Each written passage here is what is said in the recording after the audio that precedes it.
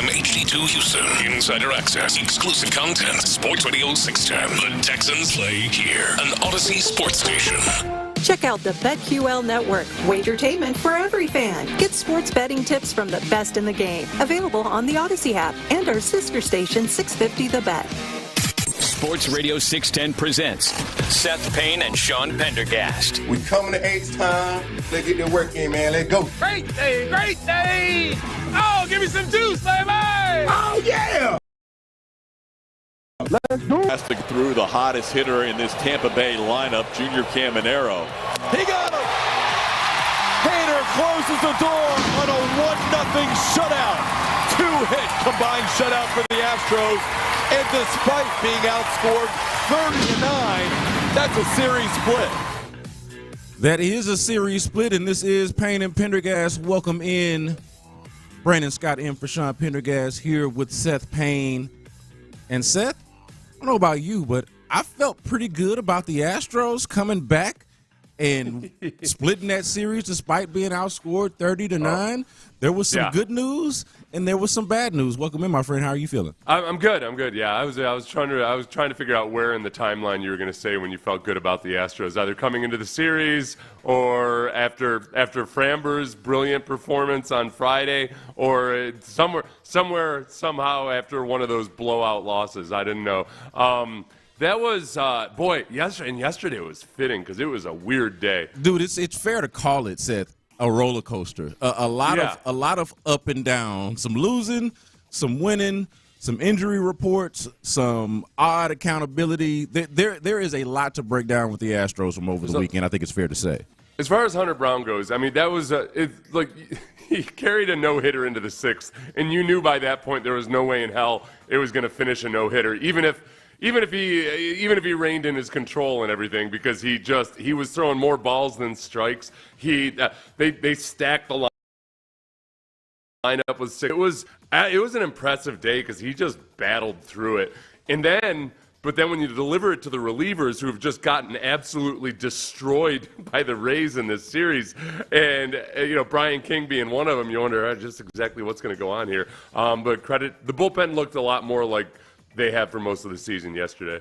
Yeah, 100% the bullpen looked a lot closer to what you've grown accustomed to from the bullpen throughout the season, being one of the better bullpens in baseball, and certainly they did not look like that in the games that they lost. Like this was an interesting dynamic over the weekend where between the performance that you get from Framber Valdez, the performance that you get yesterday from Hunter Brown, those are kind of the reasons, not even kind of, those are the reasons to feel good about the Astros. Those are the reasons to feel good about sort of their place in not just the division but in the American League, and talking about that World Series window still being open. You feel pretty good about that when you, as an Astros fan, have two borderline, I wouldn't even say borderline, two ace types at the top of your rotation.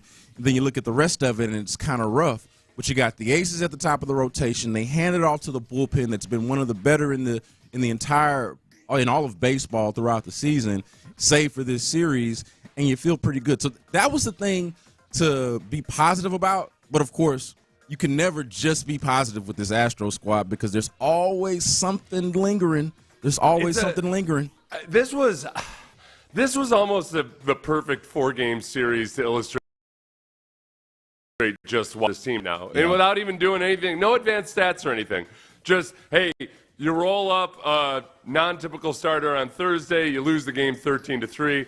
Friday, Framber has an 83-pitch no-hitter, and you win the game, but only score 2 runs, 2-1. 83-pitch complete game. A complete game, excuse me. Did I say no-hitter? Yeah, apologies. But that would have been it felt like it. I mean, if you go the distance, if you go 9 innings, it feels like it might as well be a no-hitter, because who the hell does that these days? An 83-pitch complete game is more rare than a no-hitter. Fair enough. There you go.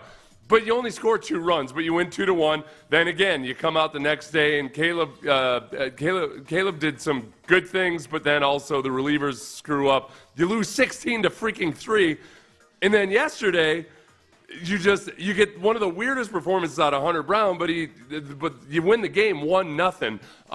And I guess despite Framber Valdez now having a broken hand, despite the fact that the relievers the relievers let you down and the starting pitching is just all in disarray, I don't want to forget that, man, they got to score more runs. They just, for all the progress they've made offensively in some ways, they just aren't scoring enough runs, and especially with the starting pitching being the way it is. Yeah, Hunter Brown, as you mentioned, just kind of grinded through it, pitched 5 no-hit innings before he allowed his first hit of the day in the 6th inning.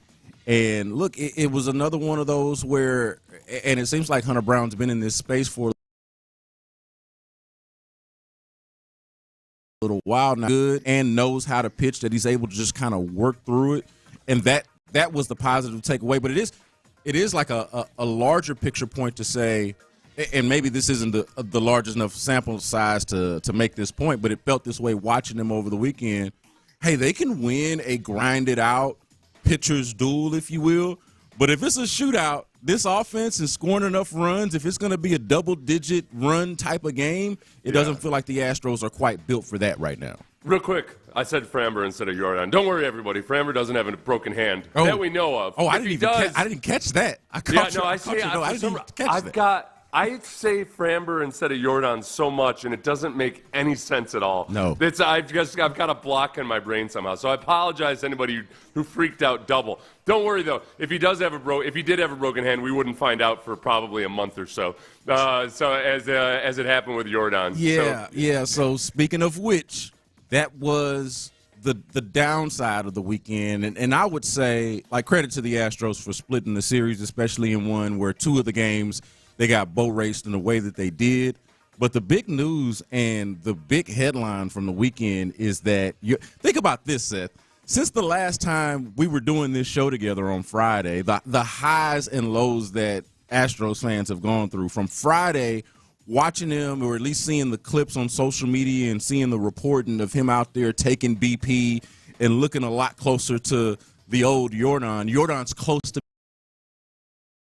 being back on Saturday, finding out not only is he not about to be penciled into the lineup, but they're shutting him down, I guess, indefinitely. I haven't seen a timeline on this, but they're shutting him down because it turns out he was out there taking BP with a 60% healed broken hand. And to me, Seth, that means if the hand is 60% healed, that means it's been broken for a little while.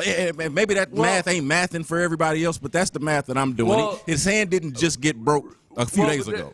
This is the thing, and this is where the Astros they get extra criticism or skepticism because they are just so withholding of any kind of medical information whatsoever.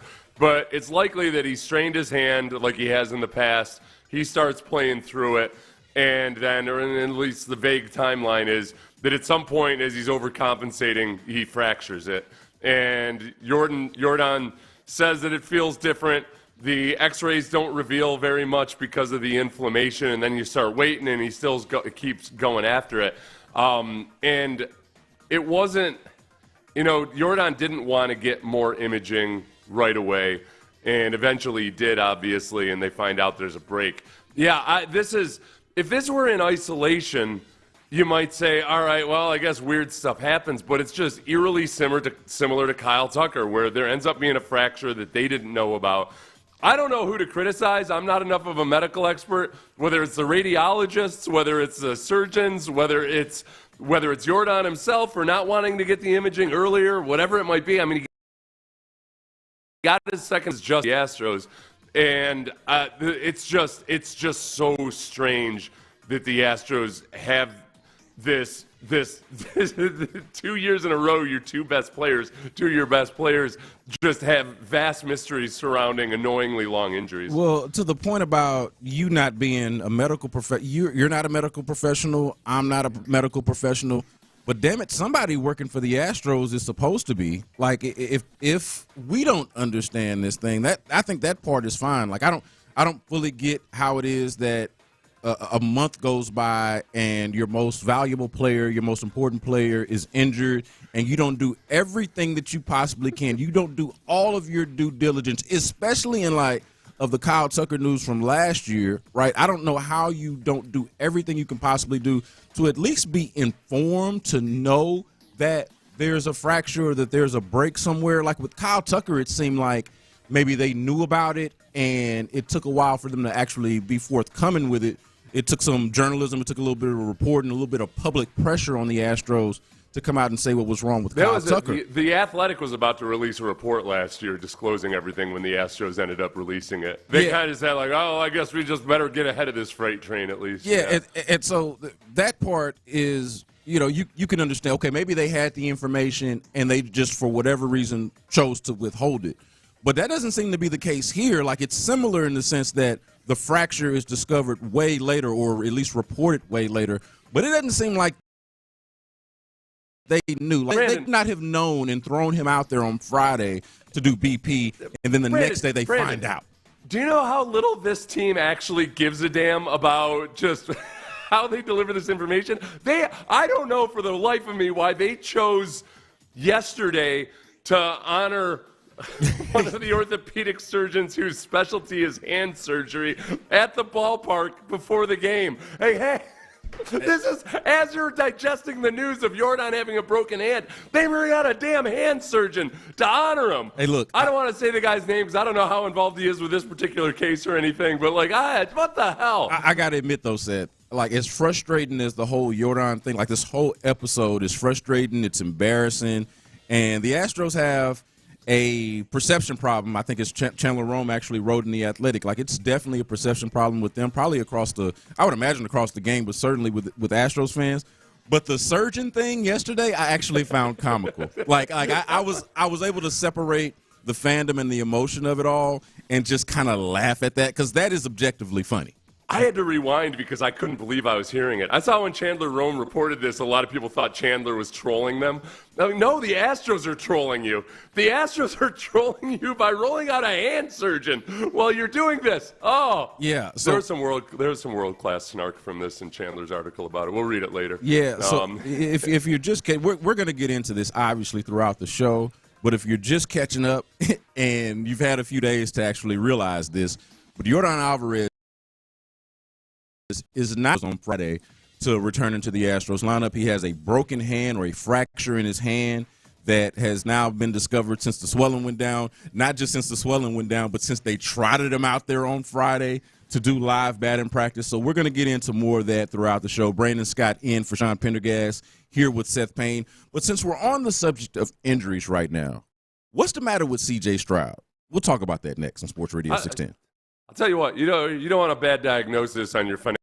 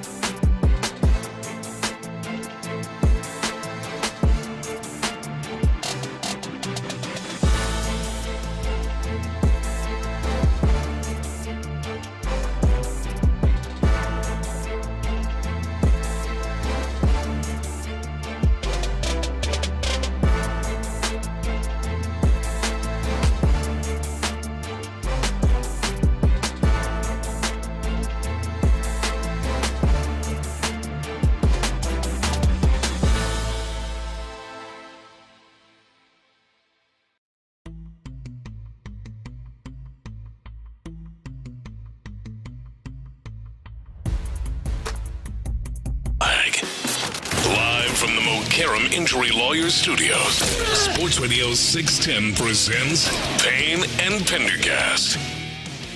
So we got some clarity over the weekend on why it is that C.J. Stroud is not participating or at least throwing in team drills at Texans OTAs.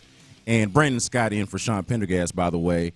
And we find out, of course, it's not normal for the quarterback in the first workouts of the offseason, the first organized yet voluntary team workouts of the offseason, to not be fully participating unless, of course, he's injured or something's wrong or he's being managed a particular way, which the Texans were at least open about managing him specifically,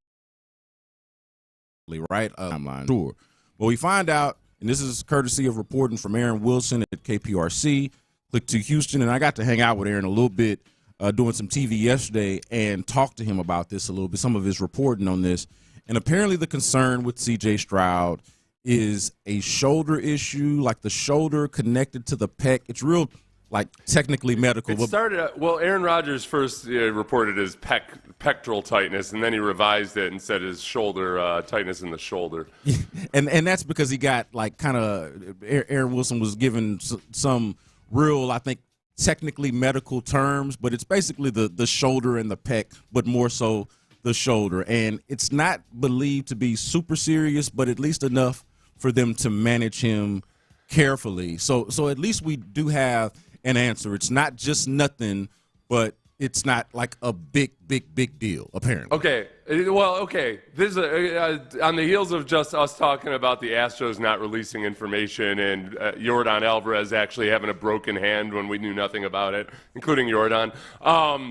I don't take these things lightly. A minor injury sometimes turns into something devastating. So I was nervous about it, but then on Saturday, this video surfaced of CJ shooting threes at DreamCon at the University of Houston, which is like a gaming and streaming convention, and it made me feel a lot better about it. Now it does feel like, okay, they were just taking precautions because he felt a little tightness in his shoulder, and I don't think of shooting threes in front of many people. And he also, the one I saw, nothing but net, had his toe just behind the line. I thought he was standing on the line at first, but he was behind it. So replay upheld the call, and it was a three. So that's what calmed my fears more than anything else, was seeing CJ out just messing around shooting threes. Yeah, the stroke looked pretty good. Like you said, it was a lot of nothing but net. He was out there with Rockets forward Tari Eason, and they're out there having a good time. I will say, it's a little bit odd. It's an odd visual with C.J. Stroud out there shooting hoops, and it's just shooting hoops. Like, you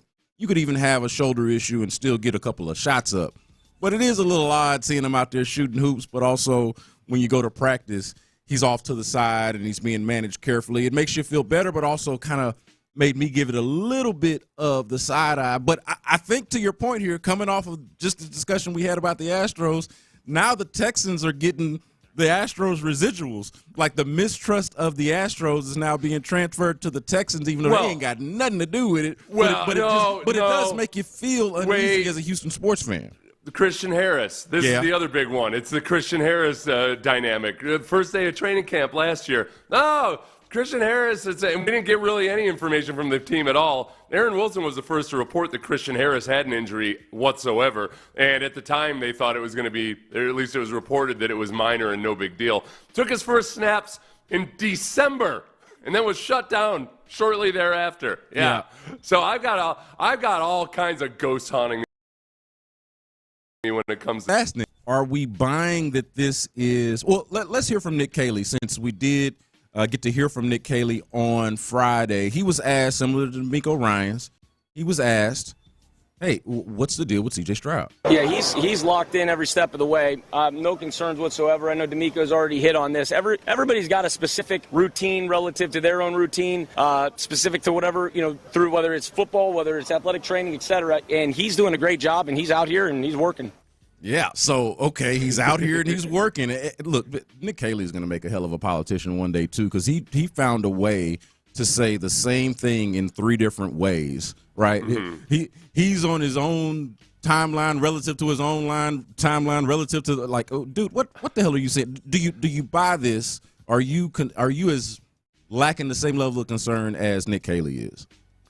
Am I? Yeah. Do you buy? Are we buying? And what's the concern level? Well, I don't know what their level of concern is because neither he nor DeMeco gave an actual answer. DeMeco said, well, everybody's got their own specific timeline. Right, yeah. If somebody had their leg amputated, they'd be on their own specific timeline too. You speak in generalities about it. So, no, I'm not buying what they're saying other than that they delivered a bunch of platitudes that are true about everything in life. Like, hey, everybody's on their own journey and on their own path. Let's just explore our feelings. No, I'm not buying the Texans, the Astros, any of those organizations, what they tell me about anybody's injuries. I don't trust them. This is the problem.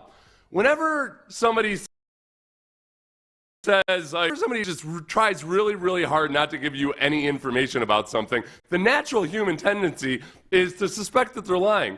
If you have let's say you're a young man and you've got a girlfriend and she never, ever, ever, she desperately doesn't want you to look at her texts, ever. Yeah. I'm not saying you're not some prying dude that's like demanding or anything, but she's got her phone down at on the table all the time. She takes a text and she turns away from you. You're gonna start wondering what the hell's going on here. Yeah, she's got the brightness dimmed on the phone, so you can't even look over her shoulder. Yeah, how is Christian Harris in your contacts? Yeah, I don't even know you knew C.J. Stroud. What the hell's going on? It's natural. You're gonna suspect what the hell. Yeah, if they had just even said, like they do with pitchers in spring training or anything else like that, he's got some tightness in his shoulder, we're taking our time with him, which I think is probably the case in this scenario. Because CJ did the free throw in the Rockets playoffs, didn't he? Or was it a different Texans player? I'm trying to remember that it. Yeah, no, he did, and he missed. Yeah, he missed for the second time. He's done that twice now, and he missed. So again, he either didn't have a big issue and wasn't recovering from surgery or anything if he was out there doing that, or the injury was the reason for him missing the free throw. But I suspect that the truth is as simple as, like, when you hear a pitcher ramping up in spring training, we're just being careful with his arm, we got a little tight, we don't want to do anything. CJ was throwing during warm-ups on Wednesday, so it's not like I think that's all it is. But whenever you're wondering, why are you saying nothing to see here? Why don't you just tell me what I can see, and then I'll tell you whether I'm interested or not. Dude said everybody's got a specific routine relative to their own routine, specific to whatever. What? I got it. Like, everybody's got a specific routine relative to their own routine? I hope so. I hope their specific routine is relative to their own routine. Look, I don't think that it's necessarily a big deal right now, but Seth, this is going to be hard to forget and hard to put in the back of mind once the season starts. Like, this is going to be something, if not a lingering injury for C.J. Stroud, it is going to be something that is in the back of mind for Texans fans and certainly for media covering the team as you follow the team throughout the season, as you follow the progression of the offensive line, the offense itself, as it gets put together. You're going to kind of be thinking like, okay, how is C.J. Stroud doing? Like, if he goes out there and he's just killing it and, offensive player of the week and the Texans are off to this hot start, I'm pretty sure it will die down. But I got a hard time believing that this is not something that people are going to at least think about or be worried about with C.J. Stroud throughout the course of the season because it matters so much. And he has a history of shoulder injuries going back to Ohio State. You had a separated shoulder in college, played through it. He had separated shoulder here his rookie year, and he played through it. Multiple kind of nondescript injuries last year. That's the part of it that I think the real thing that you got to remember is by far the more is this offensive line going to protect both of his shoulders and all of his other vital organs and body parts. That's including the brain. That's the biggest concern is this offensive line that's getting shuffled around all over the place out there right now as they experiment with different permutations. I won't worry about CJ's injuries if he's not getting sacked the second most times in the league. Yeah, but to that point, though, I keep saying, even if it's not a major injury, it still brings you back to the offensive line. Because you're watching them over there, and you're taking this news at face value, this information at face value that he's got some kind of shoulder issue, and you just can't help but look over there at the offensive line and think, okay, guys, you guys are up. Y'all are up because this is what you are charged with protecting, not just making the offense itself better, which I think is really the primary goal. The offense needs to be better, and the offensive line was a huge part of what held them back from being better. But also the other implication, the other ramification of this is the health of C.J. Stroud, and like you said, protecting both shoulders, the one that's hurt, the one that ain't, and whatever else it is that they ain't telling us about. It's all of it matters. All of the pieces matter in this. I have another big question here, and I don't want to have another Bokeem Woodbine moment here. What is it? Did you know what DreamCon was before you saw CJ shooting a shot at DreamCon? Only because of my work at the Houston Chronicle, and that Megan Thee Stallion was going to be one of the headliners, and she's a big anime. Ooh, that's a power couple there. Oh. CJ and Megan Thee Stallion.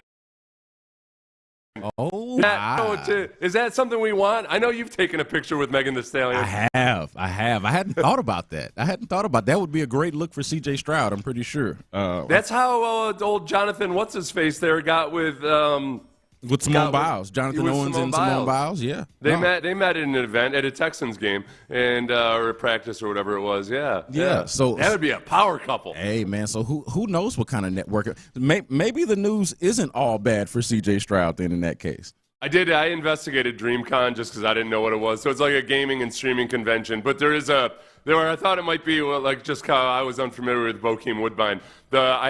The CEO. You thought it was a black thing? The CEO of the company did an interview where he used some racial verbiage that I can't play on the air, that I just or say myself. So I didn't know if it was skewed more towards black or not. Because he was trying to say it's not just black people. So I thought, okay, there must be a perception that it's for black people or something. Nah, it's a young people thing, Seth. Okay. I think you and I are both out of the age demographic, unless you are specific to gaming and anime and that type of stuff. But it is a decidedly young crowd, I would say. Okay. Yeah. But to this point about C.J. Stroud, like, what do you think there's any kind of what's the value that's being missed? I guess is the question. Like what? Oh, okay. Like in him not being able to fully participate with a brand new offense, a brand new offensive coordinator, new weapons, new offensive line, as we've been mentioning. What is him not able to fully participate? It's the biggest thing is I'm not alarmed over it or anything. It's setbacks are going to happen as long as it's not a serious injury. And I think some people, just to clear it up, some people last week, I could tell in some of the replies to things I tweeted or talked about, people thought that CJ must be holding himself out or that he just didn't want to participate, where that would be an extreme shock and surprise, and obviously that's not what it was. Some people speculated that he was like holding out for a contract, which isn't even, they can't give him a new contract. Yeah. So just to clear it up, it's none of that. But when you have a brand new offensive coordinator who has talked a couple times about giving C.J. Stroud more command at the line of scrimmage and being able to dictate traffic a little bit more, all of those things, that takes time, that takes reps. So you are missing out. He gets the mental reps now, and that's great. But, I mean, Davis Mills is taking the reps with the ones and the twos out there at times. So this OTA has been very good for Davis Mills getting ready if he has to take over at any point for an actual injury. But it's nothing to be alarmed about, but it's also not ideal. If I want to see CJ take that next step this year with a new offensive coordinator where he's up the line of scrimmage, identifying blitzes, he's got more than 5 seconds to get the snap off, all that stuff. It's just reps. No matter how smart you are, no matter how experienced you are, you need reps. Go back to Tom Brady in Tampa.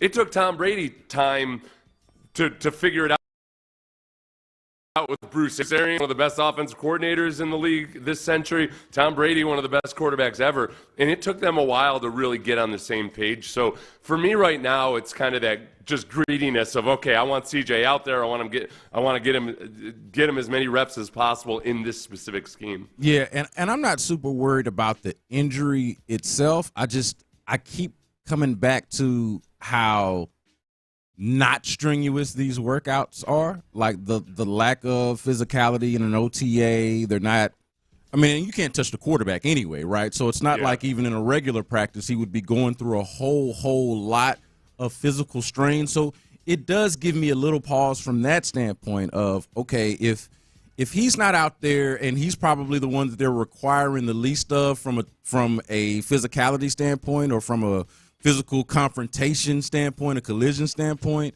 then that is at least something. That it's a little bit more than nothing, even if it's not, the world is collapsing, the end of the world or anything like that. It still is a little bit of something. Think about various things that we've been told not to worry about before, and this is why I always approve of and encourage people to be hyper-reactionary. Deshaun Watson asked for a trade. He's just posturing.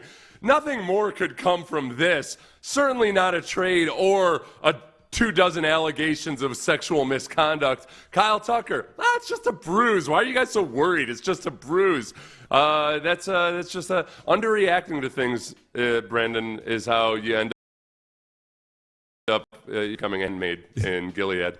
You have to. You gotta attack these things. You gotta snuff them out when they first become a danger. 713-572-4610. You can also, that's a number to text, by the way. And you can also catch us on the Mo Karam Injury Lawyers video stream, YouTube and Twitch as well. Let us know, are you concerned about C.J. Stroud and this reported shoulder injury that's keeping him limited at Texans OTAs? But coming up next, we've got headlines. The Astros split a series with the Tampa Bay Rays. That and more coming up next on Sports Radio 610.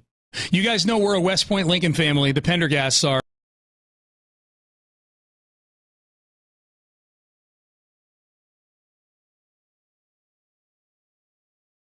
Original West Point Lincoln.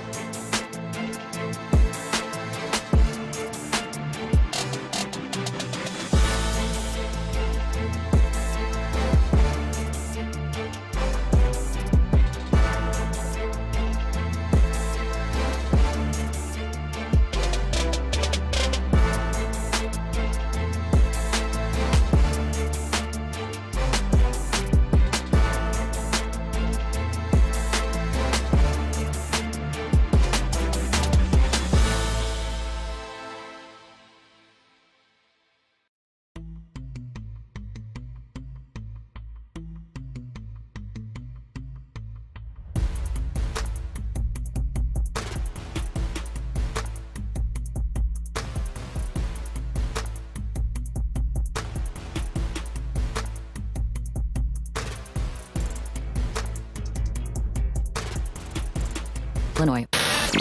Payne and Pendergast with today's headlines, presented by Men's Tea Clinic. Oh, now Hader has to go through the hottest hitter in this Tampa Bay lineup, Junior Caminero. He got him! Hader closes the door on a 1-0 shutout. 2-hit combined shutout for the Astros. And despite being outscored 30-9, that's a series split.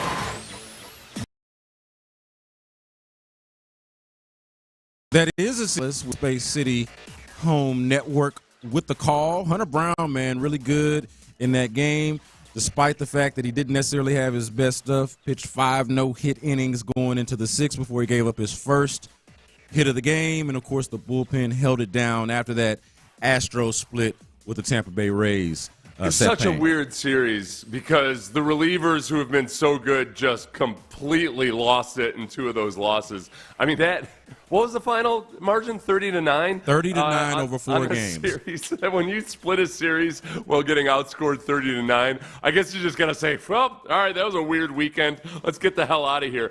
But so much of it was, man, you got a couple of non-traditional starters in starting pitchers in games that you just got blown out in. The offense wasn't doing anything at all. But then your 2 aces did everything you want from them, and especially Framber.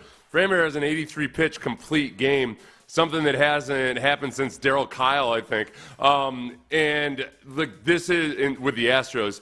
And Hunter Brown on a day where the Rays stack up 6 lefties against him, and he's struggling all day. He's throwing more balls than strikes, but ends up getting out of it in the 6th inning. With credit to Yainer Diaz, who at the mound visit had a plan with Hunter Brown that said, hey, all right, let's get a strikeout, let's get a double play, and boom, boom, that's what they did. They got out of the inning, and you end up winning the score against a really good pitching effort from the Rays, 1-0. Yeah, I think the big issue with the Astros, you can't just ignore like what you wouldn't ignore in defeat, or don't ignore in victory what you wouldn't in defeat.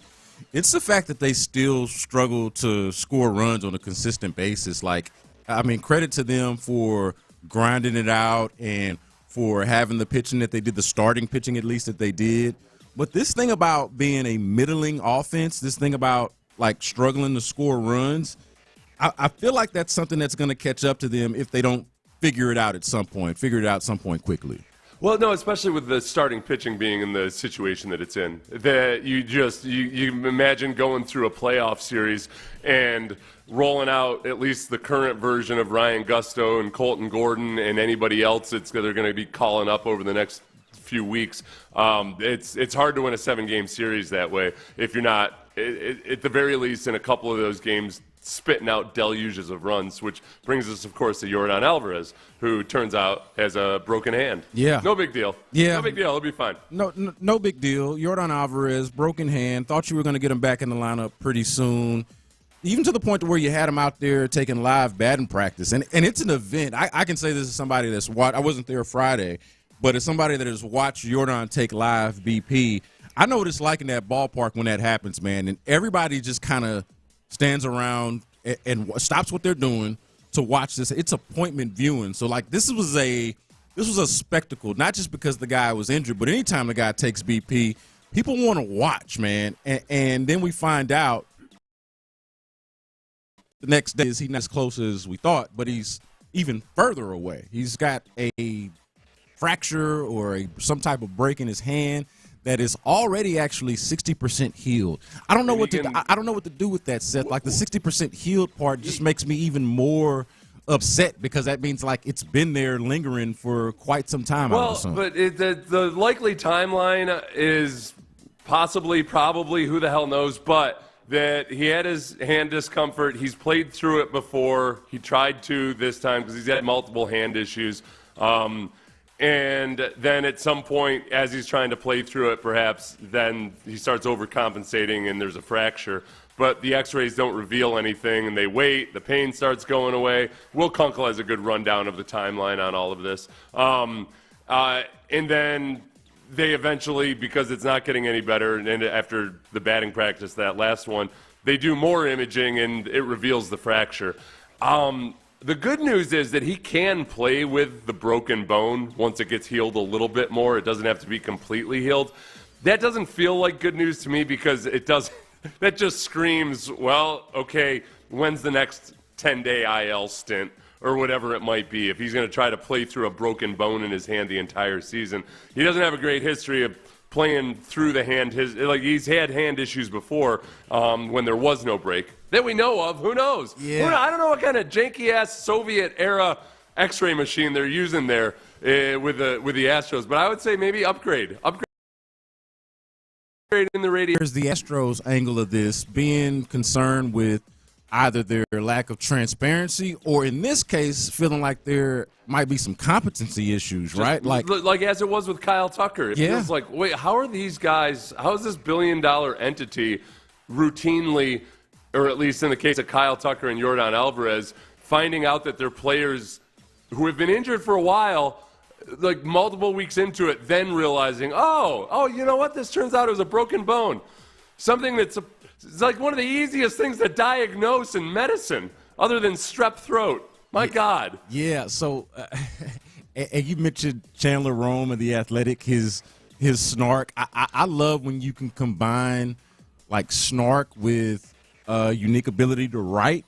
You caught on to this, where Chandler just like, I don't want to say eviscerates, but he writes, nowhere in Dana Brown's team-written biography does it describe any medical education in his past, yet he sat atop a bench on Saturday afternoon attempting to explain how a $2.8 billion entity has now twice failed to discover a fracture in one of its franchise players. That is a hell of a sentence. Well done. Your journalism teacher is proud of you, Chandler Rome. But one of the other, points are being made there. One of the other things he points out in that article is that the team always says, well, you know, the CBA doesn't allow us to have you speak to our training staff or our medical staff. And then Chandler points out multiple teams that do allow the medical staff to speak to the media, either formally or informally. So the grudge match between Chandler Rome and the Astros on the medical front continues. Yeah, and it goes even further back than not just Yordan, not just Kyle Tucker.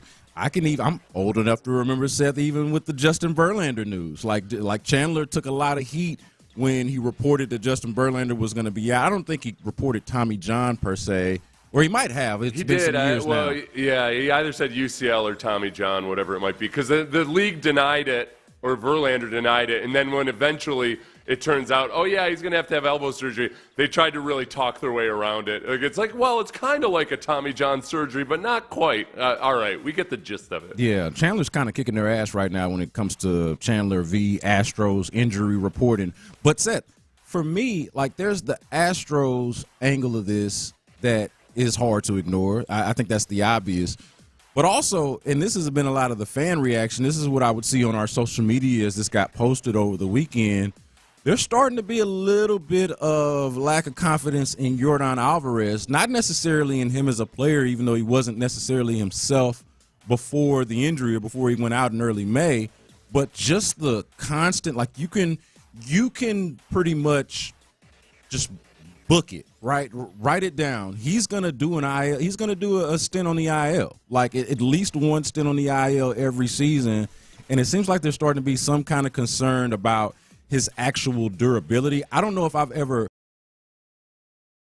thought, even knowing all of his injury history, I don't think it's until now till I'm starting to be like, hey, you know what? I think I've got some concerns about Yordan Alvarez's durability as much as I love to watch him play baseball. I don't know about you. John, Sean and I have always been kind of mildly concerned about the fact that he's one of these guys that just looks kind of stiff. You know, like you're terrified to watch him drop. Jadeveon Clowney was like that. Man, as athletic as he is, there's a certain stiffness to him where it looks like he's just not quite as pliable as some of the guys that play forever and never get. Like Kyle Tucker, Jeremy Pena, there's a pliability to them that Yordan doesn't have. It makes, and it's kind of, the Astros got still a hell of a deal with Yordan when they extended him early, but the one little codicil was always right, but he's got to stay healthy. And this is the give and the take. I think Nico Collins, I'm feeling that way about him a little bit. There's always that, man, if he could just stay healthy for a whole season, he'd be a 1,500-yard receiver. But the Texans accounted for that when they gave him that deal, I think. And the players, I think both Nico Collins and Yordan Alvarez, when they accepted those extensions, probably felt like, boy, I've seen what happens with injuries and everything. I'm not so sure that, until Yordan goes through a couple of seasons completely unblemished, then I won't worry about it. But it's always in the back of my mind. Another big headline from over the weekend is we got our NBA finalists. The Pacers advanced past the Knicks and on to the NBA Finals. They will face. I think a common commentary about this finals is that it's going to be either boring or that the league doesn't want it because it's too mid to small market teams. I don't necessarily buy into that. I think this is going to be a really good series, but I do understand the idea of, hey, look, the smaller market teams don't necessarily do it for the casual fan. I think this is going to be a well-watched series, but they might have some issues with, like, merchandising and ticket sales because Oklahoma City and Indiana are only but so big.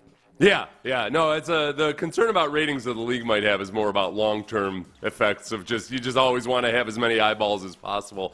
From the series itself, the really interesting thing is going to be that Indiana has been so good with their three-point shooting during the playoffs, and now they're running up against a very, very good three-point defense. Yeah. I don't know.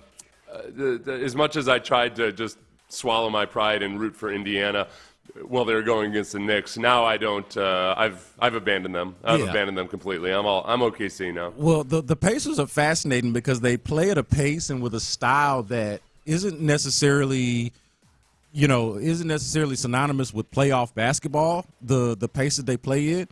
But they also have not faced a defense anything like this. You talk about the three-point defense, but Oklahoma City just overall is an all-time sort of historic defense. So watching them go up against the Pacers is going to be really interesting. But the Pacers have had this walk-them-down type of mentality. Lead is safe.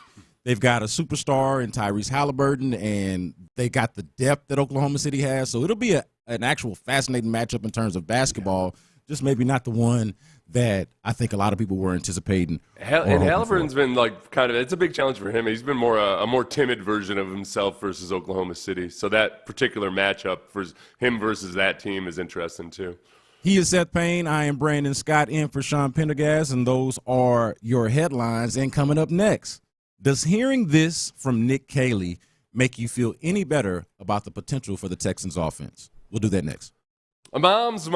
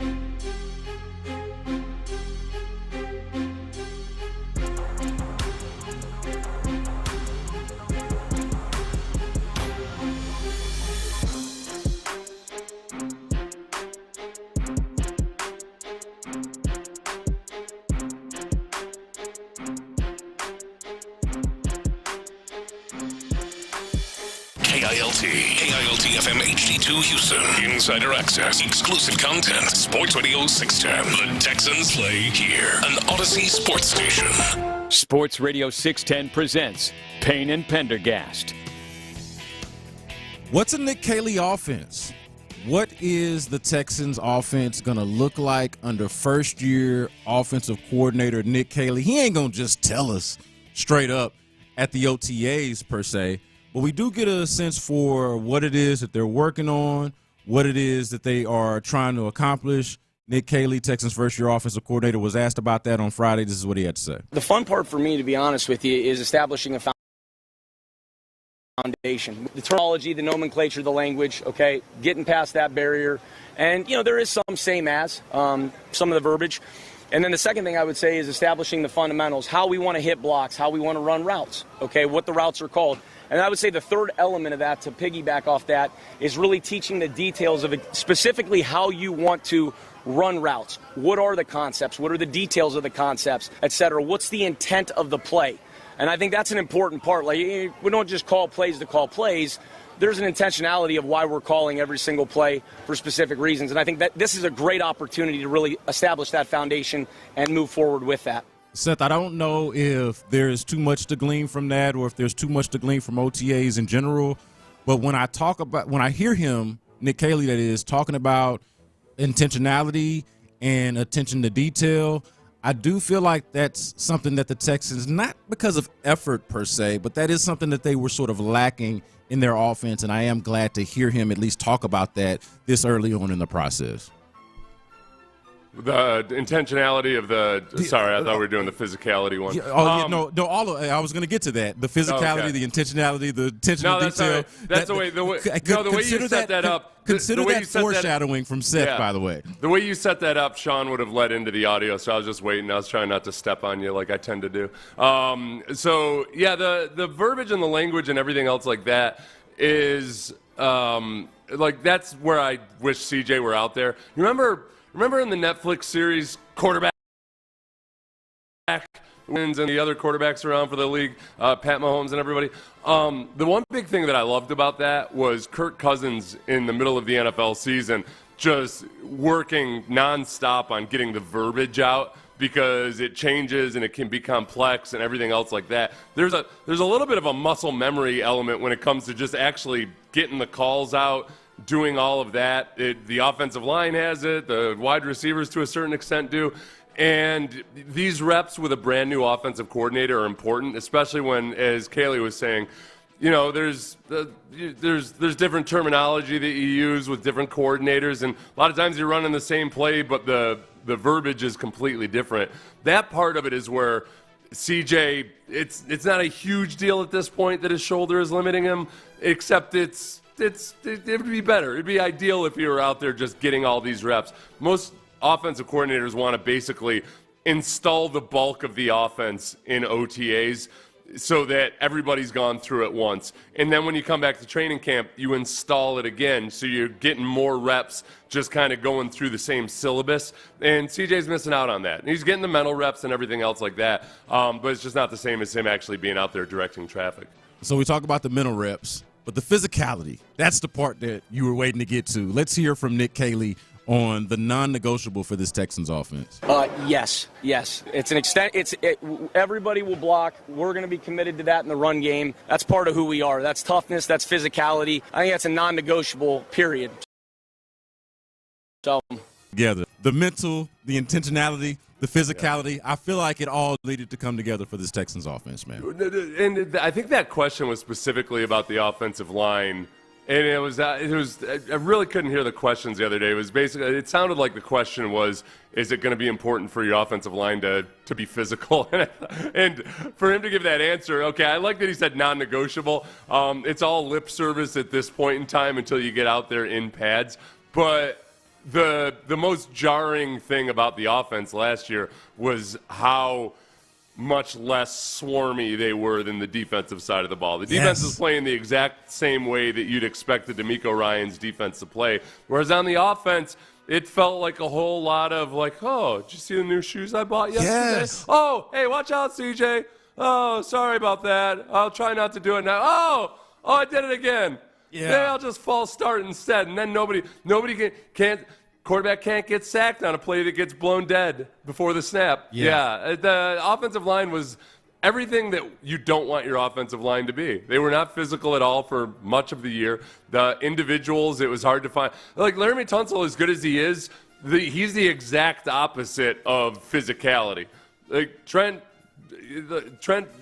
Williams and wait, why am I saying Trent Williams? I mean, he counts. Trent Williams would be one, right? Yeah. Okay. Yeah. No, Trent Williams for the 49. Yeah. He is physicality. You're on the right track there, Seth.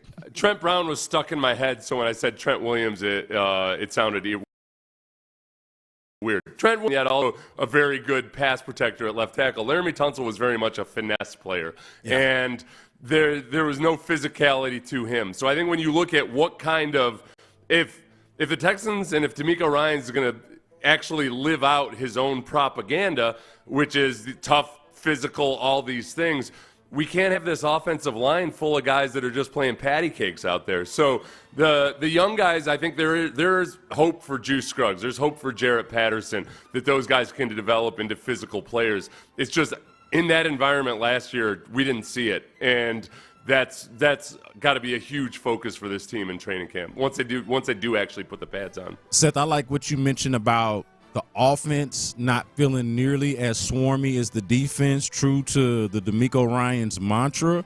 And you and Sean do a pretty good job of talking about this quite frequently, but that was the most jarring part. It'd be one thing if it was just a soft team or if it just was not a physical team, but the stark contrast between the defense's swarminess, again, true to the propaganda as you mentioned, and the offense being just like completely against it, was just it was a striking contrast for me.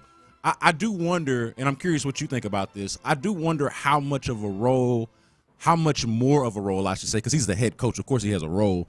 But how much more of a role, how much more of an influence will DeMeco Ryans have, if not like schematically? Obviously, it's going to be Nick Kayley's job to figure out the schemes, the play calls, and all of that influence could be on the offense. How is DeMeco Ryans' role as a head coach going to change? And I want to shout out the 832 for actually asking this on the text line.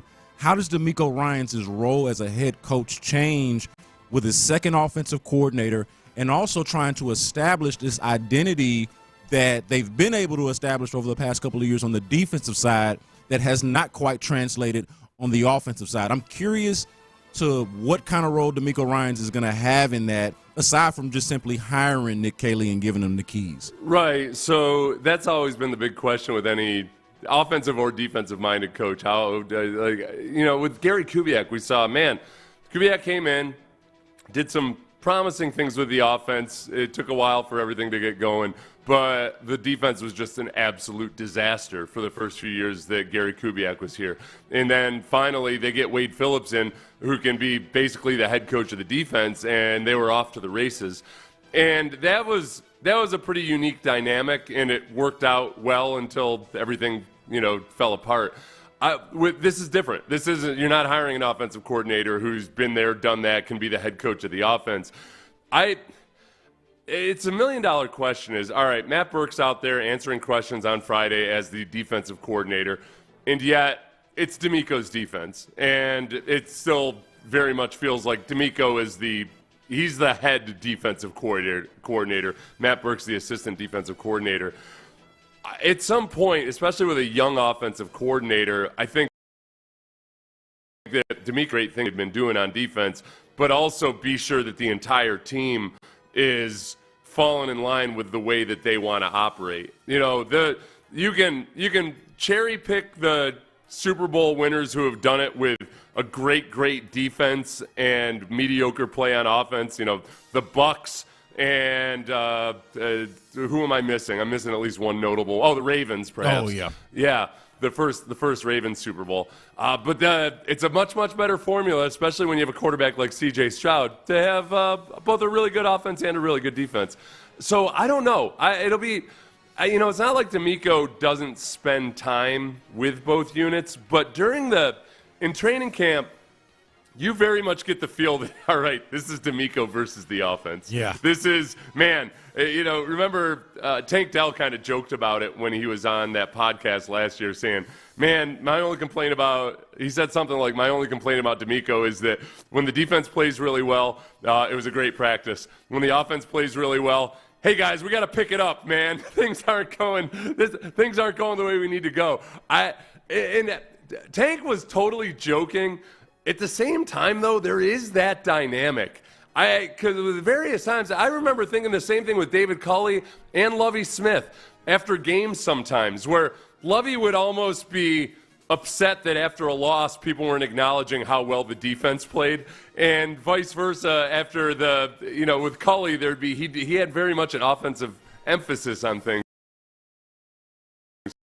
It can start to grate against you over time, and I think for what this team needs, you look at it last year, the offense was not championship caliber. You can't win a Super Bowl with that offense. That's the part, as the head football coach, that is the part of the team that needs your focus and attention. And that's what does it look like? Most of that's behind the scenes and whatnot. But I think that is a change that DeMeco's going to have to work on. Yeah, at various points over the last couple of years, I feel like we've talked about the collective we, right? I feel like we've talked about the honeymoon phase ending. When does the honeymoon phase with DeMeco Ryans, being a former player here, being a former captain here, being a beloved figure here already before he ever coached for the Texans, at what point does a little bit of that shine sort of wear off? And then to his credit and to the Texans' credit, they won 10 games in back-to-back seasons. They won a playoff game in back-to-back seasons. It's like, okay, so why would the honeymoon phase end? Loved DeMeco before he got here, and it's been a resounding success, at least record-wise, since he got here. But I think this is the thing that people are looking out for. This is the part of the shine that has worn off of like, okay, DeMeco, we love you. We know you're a great defensive mind, but we do need to see this offense take the next step. And we understand you're not an offensive coach, but as the head coach, you are being entrusted with hiring the right folks. You've obviously got the influence with personnel, and Nick Caserio is operating with your vision and your sort of mantra in mind. On the other side of the ball, I feel like this is the one part that has some Texans fans skeptical, not necessarily just about DeMeco Ryans, but this whole sort of operation. Like at what point does the offense take the next step under DeMeco Ryans? I think is a valid question. And as far as the physicality goes, it is interesting because it's not like DeMeco Ryans was not coaching them up to be physical or was coaching them, telling them to be soft, right? Like, I don't think the way the offense has played has necessarily been a reflection of DeMeco Ryans, right? I just think that for a number of reasons, personnel and coaching, it just hasn't quite translated. It absolutely needs to this year. And maybe, Seth, maybe it's just going to be a matter of getting the right guys in here, and who knows, maybe that's what they've done. It could be a matter of just getting the right guys in here who can actually execute and do the thing that he's been wanting them to do all along. It's not like he was going to ever throw the offensive line under the bus or say these guys weren't physical enough. But based on the turnover, narrative, or the false narrative that the offensive line is struggling. Yeah. Like, he had to protect his guys, but you can just read the tea leaves or read between the lines based off of the personnel changes that they've made on the offensive line coach being a different guy now.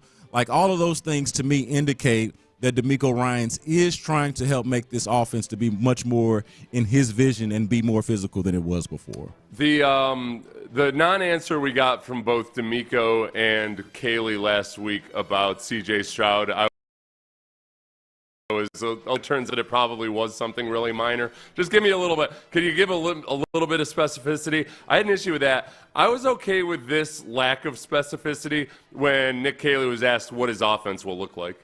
Well, it depends on the players we got, and that's not a cop-out. That's the reality of it. So it can evolve, be willing to change and do whatever we need to do that's necessary based on who we have and who we're playing. Whether that's, again, you want to get big in terms of multiple personnel or not, gap schemes or zone schemes, committing to more play action or not, that's going to really be dependent on, what your personnel dictates and who you have available. So, again, that's the great part about this year is we get to do a lot of different things and really put a lot of guys in different positions. to run certain routes, some of them which some of these guys have never done anything, or certain routes that we have, and they might be just exclusively outside receivers that we're working inside and vice versa. So it's a good opportunity just to see what these guys can do. So when Bill O'Brien first came in, remember one of the complaints about Gary Kubiak had been, man, they just go out and run the same offense no matter who the opponent is whatsoever. And Bill O'Brien came in, and in the opening press conference, he said, we're going to be a game plan offense. And we got so excited because, yeah, just like New England, you're going to go in, you're going to do it. Sometimes it'll be an outside zone team. Sometimes it'll be gap scheme. Sometimes it'll be a play action team. The Patriots under Tom Brady and Bill Belichick, at times they were a running team, at other times they were a pure passing team. We're just going to do whatever it takes. It's awesome. I do love that philosophy. But you just got to go out and execute it. It's easier said than done. The thing that I'm optimistic about with Kayley is that with O'Brien, one of the issues I had with O'Brien, super smart, but when it came down to actually executing the game plan and doing things in a technically sound manner, when it came to fundamentals, the offense never looked well coached to me. Yeah. And that's where the disconnect sometimes goes from the whiteboard to the practice field to the playing field. It's not enough to be smart. The old Bum Phillips saying, it's not what they know, it's what you can get them to do. It's not enough to be smart. It's not enough to out-scheme them. You actually got to get guys to execute. That's where it fell short. The thing that I like about Kayley so far is that every time I've heard him speak, he really hammers home the fundamentals and how important the basics are and all of that. And on the actual, with the boots on the ground, how are you doing that? You can have a brilliant battle plan, but if your troops are scattered about all over the place, drunk all the time, it's hard to execute that battle plan.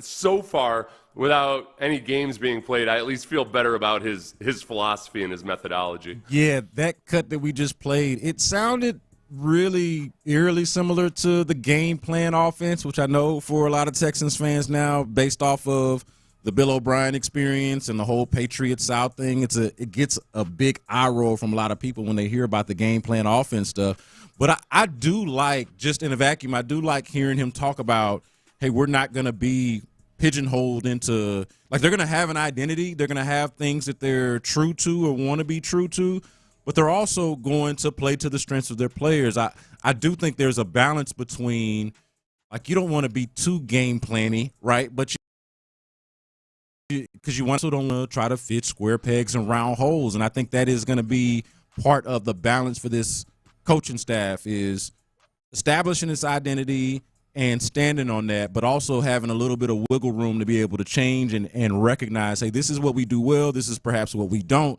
and so maybe we should move away from this and move toward this. It sounds simple enough, but for whatever reason, it hasn't been that simple for a lot of Texans teams over the past. If you look at Slowick last year, I mean, Slowick just came out and said this himself. He said, I can't remember how many games into the season it was, but he admitted that, to his credit, we were kind of caught by surprise by how much just shell coverage, how much zone 2 we were seeing. And I credited him with admitting it, but dude, you have these three speed demon wide receivers, and the league is transitioning towards playing more cover 2 in general, and somehow it caught you by surprise that this is the look you're seeing, and that, oh crap, you know what, the best thing to do and the easiest thing to do when teams play all this shell coverage is to run the hell out of the ball or to dissect them with a quick game or over the middle. And they couldn't do it. They couldn't run the ball. Slowick himself didn't adjust to the way teams were playing them. It was maddening. So that's part of the changing. It's not just in the offseason. It's in the season. The one thing that I think that Brady and Belichick and McDaniels always did really well, and I think Sean McVay has done a really good job of in recent years in the Super Bowl to the Patriots, McVay realized, all right, I got to be way more flexible than this. And I got to realize, and I got to learn through the course of the season, what is my team? And those old Patriots teams, a lot of times, it would take the first half of the season before they really knew exactly what they were good at and what they were struggling at. And then they would get really, really good in the second half of the season. Slowick was not ready for that. Slowick didn't adjust to the adjustments that other teams made in the offseason, and then he really couldn't stick and move in the regular season. And I don't know if Kayley will be able to or not. philosophically and by what he's saying, it sounds like he wants to do that. We just got to see whether he can actually do it. Man, I can appreciate and respect the loyalists on the text line. You can't even give, for some folks, you can't even give a timid critique of DeMeco Ryans without people reminding you of how great he is. I can respect it. From the 713, says Texans fans are ungrateful. Houston doesn't deserve DeMeco. I don't know what impression I was given there. Like I don't have faith in DeMeco. Houston doesn't deserve DeMeco. What the hell are you even talking about? What is that? What is that, you cuck? What are you even? You know why? You know why that annoys me? It's like when people say, "Oh, we don't deserve dogs. People don't deserve dogs. We bred dogs. Dogs only exist because of us. You tell me I had to be grateful for this or grateful for that. Oh, my God. Houston doesn't deserve. What? We didn't even criticize DeMeco. We said, hey, he's a young coach. He's making that transition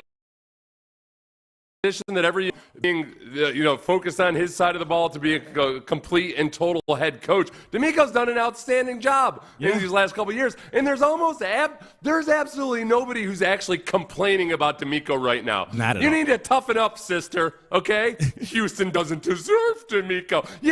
You sad little pathetic wretch. Oh, I don't deserve this. I can't believe a division championship isn't enough and people want more. I don't know why. Why would you want more in life? Go live in a commie country. You sad sack. Houston doesn't deserve DeMeco. Nobody's complaining about DeMeco. My God. You think DeMeco? This is the thing. This is the thing that upsets me about that. Do you really think DeMeco in the offseason isn't thinking about the things that he needs to improve on and tweak?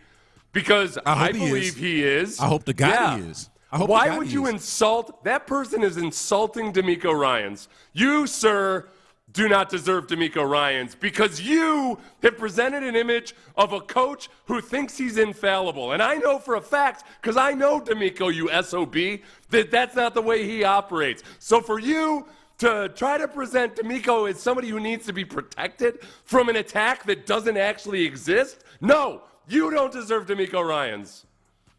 That was just from the 713. That's not even the only text week. I don't know what impression that we were getting. Why, quit being so soft, you little panda. What the hell? What the hell are you even talking? Nobody's hacking DeMeco Ryans. What the hell are you guys talking about? What on earth are you talking about? No, from the 832, Seth. DeMeco is not going anywhere, guys. He is more beloved in this city. Not. You stupid bastards. Of course he's not. Well, of course he's not going anywhere. What on earth are you talking about? Why are you so soft on a Monday? This week is gonna kick your ass. Get your crap together and stop being so soft. My God. Everybody.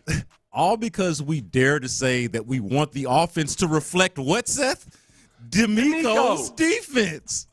Oh my God. Yeah, you're not gonna. This is bad, man. You guys got to do some serious self-reflection. And for you to say that, hey, DeMeco's not going anywhere. Where did we ever suggest or hint that somehow DeMeco's job was at risk? What the hell are you talking about?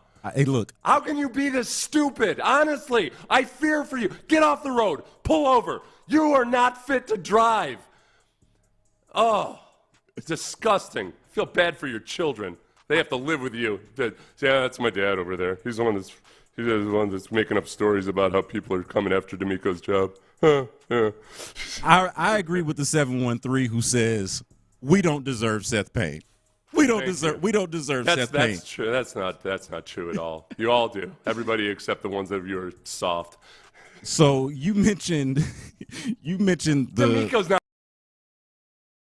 going at the update sport. A newsflash. Do you have I don't think Ben has the breaking news sounder ready for us, but hey, newsflash, everybody. Houston, I don't think you're aware, but look, at 7:27 we have some news to report. Exclusive to Sports Radio 610. Dun-dun-dun-dun-dun. DeMeco Ryans. not going anywhere. Not going anywhere. Yeah, I wouldn't have known that if it weren't for the text. Well, that's why you listen to Sports Radio 610, man. So you can get exclusive content like that. Honestly, it's where I get most frustrated when people act like somehow being a fan of a team means that you accept them as the perfect. It's just like one notch below Jesus. Couldn't be any different than this. Yes. No. DeMeco doesn't have to work on anything. DeMeco's just fine. No. Oh wait, you question the supreme leader? That's why you're a commie. That's why you're a commie. You are susceptible to communism because in communism. This is why communism ultimately doesn't work out is because you can't have dissent. It has to be 100% across the board. That's and then despotism creeps in because with no dissent, then whoever takes charge can do whatever they want. These guys would be ripe for it. They'd be like, yes, Supreme Leader. Yeah, how many? 10% of the population you want me to starve? Okay, I'll do that, sir. Yes, sir. Yes, sir. You commie bastard. Get out of my fan base. You hate America and you hate DeMeco Ryans without even realizing. By virtue of you thinking that DeMeco Ryans needs to be defended, it tells me that you don't know DeMeco Ryans because we weren't even attacking him. You softy. I love that this is why communism doesn't work. Out of all the things, it is. It's bad Texans fans. They don't deserve freedom, Sean, Brandon. Brandon, all of us. Everybody who can hear the sound of Seth Payne's voice, understand right now the wussification of America, the inability to take in criticism, and I mentioned tepid criticism, just like a point being made, like, hey, you know what? We'd like to see the offense look more like the defense to have a similar mentality. I even said last year that I wanted the offense. This is a bad sign, Seth. I wanted the offensive line to play more like the running back, to have like Joe Mixon. That's a swarmy dude. That's a dude that's about that action. That's a dude that's physical. I hated that the most physical dude on the offense, the one that seemed to be most bout it, was the damn running back and not the big-ass dudes that was charged with blocking in front of him. Like that, that infuriated me because I could see it in Joe Mixon. I could see the dog in Joe Mixon if only the offensive line had the same level of dog in them that he did. It frustrated the hell out of me. The number of guys that had swarm mentality on offense, we put it pretty much at, unfortunately, once Tank Dell went down, and, Tank wasn't, performing up to a lot of lofty expectations last year, but he plays with a swarm mentality. Stefon Diggs plays with a swarm mentality. You got 8 games out of him. Nico Collins plays with a swarm mentality. CJ, quarterbacks are kind of out of he's got some swarm to him by quarterback standards. And that was pretty much about it. Along with guys like that. And I think that's why you end up completely revamping your offensive line. You mentioned Stefon Diggs, and earlier we were talking about connections, Patriots, Texans connections. Did you see this story from Scott Zolak out in Boston about the Patriots actually considering cutting ties with Stefon Diggs? At least it's on the table, not off the table. This surprised me, even in light of the video that we saw last week of Stefon Diggs on the boat with a pink powdery substance with Cardi B. Like, I don't know about this, Seth. The Patriots actually considering parting ways with Stefon Diggs before he could ever play it down for him. I don't know how viable this actually is, but it's interesting. Here's Zolak. Do you think Diggs should be cut? Do I think he should be cut? Yeah, you. No, I don't. I do not. I came to this show yesterday with the opinion, but the knowledge of that it is on the table, that it is being thought of. And it's not just the boat. It's not just the boat. There's some other things that I've heard. That's all. That puts some things in question. Are you all in? Are you all in here? Yeah. Kind of dancing around it, but it sounds like there's something that he doesn't feel comfortable saying that is sort of bubbling beneath the surface here. Well, the first thing that came to mind before he said, "Are you all in?" was that there is that lawsuit from the 2 women in Houston that were suing him for alleged misdoings, which I haven't heard much about since then. It's a civil matter. There was that, but then he said, "Are you all in? Are you all in?" So 2 things. One is that it's very unlikely that they'd be able to cut him on the basis of him handing out some pink powdery substance in a bag to 3 women on a boat, just because for multiple reasons, the way they've changed their policy towards all this stuff. It's not like North Dallas 40 when they called Nick Nolte in and had footage of him smoking a marijuana cigarette, and they cut him because of that. So it would be hard to do because of that. It would be hard to do because he didn't attend officially. It would be hard to cut him officially because he didn't attend voluntary OTAs. So the extra stuff, I don't know. The only way they could cut him and not have to pay him a bunch of the guaranteed money is if he fails a physical. And he hasn't passed the physical yet, the one remaining the hurdle or obstacle, because he's coming back from an ACL. So then, I don't know if the Patriots would ever do anything like this. Then you might have to have a wink-wink with the doctor of like, hey, he's not going to pass this physical, right? So I'd be really, really skeptical, but it is interesting that they're talking about it just because it thrusts Stefon Diggs into an interesting category in Houston, and it's the same club as Ed Reed, which is where the rest of the league feels vastly different about Ed Reed than we do here in Houston. And likewise, the rest of the league feels vastly different about Stefon Diggs than we do here in Houston. With Diggs, they all despise, or at least on his former teams, they all despise Diggs, except for in Houston, where we had a delightful experience with him. I feel like this falls into the category of, okay, the Stefon Diggs signing didn't pay off the way we hoped it would. But at the very least, we got the very best version of Stefon Diggs, and we'll always have that. We'll always have that one. It's like a summer romance with Danny Zuko there. Yeah, you know what? But you ain't lying though, Seth. Like he was a model citizen here. I know he only played the 8 games, but model citizen, a leader, somebody that C.J. Stroud leaned on, somebody that really the whole locker room, and especially the offense, but the whole locker room talked about being somebody that they used as like a legitimate resource, as a veteran who's been through a lot and played a lot of football. Like he was basically big bro on this team. Like if you thought there was a leadership void or a leadership vacuum of some kind, like you didn't know Stefon Diggs' role on this team. Like he absolutely was that guy, but he is not viewed that way almost anywhere else in his previous stops, and certainly not in New England right now. It's a weird, interesting dynamic for him. He was the first couple of years in Buffalo. It was nothing but honeymoon. They loved him there, and then everything just went south. So this is odd in that in Buffalo initially they loved Diggs. In Houston we loved Diggs. In Minnesota they loved him. He was a nice young story of a mid-round draft pick that done good. But we just didn't have enough time for it to go sour. I think that the onset is interesting, and maybe the. Basically, it was pragmatically a 1-year deal with the Texans. For all intents and purposes, it was a 1-year deal. That was probably the right strategy to go with. It's like, hey, let's get him for a year, and we'll see what happens. And it ended up being maybe an exit. He missed the first couple of OTAs last year with the Texans, and it was really no big deal at all. We didn't make much of it. If there had been a video of him out, if that video had come out right around the first or second day of OTAs with the Texans last year, I feel like it would have become a huge story again. Yeah.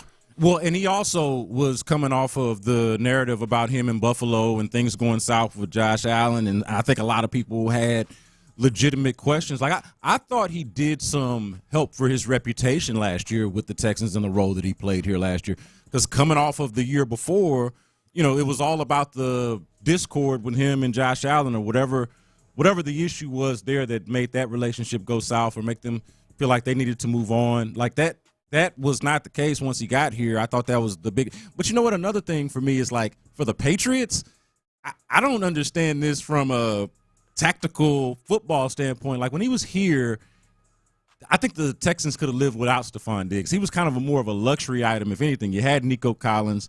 Tank Dell hadn't got injured yet. The Patriots don't have nothing like that. They don't have – anything in terms of a pass-catching option that's anything close to the stratosphere of Stefon Diggs, somebody that can set coverage in the way that he does. I think the one thing about Diggs, though, is that he got rid of it all because he had horrible pass protection right now. CJ made some great tight window throws to Stefon Diggs. And Stefon Diggs did some really good stuff. CJ's stats really notably fell off after Diggs got injured. And for Mac Jones, I think the Patriots were probably watching those throws and thinking, man, this is exactly what. Geez, did I say Mac Jones? This is exactly what Drake May needs. And and you're exactly right. The Texans at least had Nico Collins, and then for a little while Tank Dell after Stefon Diggs' injury. But the Patriots don't have anything near that. Let's circle back to this Yordan Alvarez story. How could the Astros not know that this man had a broken hand? That's next on Payne and Pendergast. Hey, guys, Men's Tea Clinic, June.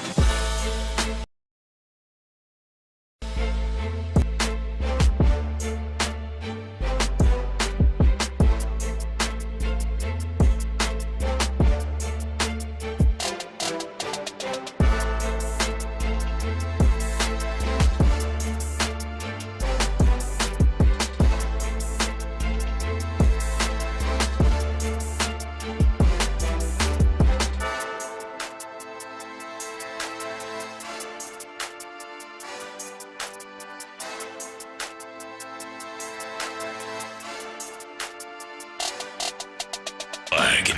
Live from the Mokaram Injury Lawyers Studios, Sports Radio 610 presents Payne and Pendergast.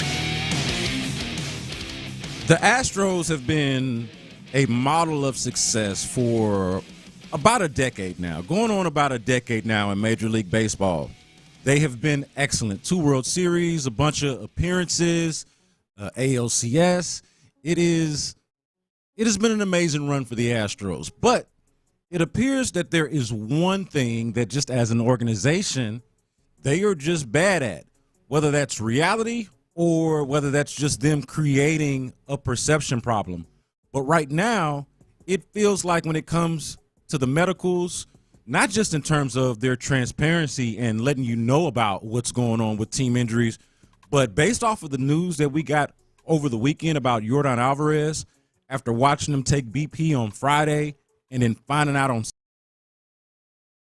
Saturday that's already 60% healed, Seth, to me, it just feels like the only real takeaway about the Astros when it comes to the medicals is just they are, for whatever reason, not good at this, not good at communicating, but perhaps not even good at identifying the core or root issue behind an injury when you find out that Yordan, after dealing with hand inflammation, apparently had a fracture or a break somewhere that they failed to identify until after they put him out there for BP. It is baffling to me, Seth.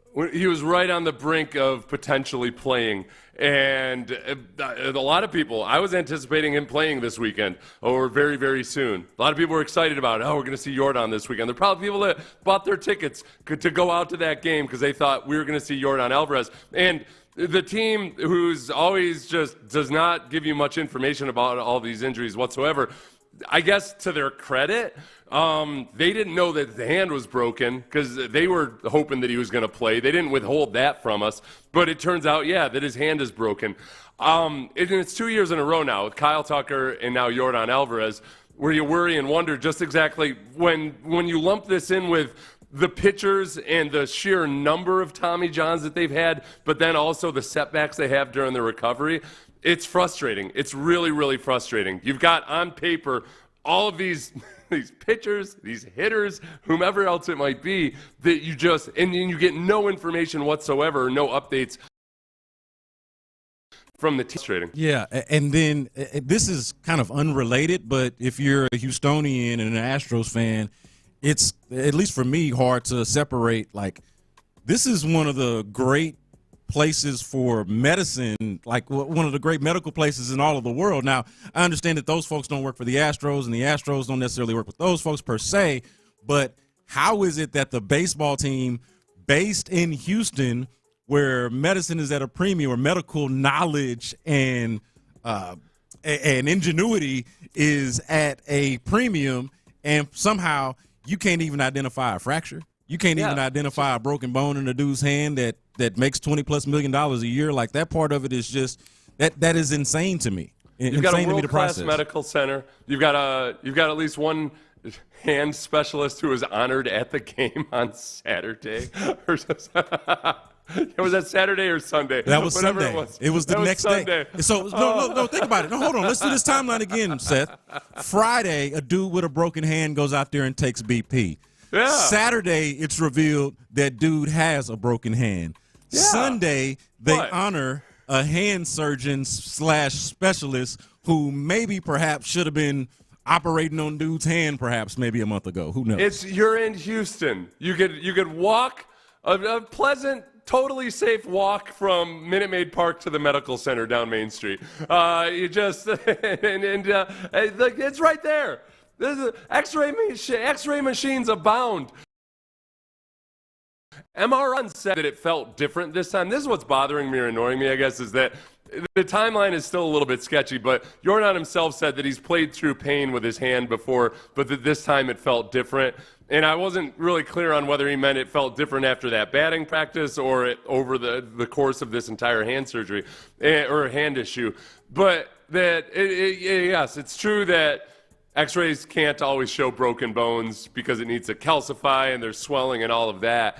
I don't know if an MRI would have been better, but whatever the hell they're doing with their imaging, it's not working, man, because you don't see these types of situations very often. It's the last thing you expect to hear with a complication, and it's happened 2 years in a row, is, oh, it turns out the bone was actually broken.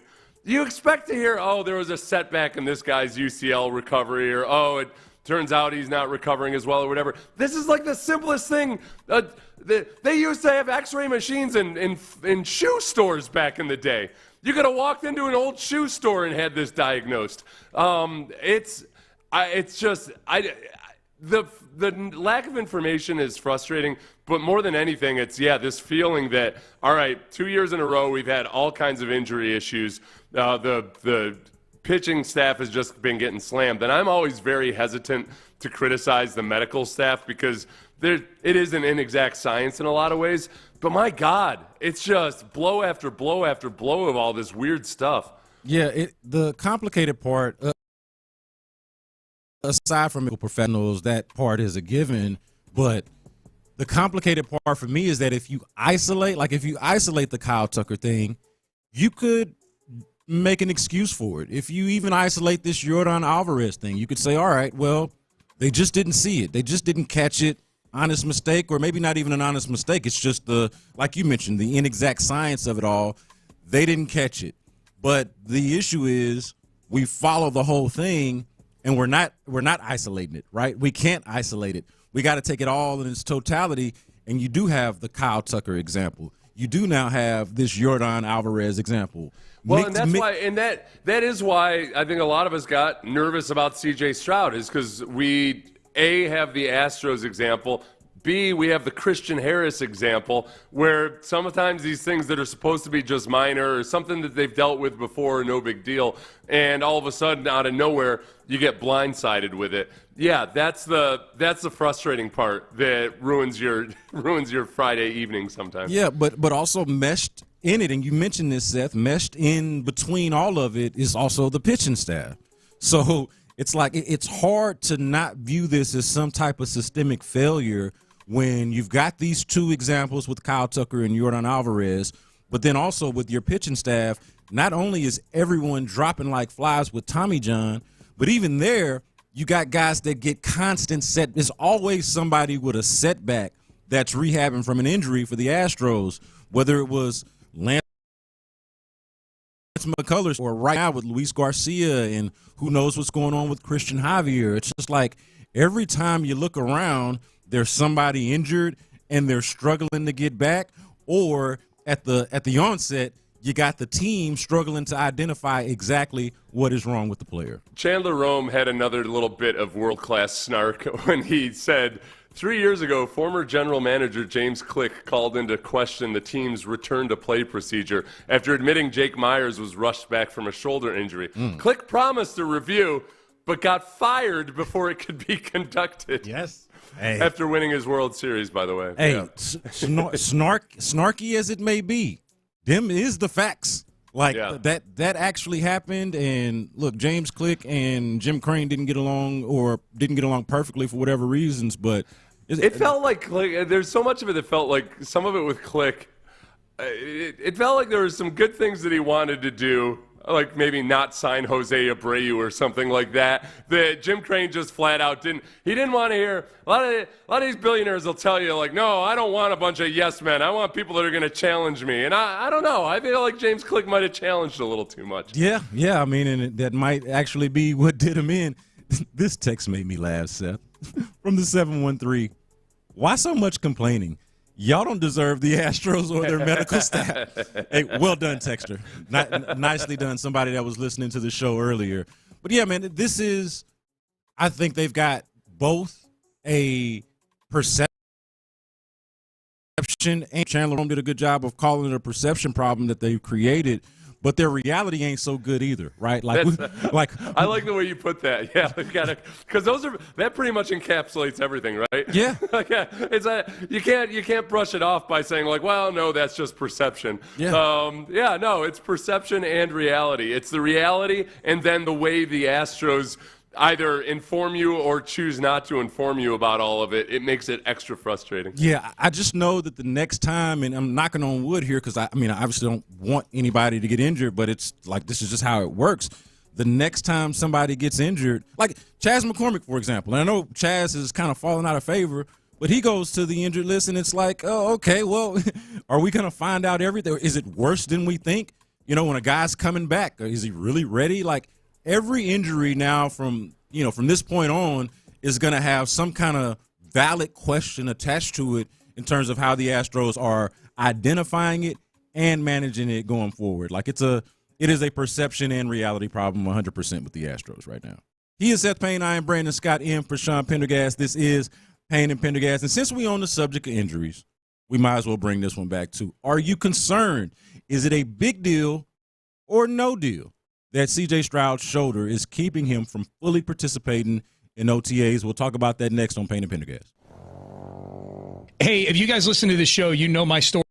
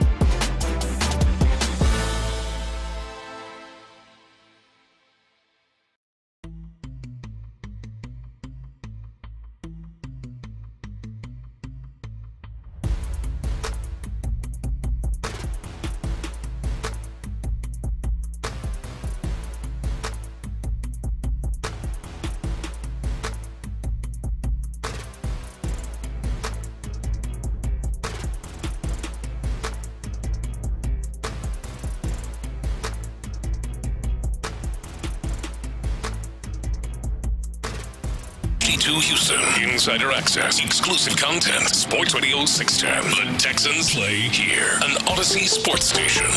Sports Radio 610 presents Payne and Pendergast. Is it a big deal that C.J. Stroud is limited at Texans OTAs with a shoulder injury? We found out over the weekend. That's the reason why C.J. Stroud is not throwing during team drills. It's because he's got some kind of shoulder injury related to the pec, and it appears to be just team feels is a big deal. They don't feel like this is something that's going to hamper him or keep him out for any kind of significant period of time. Hell, he might even be throwing by the time we see them out there again at some point this week, Seth. Certainly by the time we get to a more serious part of the offseason. So I asked the question. So, and just to sum it all up for everybody that did, because a lot of this came on Friday and Saturday. C.J. Stroud was out there, was warming up, throwing on Wednesday, and then didn't participate in 7-on-7 or team drills. Friday didn't look like he threw at all. And people were starting to get a little bit nervous. And then Aaron Wilson came out with a report that initially said it was a tight pec, and then he revised it to say it was a tightness in the shoulder and a shoulder region. But then on Saturday, the footage emerged of CJ shooting three-pointers at DreamCon at University of Houston. So the only information we've really gotten about it is from Aaron Wilson and then CJ Stroud, just by virtue of shooting threes. Looked like, all right, well, if it was a serious shoulder issue, I don't think he'd be out there at a charity event or at an event doing shooting three-pointers. Yeah. So, I mean, I think that part, and for you, I saw you mention this on social media, that, okay, that quelled a little bit of concern, calmed a little bit of the nerves, but it's still good word. It's still something that they're doing here, like keeping him limited, not having him participate fully, and it does mean something. Now, is it a big deal or no big deal? I think on our text line and the people that have interacted with us on social media, there are mixed feelings about this, because there's the idea of, hey, your quarterback should be out there when you're learning a new offense, when you're putting together a new offensive line, you got a new offensive coordinator. And then, damn it, he's just a quarterback, and I've made the point that it's not like these are super strenuous workouts that you're asking them to do. You're just kind of piecing things together here, but C.J. Stroud's not out there for the totality of it. Is this a deal or no big deal to you? It's to me, it's a deal, just in that ideally you have the practices for a reason, and a lot of the OTA stuff. I mean, the skill position players are the guys who benefit from it the most because they can go closest to full speed and be competitive. But the quarterbacks in a new offense, it's an advantage to get as big and early a jump on it as possible, to get everything grooved in, to get the reps and do all that. It's not the end of the world as long as it is just a minor shoulder issue. I was way more concerned about the fact that there might be a shoulder issue whatsoever, because then we don't know, again, because both DeMeco and Nick Kayley, when asked about it, refused to even talk about CJ specifically. You have no idea exactly what's going on with CJ Stroud. When they said, hey, all the players are on their own schedule and their own routines, okay, typically if a quarterback is at OTAs and he's healthy, he's going to be throwing. There's no reason for him not to be, as you alluded to, because it's not risky for quarterbacks, especially with a brand new offensive coordinator. So, yeah, my team started to really start to fear that, all right, well, this is different, and he's not throwing. Clearly it's because of most likely because of some kind of physical ailment, but they're not telling us anything about it. That's where I was most nervous about. The secondary one is, okay, well, all right, he has a shoulder injury. Now it just kind of sucks that he's not out there getting the reps, or shoulder tightness. It sucks that he's not out there getting the reps. Ideally, he would be, but it's not the end of the world. It's not like this is going to – there will always be setbacks along the way, and this is a pretty routine one as long as it's just a minor shoulder I shouldn't say discomfort because of the Astros. Stay away from the discomfort. No, don't say nothing about discomfort or inflammation, Seth. He's got grade 3 discomfort. Hey, damn it. Hey, if anything is discomforted or inflamed, I'm going to be super worried, just as an Astros residual. Ma'am, I've got bad news. Your husband was hit by a bus going 70 miles per hour, and he's very, very uncomfortable. Yeah, that's it. He's inflamed. He's discomforted to the point where his heart is no longer beating. Yes. You mentioned Nick Kayley and DeMeco Ryans kind of, poo-pooing this idea that something's wrong with C.J. Stroud, or at least minimizing it a little bit. This was Nick Kayley on Friday when asked about C.J. Stroud not participating in the team drills. Yeah, he's locked in every step of the way. No concerns whatsoever. I know DeMeco's already hit on this. Everybody's got a specific routine relative to their own routine, specific to whatever, through whether it's football, whether it's athletic training, etc. And he's doing a great job. Routine, everybody's specific got their own to their own routine, specific to whatever, man. So, okay. It is. It's one of these things that, there's no reason. This is what bothers me. There's no reason to withhold information in a situation like this. People are going to speculate and assume the worst when, if it's something minor and you say, nope, nothing to see here. You cannot say nothing to see here without somebody wondering what there actually is to see there. And that part of it's frustrating and annoying, but the answer could have been, and yes, it would have generated headlines and whatever, but just like you do with spring training pitchers, you know what? No, he felt a little tightness. It's not an injury or anything, but we just want to be really careful at the onset. As it is in spring training with pitchers, you got to be really careful when you're ramping things up that you don't overdo it and turn something that should be minor into something more exaggerated. That is what this feels like right now. Is just, okay, you're not going to mess around. There is absolutely no reason. As much as I'd love him to be getting the reps, there's zero reason that he should push through any kind of tightness in his shoulders to get those reps. So I think they're handling it the right way if this is indeed just tightness. It's just frustrating that I had to think about it for 72 hours. Yeah, man. I think you said it right in that, look, it's if something is wrong with him, and clearly something is, then by all means we want him to be managed properly. Like, the last thing we want is to force the issue or to overlook it or to minimize it and say, okay, well, you'll be all right. Go ahead and go out. I appreciate that if something is wrong with C.J. Stroud, they got the presence of mind and the sense enough to not have him going out there doing anything that he doesn't need to do, that he doesn't have to do. But at the same time, it's just this is different. Let me tell you. If my wife, let's say if I were on the verge of being fired again, and my wife could tell something was wrong or something, and she said, hey, is everything all right at work? You seem kind of agitated when you come home. And I were like, well, everybody has their own routines, and everybody does specifically what they're supposed to do at work, and that's pretty much the story with that. Oh, she'd know. She would suspect the worst, I assure you that. Yeah. If I didn't give her any specifics at all, if instead I didn't just say, oh, no, yeah, it just turns out that, Sean found out I've been stealing his Zevias or whatever those stupid drinks he drinks are. Yeah. I'm so glad that he just, Sean just said I could have them, because I was stealing them for a little while, and Sean's like, oh, it's okay. All right, it's all good. But this is the difference here with the Astros, and I mentioned this in the last segment, was the Astros have a perception and a reality problem. With this, it feels like the Texans don't have as much of a reality problem because, newsflash, they're not going to play this Sunday. They're not going to play any games anytime soon. And whatever's wrong with C.J. Stroud, they got time to fix it or for it to heal or whatever it is. It's not as much of a reality problem as much as them creating a perception problem by not just simply saying, you know what, shoulder's a little sore, we're going to give it some time to heal. He'll be throwing in no time. Well, we can't at all. And in lieu of them saying that, then you start to wonder, did he have surgery in the offseason? Is this, what's going on? Since they're not telling me anything, what else is going on here? And then with the Texans, where the perception and the reality feel a lot like Kyle Tucker or Yordan Alvarez was last year with Christian Harris, where I think the most likely scenario with Christian Harris last year was that they did think it was just a strain at the beginning, and then as these things sometimes happen, it either had complications or just didn't get better on track with when they normally would, because they did try to have him practice later in training camp, remember? He lasted 1.5 periods. I remember Christian Harris got assisted off the field very early in that practice. So it's just kind of a mystery as to what was going on with him.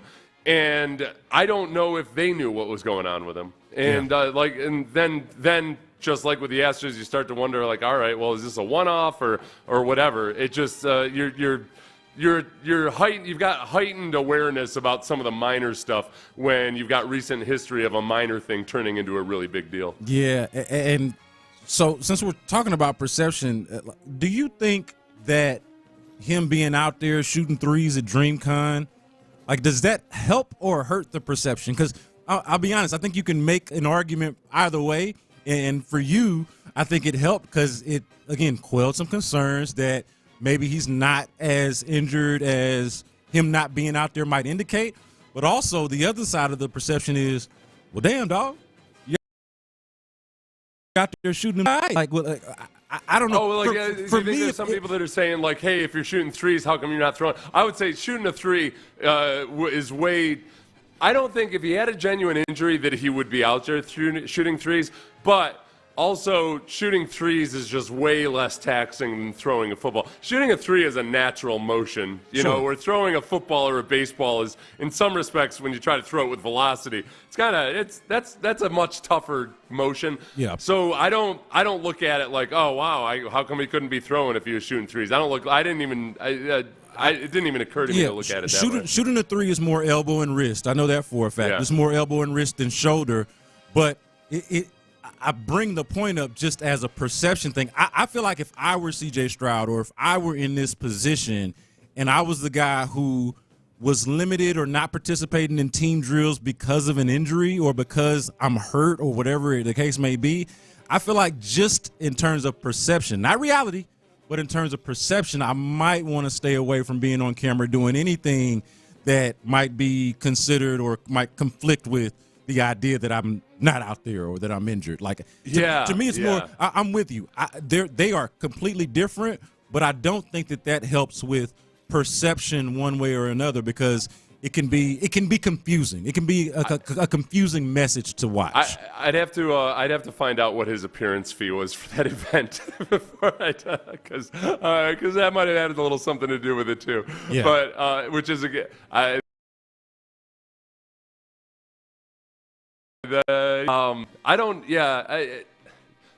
does CJ.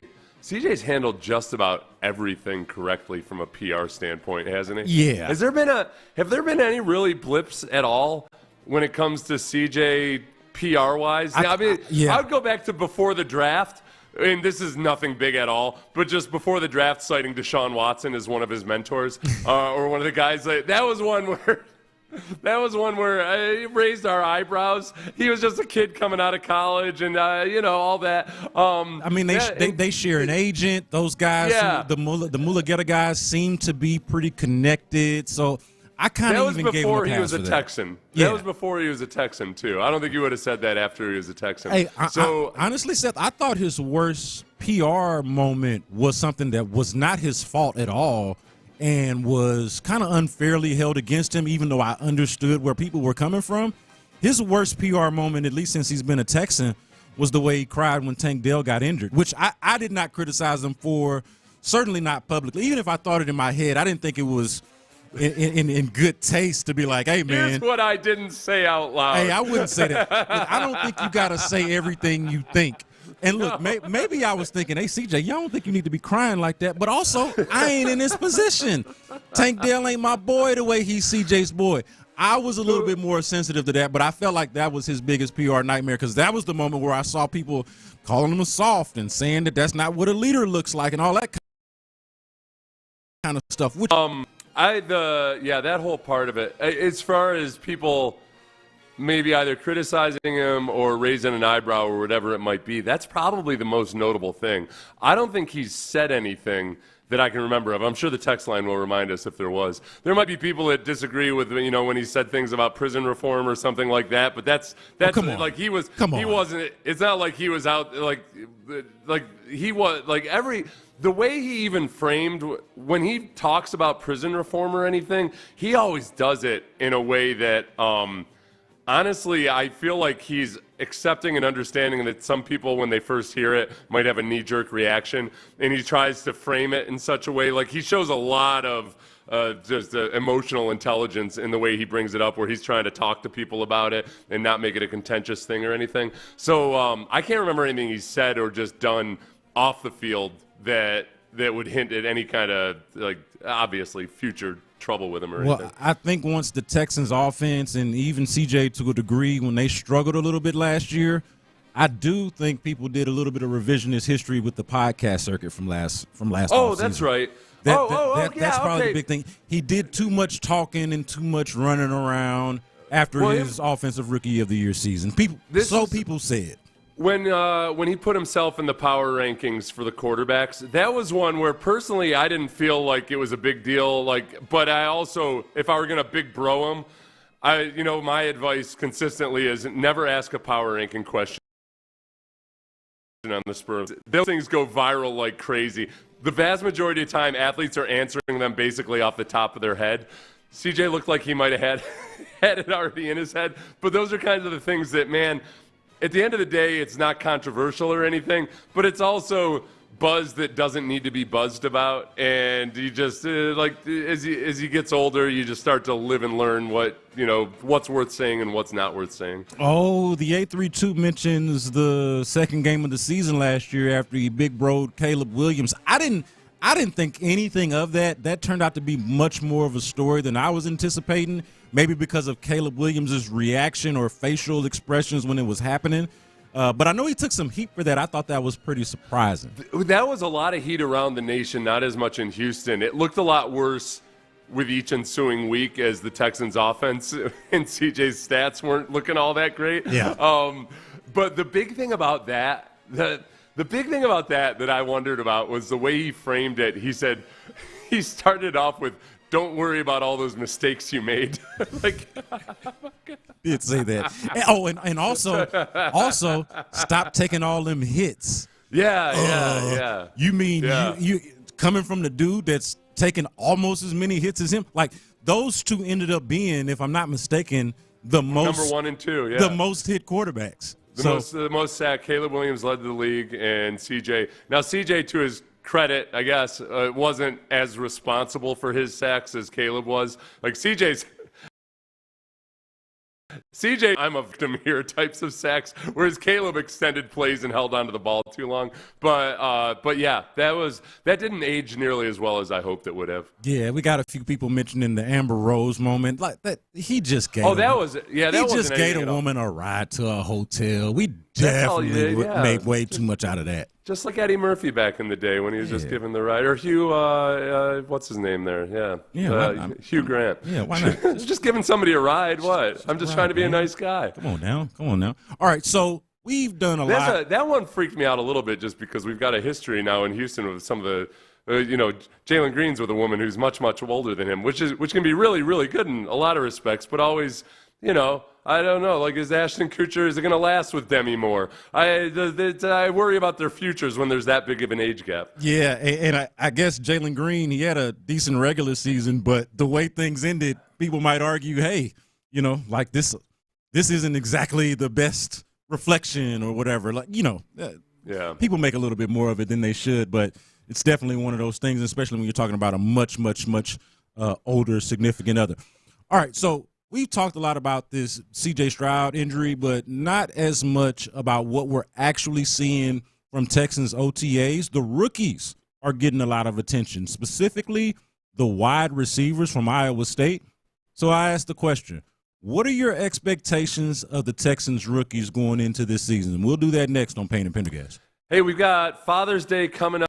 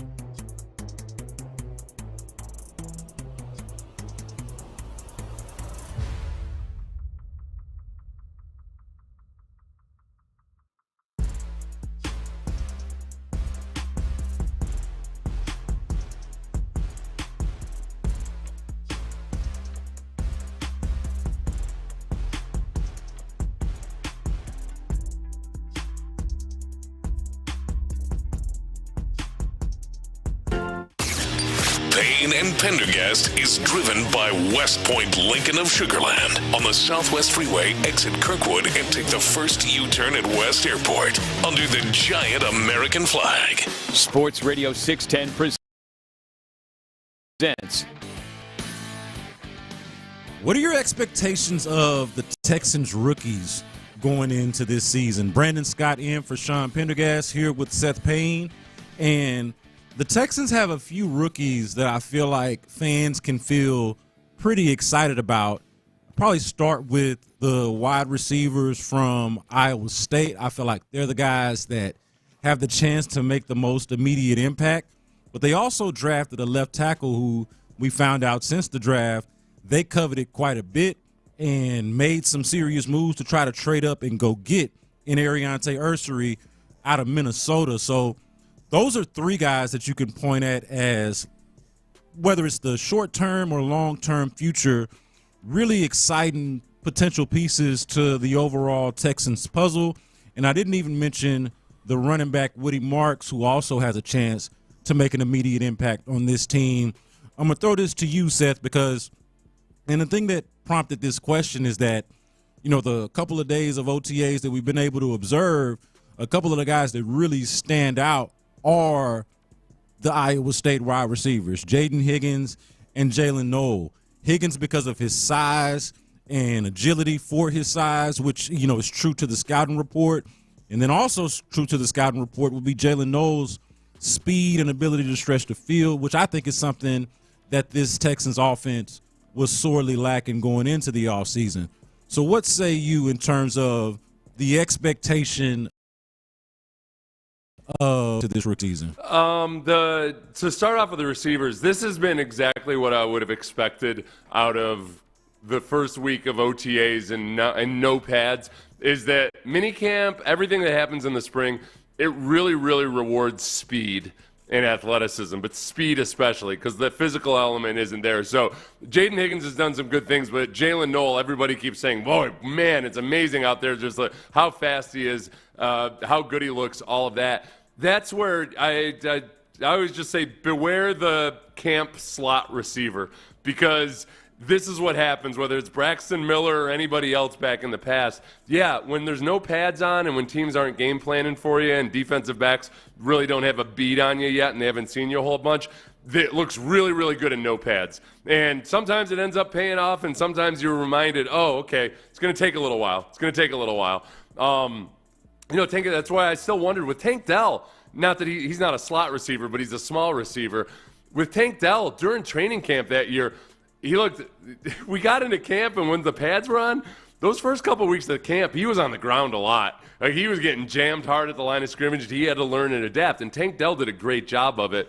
Other guys, it takes more time. So I expected Jalen Noel to come out and look really athletic and really fast and be very impressive. With Jaden Higgins, he looks good too, but I'd say Jalen Noel has probably flashed more according to everything people have said. With Higgins, he's a catch radius guy. He's a big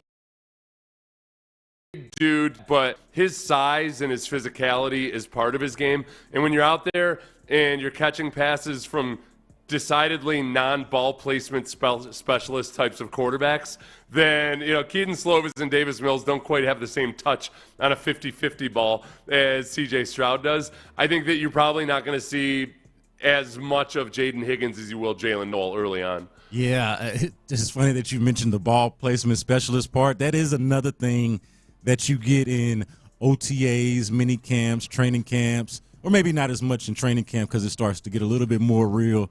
But Davis Mills looks good out there. So I'm so glad that we're not doing that thing anymore. Like, what's Davis Mills looking like out there, with no pads and just running on air? Of course, he looks good in this situation. Do you know what you really don't want? Is up in Cleveland, where they're getting blow-by-blow reports of the passing stats of each of their four quarterbacks now, because Deshaun's not practicing. But he might be ready. By the season. 4 quarterbacks, and you're getting you're getting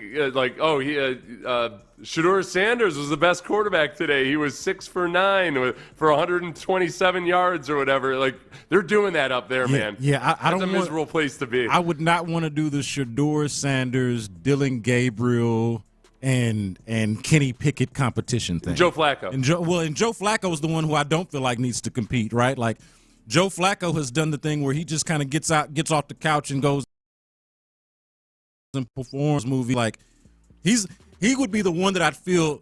I don't know how I'd feel as a Browns fan if Joe Flacco. I got 5 quarterbacks, and Joe Flacco's the one that I feel best about, and 2 of them are rookies or young that I just drafted, and one I just signed. Man, that is quarterback hell. It's got to be 100%. Yeah, I'm looking at ESPN Cleveland on Friday. Had a ranking of the Browns QBs at OTAs on Thursday. So it went. This is based just on Thursday. It was. This is for all of OTAs. So for the whole week, they had it going. Joe Flacco, then Shedeur Sanders, then Dylan Gabriel, then Kenny Pickett. Kenny Pickett 4th.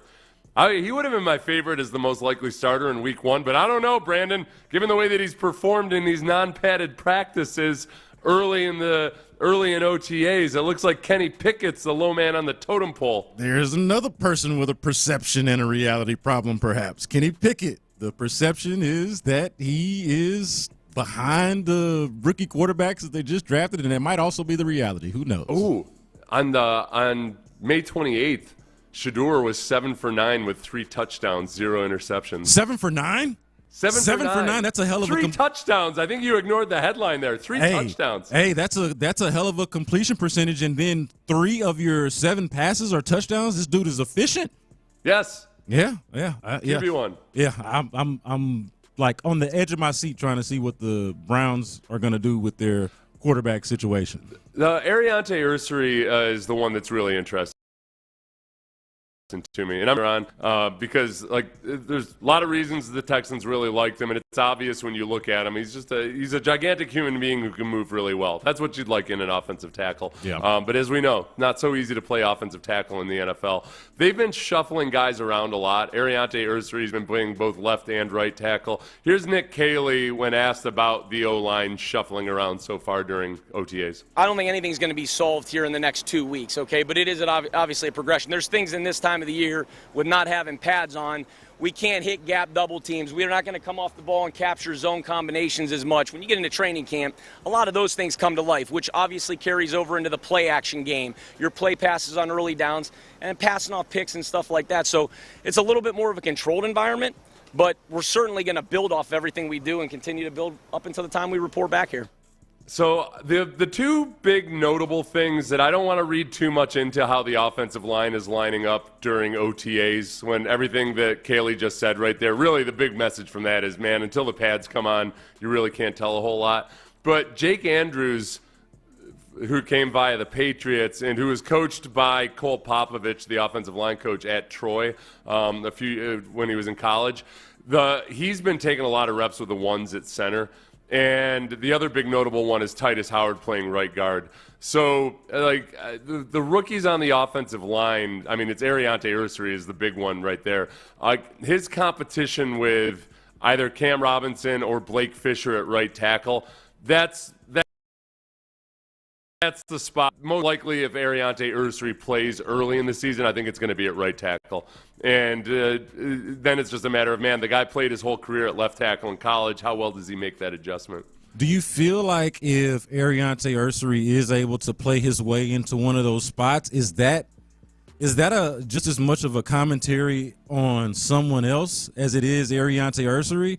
And what I mean is, if he displaces Cam Robinson, is that a commentary on him? If he displaces Blake Fisher, to me it feels like it is. Like, just as much as they like Ariante Ursary, if he's able to displace one of these guys that they've invested quite a bit in, either the $12 million that they invested in Cam Robinson or the second-round pick that they invested in Blake Fisher last year, to me it is somewhat, and maybe I'm just being a negative Nancy, but it's somewhat of an indictment or at least a commentary on another player. I don't know. I mean, if you draft a couple of offensive tackles and you draft both of them in the second round, and one of them's going to start over the other one, then yeah, there you have it. I guess it's the commentary is, okay, this second-round pick was better than that one.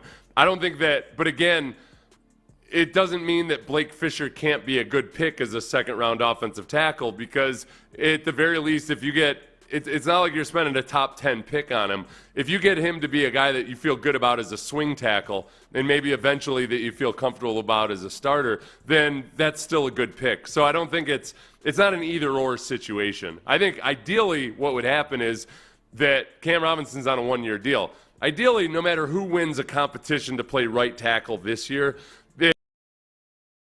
if and feel good about Ariante Ursary at left tackle and Blake Fisher at right tackle, then you're in a better spot as a team compared to when you were paying Titus Howard and Laramie Tunsil both a lot of money to play offensive tackle. You've got two guys on their rookie contracts there. So, yeah, I wouldn't read too much into it. It's if Blake Fisher loses his job to another guy or loses the competition to another guy who the Texans thought fit to draft in the second round, then that's what's going to happen. There's going to be competition. Some guys will win, some guys lose. He's Seth Payne. I am Brandon Scott in for Sean Pendergast. And coming up next, I thought this weekend, as bad as the news with Yordan Alvarez was, and as up and down as that series was, I thought this weekend was actually the perfect encapsulation of why the Astros are still contenders this year. We'll talk about that next on Payne and Pendergast. Hey, guys, get on out to Beck's Prime this week.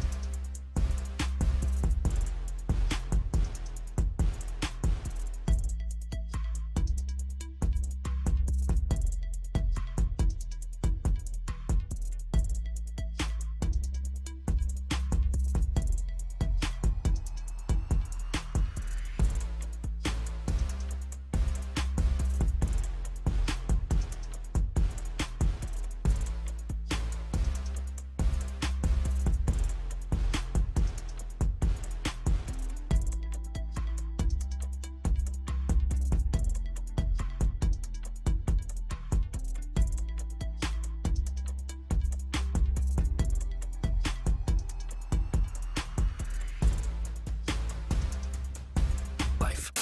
Live from the Mokaram Injury Lawyers Studios, Sports Radio 610 presents Payne and Pendergast. Look, the Astros have to pick it up at the plate. Offensive, there's no way around it, no way to sugarcoat it. I don't feel like they can be this middling offense for the entire year, certainly not once the postseason arrives. I don't feel like they can afford to be the 15th, 16th, 19th best offense and expect to compete in ways that they have in previous years. I do suspect that they're going to get better at the plate, but the thing that happened over the weekend, Seth, or it was just sort of an example of why it is that you still have to take the Astros seriously. It's because at the top of that rotation, man, they got two guys. They've got two guys that can either dominate a game or even when they don't necessarily have their best stuff, can give you something that is a close enough facsimile to dominance, which in the case of Hunter Brown, that was his situation yesterday. And in the case of Framber Valdez giving you a complete game shutout on Friday, I believe it was. So between those two performances, having ace-type pitchers at the top of your rotation, I feel like that is one of the ingredients that a true contender absolutely has to have or is an indicator of a true contender. So that gave me extreme confidence going up against a Tampa Bay Rays team that we saw when those guys weren't out there and when the bullpen, so to speak, was charged with trying to handle the Tampa Bay Rays lineup. We saw what that looked like. But when they put their guys out there, when they put their Valdez, they were able to dictate the pace of the game, and that was huge to me. It's one of the reasons why I still have confidence in this Astros team and its World Series window, despite them not being your uncle's Astros or your big brother's Astros anymore. Well, and that's where that's the problem with this entire series, though. This last 4-game series was, okay, yeah, if you've got a pitcher, I mean, Framber in some ways might need to be one of the members of this incredible relief staff, or at least until this stretch of whatever. I don't know if Framber had only gone 7 innings in this series. I don't know if they would have won that game, because whatever the Rays figured out about the Astros relievers, my God, we saw the worst version of multiple bullpen guys in this series. But Framber pitches a complete game. Great. Cool. Don't even need to score that many runs to win that game. And then Hunter Brown was struggling to pitch the way he wanted to pitch and yet not allowing any runs and goes 6 innings. And then Brian King, who got shelled the other day, comes in and you get, okay, King, Abreu, Hader. Yes, nice. If we could just get 6 innings out of our starter, that's great. But past the 2 aces, there's just so many question marks right now with your starting pitching. And I don't worry long-term about the bullpen. They've been incredible this year. That this was a really weird series for them. Lance McCullers and whether he can continue to build and then, more crucially, stay healthy. Yeah. And Spencer Arrighetti, when he comes back, that changes the entire composition of this team. And I feel like Arrighetti is probably a bigger if than I want it to feel like. Yeah. Because there's a part of me that says, all right, well, it's just a broken bone. And meanwhile, I'm sitting here and I'm watching Framber have a broken bone himself, and it's kind of a big deal right now. But I feel like or Yordan. We keep Yordan. Doing this. Sorry, I keep saying Framber. Well, and you earlier said he threw a no-hitter. I just now said he threw a complete game shutout. He definitely gave up a home run in that game. We are, but y'all know what we're talking about, though. Y'all know the stories. Y'all know the vibes. Check fact-checking Payne and Pendergast in the morning.com and get cleared up on everything. This last series notwithstanding, the starting pitching is the thing that I'm most worried about, even though I feel really bad about the offense when it comes to being championship caliber.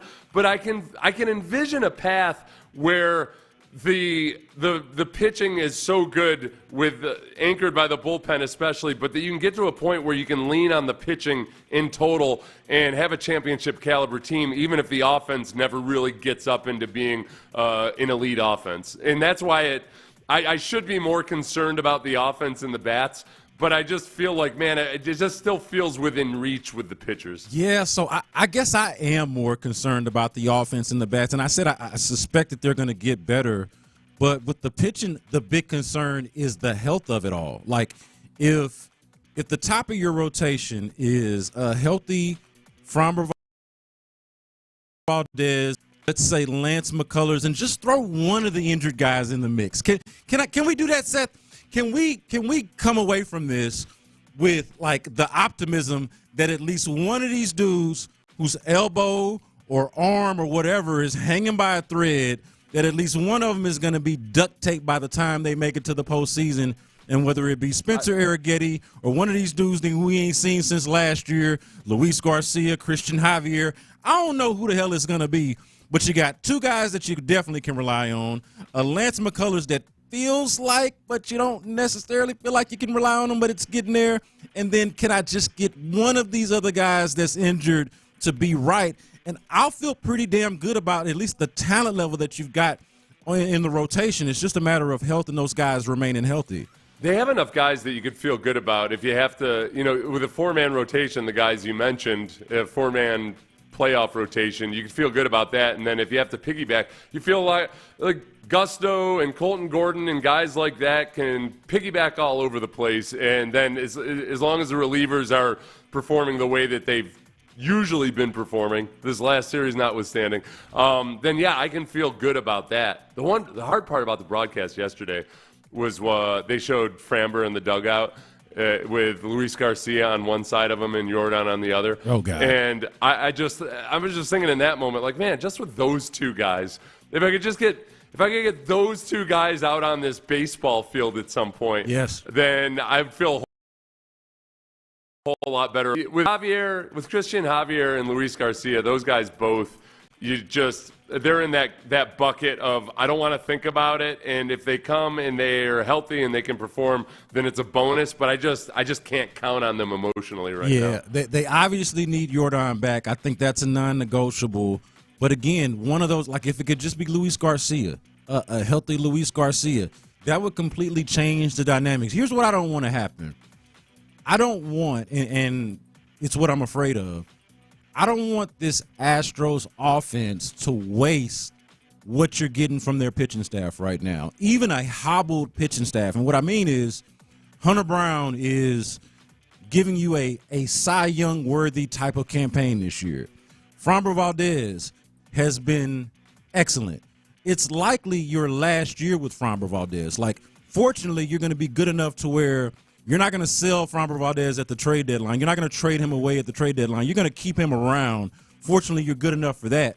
But you're too damn cheap to consider paying him, right? So that's not going to happen. This is, for all intents and purposes, Framber Valdez's last hurrah with the Houston Astros. And he's been really, really good. And then you get Hunter Brown emerging into the type of pitcher that you thought he could be. And the bullpen, as we mentioned, has been excellent. I don't want this offense to waste what the pitching staff is giving you on a nightly basis throughout the season, from the top of the rotation all the way down to the bullpen. This last series, not with, but it feels like with the pitching, even with the injuries, the stars are aligning for it to be good enough if the offense can hold up its end of the bargain, and that's the part that I'm worried about. Yeah, that's if you look at where they are right now. And if they just give them, if they're not even above average in runs scored. They're mediocre all across the board. Pretty much every offensive stat, for the most part, they are mediocre. They are right. Like in the middle of the pack. They're a mediocre, and it's a hard. This is new territory for us here these last couple of years, where you're looking at the wild card standings instead of whether you're going to be the first or second seed in the playoffs and all of that. A few years now. Yeah. That I look at how they are right now and what they could be with just a healthy Yordan, with I don't even want to bring Kyle Tucker into it, obviously, or an Alex Bregman, but a healthy Yordan Alvarez and a couple of those pitchers. Things change a lot when it comes to how well do you withstand a 7-game series, because they can ride some of these pitchers in a 7-game series. They can ride their bullpen in a 7-game series. but you just don't trust that they're going to consistently score enough to overcome some of the issues they have with their starting pitching. And that's, Lance, man, Lance is in, I told you, Luis Garcia and Christian Javier are in kind of one bucket where I just don't want to even think about it. In Lance, I almost feel like he's my like long lost brother that did something like a crime. You just don't even want to like think about the possibilities or what might happen when it comes to whether or not he stays healthy. I can't sit here in good conscience and ask people to expect that Lance McCullers is going to be available and gunning it during the playoffs, and yet it's a possibility. Yeah. From the 832, I find this interesting. They say this whole segment is flawed. They're going to trade Valdez before the trade deadline. They're not going to pay him. And then a follow-up text from the same person, or at least from the same number. With all the talent they've let walk out the door, you cannot not trade Valdez and get something back for him. They got nothing for Bregman, nothing for Springer, and nothing for Correa. And I do want to point out that this person spelled Correa's name like Korea. I'm assuming that's text to talk or something like that. Yeah. But yeah, I find that interesting because I would think that a team that's looking to win the World Series would keep all of the players that could help them. No. Yeah, you're mistaking what they should do or what you think they should do with what they will do. And for the composition of this team right now, at the beginning of the season, I might have said, we did. We said, there's a chance Fromber could get traded at the trade deadline, depending on how things are. The Astros are going to be in contention. Last year they went out and traded for a pitcher when people didn't think that they were, or at least this time last year, it was very much in doubt whether they were going to be buyers or sellers. By this time last year, it was still very much in doubt whether they'd be buyers or sellers at the trade deadline. As long as they're still hovering above 500 or they're leading the division or right there, I'd say there's no chance in hell as the state of the starting pitching right now. Whether you think they should or not, that's a whole nother topic. Sure. But this team will not do that unless they get just some incredible deal with it and includes other major league pitchers. And you'd be able to follow the rationale because not just are they leading the division, but if you look across the baseball landscape, and especially the American League in particular, it's not like you got world beaters. The landscape, the parity, if you will, the competition, there's probably, like I would say about half of the league probably feels like they could at least go to the World Series right now. We're at that space. Now, maybe it's different by the time the trade deadline comes. I'm sure it will be different by the time the trade deadline comes. But we're in a spot right now where the Astros are among about 14, 15, 16 teams or so in Major League Baseball that absolutely have to feel like they've got a chance to make some noise in the postseason. So they're not trading Framber Valdez as long as they feel like they got a legitimate chance of winning. I don't think. He's Seth Payne. I'm Brandon Scott here for Sean Pendergast. And coming up next, let's hear Nick Kayley talk about what this Texans offense is going to look like. That's next on Payne and Pendergast. Underdog is one of the best places.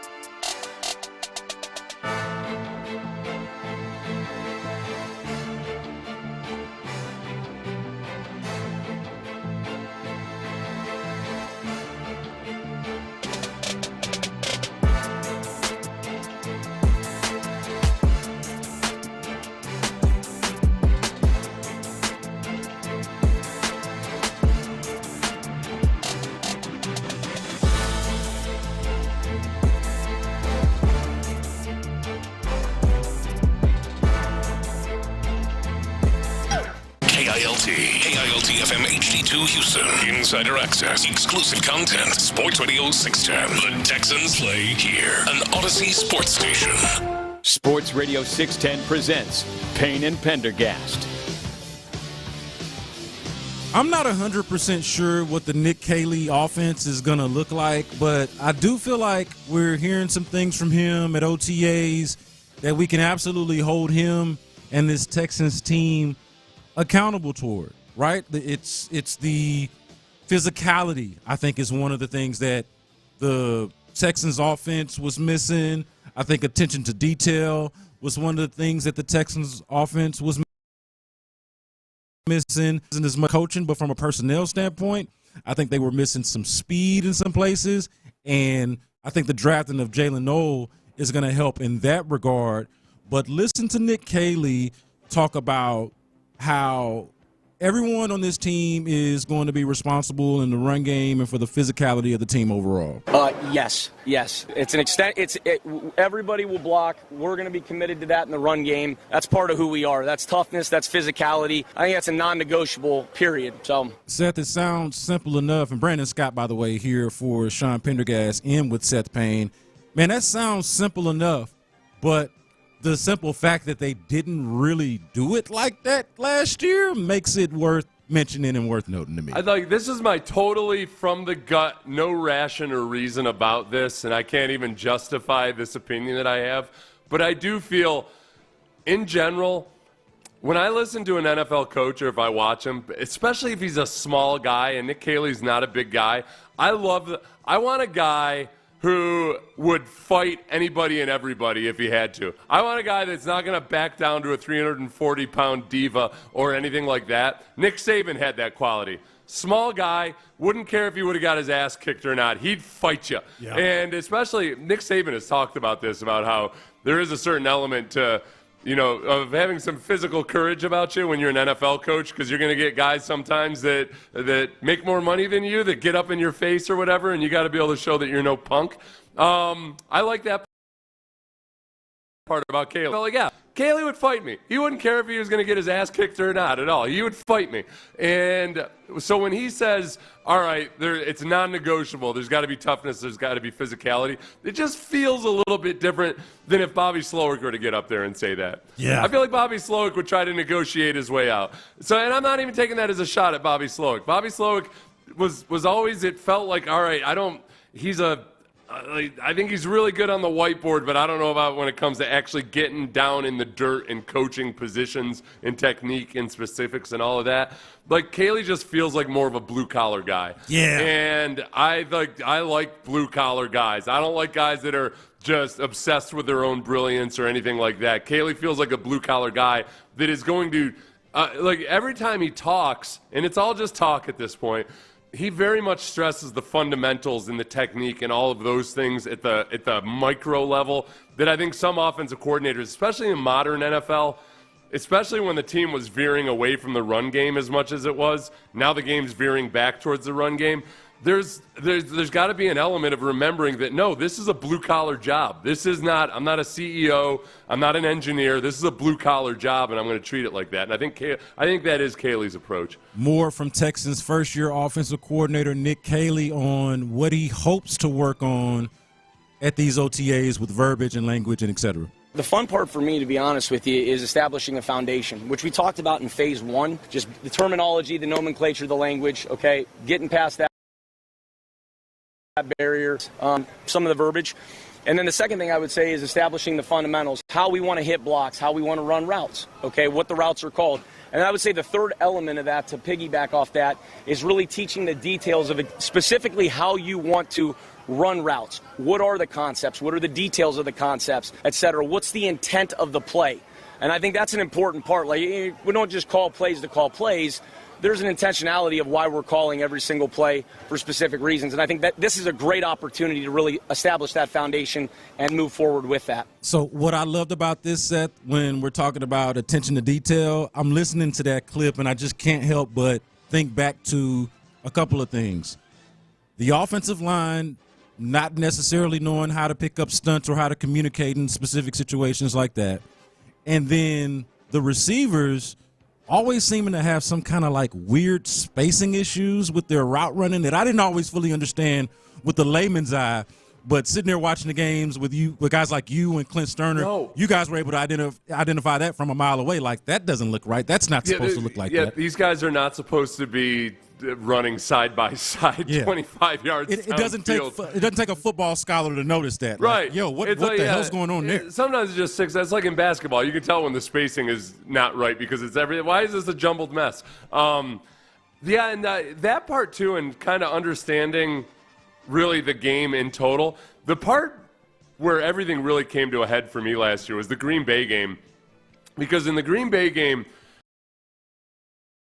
you had the offensive tackle and the running back both trying to block an interior defensive lineman while the actual edge rusher ran free. It was just vast, either guys not on the same page or miscommunications, whatever it might be. But then you also had, at the end of the game, in that sequence where, remember CJ threw the ball to Tank Dell on the sideline, and it was a meaningless throw that it wasn't the throw that CJ should have made. And you find out after the game that there was no conversation during the 2-minute break or anything about exactly what the plan was and exactly what the game management should be. That part of it felt like they were at a remedial level and a lot of the offensive side of the game. And and we don't know if Nick Kayley's going to be any different. He's just got to prove it. But the problem with the way that I think Slowick was trying to run that offense is that in the old days with the Kubiak-Shanahan type scheme, they really didn't want the quarterback to have to be doing a whole lot mentally. You want to get up, run the play. The answer is in the play. Whatever you see defensively, the answer will be there in the play. And I think the NFL defenses have just evolved beyond being able to operate like that because they're just too good at disguising coverages and blending coverages and giving a quarterback a murky picture that it's not so simple to just go out there, snap the ball, and find the answer, especially when you're playing behind a haphazard offensive line. So I think CJ hopefully having more on it and understanding exactly what they're doing in specific situations and everything, and having the authority to make changes at the line of scrimmage, because he's totally mentally capable of doing it. He just needs the reps, and he needs the rest of the team to know what the hell they're doing too. There's just too many times last year where it's obvious guys didn't know what the hell they were supposed to be doing. So over the weekend, Seth, I went to the Improv and saw Tony Baker. Anybody doesn't know him, look him up. He's hilarious. But I had a good time at the Improv over the weekend, and it makes me think about, in this conversation, makes me think about Bobby Slowick, who I thought did an okay to decent, sometimes pretty good job at drawing up a script or writing a script for the game, but was awful at the improv aspect of it.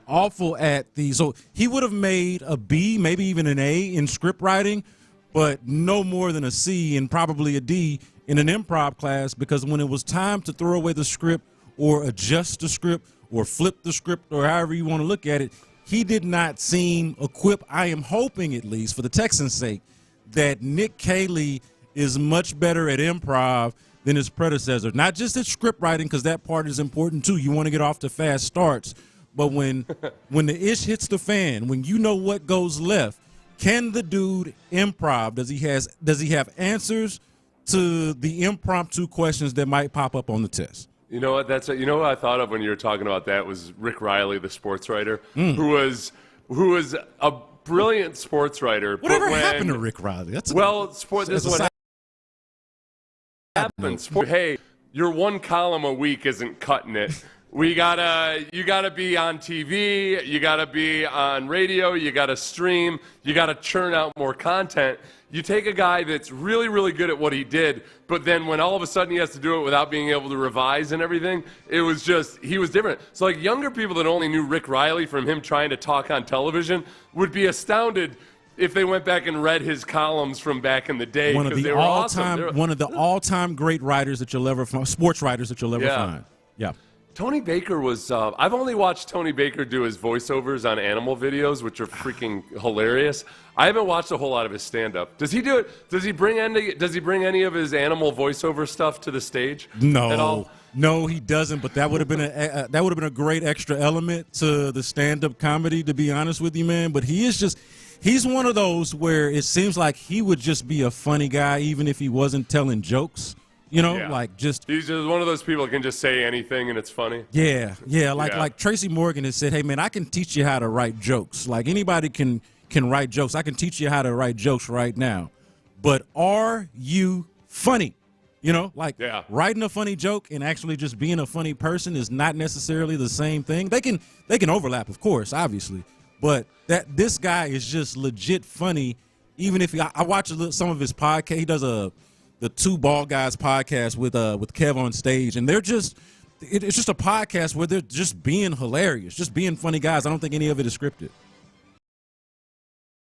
You know, one of the things I heard from Tracy Morgan was because he was a guy that he's like one of those rare people who can just get up on stage and just go without necessarily preparing everything and all that. He's just naturally funny. But one of his keys, at least before he had all his health issues, was he made a point, no matter how successful he had gotten, of still going to the barbershop in either Brooklyn or the Queens, wherever he's from, and just staying grounded and oh yeah, this is funny. Yeah. This is real world, real people funny, and you could stay relatable and stay more, just in tune with just actual people, as opposed to just when you're around comedians all the time and you're just copying, just bouncing off of what they say. You know who else I got to see as one of the opening acts, and I've only seen him.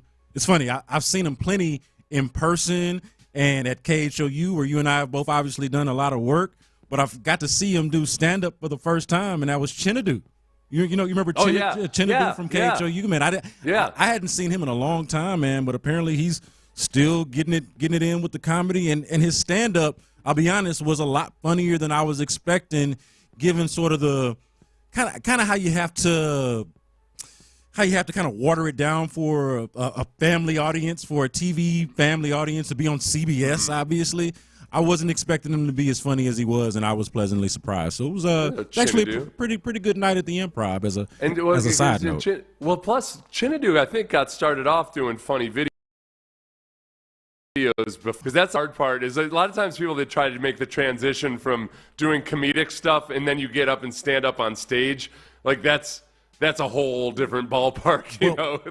And if that's true, I actually don't know that part, but if that's true, credit to him, because I thought his stand-up, and this is just me personally, it's not a criticism of Chinadu, shout out to Chinadu, but I actually enjoyed his stand-up a lot better than I have enjoyed some of his sketches that he's done in the past. Not as a knock, but I just thought that the stand-up was legit funny in comparison. So good for him. But the whole point being, script writing versus improvisation, I want to see Nick Kayley be able to do that. This was him also talking about what the offense is going to look like in 2025. Well, it depends on the players we got, and that's not a cop-out. That's the reality of it. So it can evolve, be willing to change and do whatever we need to do that's necessary based on who we have and who we're playing. Whether that's, again, you want to get big in terms of multiple personnel or not, gap schemes or zone schemes, committing to more play action or not, that's going to really be dependent on, what your personnel dictates and who you have available. So, again, that's the great part about this year is we get to do a lot of different things and really put a lot of guys in different positions to run certain routes, some of them which some of these guys have never done anything, or certain routes that we have, and they might be just exclusively outside receivers that we're working inside and vice versa. So it's a good opportunity just to see what these guys can do. Yeah, my first time noticing there where he says it's not just a cop-out, it's the reality of it. I actually appreciate them. I don't think it's a cop-out. I think that's the reality of what coaching should be. One of the things that's interesting about that is that I felt like it was almost a knee-jerk reaction of people when they hired Nick Kayley, that nobody wanted to cite his New England lineage because of all the many years that we went through worrying about whether they were just trying to be Patriots South or whatever. But there's some similarities to him being both with McVay and then also with Belichick, which is that McVay has done a really good job of pivoting away from kind of the system that he learned under and the way they ran things, to changing his offense completely to suit the needs of his team. And it started the first year when they were the Rams, and Kayley wasn't there yet. But, they said, well, look, we'd love to use a lot of tight ends and heavy personnel, but the fact of the matter is we've got more good wide receivers than we have tight ends or fullbacks or anybody else. So they became a team that just was in 3 wide receiver sets, a whole bunch. They changed. And then when the zone running scheme wasn't really working for them, they changed and pivoted. And Kayley was a part of making that transition. But go back to New England, it wasn't the notion of a Patriots offense or a Tom Brady offense was really hard to pin down because they changed almost every single year. Yeah. And there'd be years where they were more run heavy. There'd be years where they aired it out. There would be years where they were up tempo. There were years where they slowed it down. It was all based on who do we have. Tom Brady didn't really throw the deep ball a whole lot, and then Randy Moss showed up. Yeah. And it changed their offense. It changed everything.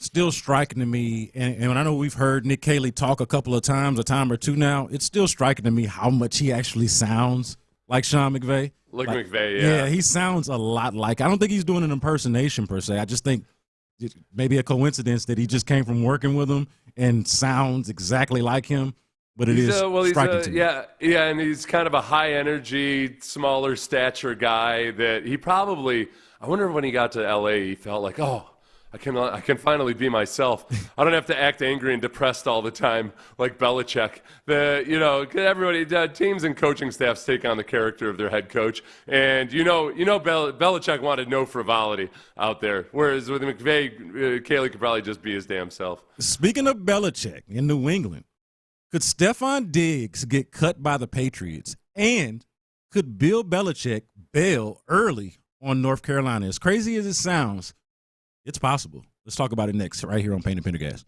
How does Coach DeMeco plan to address the offensive?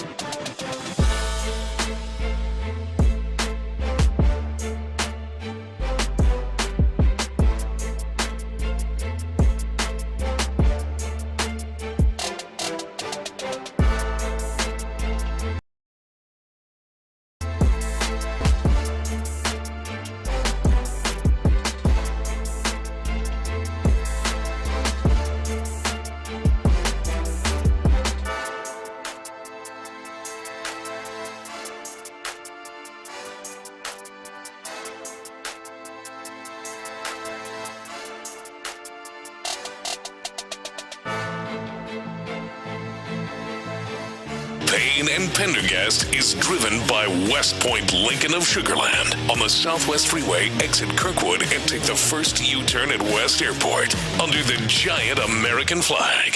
Sports Radio 610 presents Payne and Pendergast. Could it be a short-lived relationship, a short-term affair, and that's between Stefon Diggs and the New England Patriots? That's between Bill Belichick and the North Carolina Tar Heels. That is the question. Could it be short-lived? And I feel like it's possible, man. We got our first little taste of the, call it discord or discomfort, if you will. We can use discomfort in this context, Seth, with everything that's surrounding Stefon Diggs, not just the boat incident with Cardi B. And there was more footage, by the way, of him and Cardi B just living their best life and having a really great time on her Instagram. I implore you all to go check that out if you're interested or inclined. But there's a report from Scott Zolak, who does radio out there in Boston. I believe he's the voice of the Patriots. He's been their color commentator for a long time. There you go. Played quarterback for them back in the day, backup quarterback back in the day. There you go. So voice of the Patriots is probably not right, but connected and obviously, working as a color commentary guy out there in Boston. And he says that he feels like that this is something that could actually happen. Do you think Diggs should be cut? Do I think he should be cut? Yeah, you. No, I don't. I do not. I came to this show yesterday with the opinion, but the knowledge of that it is on the table, that it is being thought of. And it's not just the boat. It's not just the boat. There's some other things that I've heard. That's all. That puts some things in question. Are you all in? Are you all in here? Man, his hesitance to elaborate, and then also his clarification there early on of not my opinion, but with the knowledge and understanding. He's saying this is not a hot take from me. This is something that I understand to be true. I found that to be quite insightful. This is where Texans fans can take some pride in this scenario, because I think that obviously there's still a lot of common ties between the Patriots and the Texans, even though a lot of people have shuffled in and out up there. It's not the Belichick Patriots anymore, but there's common ties, and guys around the league know each other. And I'm guessing that whenever anybody from the Patriots reached out to anybody from the Texans about Diggs, I'm guessing they heard a lot of really, really positive things. Hey, he came in, he was a mentor to the young guys, he said all the right things. Man, after some of those really bad losses, Stefon Diggs was the first guy to tell everybody to stay focused and everything like that. And now I feel like it sounds like for Zolak to be saying that the Patriots might be feeling like, man, oh boy, we got the bad version of Stefon Diggs. And whatever, if it's not just it's a bad look, whatever the pink powdery substance was, they wouldn't be cutting him over just that. And it would be really hard to do that just because of the way the current CBA is anyway. And like, you're going to have to get somebody to, that's not going to happen. I don't know. It feels like Diggs might have done the old thing where it's like the behavior version of what an underperforming player does in his contract here. Yeah. Albert Hainsworth underperforming, goes off in his contract year, and then goes and gets that bag and then turns back into a pumpkin. The Diggs might have just been on his absolute best behavior for 9 months, and that was enough. And then now he goes out and and New England might be getting an aging wide receiver coming off of an ACL where there's questions allegedly about whether or not he's all in. Yeah, and I don't want to put that on him, but it does kind of give those vibes, right, of, hey, this is the contract year, this is the prove-it year, and then you got to think about Stefon Diggs and where he's at in his career, right, where he is in the life cycle. This is probably going to get, like, if he plays past this Patriots contract, it's going to be for, if not like league minimum stuff, it'll be for much, much smaller numbers. And we can even see in this deal, like, the older you get, obviously the numbers are going to go down in terms of what you're going to be able to command on the free market. And so this, to me, it's hard to look at it as a coincidence as it being Stefon Diggs' last big payday. him getting that big payday, taking the money, and then saying, all right, now it's time to go party with Cardi B until this knee is all the way healed. It's like it's I'm just, going it's to just let my hard to freak separate. flag fly now. Yeah, this is just, I'm going to be me. I can be 100% me. I got this contract. There's a whole bunch of guaranteed money. The only way, at least by reading the way Florio has looked at it, the only way that the Patriots can really cut him without having to pay all of his guaranteed money or a huge chunk of his guaranteed money is if they fail his physical. And he's coming off an ACL, so obviously he's not ready to play just yet. But I think it's pretty unlikely. But now it will be interesting where, as bad as things got offensively last year, as you pointed out earlier, he's really the only receiving threat on that Patriots depth chart right now. Yeah. If he's healthy and if he comes back, he's going to be 32 years old. And the Patriots were real aggressively in the offseason in a lot of ways trying to help out Drake May and fix things around him. But there's going to be it's almost impossible that there won't be drama at some point. If this amount of I'm guessing that it's and Vrabel, like, it's not like Vrabel hasn't dealt with Vrabel's been a very good head coach. He's dealt with personality issues and all this. This isn't like a first-time guy. It's just surprising that you look at Vrabel's public persona and you feel like, oh, this is a guy that doesn't want to put up with a lot of BS, but he might have a big old heaping pile of BS that he has to deal with right off the bat with Stefon Diggs. Yeah, that's going to be the question. You just hit on it, Seth. That's going to be the ultimate question for me is, what is their appetite for drama? First of all, what level of drama is Stefon Diggs presenting? Like, I don't know if it's, how much of it past the stuff that we're seeing publicly, how much of it is behind the scenes and this concern that Zolak is alluding to about, is he all in? Well, what is their appetite for that level of, or for that lack of buy-in, or for whatever drama is associated with it versus, so the level of appetite for that versus what they have in response. Like, what is their contingency plan if they get rid of Stefon Diggs? Who is Drake May supposed to be throwing the ball to in his second NFL season and in Mike Vrabel's first season coming back to New England as the head coach? Like, those things matter, or all of this matters in terms of the grand scheme of things. What's your level of appetite to deal with Stefon Diggs, knowing that you need, if not him, somebody like him on the team, for sure. Well, the fun part of this, I desperately need Stefon Diggs to remain in New England and hopefully be an important part of their offense this year, because the other acquisition, he's a weirdo himself. Oh, is that the barefoot dude? Yeah. That could be. This is old school, colorful wide receiver room, where you got these huge personalities and weirdos and everything. It's got the potential to be either disastrous or awesome, and I'm here for it as long as they don't get too good too fast. So I don't want him to actually, be a contender or anything. So the question is, who leaves first, Stefon Diggs or Bill Belichick? Because there's also a report out there, or just the knowledge that in his contract, and this is kind of key, yesterday meant that the buyout in his contract dropped significantly from $10 million to $1 million. With UNC. So if he had decided to leave between when he signed that contract in December and before yesterday, it would have cost him $10 million to buy out his contract. As of yesterday and going forward now, it only costs but $1 million. And $10 million is a lot of money for pretty much anybody. $1 million for somebody like Bill Belichick that has made as much money as he has, not quite as much money. So now, especially when he could easily make $1 million in media. He can make $1 million doing a number of things. Absolutely, he could step out of the facility there and sign a contract with ESPN or somebody else for at least $1 million a year to do whatever he wanted. So, like, the money is almost just it's not even a factor in terms of what his bottom line is going to be at the end of the year. I would be really, really surprised if he bailed on this, just because, you know what? I was about to say he's at 4 hours on the job, so I don't know. I feel like I've seen him quit before. I feel like I've seen it happen, man. He claims it was mutual in New England when they parted ways. Bob Kraft says he fired him.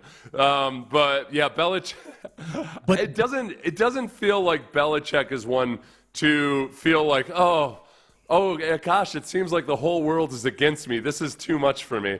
Do you think that Belichick's going to be a guy who softens with age or something? No, I don't know if he softens with age, but this, I got to say, this is where the Jordan Hudson angle of it all does fascinate me.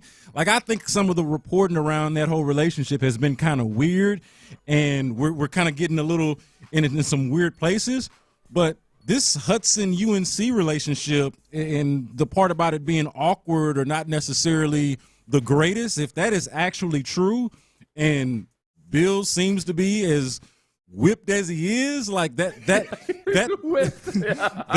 the part of it to me that I am going to put a pin in is like, okay, that part of it could be what gets him to actually pay. Like if she just comes out and says, you know what, this isn't working. This isn't working for me, therefore it isn't working for us, and we're out of here, Bill. We got the $1 million.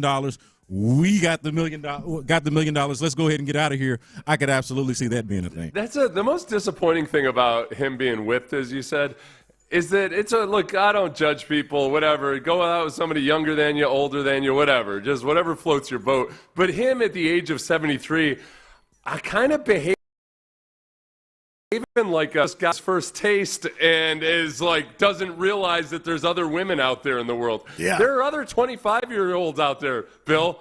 A bunch of them, especially for rich men. Like I don't know what. Maybe his self-esteem is lacking or something. He doesn't realize or think that a really, really wealthy, older, successful guy might be attractive to multiple younger women. But they're out there, Bill. Yeah, it's like you don't have to let this woman dictate terms. The same way you got this one to be the way you get the next one, man. Like you got a formula working here, dog. Like you know trust the process, big dog. You know what's hurt him? It's funny. Whenever you go out, if you go out, it's one of my most fun things learning about observing when I was in the NFL. Because, Cornell, I went to Cornell. It's not like you get a whole lot of groupies or anything at Cornell for playing football. Unless you're a recruit. I'll tell you the recruits. Let me tell you, if you're thinking about going to Cornell, my God, you'll be, you barely have any time for football because the women will be after you. But, you go out to a bar or something, and there's almost like different, like there's perimeters of, there's like a band of women that are trying like hell to get close to where the athletes are hanging out. And then if you look out a little further past it, there's women that are like, kind of like, oh, what's that going on over there? Whatever. Oh, okay, cool. I don't like football, whatever. And then in the corner, there's like a woman that's like, oh, those a-holes. Look at those arrogant bastards. And that was always the woman that I wanted to talk to because that's the challenge. And but Belichick, because his head is down all the time, he's got that 1,000-mile stare because he's thinking about X's and O's and everything else. He probably doesn't realize how many options he actually has until he's sitting next to a woman on a plane who's paying him some attention and he couldn't ignore it because she's so effective in her strategy that he might genuinely not realize that he's got other options. It doesn't have to be this one, Bill. There's so many other ones out there. What are you doing? So many others, man. Hate to see it. Hey, hopefully he snaps out of the spell and, at the very least it doesn't cost him an extra $1 million beyond whatever it's cost them already at this point, which you got to believe. Wait until after July. Sports news is sparse between now and training camp. Just keep holding on, okay, Bill? We need more drama through August when we've got actual football to talk about. We've got Crosstalk coming up next within the loop. I want to get their thoughts on this C.J. Stroud shoulder situation. We'll do that next right here on Sports Radio 610. Oh, what's your situation? Do you have a shoulder situation? Is it discomfort because you got injured?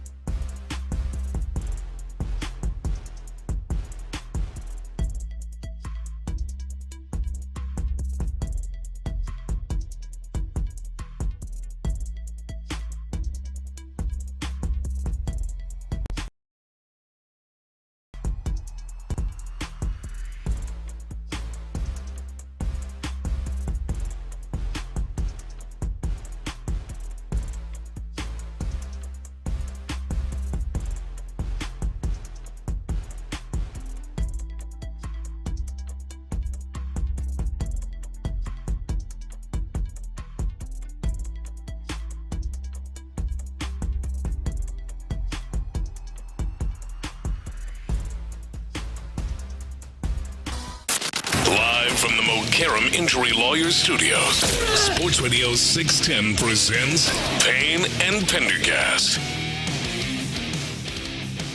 Had a good time the last few days here, rolling along with Seth Payne. Yes, you've done a great Pendergast. job. The only issue has really been that you're much more mature than Sean and I. So other than that, it's been seamless. But I've had to remind myself at times, like, oh wait, no, Brandon actually is he's mature. No, okay. that is actually not the case. You know what it honestly is? It's that because I'm not. I'm honestly not. It's just that when you're sitting in, you want to do it justice, and maybe you put a little extra pressure on yourself to perform because you're not in your regular chair, and you don't. Here's the thing about being a fill-in guy. You don't want to be the reason why the people that normally listen to the show don't listen to the show. Like, there are people who undoubtedly listen to the show for Seth Payne specifically, or listen to the show for Sean Pendergast specifically. So if either one of you is not, or listen, so if either one of you leaves, people might check out and not want to listen or feel like they can come back. And I'm fine with that if it's because they listen specifically for you. But if they just like to hear a good morning show, or they like Sports Radio 610, or they like the content that we give, or what we cover, I don't want to be the reason why they go away. And so you put a little extra pressure on yourself. Maybe I present a little bit more mature than I actually am because I want to be invited back to the seat the next time that one of you guys is out. Yeah, I don't think I've noticed that. Yeah, you don't get any of that. You're so well known to Sports Radio 610 listeners, and especially, the biggest thing with you was, and did I ever send you the screenshot I gave you of J.J. Watt has complimented you publicly before on the questions you've asked. But he actually, I'm always careful. I don't like sending texts around to people. But JJ had texted me once about you specifically, about the really good questions you asked when you first came on with us and you were acting as a reporter. That you asked very thoughtful questions. And I know our listeners right off the bat, a lot of them knew you from that before anything else. And they really they started liking you because, this guy's getting really good stuff in a press conference, and the players look like they enjoy talking to him. So you got your foot in the door in exactly the right way. So I never felt usually when any new co-host comes on, or anybody new to the station, there's always going to be people that just decide they don't like a guy initially. I don't think you ever really guys do. So I don't worry about that part of it. You've been really liked by the listeners ever since you came on. Yeah, well, and I think the part, this is not even necessarily, and I appreciate what you're saying, and especially JJ kind of recognizing that as well when I first started to come around. But I think the biggest thing that helped for me was that I was a part of the audience. Like, I literally am the audience. Like, I'm a good example of the people that y'all are. I'm talking about the age demographic, the actual, being a legitimate Houston sports fan who's from here and rooted in all of what you guys are talking about. So I was able to identify with what we were doing at an early stage because I was a part of the outreach. I'm part of the exact, person that you're sending the message to. So I think that part of it worked out pretty well. And for those of you who haven't heard the story, and I know that you didn't really think much of this interaction, but the first time I met Brandon, I was doing the Battle of the Piney Woods, and I was just kind of out kicking around before the game or at halftime. I can't remember what it was. And you came up and just said that. You said you were a student at the time, right? You were still a student at the time. Student at Sam Houston State, yep. So it was an undergraduate, and we were just chatting. But you ended up, and I don't think you weren't even trying to do it. You gave me some really good information that I ended up using in the broadcast, and I was like, man, that is a mature kid right there. He really just you didn't come up fanboying or anything, and that was where ultimately, when you ended up applying for a job, that I had watched you and read you and everything in the intro. And I'd seen. I felt pretty confident giving a really good recommendation to our boss at the time, Armin Williams, because right from the get-go, you were just you were useful to me. And in my selfishly, I was like, yeah, I think I like this guy. I think he's smart, and seems like he has actual thoughts in his head. That's what it was. I remember now. Whatever you had told me about the game, I was like, oh, that's not your standard stuff. That's actually a really good nugget that's really good for a broadcast. And I could just tell that it was a different that you thought about things differently than just your standard generic sports dude. So, but yeah, so I don't know if there's a lesson for kids out there. Just be useful. Yeah. Be useful. Well, and now you've got the job of your dreams. Yeah. I think I'm glad you told that story, though, because I think maybe we told it a time or two on the air, but it is just like a legitimate – first of all, that was just perfect timing, because had I met you, like, say, the year before, like I think you and I met, like, right after I had my first kid, right? So I was kind of forced to – kind of grow up and mature a little bit, like on the spot, like go from being boy to a man, like in an instant, right? And that happened to me or for me toward the end of college. And so I did that, but also kind of to the point of just like, it's not about, and I think you said this a time or two when we've mentioned this before, I didn't come up trying to impress you. Like that didn't even like go through my mind. I didn't think I could impress you, quite honestly, given where you were in your life and stage and career and where I was just trying to figure, legitimately went up to introduce myself, to say that, and Mike Meltzer at the time was your radio partner, to say that I was a fan of both of you guys at the time. And then through natural conversation, I think I was useful because the job mattered to me at the time. And what I was doing student media at Sam Houston State, covering the Bearcats. And so I was really entrenched in that the way we are with the Texans right now. And so it was nothing to really do that, knowing that you guys couldn't be, right? As radio guys who focus primarily on pro sports, y'all couldn't know everything about Sam Houston State and SFA the way that really only us who were entrenched in that world could. And so I think I was able to understand that and identify that early on. And who knew that a simple, small interaction like that would perhaps a decade later change my life.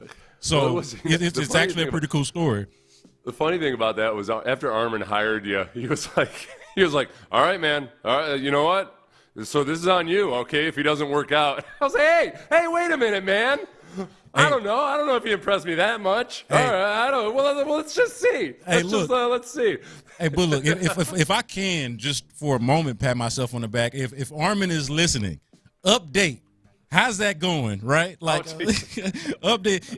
It's going at least well enough to where Sean Pendergast can take a few days off and everybody feel comfortable about the space that we're in. You know, not to say that I'm the greatest in the world or anything, but at least it's worked out to this degree.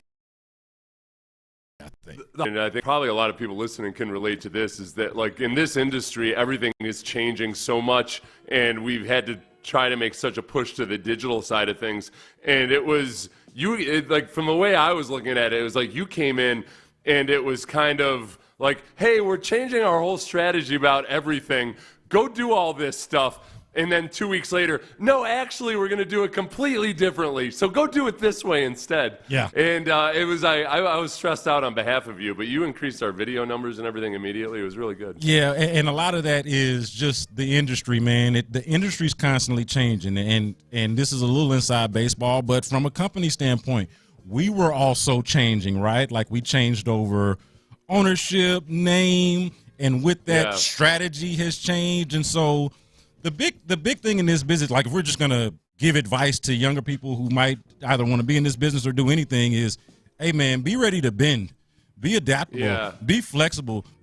Have some wiggle about you, because the moment you get used to something, the moment you get comfortable with something, that's exactly when that damn thing's about to change on you. So you got to be ready for that, 100%. Google Conan O'Brien has a really good speech. He was giving a commencement address. I want to say it was at Dartmouth or something, but it was after he'd been fired and went through the whole Tonight Show stuff and everything. And that was basically the theme of it, is that, man, whatever your dreams are, it's not giving up your dreams. It's that sometimes you might have to modify them just because circumstances change, and that's life. And yeah, like because you've been through an industry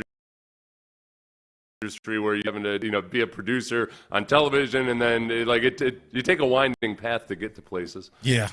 Just to think, when I went to college, I majored in print journalism, and now if I go back to Sam Houston State and tell them that, they'll be like, "What the hell are you talking about, dog?" Print What is that? Font? Is that like font? What are you printing? T-shirts? Look who you're talking to, man. Like what's going on? Oh, yeah. Look who you're talking to, man. Awkwardly as Lopez walks in, it's like, oh, yeah, print. What a novel concept as we welcome in the guys from In the Loop. When Lopez first started out, he had to set his own type. It was damn near. Damn near. That was on the Gutenberg press, right? When I used to send stories when I was at A&M, we used to do it. It would take 4 minutes per page on a teletype machine. Oh, man. 4 minutes. 4 minutes per page. Per page. There is no way that maybe my generation, but the generation that's coming up now, there is no way they have the attention span and the ability to do that. I remember. Well, you guys. Go ahead. 4 minutes. Yeah, Lopez. They can't do anything for 4 minutes. Right. Well, Lopez, and you guys, a lot of times, wouldn't you have to dictate your story to somebody on the other line? I've done that on numerous occasions because if the deadline was real tight, rather than 4 minutes per page, they would be on the big giant, computer, laptop. I wasn't a laptop, computer. Mainframe. And just, mainframe, and just typing it in. They would type it in, and I'd just be, period, paragraph, exclamation point, the whole line. He's out here. The whole stop. Yeah, exactly. And then you've seen the hyphen 30 hyphen. Yeah, at the very end, you have to say 30. That's when you know the story is. In the journalism world, when we get on a soapbox or in a soliloquy, we just 30 that bad. The headline for my farewell column at the Chronicle was hyphen 30. I get it. However, this is where I'm gonna be a dork. I feel like that's every writer. Like everybody's like, hey, this is a clever way to make it known that I'm done here. And we get it. Luckily, but you got to be a writer to know that too, though. It is true because we are very inside baseball. Really dating myself. When I was a sophomore at A&M, we got this newfangled contraption that was going to change the world. Floppy disk. Oh, and change the world it did. And it was actually floppy, if anybody wonders why it's called that. It's got to hurt your feelings every time you watch one of these videos where they bring some of this technology out for these young athletes, and they're like, what is this? And people, yeah, those are funny. This a CD? You guys know, I tinker. I love tinkering with anything new, any new data, any new device, and I'm not a genius by any stretch. I think it comes from that. Like my whole career has been like, now you got to change again. Now you got to change again. Now you got to change again. That kind of thing. You would be floored by how things operate at the Chronicle now. We meet on Zoom. I work with all of these people at the Chronicle who, like maybe a small fraction of which I've actually met in person. Yeah, we're just all Slack avatars to each other now. Luckily now we've advanced to a stage where the technology is so good that instead of that process that Lopez talked about, like dictating a story out, now if I want to deliver a dictate into my phone and then spend 5 minutes editing the errors from the voice to text, and then I send it. Yeah, and what could be a simple 3-second conversation turns into a 15-minute ordeal. Yes. When you could have just typed that bad boy out and got it in probably some mix between the two times. Or called on the phone. That's funny because we pretend that we are so into efficiency in this day and age, and yet we will have a conversation over text over the span of 30 minutes that we could have cleared up in about 3 on the phone. You know what I mean? Without the spaces and the breaks. It's kind of funny that it operates that way. Yeah, but you can't have a serious conversation via text. If there's any emotion involved whatsoever, somebody you're going to get the wrong message at some point. Yeah. But it sucks. It sucks to talk on the phone. Yeah, I was going to say, gross. I feel like we're also less interested in having serious conversations, too. That's why we text all the time. That's one of the things I want to start developing. I want to become that person that just randomly calls people and have conversations. I want to be that Tell them guy. good night. All right, so maybe not that far. Maybe not that far. I feel like that'll get people to really be mad at me. But, yeah, the opportunity to just, start up impromptu conversation. I should mention that Crosstalk is sponsored by D&M Auto Leasing, and we appreciate D&M Auto Leasing for bringing us Crosstalk, and the guys from In the Loop are here. Before I ask y'all about y'all's question of the day, which, of course, we want to hear about, I do want to get y'all's reaction. I'm sure y'all are going to go through this over the show to the C.J. Stroud news. Just simple question. Are you worried? Are you concerned at all about this shoulder thing, or is it just not much to do about nothing? All right, so the logical part of my brain goes, it is reasonable for an organization to want to be mindful with the way that they, utilize a quarterback who is, for all intents and purposes, their franchise, their future. At the same time, there's the little lizard brain in me that goes, oh no, Like two open practices in a row, we saw them hold him out and had some of these other dudes out here throwing. Right, and he looks like he wants to go, but so it's very clear that they are, as an organization, they are telling him, no, we are not letting you go. Like, you don't do that for absolutely nothing. So, like, the back of my brain is like, there's something there, and if there's something there, it can be exasperated, and it might be because the Astros have been out here tricking us on this ain't nothing, and all of a sudden it is more than nothing. It is something very big. Right. But yeah, like there's a little bit of something in the back of my mind that I keep trying to tamp down with the logic that is, it's probably fine. Like Lopez, doesn't it feel like there's got to be some middle ground between nothing and something? Like it's not nothing, but maybe it's not something, and whatever the hell is in between that, it could be that. I think for me, I'm just scarred because of the Astros. Like I probably would not have that, like Reggie said, that little something where like maybe it's bad if it weren't for the Astros just constantly doing, and we're going to get into the show, of course, talking about that today. So I want to say I'm more encouraged than discouraged, but it's just there's a scar there, Yeah. Well, what about y'all's question of the day? What are y'all going to ask the people today? What is a speech that still resonates with you? 713-572-4610, inspired by the finale, the ending of Inside the NBA on TNT specifically, right? Ernie Johnson, I think, in addition to all the guys, the last kind of words, but I think Ernie Johnson did a pretty solid job of like kind of capturing the love and respect that they have for the work that they've done over the last how many years? 30-some years at this point. Yeah. And so like that kind of got us in the mood of wanting to revisit some of those speeches, particularly the ones in sports that resonate. Yeah. Mine was Bokeem Woodbine's portrayal of the "I Have a Dream" speech. That was. It's so funny he would go there because I was definitely going to say. Everybody all the time. I was definitely going to say it's a sermon of some sort somewhere in church or something, but this is perfect. Thank you for that answer, Payne. Of course. I should also mention before we hand it off to the guys at In the Loop that you're listening to KIOT AM, KIOT FM, HD2 Houston, and Odyssey Sports Station.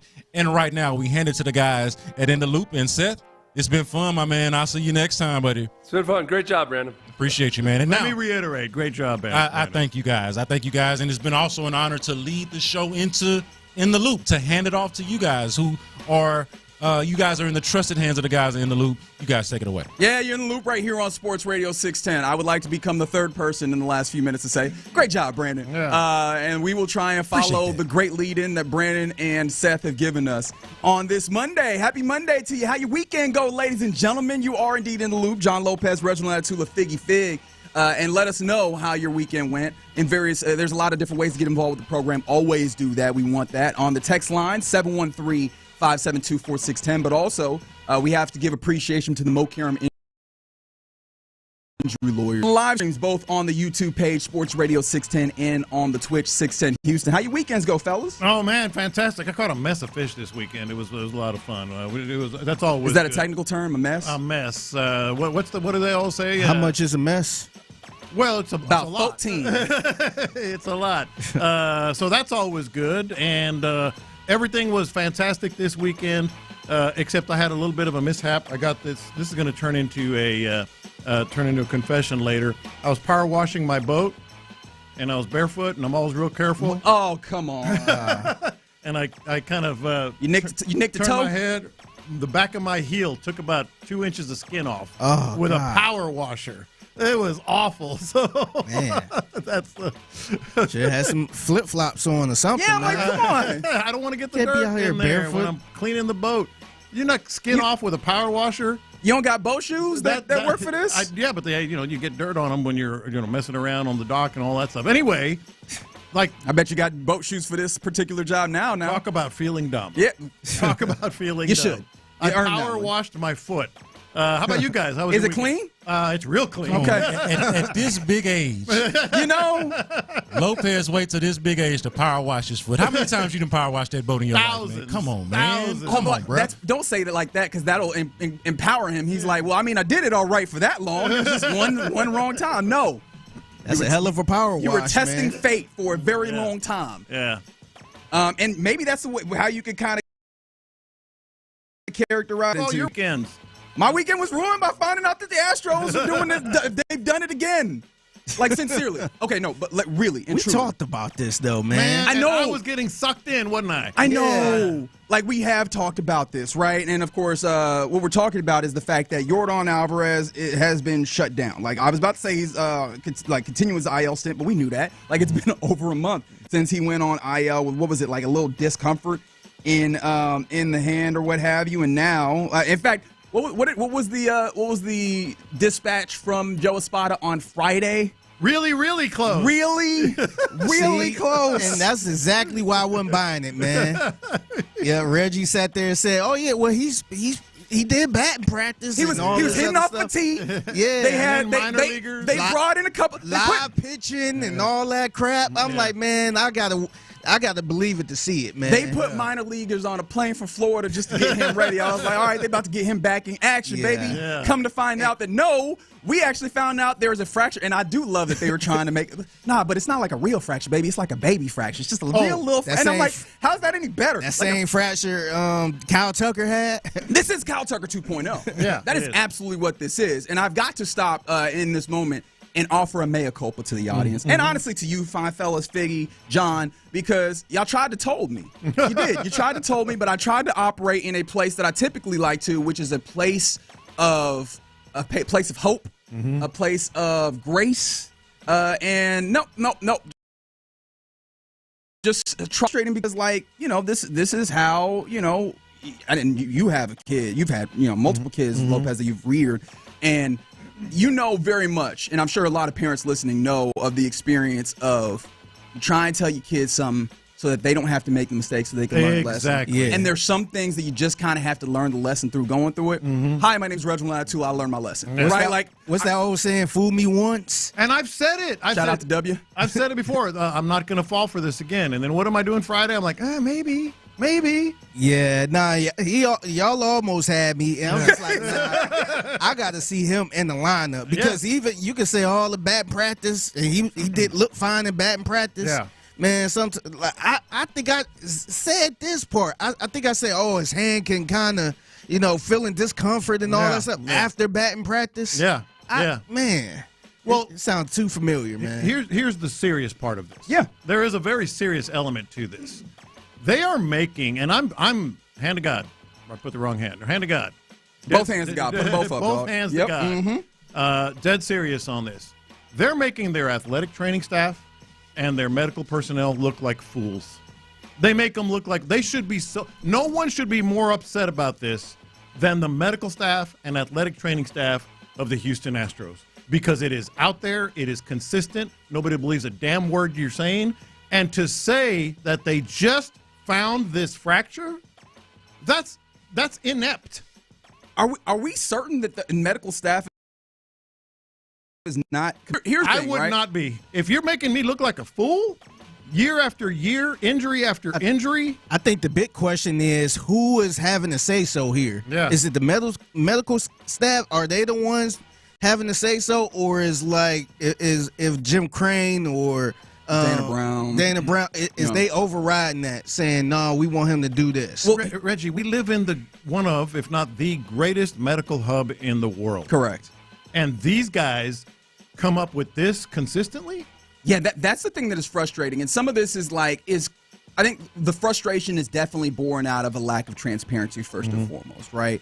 And this is where I will say, to give myself a little bit of credit, I was looking at some recent, like the Ronel Blanco, right? Ronel Blanco, very quickly we went from discomfort to he's going to Houston to, this is not going to look good. I thought, okay, maybe we're finding a level of, because that's also not a good outcome, right? Typically, at least we find out very quickly with good outcomes, a la Christian Walker, right? Christian Walker, when he gets hit on the hand when he's batting, what was that, last week?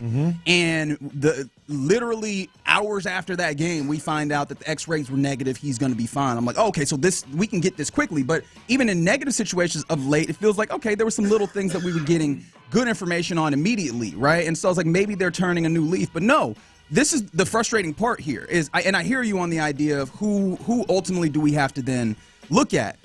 Because we get Dana Brown saying something where it's like, when he first had the injury in terms of and this is a quote by the way, had burst injury in terms of the muscle strain in the hand, maybe we shouldn't have let him fight through that. He said it wasn't the normal pain that he usually gets in his hand, so he thought maybe he could grind through it and it was just soreness. Maybe at that point we should have just shut him down, maybe before we given it a chance to heal, not let him try to fight through it and potentially cause more damage, close quote. Hey, dog, you did this last year with Kyle Tucker. Yeah. Like, it shouldn't experience change the way that you go about this. And I don't know if that's just the organization, but also, shouldn't that also show up in the medical staff? Like, how often, because with the Yordan situation, obviously it started with the inflammation in the hand and like the pain, and he was fighting through it, and then at some point they decided to put him on the IL. And then they didn't take another look at it until recently. And I'm like, how do you go, especially knowing that there was inflammation and knowing all of the issues that you have had with getting imaging through inflammation, how are you not taking regular looks at it? How are you not saying, as soon as the inflammation goes down, we look at this? Like, how much of that is actually the medical staff not doing that? Or is this just like pure incompetence by an organization at the top? Do we have to take this right to Dana Brown's doorstep for this? Like, is this the way that they have decided to go about this? Because all of it is bad, right? Whether or not where we want to place the blame, we can try and find it, because ultimately you need to find that to root out the problem. But it is an entire organizational failure. Well, here's my answer to that, and I totally agree with what you said. I said they're making the athletic training staff and the medical staff look like fools. I don't think they're fools. Like I said, we live. I mean, they are. And this is their partner, and we know how good that is. So it's either one of two things, and I'm going to give you the answer. It's one of those questions that I'm going to answer as I ask it. They are either inept when it comes to the medical and athletic training staff, or number two, they're willingly peddling disinformation. I don't think they're inept as a medical staff. I think they're making them look like that, but I don't think they are. So that kind of narrows it down. They are willingly peddling disinformation, and that no one can trust. No one can trust them. No. And even as we speak to the idea of like willingly peddling disinformation, or at the very least kind of skewing the way that the general public views this is something that I know Chandler Rome and various other people in the the day-to-day Astros media core will bring up is you can't suss this out because there's not relatively regular. There's not even any real access to the media staff in order to speak to some of these things. Because I feel like we'd be able to get some level of idea of where the incompetence lies. Because at this point, we can't call it anything else than incompetent. I don't like throwing around I guess coded or like heavy language in certain instances without a level of conviction. I think at this point it's pretty evident that this is incompetent. You can't have two different franchise level players lose significant portions of seasons due to really just mismanagement in this, or maybe not even lose, because maybe the injuries were there, but at least the mismanagement doesn't allow the story to be accurately reported and really allows the light to be cast in a poor light, both the player and the medical staff. But going backwards, like these guys, the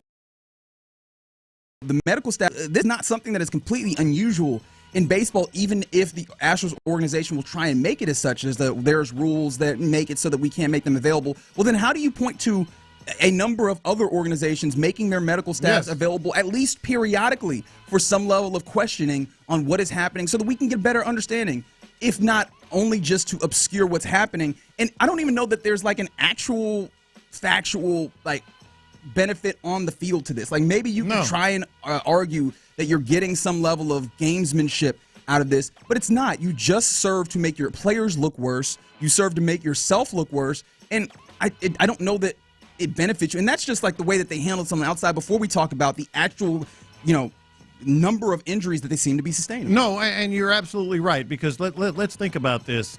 Your first point about, they just now are finding this out. No, they're not. This is a multi-million-dollar player that went on the IL May 5th. And for weeks before that, he was having discomfort reportedly in his hand. You're telling me that they didn't find out about a fracture until this weekend? No way. There's no way. There's no way you with a commodity that valuable, you just say, you shrug your shoulders and you go, let's just see what happens. And maybe the swelling go down and he starts to feel better. So that's number one. They had to have done something. And if they didn't, then they're incompetent, as you said. If they did shrug their shoulders and did nothing and didn't know about this, then they're incompetent, because with a valuable commodity like that, as soon as there's discomfort, you start digging in, you start finding out, you do it all, you talk to doctors, et cetera, et cetera. And then there's this other part. about what I'm calling, willingly peddling misinformation. You know what really did it for me?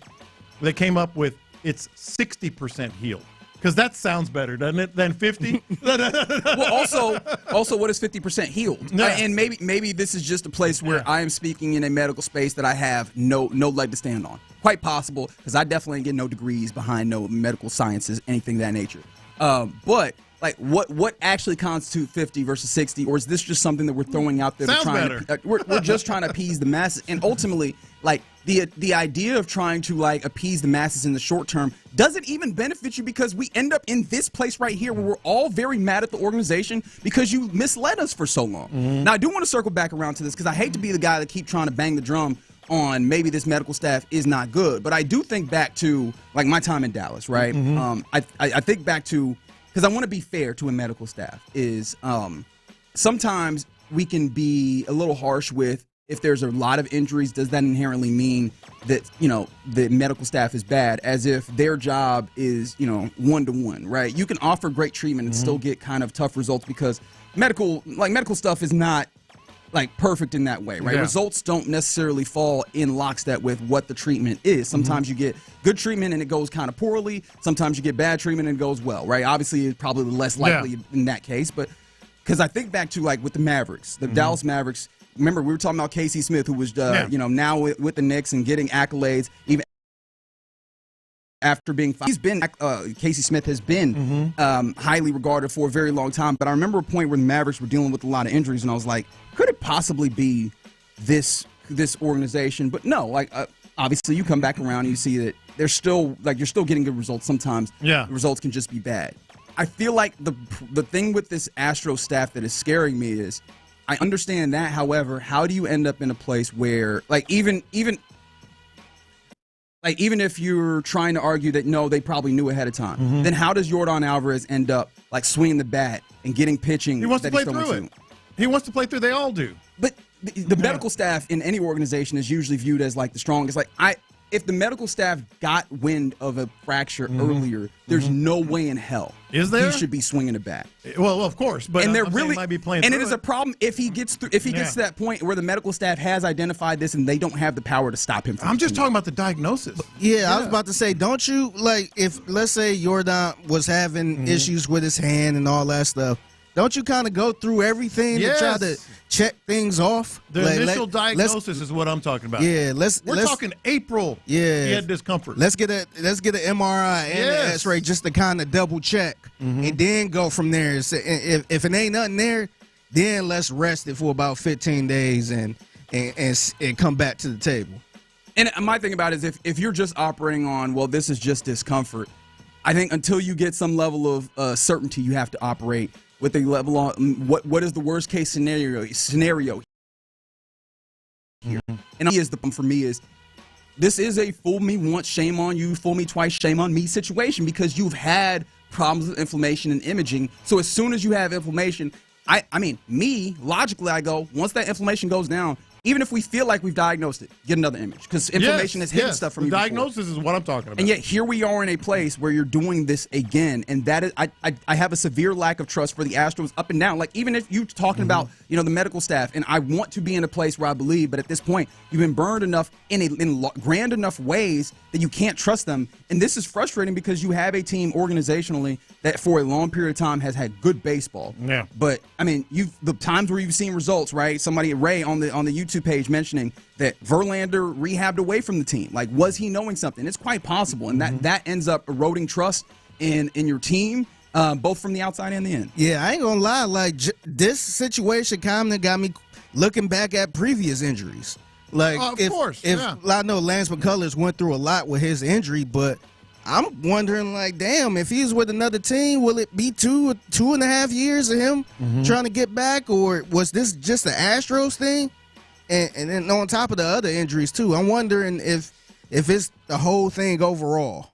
Yes, and or if it's just two mistakes. Every Astros fan should. Right.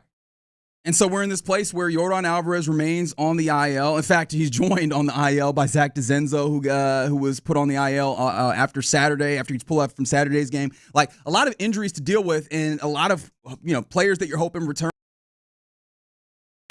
You have doubt as to That's anything that we're given medically from this Astros staff, which is very frustrating for a team that is, that touched the top of the AL West over the weekend, that looks like they have an opportunity to contend. You're waiting for reinforcements, and I don't know that you could trust the return dates that you're given at any point. But there you go. That's what's happening with the Astros at this moment. Yordan, we still have no idea when he'll return to playing baseball for this team, which, is kind of you've been able to navigate the waters to some degree, but also, man, I don't think you can view this at all as a positive that happened over the weekend. Coming up next in the loop right here on Sports Radio 610. Speaking of injuries, did Aaron Wilson's report when it comes to C.J. Stroud dealing with tight muscles in his shoulder, did that make you feel encouraged or discouraged as we continue OTAs? We'll talk about that next. The Texans are far from a finished product at the start of OTAs, and that's just how Coach DeMeco likes it. It takes time, it takes a process to get there. We're not just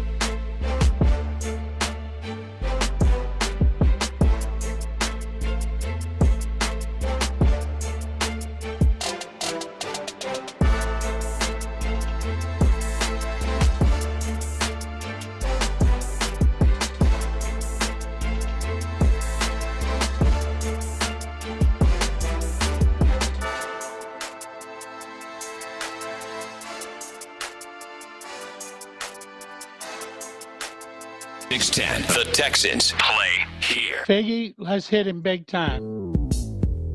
Houston, let's get in the loop. You better get ready because we're going to show up and show out. With John Lopez. It is what it is means nothing. And Reggie Atatula. And that, my friends, is a scoregami. Always live, always local. 713, what's the damn number? 572-4610. You're in the loop on Houston Sports Leader, Sports Radio 610. Yeah, you're in the loop right here on Sports Radio 610. Happy Monday. Don Lopez, Reginald Atatula, Figgy Fig hanging out with you. We were just talking about the Astros, and yes, with the Yordan, the news rather over the weekend that Yordan Alvarez has a small fracture in his hand that obviously is going to keep him away from baseball further and longer than we had previously anticipated, which that in and of itself was for longer than we had previously anticipated before that.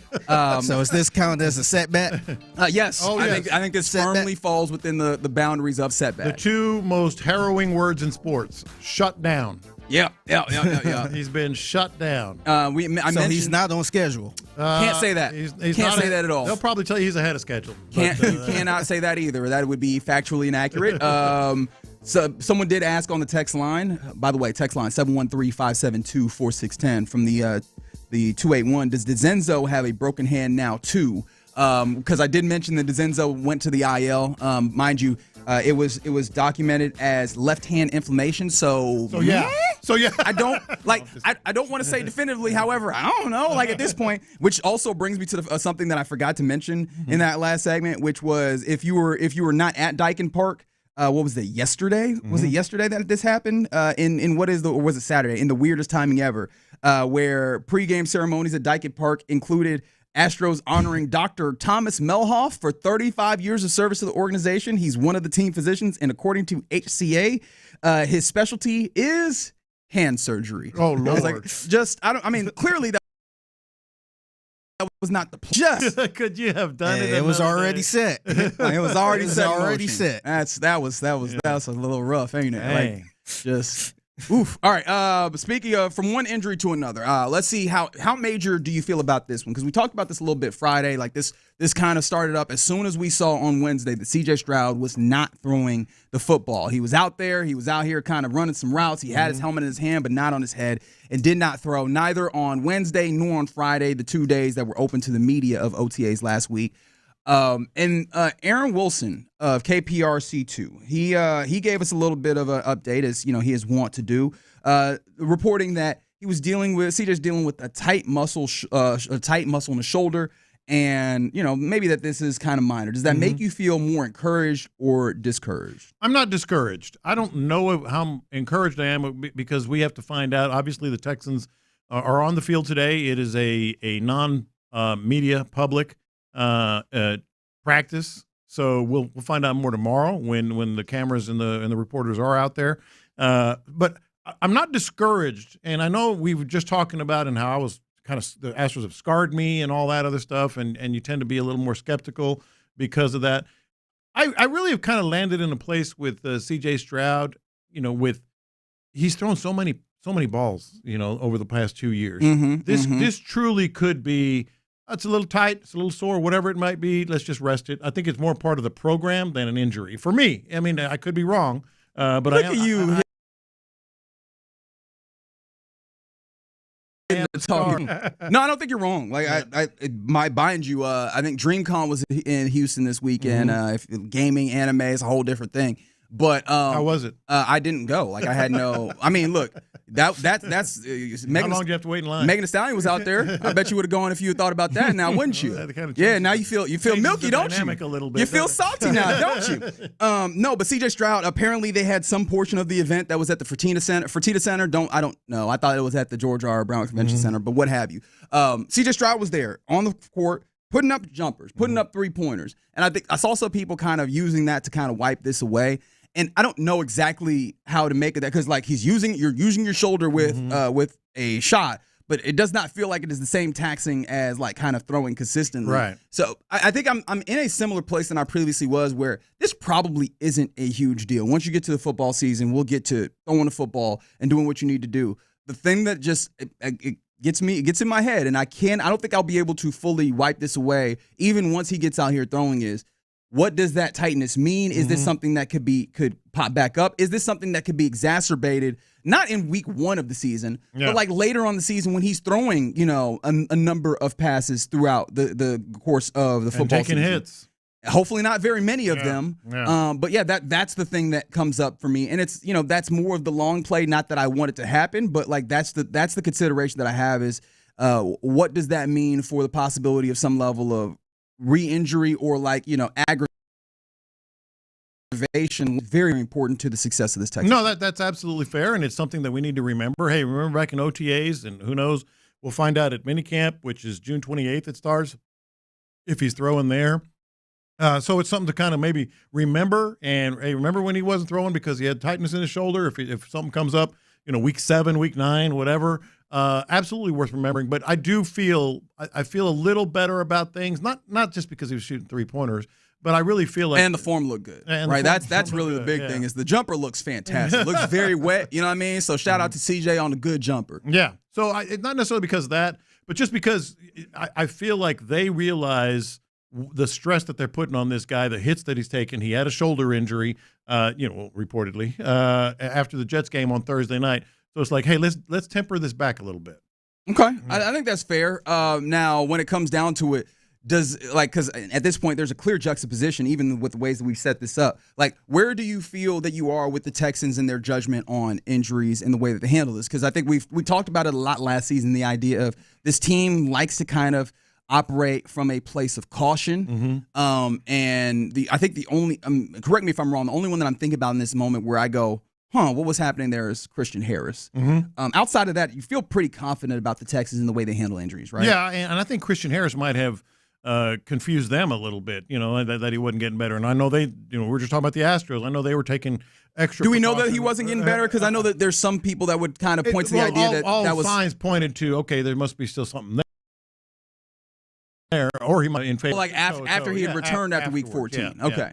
So I think, that would be one. But you have to be extra cautious in football, just because of the nature of the sport.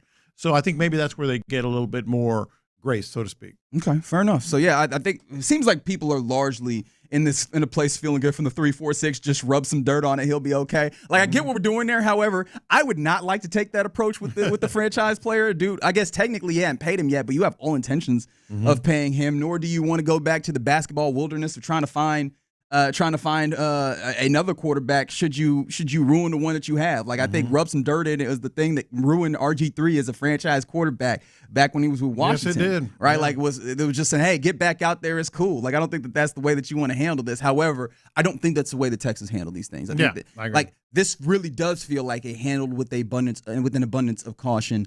As again, I've talked about it with and of course this is off of videos from OTAs last couple of days that they had been there. The idea of it didn't look like he wasn't rehabbing. He wasn't in the medical room or what have you. Or he was in the training meetings. He was on the field. He was behind the quarterback. And he was standing with his toes as close to the field as possible, seemingly wanting to go in, but clearly like it was just a designation of we don't want to risk it. And I think that is a nice juxtaposition to see between the Texans and the Astros, where the Astros, I mean, if your hunch is right here, Lopez, they have some idea that there's a real problem with Yordan and are allowing him to swing the bat. Juxtapose that with CJ Stroud, where we're looking at this as like some possibly a minor thing. You want in there? Do this Miyagi trick on CJ's pec and or shoulder. Pec. But yeah, well, that would be problematic. I don't think we're going to get any information as to like whether he is throwing today, as there's no media involved in today's OTAs. But tomorrow we'll get more information, including, of course, hearing from the head coach of the team, DeMeco Ryans, and we'll maybe see if it's three open practices in a row where CJ doesn't throw, or if we get finally CJ Stroud throwing in OTAs. We'll find out tomorrow. Somebody said don't let him go to the Watson Clinic. Goodness gracious. I feel like there's a lot of problems with the Watson Clinic outside of just injury stuff. But coming up next in the loop here on Sports Radio 610, let's get to our question of the day. Inside the NBA put on their very last broadcast on TNT was it the Pacers? Yeah, it was the Eastern Conference. The Pacers got a victory over the Knicks in Game 6 of that. And Ernie Johnson had a very moving speech at the end of this to cap it off. What speech in sports or otherwise, still resonates with you. 713-572-4610. Let us know, and we'll talk about it next. The Drive with Stoerner and Hughley. Where are you now?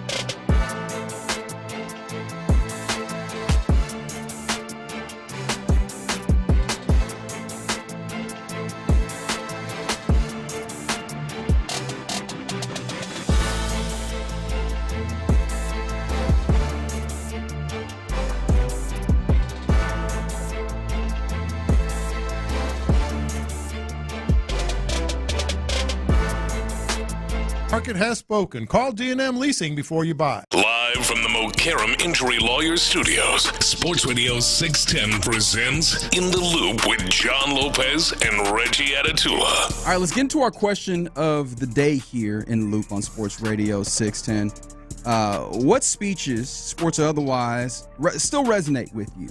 713-572-4610. Inspired by Inside the NBA. Kind of, I don't even know how much we consider this particularly like a speech per se, but Inside the NBA, words on TNT.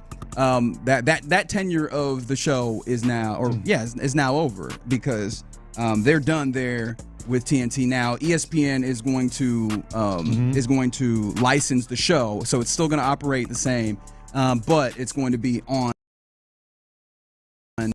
pregame and halftime show. I don't know if it'll be postgame, which is actually a really good question. That's worth. I have no idea because ESPN oftentimes when they're done with their games, they go to SVP a lot of times. Yeah, that's right. So it'll be interesting to see. But we can talk about that more later. But finishing out that their final broadcast on TNT was a big emotional thing where Kenny Smith, Charles Barkley, Shaquille O'Neal all kind of said things, as did Ernie Johnson, who was kind of the ringleader of everything. This is a little snippet of how he decided to cap off his portion and really the larger portion of the program in general. Several years ago, I wrote a book called Unscripted, and I asked people to embrace the unscripted, not fear the unscripted. If I had written the script, the NBA and TNT would be together forever. It's not going to happen. But while I was disappointed and I was sad, I was not bitter. We know how business works. Gratitude is the operative word for me. Grateful that, since 1989, I've been with this company. No matter what you call the company, I'll always be Turner. I'm grateful that I've worked with you guys. I'm grateful for all of the relationships we've built professionally and personally through the years. You just don't realize that until you see people here on the road and say, hey, this is probably going to be it. And you think back to all the good times you had. And I don't know if that was scripted, ironically enough, because it was so well done. Yeah, that's the part that's going to stick with me is the idea of like the embracing the unscripted. Like I think it's little kind of moments like that make you kind of reflect and kind of change your perspective. And that one is very much one that I've been pondering about, like embrace the unscripted. And that's what stands out to me in some of these. The question of the day, either lines or speeches or words like that that still resonate with you, that are still out there. Making a big difference and stuck with you, because interestingly, what speech still resonates with you, if you want to put it that way, is the USA Hockey speech. The USA Hockey speech. A couple of people have texted it, but just really one line. From Miracle? From Miracle, yeah. But it was legitimately word for word, as best they could remember, what Herb Brooks actually told the USA Hockey team back in 1980. But really, it's just one line out there that has always kind of just stuck with me, like consistently, because I remember reading about it before the movie was made. Great moments are born from great opportunity. That just stays with me all the time. Great. If you have an opportunity, that's where the great moment comes from. And then he went on, obviously, and we've all heard the speech and seen the speech, but that one for me still stands out. That's a really good, and Miracle has kind of popped up a few times, like that 1980 U.S. Hockey team, like that triumph absolutely is one of those. And there's some that come in a whole. One of the things that kind of made me want to do this as well is because today is actually Lou Gehrig Day in baseball, and Lou Gehrig absolutely has one of those that is frequently referred to back when you talked about showing his strength and optimism in what is like a pretty tough circumstance. Like that I guess the using that word again, gratitude, and the strength to, in a moment where you're dealing with this disease that honestly at that point we knew even less about. We really knew very little about, in some honesty. He knew he was dying. To look up and say, I feel like I'm the luckiest man on the face of the earth. Yeah. In that moment, like the courage of an individual who I think we all know, right? That was the quiet. That was our the quiet part that was really very loud. or maybe it's the other way around, but like that everybody was looking at a man that we were kind of looking at as dead man walking. He's like, no, you are looking at it in that way. I look at myself as the luckiest man alive. Like, that's one of those huge ones. And of course, today in baseball is one of those days to appreciate it. So it kind of was a great opportunity to look at that. Bringing it back home, this is actually a very good one. That comes in by a couple of people from the 832 on the text line. Never underestimate the heart of a champion. Yeah. Rudy Tomjanovich. I mean, all these years later, they were referencing that with these Rockets. They were with these Rockets. They weren't champions, but they're just using that as a calling card or whatever. I'm interested, Figgy, if you have any that just kind of stick with you the whole time. The one that stuck with me, this is from Stuart Scott when he was at the ESPYs, and he said, when you died, it doesn't mean that you lost to cancer. You beat cancer by how you live. Yeah. That one was when somebody passed away of cancer, they say they lost the battle to cancer, which is kind of normal. But he said you beat cancer how you live. And he was, to me, I don't know his personal life, but he was living to the fullest, man. He never came across as like, oh, I'm sick and I'm losing. He was always, just a bright spot for ESPN to me, man. And that's one of the reasons why I was kind of interested in sports. And some of these are somewhat funny. But I remember a speech, and you can look it up. It's pretty popular. George Plimpton, the former writer, he used to, he's written several books, a bunch of movies and stuff like that. He gave a speech at Harvard, a graduation speech. And this just has always, there's a certain amount of truth to it. He ended the speech by telling all the Harvard graduates, now go back to your dorm and unpack. You don't want to see what's out here. He's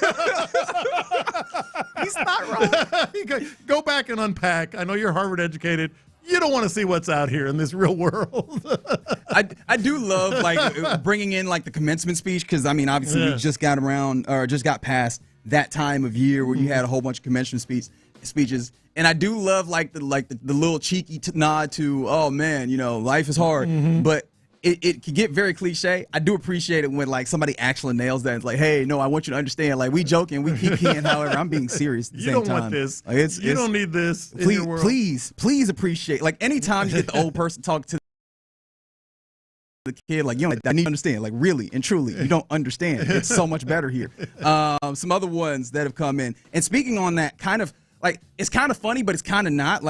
Is obviously Allen Iverson practice is one of those ones for me, because it is this thing that we've become that was very funny in the moment and even still to this day. But I think the thing for me is the underlying sadness of it, knowing the circumstance. He was dealing with the passing of a very close friend, and what he was trying to speak to was just yo, these people are human. I know for the outside it could very much look like we are just your entertainment dolls. Get out here and play this basketball so I can be happy. Do the things that make me happy. But it always serves as a reminder for me that, nah, man, these dudes are dealing with things, and not only dealing with these things, they're dealing with things that affect, that are inherently tied, even if they're not kind of tied to what they're doing here. And so given that level of grace to remember, nah, man, there's lives that are happening here. Yeah. And that frustration boils over. He's like, look, man, I love this thing, man. What was it? The game that I live and die for, whatever. And the passion that players typically have that we don't necessarily give them credit for.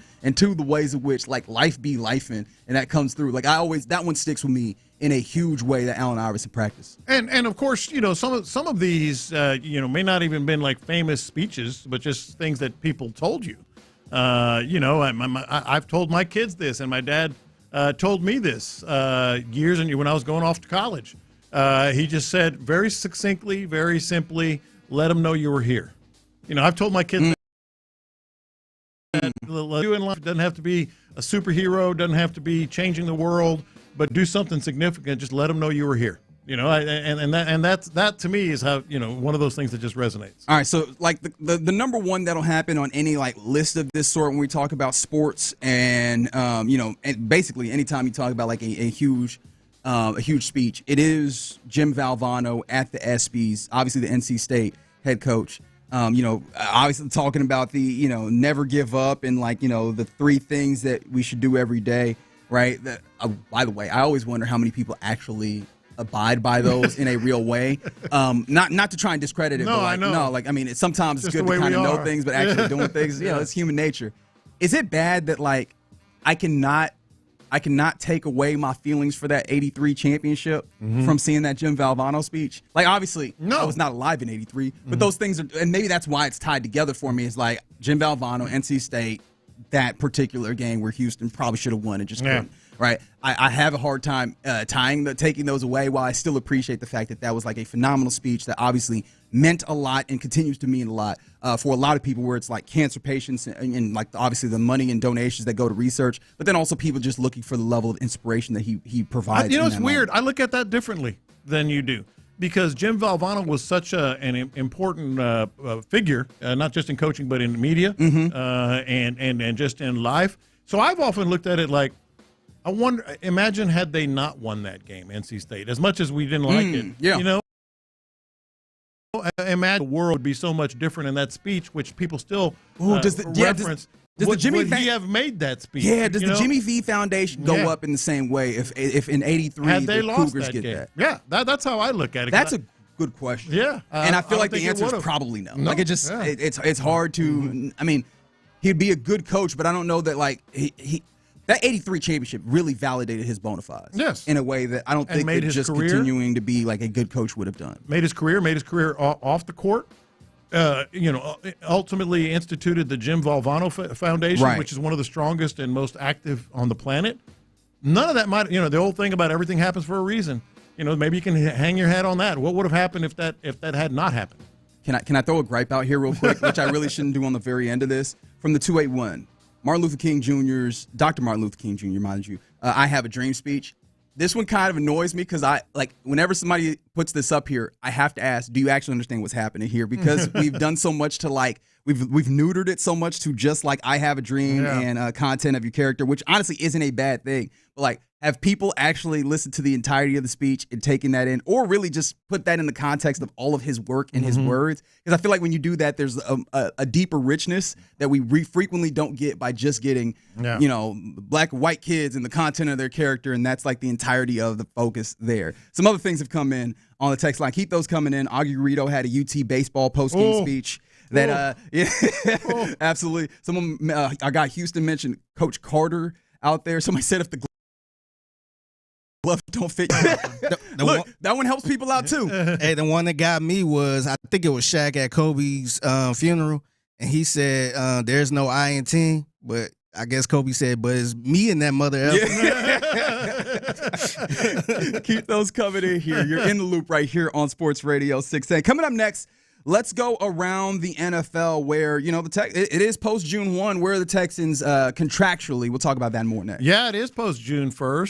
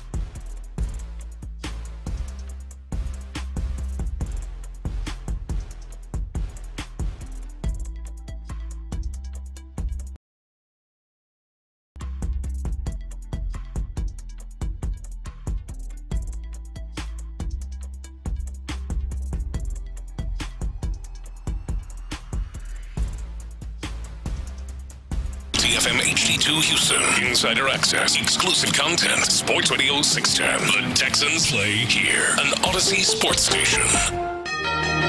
Let's go around the NFL in the loop style. Why are you smiling? Because I love football. Here's John Lopez and Reggie Adatula. I'm going to tell you all about how much fun you're going to have this season. On Houston sports leader, Sports Radio 610. All right, we're about to go around the NFL right here in the loop on Sports Radio 610. We were just talking about the speeches that still resonate with you in honor of inside the NBA, the kind of speeches that they gave, the farewells that they gave at the end of their final broadcast on TNT. Some of from the 832. I'm surprised that I did not think about this one because this one gets me hype, even though I don't really have a great reason for it to, which is Big Papi, David Ortiz, after the Boston Marathon. This is our bleeping city. I was like, yo, that still makes me want to run through a wall. And again, like, I'm not from Boston. Like, Boston Marathon don't mean a lot to me necessarily. Big Papi is cool, but he's not like my favorite player. But that one right there in that moment still does something for me. Yeah. And then I think this is really interesting from the 713. They said when the Oilers were threatening to move the first time, a friend of them kind of organized a Keep Houston and Houston Oilers kind of campaign thing. And they said that they got an opportunity, like they had a rally, a councilman came, mayor set up a meeting, and they had a chance to public speak. It was like their 15 minutes of fame. I'm like, I can only imagine, like, this thing that you feel passionate about, this team you feel passionate about, you put something together and you get in front of people and talk about it, and it hits, and then people react. Like, that would... Oh, wow. Hey, now that was fun. Yeah, that lands. Okay, cool. Excellent. All right, so let's go going on around the NFL here. Shout out to our guy, Texas Cap, always doing the work that none of us want to do because it involves a lot of reading. Well, not reading, but really a lot of arithmetic and things beyond that, like calculus. I don't know what kind of numbers goes in there. However, he has done the further projection because it is post-June 1, meaning it is June 2nd. And the release of Shaq Mason was designated as a post-June 1 cut. So the savings have hit, right? You finally, the credit card statement is showing us up as such, with the projected salary cap space being $13 million as of this moment. Like, how do you interpret that number? Because for me, it just looks like this is going to be your operating costs for the, at least getting through training camp and getting to the start. No, the way you interpret it is they're in a good spot. I mean, they're in a good spot. I brought this up with you before the show, and you do have to wonder. Every team is going to kind of recalibrate, what they have right now post June 1st, and they've been doing it. But official, particularly maybe after OTAs, and they get a good gauge of things and where people are. In terms of, is there anybody else? Is there any other way that they could make a move post June 1st? Not just the Texans, but from other teams' perspective, if there are any post June cuts there that might be attractive, That's interesting. So the thing about it for the Texas team is I think that they've actually situated their roster pretty good spot. I'm not saying that they would not play in this pool. That'd be asinine to say that, if there's players out there that they would not kind of consider and make some moves. But like ones of real consequence, I don't really see it because the places where I would want like more attention on the roster are not places that I anticipate you having people of real consequence being available, which is offensive line, maybe tight end. Maybe interior defensive line.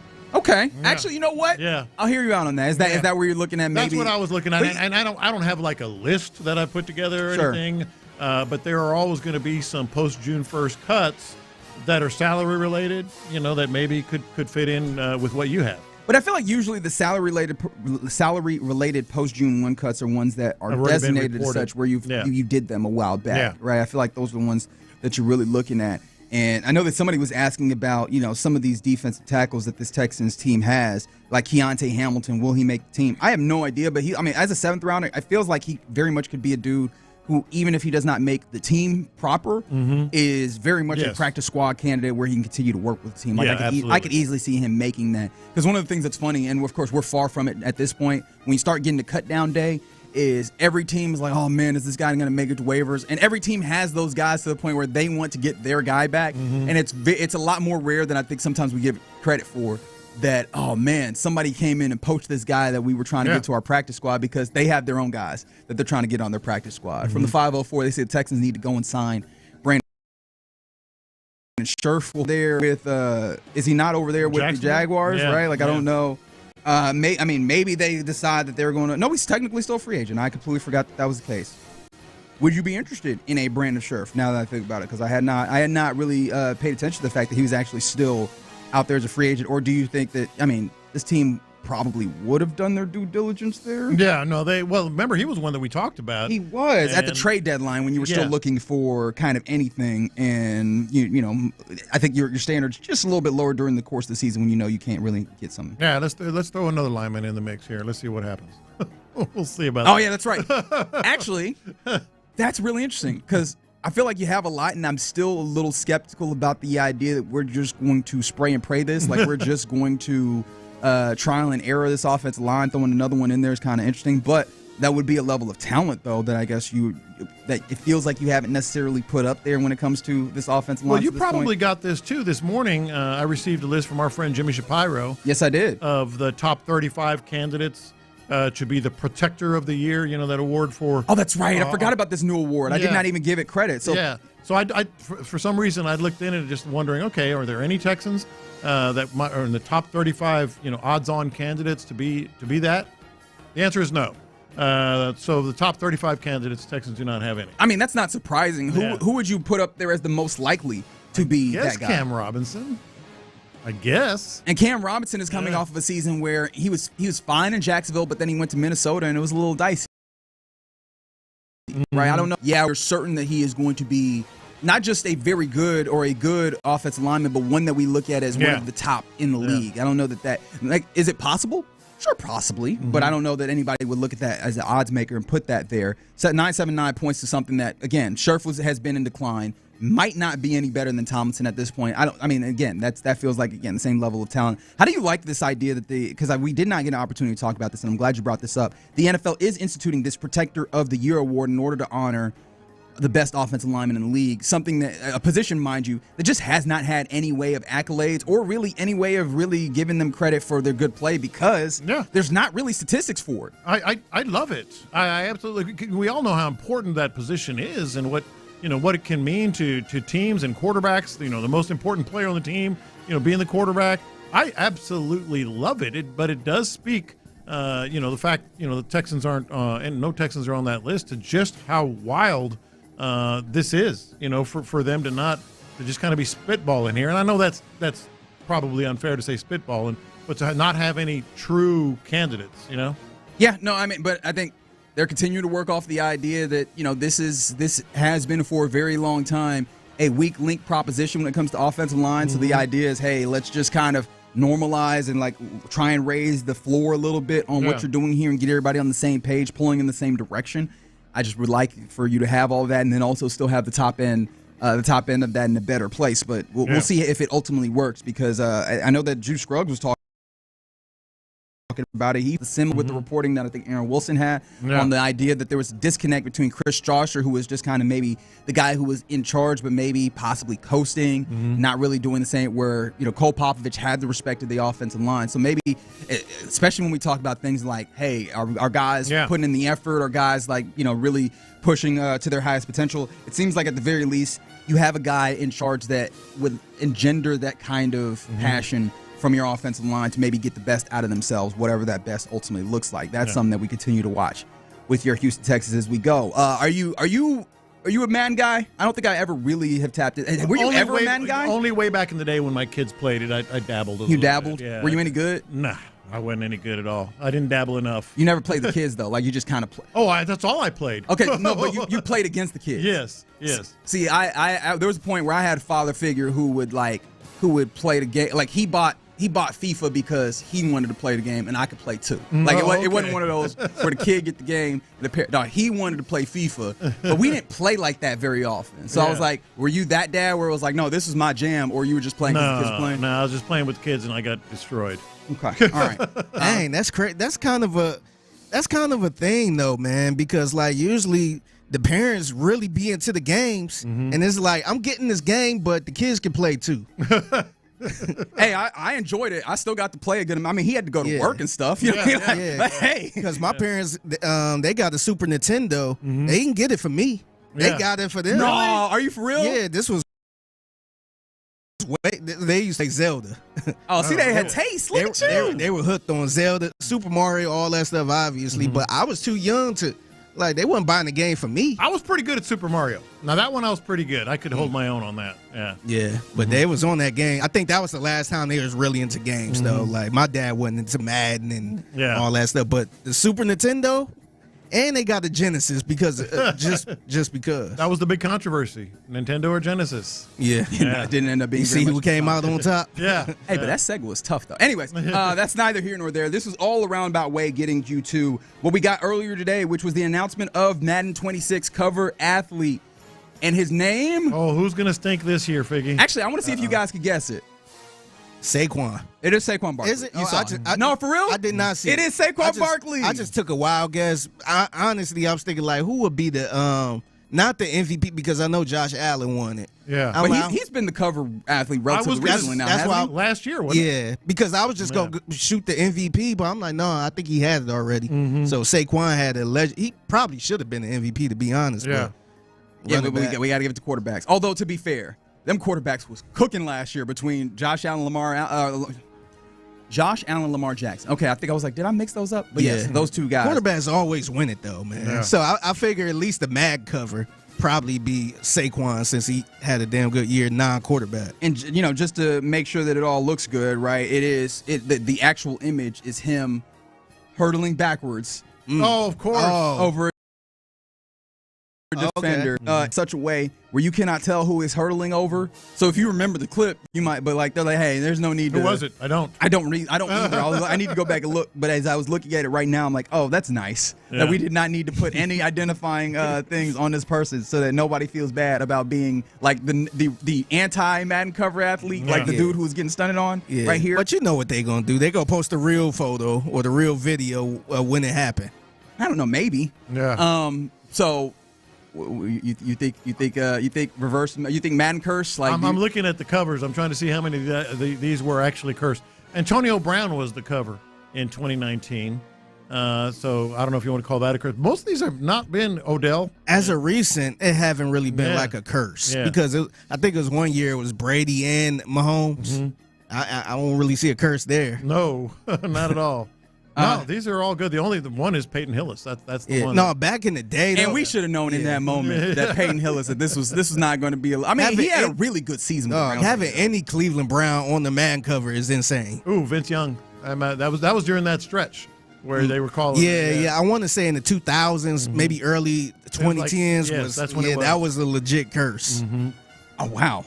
It looks like people are actually in here on the curse from the 832 not drafting Saquon in fantasy. Now the curse goes on. Somebody said it changes per season, but the last year was McCaffrey on the cover. Now I did want to circle back around to this because a great point is brought up here on the text line that Tunsil being protector of the year would be a real kick in the nuts. He could be protector. Did you see what his odds were? You know what? I looked at him, but I don't remember. All right, let's play the game. Yeah. Let's see. Where do you believe because Laramie Tunsil is in this top 35 of odds. Where do you think Laramie Tunsil is on Protector of the Year odds? I'm going to say pretty high fourth. I'm going to say second. You are closer here, John. He is, what is this, seventh on the Protector of the Year odds? Actually, eighth, sorry. With 14, or tied for seventh. 14-1 odds, tied with Jordan Mailata. Okay. Look, how confident do you feel like he's going to be able to deliver there with Washington? Very. His problem is not protecting the quarterback. His problem is kind of everything else. Yeah, no, his problem was the false starts, and then I think we kind of got a little irritated with him, just how he go about camp and all this stuff, the flashy stuff. I think we should have probably hit unfollow on him on Instagram and all that. Just seeing all of that type of stuff with the false starts kind of irritated everybody too. Yeah. All right. Yeah.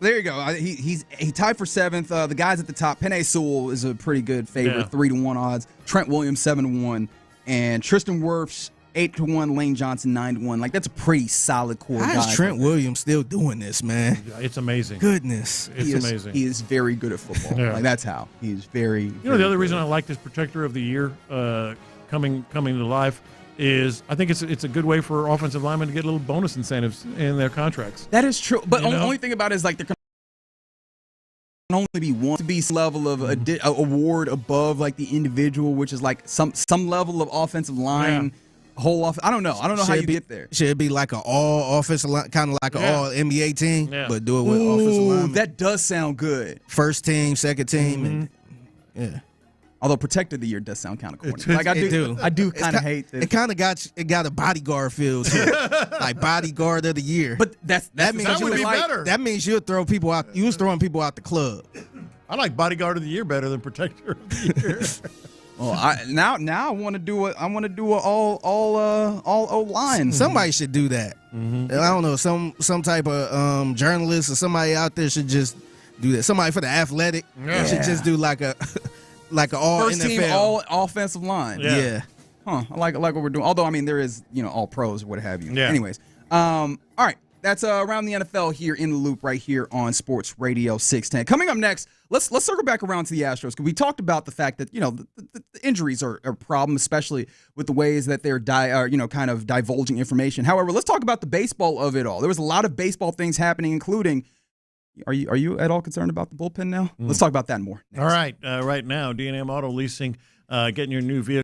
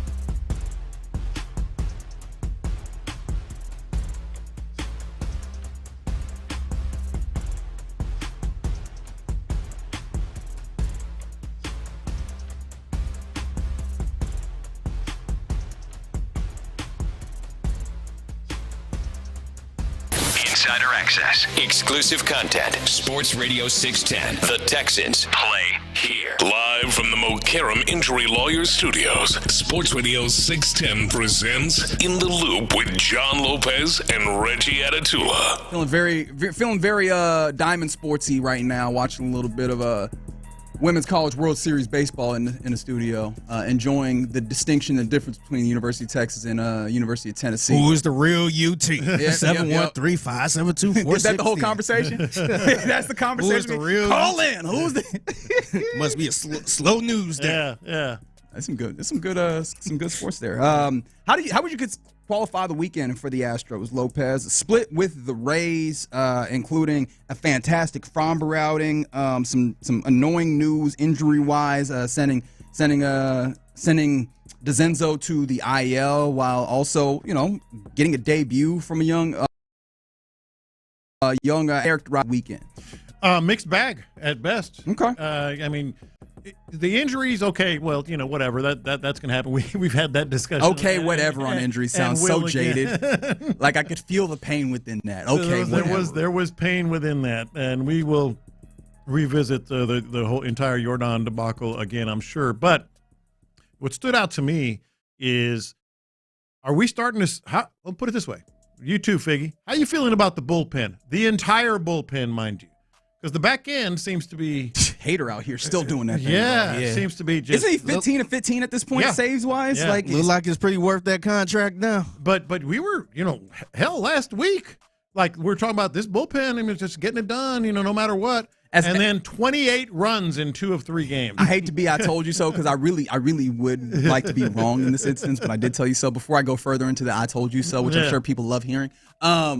Can we circle back around to the fact that I think I would like to give the Astros a little bit of credit on acknowledging that, hey, the Presley thing might not be helping the hater thing. Mm-hmm. Yeah, I agree. And it's not like it wasn't fairly obvious that, hey, man, Presley was not necessarily happy, and necessarily it's not. He just wasn't happy with the role that he had, where he was previously your closer, and now he's in this situation where he does not get that opportunity, and he has the capability. Yeah, and he's been good. Yeah, for the most part. Actually, that's not true. Yeah. But he had an opportunity there going to Chicago and trying to find what he's doing there.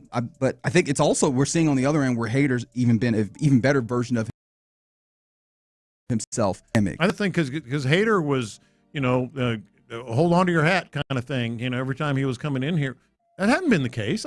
They've given up hits here and there. But within the reason of what he's had, he's had the wiggle room, and just with any pitcher, and that's why you really want to give them run support. If you give them wiggle room, they might be able to use it, and they might, that allows them to pitch a little bit more freely. He's operated within the wiggle room while still getting things done. Yes, and hadn't been nearly as awkward, and so that has been a big difference with Hader. He's been good. Brave, by and large, been good.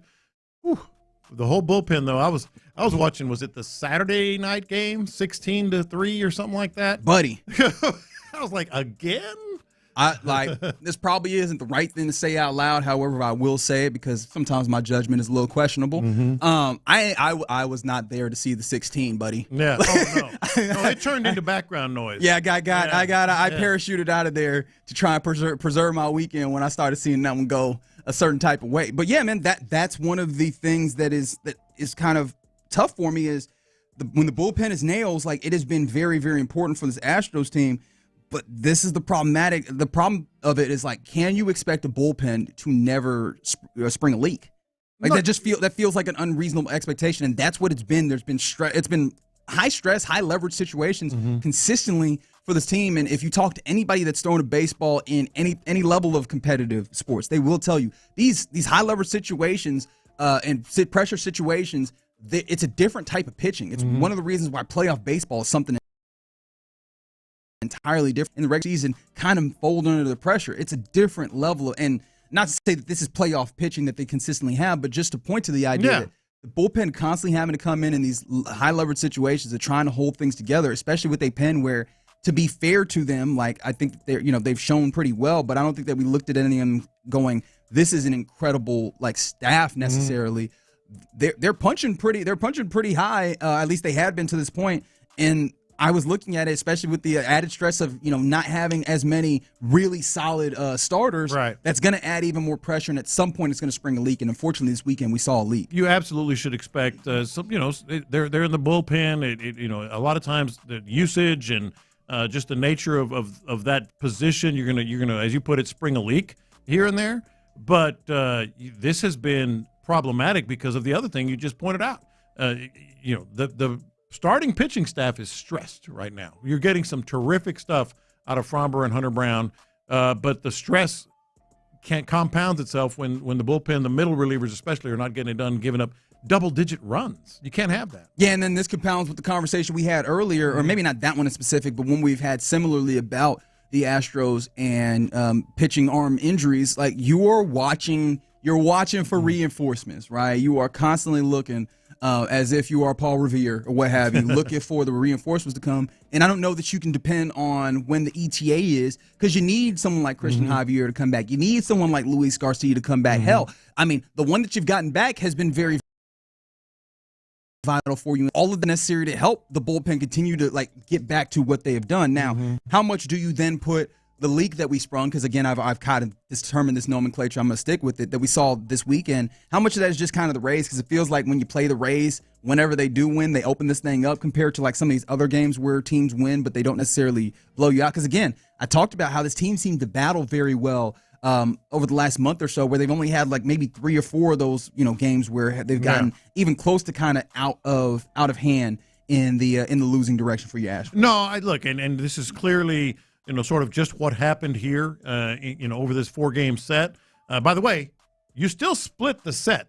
You got outscored by more than 20 runs in the series, but you still scoreboard. But you still, I guess maybe not scoreboard, but standings. Yeah, I mean, think about that. Yeah, you got outscored by more than 20 runs and still split the series. So there is that. So maybe it's just more prisoner of the moment type stuff. But and you're still in a pretty good spot given the schedule. You softer teams upcoming. What do you make of Framber? I mean, we've been through this a very long time, but what do you make of Framber just whenever you absolutely need it? He's your homeboy who's like, I mean, I got the truck, and if you really, really need me to pull up, I will. And then when he pulls up, he's got you boxed up, he's got you moving all smooth, but he's like, you're not getting the truck all the time, though. Yeah. It feels like when you really, really need it, he gives it to you, but sometimes, other than that, and not to say, because I don't want to disparage him, he's been good for you this year. He's been very good. Lately. But see, I didn't add that. That was John P. Lopez. But no, it feels like, how do you get this out of Framber all the time? Pitcher, how do you get it more often? Are we starting to see a little bit more, consistent Framber? That's always a dangerous thing to say, because as soon as you say that, it's kind of like the injury thing with the Astros. As soon as you think, maybe, I think that's just what he is. I think he's just inevitably going to have a couple of outings where it just is not there. Doesn't happen. Yeah. So I don't know, man. I'm still have belief in the pen. It is fair to mention that it's really been 2 guys. Caleb or Forrest Whitley is. I mean, at this point, we're reaching the end of the road here, right? You waited 10 years or 9 years, what have you, and came back. You're like, is this the time? Is this the year that Forrest Whitley puts it all together? And it feels like the answer right now is leaning towards no. Yeah. No, I think the answer is no there as well. All right, you're in the loop right here on Sports Radio 610. Coming up next, let's get into what's popping. There's a lot of things happening. In the Loop's boxer fought on Friday. We'll give you what happened there and also talk about some other things that are going on. We'll do all of that next. The Texans are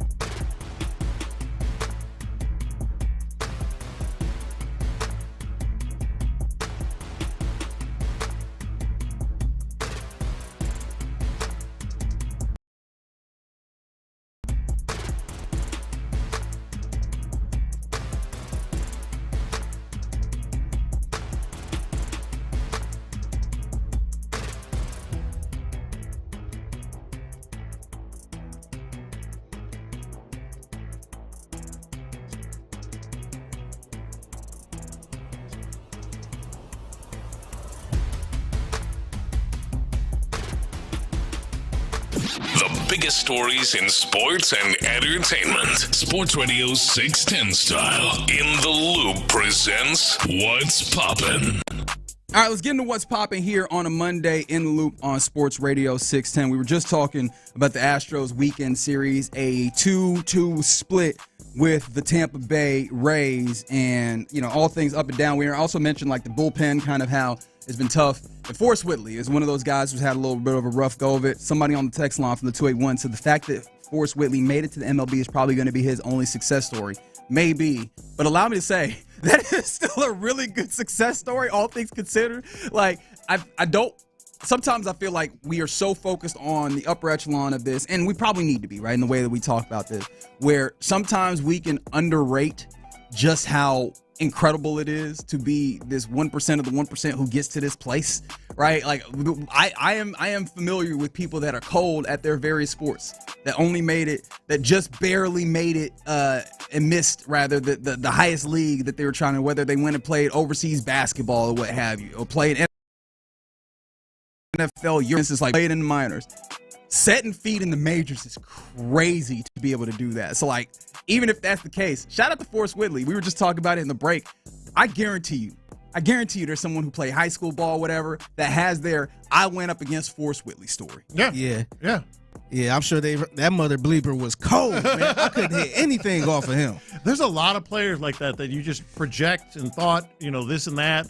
And Forrest Whitley, I can tell you right now, Forrest Whitley was a legend. Probably a high school legend. The local newspaper legend that, like, you would just see him every week in the local newspaper. Yeah. This kid ran for 400 yards and 5 touchdowns. And we all have those stories ourselves. Yes. Back in the day. No, it's funny. We do that all the time because I know we kind of look and laugh at somebody like a Kwame Brown. Mm-hmm. But he was cold at height. I mean, it was. Were you talking about Telfair? Yeah, I mentioned Bassey. Yeah, Telfair. Like, that dude was a street legend, man. When it come to basketball, he ain't panning out in the NBA, but that dude was cold, man. Yeah, he was. Dude was tough. So yeah, no, I mean, I just wanted to talk about that real quick to appreciate that.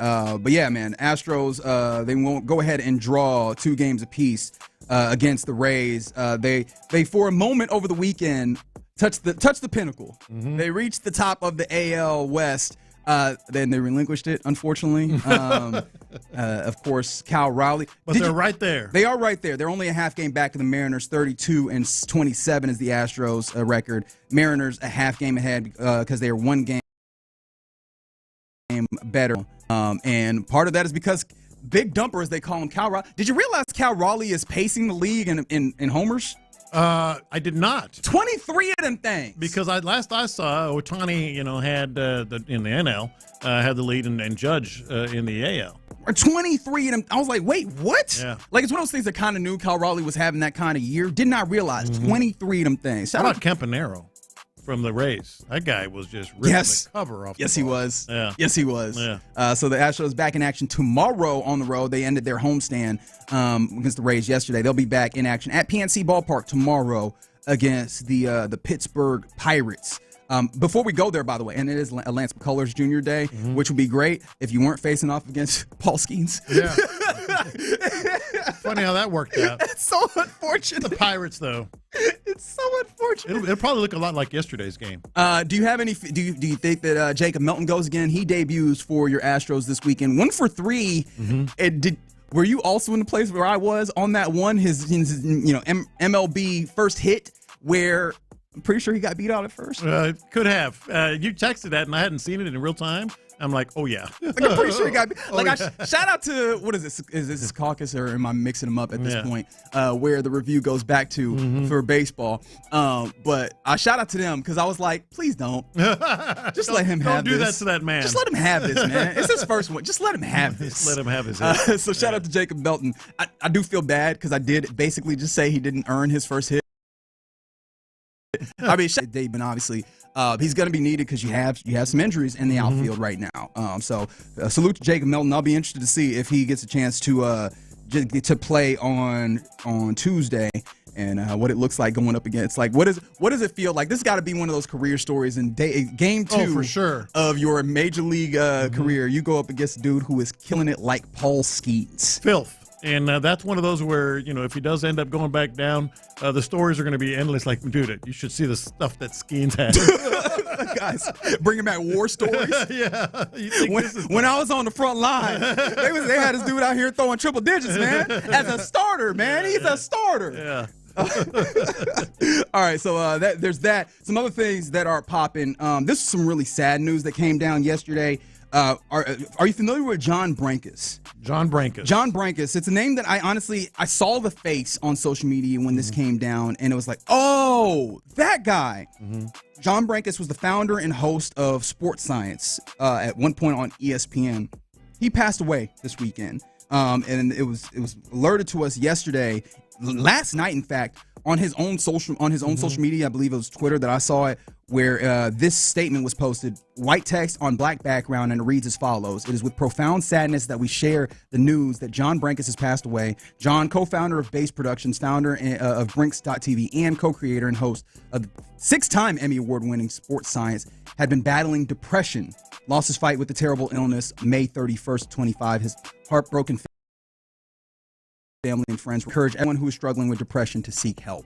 And that was really sad to see, because I vividly remember like the incredible feelings I had towards the product that he did with Sports Science. Like, it was such an interesting way of looking at science and thinking about like how, for me, I come to sports how for the body works, how the physiology of it all. There was a long stretch there where those sports science features were just like mesmerizing. Yes. Yeah. I come to sports for me. Yeah. I come to sports for, to see the incredible happen. And Sports Science felt like it hit me right in the spot of, this is why the thing that you're watching is unbelievable. Yeah. And so I appreciate John Brankus a lot, but also I appreciate them sharing with us that this came through a battle with depression. I don't know exactly what happened. I think that you can kind of posit that maybe John possibly took his own life, which was terrifying and sad in its own right. But it serves as a reminder, man, no matter what, right, you got to check on folks. And this depression thing is tough, man. It's really tough. And we also got to be careful doing this thing on check on your sad friends or whatever. Check on all your friends, because it demonstrates itself and it displays itself, and people, manage it in many different ways, and they look differently. And, it's just one of those things that eat you from alive inside. And no matter the success a person has, the money a person has, or the presumed success and money, especially in today's era where, everybody is seeing all these great things. We've talked about it. Everybody talks about it, on social media, and there's a lot behind that. So, yes, I totally agree. Yeah, I was really appreciative of my friend Jeff Kavanaugh, who works up there in Dallas. He's very vocal about his mental health, just kind of it, and the things that he does, not that they're going to be, perfect for anyone, but I lean on the people that have really, probed some of their some of their mental health issues and are comfortable enough sharing with others, which is kind of a superpower in its own right. He talks about, for him, being active is one of those things, walking, those the idea that he talked about it as the chance of having a good day increases for him when he's active. Journaling, just kind of getting some of those negative thoughts out into the world, but kind of just being able finding a place, and then of course therapy is one of those big ones. I was going to kind of end it with the big punch, but if you have an opportunity to seek professional help, if you have the opportunity. I know that we're not as good about that as we could be on having that access, but I know NAMI, the National Alliance for Mental Illness, I believe, is what NAMI stands for. They're really great about helping in that regard, but do what you can to reach out and find some level of access to professional help, because I think that is huge. So again, salute and condolences to the family of John Brankus, founder of Sports Science, who passed away this weekend. Some other things that happened this weekend. Our guy, Darius Fulgham, the DFG, as we call him, he's a Houston boxer. He fought this weekend in WBA super middleweight or super welterweight rather. It was like a contender fight of sorts in Vegas. He lost to Beck Melakuziev, Beck the Bully, in a unanimous decision. All three scorecards 1-4. This is what it sounded like in the final round. This was the 12th round, where it felt like it just kind of got out of reach for him because he got a knockdown here.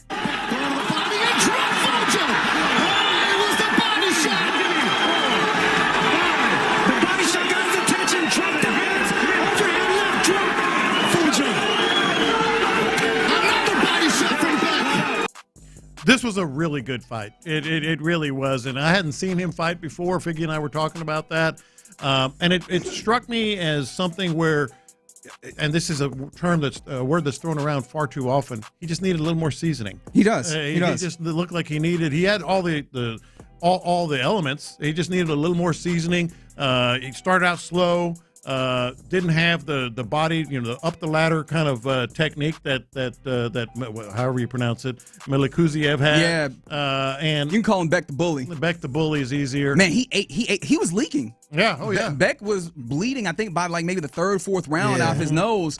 But he was able to, obviously good cut man in the corner, but Beck just did not go away. Right, he just kept coming with the same ferocity. And I think Darius, he talked about it in the post-fight, right? He said that, the experience was an experienced proposition. Absolutely was. He really handled up in the middle rounds. It felt like he was taking it to Beck, and it just kind of lost it in the latter rounds. I was talking to a friend of mine, Andrew, and he was like, this is probably a good loss. I mean, never want to lose, but this is probably a good one for him. He battled. Yeah. He did battle in this one. Ain't that right? It was a really good fight. It really was. I'm sure he probably knows, because I think he did say in the post game, pretty much, certain parts I got too lazy, got too comfortable. So next, I'm sure he won't be lazy and comfortable. Yeah. But he's one of the things still young into this. Now it's a 14-1. He loses that 0. But look, there's only very few boxers get to hold that 0 for a very long time. We'll see. Yeah. We'll see what he does coming out of this. I know that he'll get to fighting relatively soon, and he'll continue to put up a good fight.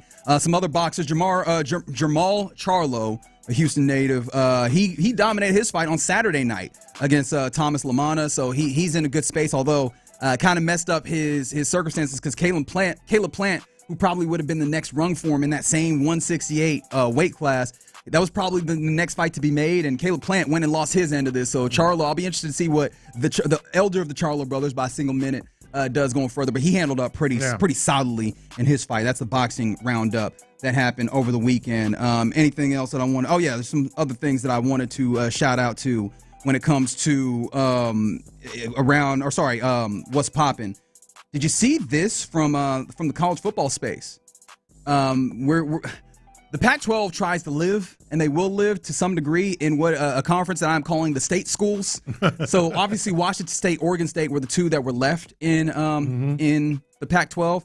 They're going to be joined by a whole bunch of schools. At least it looks like they will be, after a number of schools have announced to the Mountain West that they are leaving the Mountain West, and it seems like they will go towards the Pac-12. More state schools? A lot of state schools. I think Colorado State is in there. Fresno Youth State in there as well. There's a whole bunch of states that are looking to go and join the Pac-12. I think that this will allow them to stick as they're going to come in as a group of 5. Like, I don't think that they're going to. Yeah. I guess if there's any, I don't know if that's the right even terminology for it, but I don't think they're going to be able to clamor their way back to being a power conference.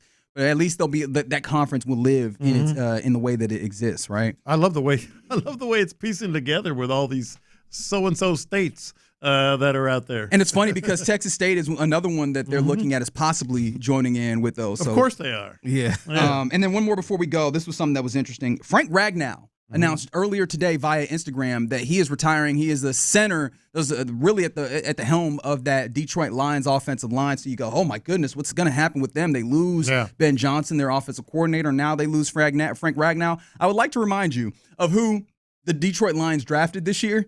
Tate Ratledge out of Georgia. He was looked as a guard, but he is actually, I think their general manager Ben Holmes has already talked about cross training him. He seems like he's going to take over the mantle of being the center for the Lions. I mean, that's high responsibility, a really good offensive line for a rookie. However, this is management. That's exactly what this is. Good management. That's all it is. Managing, knowing what the plan is, being 2 steps ahead, and getting it done with Ratledge now. And they probably had a pretty dang good hunch, that Ragnow was going to do this. So there you go. Yeah. So that it'll be interesting to see if that Lions offensive line is the same. Honestly, I'll be watching that offense just in general. How much of that was Ben Johnson being able to put things in the right stage, down to the fantastic roster that it seems like Brad Holmes, rather, I called him Ben Holmes. Brad Holmes has put together for Detroit. That's what's popping here in the loop right here on Sports Radio 610.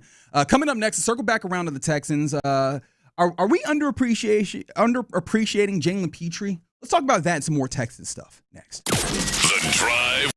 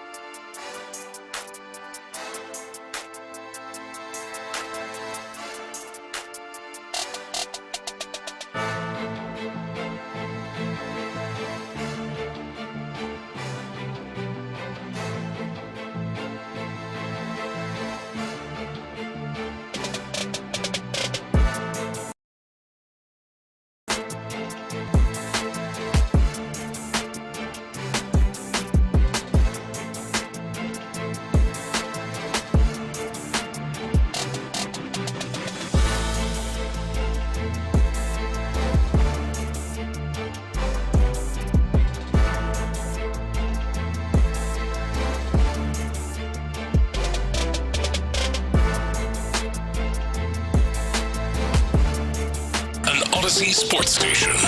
Sports Radio 610 presents In the Loop with John Lopez and Reggie Atatula. Would you believe me if I told you that the whole break was spent talking College World Series, both men's and women's? Yes. That's the level of sicko that we are Let's right make now. it a segment. Let's go. Buddy, we are in this. That's you. Don't bring me into that. That was not me. I was over here enjoying some fantastic Texas, Tennessee softball. And also salute to UTSA baseball getting the University of Texas. There's a lot of upsets. There was a lot of number one seeds or highly ranked seeds or favorites that ended up going down over the weekend in various different places. Maybe we bring that up in winners and losers of the weekend. But let's circle back around to the Texans. OTA is continuing today. This one is closed. This one's closed, so we're not going to get information as to what's happening there. But we can base some of our conversation off of the last open practice Friday and some of the things that we heard from there, including Matt Burke, the defensive coordinator of this team. I know y'all be forgetting sometimes because it feels like DeMeco is, but Matt Burke obviously very well attuned to what's happening. I don't know about you. I feel bad for Matt Burke sometimes. Oh, I do. Yeah. I think you noticed. I try and give him a love whenever I can. When we're talking about what have you. But also, I really enjoy listening to him. Like, obviously, he's not going to hit us the same as listening to DeMeco or listening to the offensive coordinator. Now that's Nick Kayley, because he feels like those are the guys that have the highest authority on either side of the football in those places. But listening to Matt Burke is often very intriguing to me, and I think that gave you the jump off here of this question, Lopez, and I'm interested to hear where you go with it. Are we underappreciating, or are we taking Jalen Petrie for granted? I think we are, and that's a very good thing. By the way, Matt Burke, probably the most interesting man on the coaching staff. Really, above Frank Ross, who Frank Ross. Shout out to Frank Ross, and I want to make sure I get this right. He lives his life, man. He in the offseason, he climbed Mount Kilimanjaro. Matt, he hung out with the gorillas in Rwanda. He's just one of those guys that just experiences life, man. Can we have a little sidebar real quick? Yeah. He said gorillas in Rwanda, and I was like, I don't even know if there are gorillas in Rwanda. Like, is he wilding right now? No, it's legit. Really? Legit. All he right. did. This is supposed to be a sidebar, Lopez. It's supposed to be between me and Figgy right now. I'm listening. Did you also feel that, or is that just me? Yeah. Okay. I was wondering, do you think Lopez ever been there? He probably been there. No, Rwanda I've never been to. And Kilimanjaro I've never been to. But, no, he's an interesting cat. I do feel bad. You telling me you didn't cover a college football game in Kilimanjaro? Yeah, the Kilimanjaro Killers.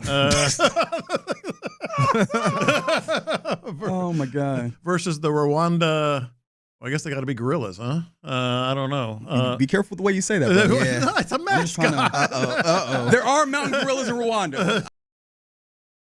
I have confirmed there are mountain gorillas in Rwanda. Anyways, we were supposed to be making a point of some sort. That's you two. What did I do? You two. No. That's our program director over there turning red. I accept no responsibility. What did he say? I was just trying to check. I was just trying to check the veracity of your statements. Yes. Because I got a little bit of some type of way when you said the gorillas in Rwanda. I was like, are there gorillas in Rwanda? Lopez going to have to make a statement tomorrow. What I said yesterday, I fully regret. No, there are. He is an interesting cat. Anywho, back to are we underappreciating Jalen Petrie? We really are. Let's listen to Matt Burke, first of all, talking about this dude. And here we are, we're talking about, obviously, Derek Stingley, the big leap that we might expect from Kamari Lassiter. Hell, we're talking about C.J. Gardner-Johnson. What a great acquisition in the secondary. Kalen Bullock. Kind of forgetting Jalen Petrie. I mean, I feel like we had a team full of these guys, honestly. Like, we talked about it last year, how, like, he stayed, obviously, like, energy and being in the building and meetings. And another guy that's really trying to, like, just, like elite focus on becoming the best, whatever you want to call that in the league. And, again, trying to move him around a little bit. And we know what his talents are, but just the energy, the work ethic, the enthusiasm is just unwavering with him, and it's always a pleasure to be around Jalen. We're kind of not remembering fully or all the time just how good he was and how big of a leader. That feels evident, and it's hard to forget that because he got paid behind it, right? And I think in a way that if you had gone a calendar year prior to when he got paid, you would not have been able to, I don't know how you would have responded to someone walking to, or me jumping in from the future if I had a time machine. That's exactly where I'd go. Immediately to John Lopez to tell him what would happen with the Texans when it comes to salary and caps and contracts. But if I went in my time machine to a year, even a year ago today, and went, hey, John Lopez, this is the contract that Jalen Petrie would get because he had such a good season. Like you would, I would say what? Given the year before, right? But at the same time, then there comes the fit, the fit that he has in this defense, and what do they call him? The star position, I think is what they're calling it. I don't know. Does a little bit of everything. Matt Burke didn't even know what to call it in that particular audio. He was like, whatever you want to call it in this league. I'm like, I was looking to you for that answer, friend. That's right. What do you call it? Maybe I will call it that as well. Yeah, and had all these tackles, all these big plays, missed 5 games. He missed 5 games last year. So I think there is a certain appreciation that is deserved with Petrie, but beyond the appreciation, where I went was, okay, so we know what Stingley is, and he got paid. I think we know what Lassiter is. You bring in a bad dude in Gardner Johnson. You have high hopes for Kalen Bullock. And we've talked about this secondary could truly be something special. Imagine if Jalen Petrie, 15 games, at the level at which he played, No, for sure. I think there's a level of appreciation, especially for like the energy, the kind of mentality that it seems like he brings with his game. That if you were ranking the things that Jalen Petrie brings to this team, it's like physicality and mentality that comes up first, right? Like because that's the thing that it seems like gets DeMeco, gets Matt Burke, gets this team, or rather the organization most excited about him is just the mentality and the way that he plays, kind of being almost a talisman of the general ethos that DeMeco wants on the field for that defense. Yeah. Being physical, throwing up in that. Outside of that, though, like when we start talking about the play, and I'm not trying to disparage him because I think that he's probably a little bit better in coverage than maybe sometimes we give him credit for. But like there is some level of the coverage things that we think about, that we talk about with this. So like I just don't want to go too far on like, are we taking him for granted? Because I think that he got his contract. He played incredibly well last year, and I think that he definitely helped set the tone. However, I don't know that we're taking him for granted in that way. I don't think we're taking him for granted, but we definitely not bringing him up whenever we talk about the defense as much as the other players. As some of the key game changers that are out there. And in DeMeco's defense in particular, that position can be a true game changer. How many times did he come up with that big-time blitz at the perfect time that blew up a drive? And, I think it is kind of taking him for granted, because we're just almost assuming, that he's going to continue to play at this level, or that, and everybody goes over the top, with some of these other guys. And by the way, congrats to Jalen Petrie as well. Got married in the offseason. That is true. Yeah, that is true. Yeah. And I do wonder if is there a way, and maybe I'm Kendrick Perkins, is there a way that marriage then makes him an even better version of himself? Although I imagine he was already here we go. Right. No, because one of the things that Amari Lassner need a family, y'all. Here first. If he want to be an all-pro cornerback, he need to go ahead and settle down and get married. No, but I think that because like the idea of like that stable, that kind of established nature, because it feels like the things that you talk about when you're talking about Jalen Petrie, the things that he does, like extraordinary. Above like what I guess you point to are the intangible type things, things that kind of make him a leader, which I think was Matt Burke was talking about there. Yeah. Both like an energy and kind of the style. I do wonder if like that kind of brings him more in line. But back to your point is just I do appreciate though how he is a linchpin for how this defense is to be played. Yes. Especially considering like Jimmy Ward could play that position, but I think it's fair to point to the idea that he's aging out a little bit. Injuries is more of a concern for him than it is for Petrie. But being a guy that could kind of be a pseudo linebacker while also being a safety that kind of like roams around like that box safety, but really and truly fits like a linebacker, that allows you to kind of give the physicality while also having the speed that DeMeco's defense really requires. So he is very important. I don't want to get that wrong. I want to make sure that I feel like we've talked about that a lot. I feel like we've given him a lot of credit. And when that 3 for 39 came out, I was like, no, I get how this comes to be. Yeah, and it wasn't that long ago. Remember this. We didn't know where they were going to, how was he going to fit? His coverage skills, you said you think they're better than people give him credit for, maybe. But, that's probably still one of the reasons that they were trying to find a home for him. And his tackling, it wasn't that long ago that we thought the tackling was a big problem. and that seems to be ironing itself as well. They done called me Reginald Added Perkins on here now. Oh, okay. Need to be more like Earl Thomas, y'all. No, that's the last. Get a family like Earl Thomas. He had a family. He got married, right? I would argue that Earl Thomas was a little too close to his family. That's the thing that I would argue here. All right, so while we're talking about the secondary, I know that Jonathan Alexander wrote a piece about the gentlemen who are calling themselves Hawk and Locke. Kalen Bullock, Kamari Lassiter. That man, like the kind of the relationship that these guys have forged. How encouraging is that for you in the way? Because I mean, they talk about that they both have long careers ahead of themselves that just add fuel to the fire in that kind of the ways that they were, first, second rounders, and those types of things. Like, how do you feel about that particular? Because it seems like they don't go anywhere without each other. No, they don't, and I think part of that is they're clearly get along very well. But another part of it is when you come in together in a class, there is a certain bond, that just forms, especially that high, and they both seem to be, obviously playing at a very high level with another,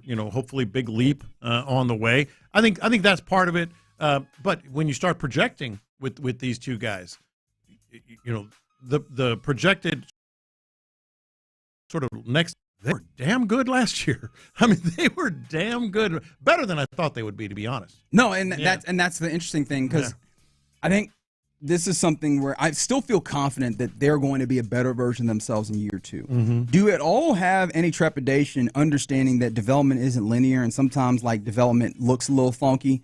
It's not necessarily you were this good, and so in year two you will be this % better, and then that same % better in year three, and that same % better. Like it can fluctuate. Do you have any level of concern for either of these guys on development, on year two being a much better look for either one of them than year one? I think if you're fair, you have to. There are so many times that doesn't happen, and so I think you have to have that little bit of okay, let's see if they flatten out, so to speak. How many NFL players, including Seth Payne, our own Seth Payne, has talked about it's year three when you really everything slows down and you really feel like you're a veteran and you're in your right spot. So we'll see. But I personally do not, simply because of what they're surrounded with.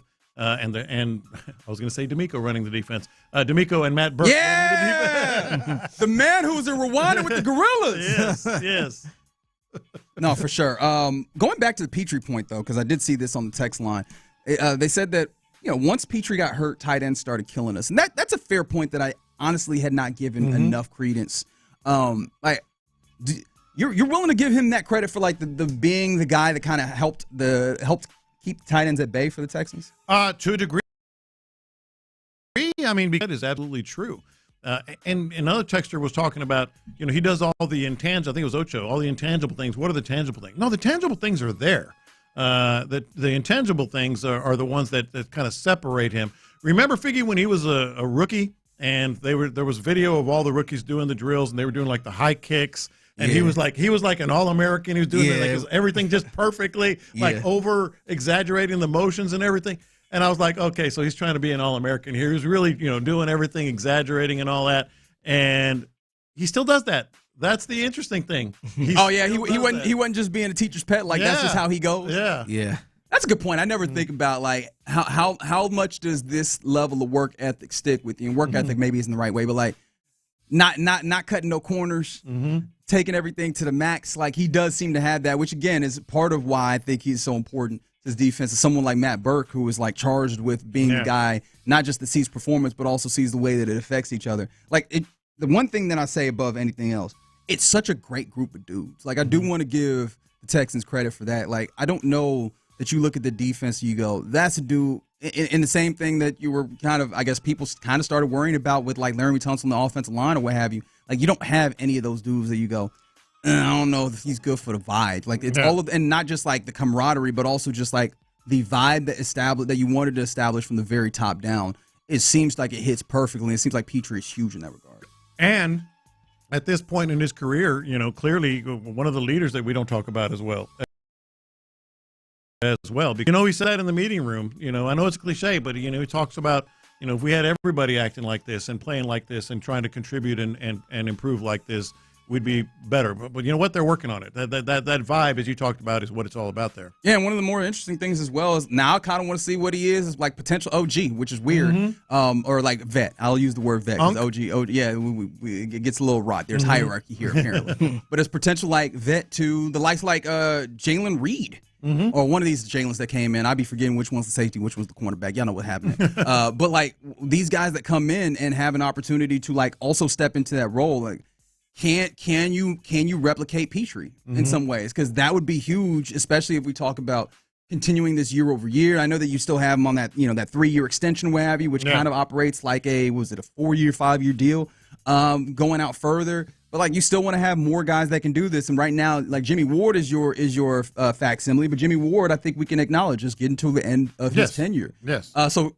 is it possible that you see Jalen Reed able to, or not Jalen Reed, Jalen Petrie? Goodness, is going to be a problem all the way through the season. Jalen Petrie impart some of the things that makes him special into someone else. Like that'd be the real special. You talked about the leadership and the giddiness that Matt Burke talked about. If you could find a way to get some level of I am copying this into new vessel, that's a whole different level of like leadership then I would absolutely say that I've taken it for granted in that way. Not to scramble your brain even more, but right behind Jalen Petrie is rookie Jalen Smith.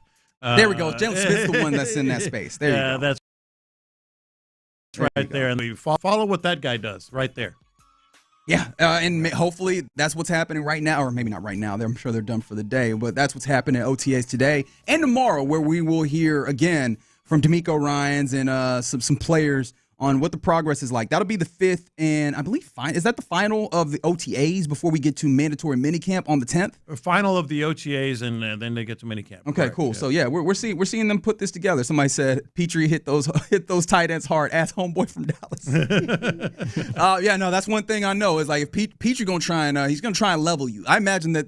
We talk about high school Hall of Famers or whatever in some ways. I know there's someone who talks about that time that Petrie hit him in high school. I know it. Hey, we was playing Stafford and that Petrie cat. Yeah. All right, you're in the loop right here on Sports Radio 610. Coming up next, it's time for us to do our lunchtime confessions, which are presented by the Men's Clinic. Get yours in. We'll do all that next. All right, let's get you with Louis Flory and Ability Trees.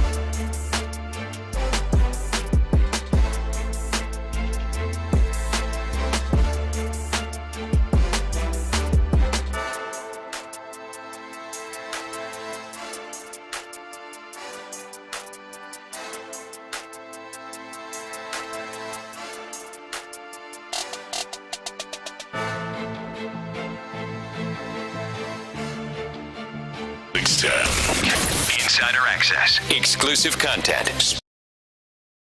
Sports Radio Play here. Sometimes it's sports, sometimes it's not. Whatever it is, Reggie and John are keeping it real. It's In the Loop's Lunchtime Confessions, presented by the Men's Clinic on Sports Radio 610. Watch this. These are my confessions. All right, so big controversy happening on Tinder. Did you see this thing over the weekend? On Tinder? On Tinder. What you doing on that? I am not a Tinder man. Are you a Tinder guy? You sure? Yeah. Yes, I'm sure. Why? How'd you know about the controversy? Because it fascinated me. I thought of Figgy, and then I thought of you. That don't sound like an answer, Figgy. What you think of me and Tinder for?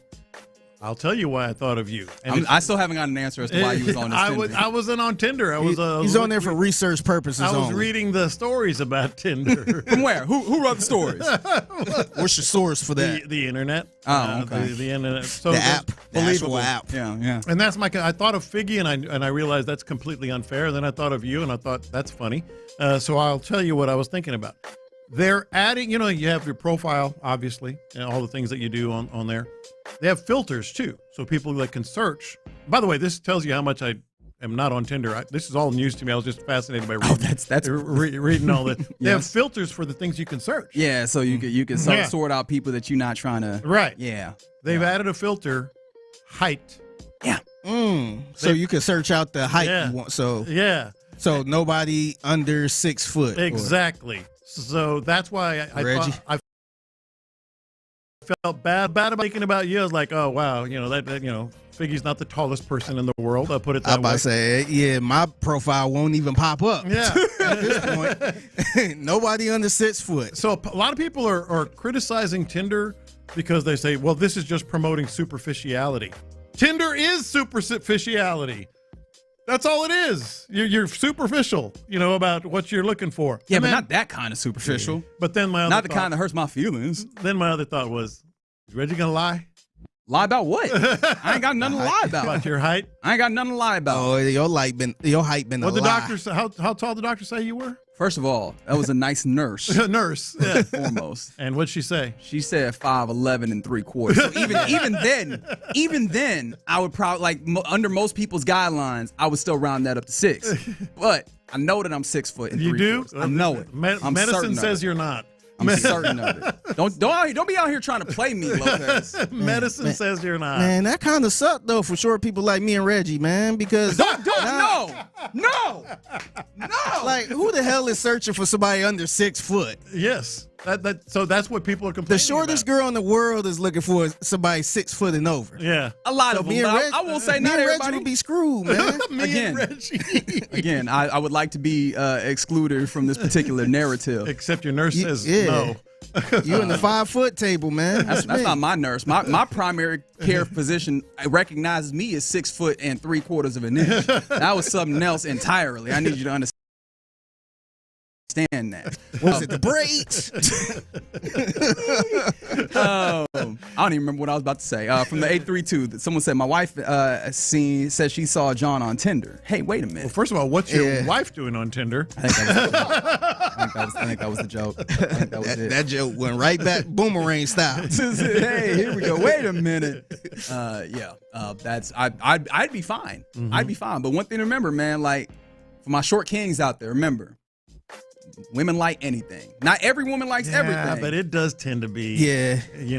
Not because you will persevere. But see, the thing is, when you on an app like that, you're gonna look for the dream person. Yeah. You ain't gonna. I mean, if you tall, out dark, and handsome, as they used to say. Or if you looking in these streets or something, you probably ain't gonna be like, nah, he ain't over 6 foot. So no. But on the app, you're looking for your dream king right there. Yeah, but I think 5'11" and a half. What you got to do is you got to spin this into a positive. The ones that are out here looking for you, they're looking for you, baby. Like ain't no maybe okay. If they put, I'm looking for that 5'6". You in there, baby. Yeah, you are like in. That is what they want. What you got to do to all my short kings like me and Reggie, just go out. We don't fight. Just disable the app, man. Just go out in these streets, man, and spit some game, man. Old school. Have some jokes too. Yes, be funny. Make them laugh. What overcomes short is funny a lot of times. Like 9 out of 10 times. Look at Kevin Hart, short, but he funny. But funny, that funny will get you somewhere. Yeah.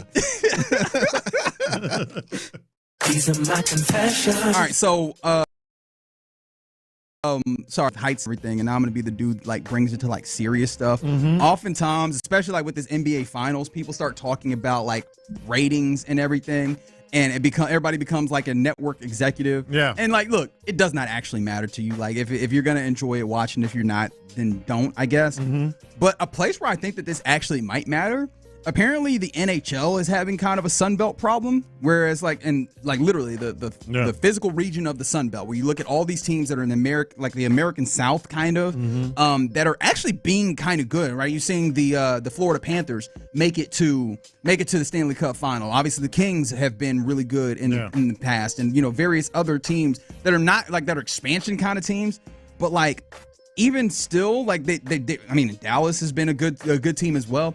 Like they don't tend to draw in the same way, especially like TV wise, compared to like the original six or some of the Canadian teams. I think that might actually be a real problem for hockey in a way, because I think that is an organization that probably has less of the TV revenue than what we're talking about with like the NBA or obviously the NFL, baseball, some of those things. Is a little bit less of that, and then on top of that, like they probably depend a little bit, like more of their income is dependent on folks coming out, folks getting jerseys, those types of things. I do wonder if this ends up being an actual issue for the NHL, and I also wonder if that points to like a larger kind of issue with our sports landscape, is that we're depending so much on TV, and TV is sending it less and less dependable. No, I think that's fair. I also am thinking about Houston. If only there was a number 6 media market out there that had an NHL team, maybe that would help that number.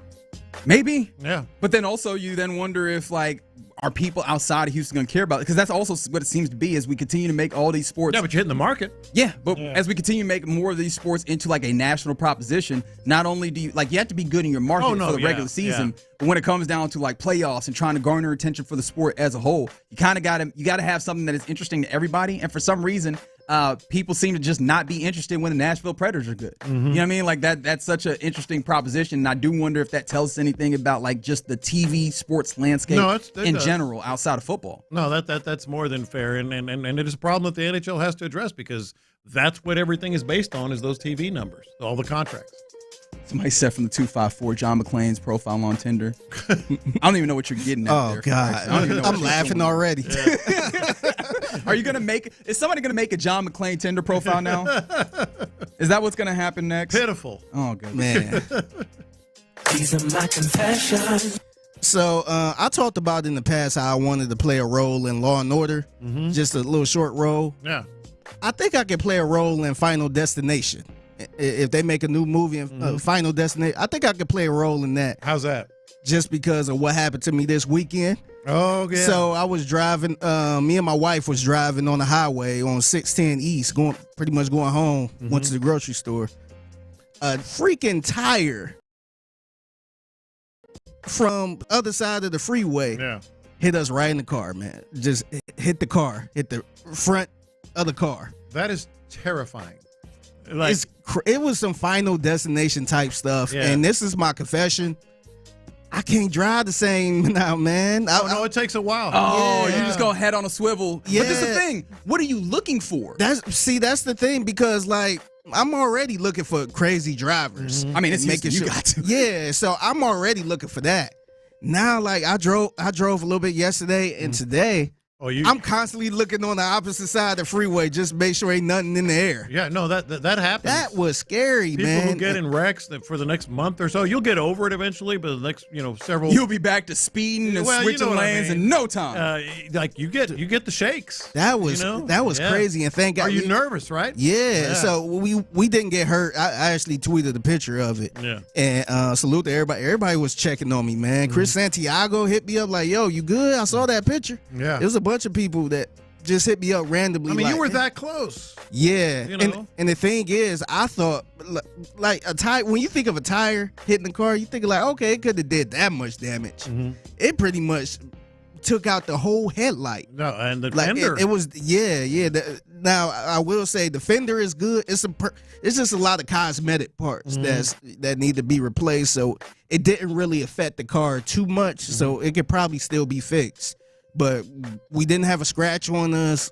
She was driving, which made it worse because she stayed calm, but man, that was scary, man. Like I was driving in to work today. Yeah. I'm just looking on the other side of the freeway, making sure ain't nothing coming towards this way. Yeah, that's scary. wild. And I feel bad because when you first sent the picture in the group chat, I was like, yo, that's crazy, thinking that you had just seen somebody. And then like Lopez had responded. I was like, wait a minute, like that was y'all? Yeah. Because it really, and we were talking about this morning, it really is fortunate. It basically just took out a quarter panel. It didn't hit like the hood really. Yeah, it could have went through the window. The windshield. It didn't hit no windshield, which would have been real problematic. It didn't get your wheels, so like it's still drivable. Like it's you really got relatively lucky in all of this, all things considered. But it took a big old dent out of that quarter panel. Yeah, no, it was a big dent to the point. It's like, man, like we hoping that they don't total the car out. Yeah, that's how bad of a dent it was. Yeah. So hopefully they won't tow the car out because it's her car. She had it. She is already paid for, so she ain't trying to buy another car. Yeah. So hopefully That they might can have to. it. Oh man, I'm gonna be pissed if we gotta do that, man. 713 said, whose tire was it? Which is a fantastic question. That's the other thing. We had no idea. Just imagine driving and you look up and the tire is coming right for you. Have Airborne. We have no clue where this tire came from. We know it came from the opposite side of the freeway, but it was no way we can like stop and track them down or whatever. We have no idea. Going the opposite way and everything. I have all I saw was the tire. Yeah. That's what which is funny because it made me think of, I had been driving and just seeing a tire rolling, but it was rolling the other weird, which made me think like, it popped off, what have you, or fell off. This was coming. But this tire was coming full speed at you. Yeah. And mind you, we going 60, 65 miles an hour. That wasn't even, we usually be going 75, but we was going about 60, 65. Yeah. This tire was coming at us about 60, 65. Crazy. That is wild. So I'm very happy that y'all are safe. Y'all are good. Yeah, we good money. But yeah, y'all might need to be out on the streets having another thing to watch out for, which is errant tires. And maybe even more, because I didn't realize that this was like as, I guess, prevalent. I don't know how much I can call it prevalent. It's a couple of texts from the 713. They said they were driving on the freeway 10 plus years ago. The hood of a vehicle in front of them flew off the freaking car and went right directly Houston, over their man. truck. It's Houston. You see all kinds of crazy stuff. Yeah, I know. I seen people talked about how mattresses then fell off of trucks and stuff like that. Yep. But at least you can kind of have an idea, like, oh, it was I saw the mattress before or something like that. We were trying to explain to the insurance people like there was no other car involved. Like we have no idea where this tire came from. From the 713, that's actually very common, Fig. That tire came off of a trailer with a bad hub. Okay. Yeah. Interesting. And see, the thing that's fine, but we never saw it. Like, I can't even prove that it came off of that. Right. Like, just imagine driving and you just see a piano fall out the sky. Somebody said that's the tire that the old lady threw the window in the discount tire commercials. Even that's an old reference. That's wild. From the 832, y'all need to check the Reddit page r/tires are the enemy. Crazy. And finally, I leave you with this. Somebody said, Figgy said he wanted a short roll on Law and Order. It dang sure won't be a tall roll. You ain't had to do that. Man. You didn't have to do that. Never heard that one before. I've been getting short jokes all my life, so I'm very getting unnecessary. All right, you're in the loop right here on Sports Radio 610. Those are our lunchtime confessions brought to you by the Men's Clinic. Coming up next, let's get to our winners and losers of the weekend. Did you have anybody or any entity that you thought was a winner or a loser off of this last weekend? 713-572-4610. Let's get into that next. Should we be concerned about C.J. Stroud?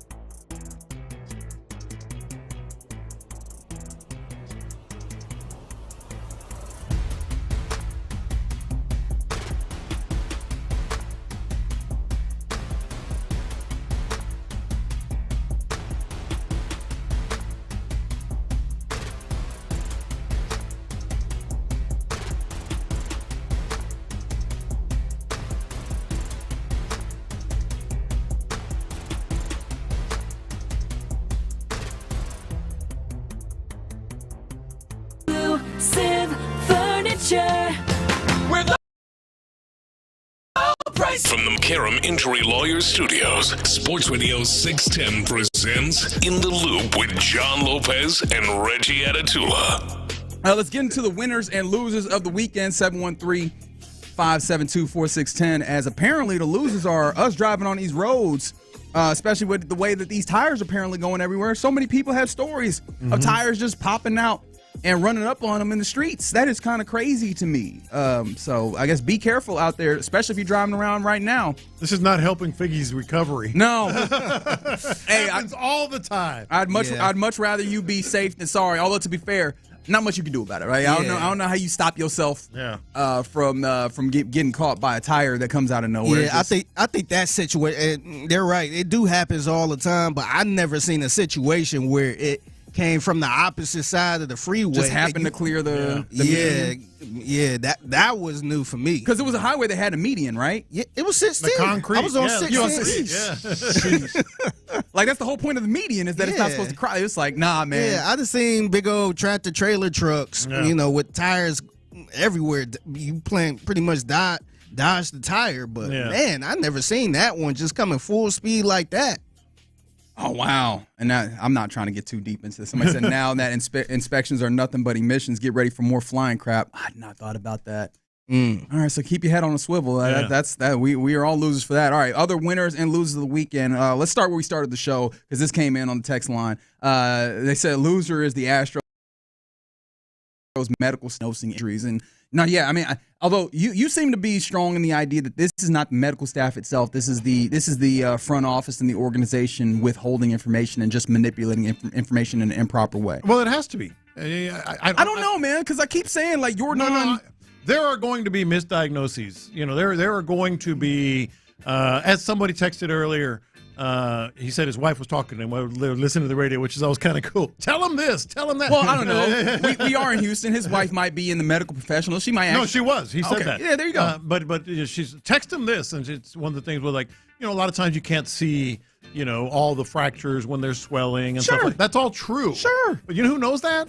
Medical professionals know that. Yeah. And the Astros, with a multi-million-dollar player, the best, most dangerous hitter, potentially on your team, probably on your team, you should be taking MRIs, you should be doing all this other stuff weekly, if not, every few days.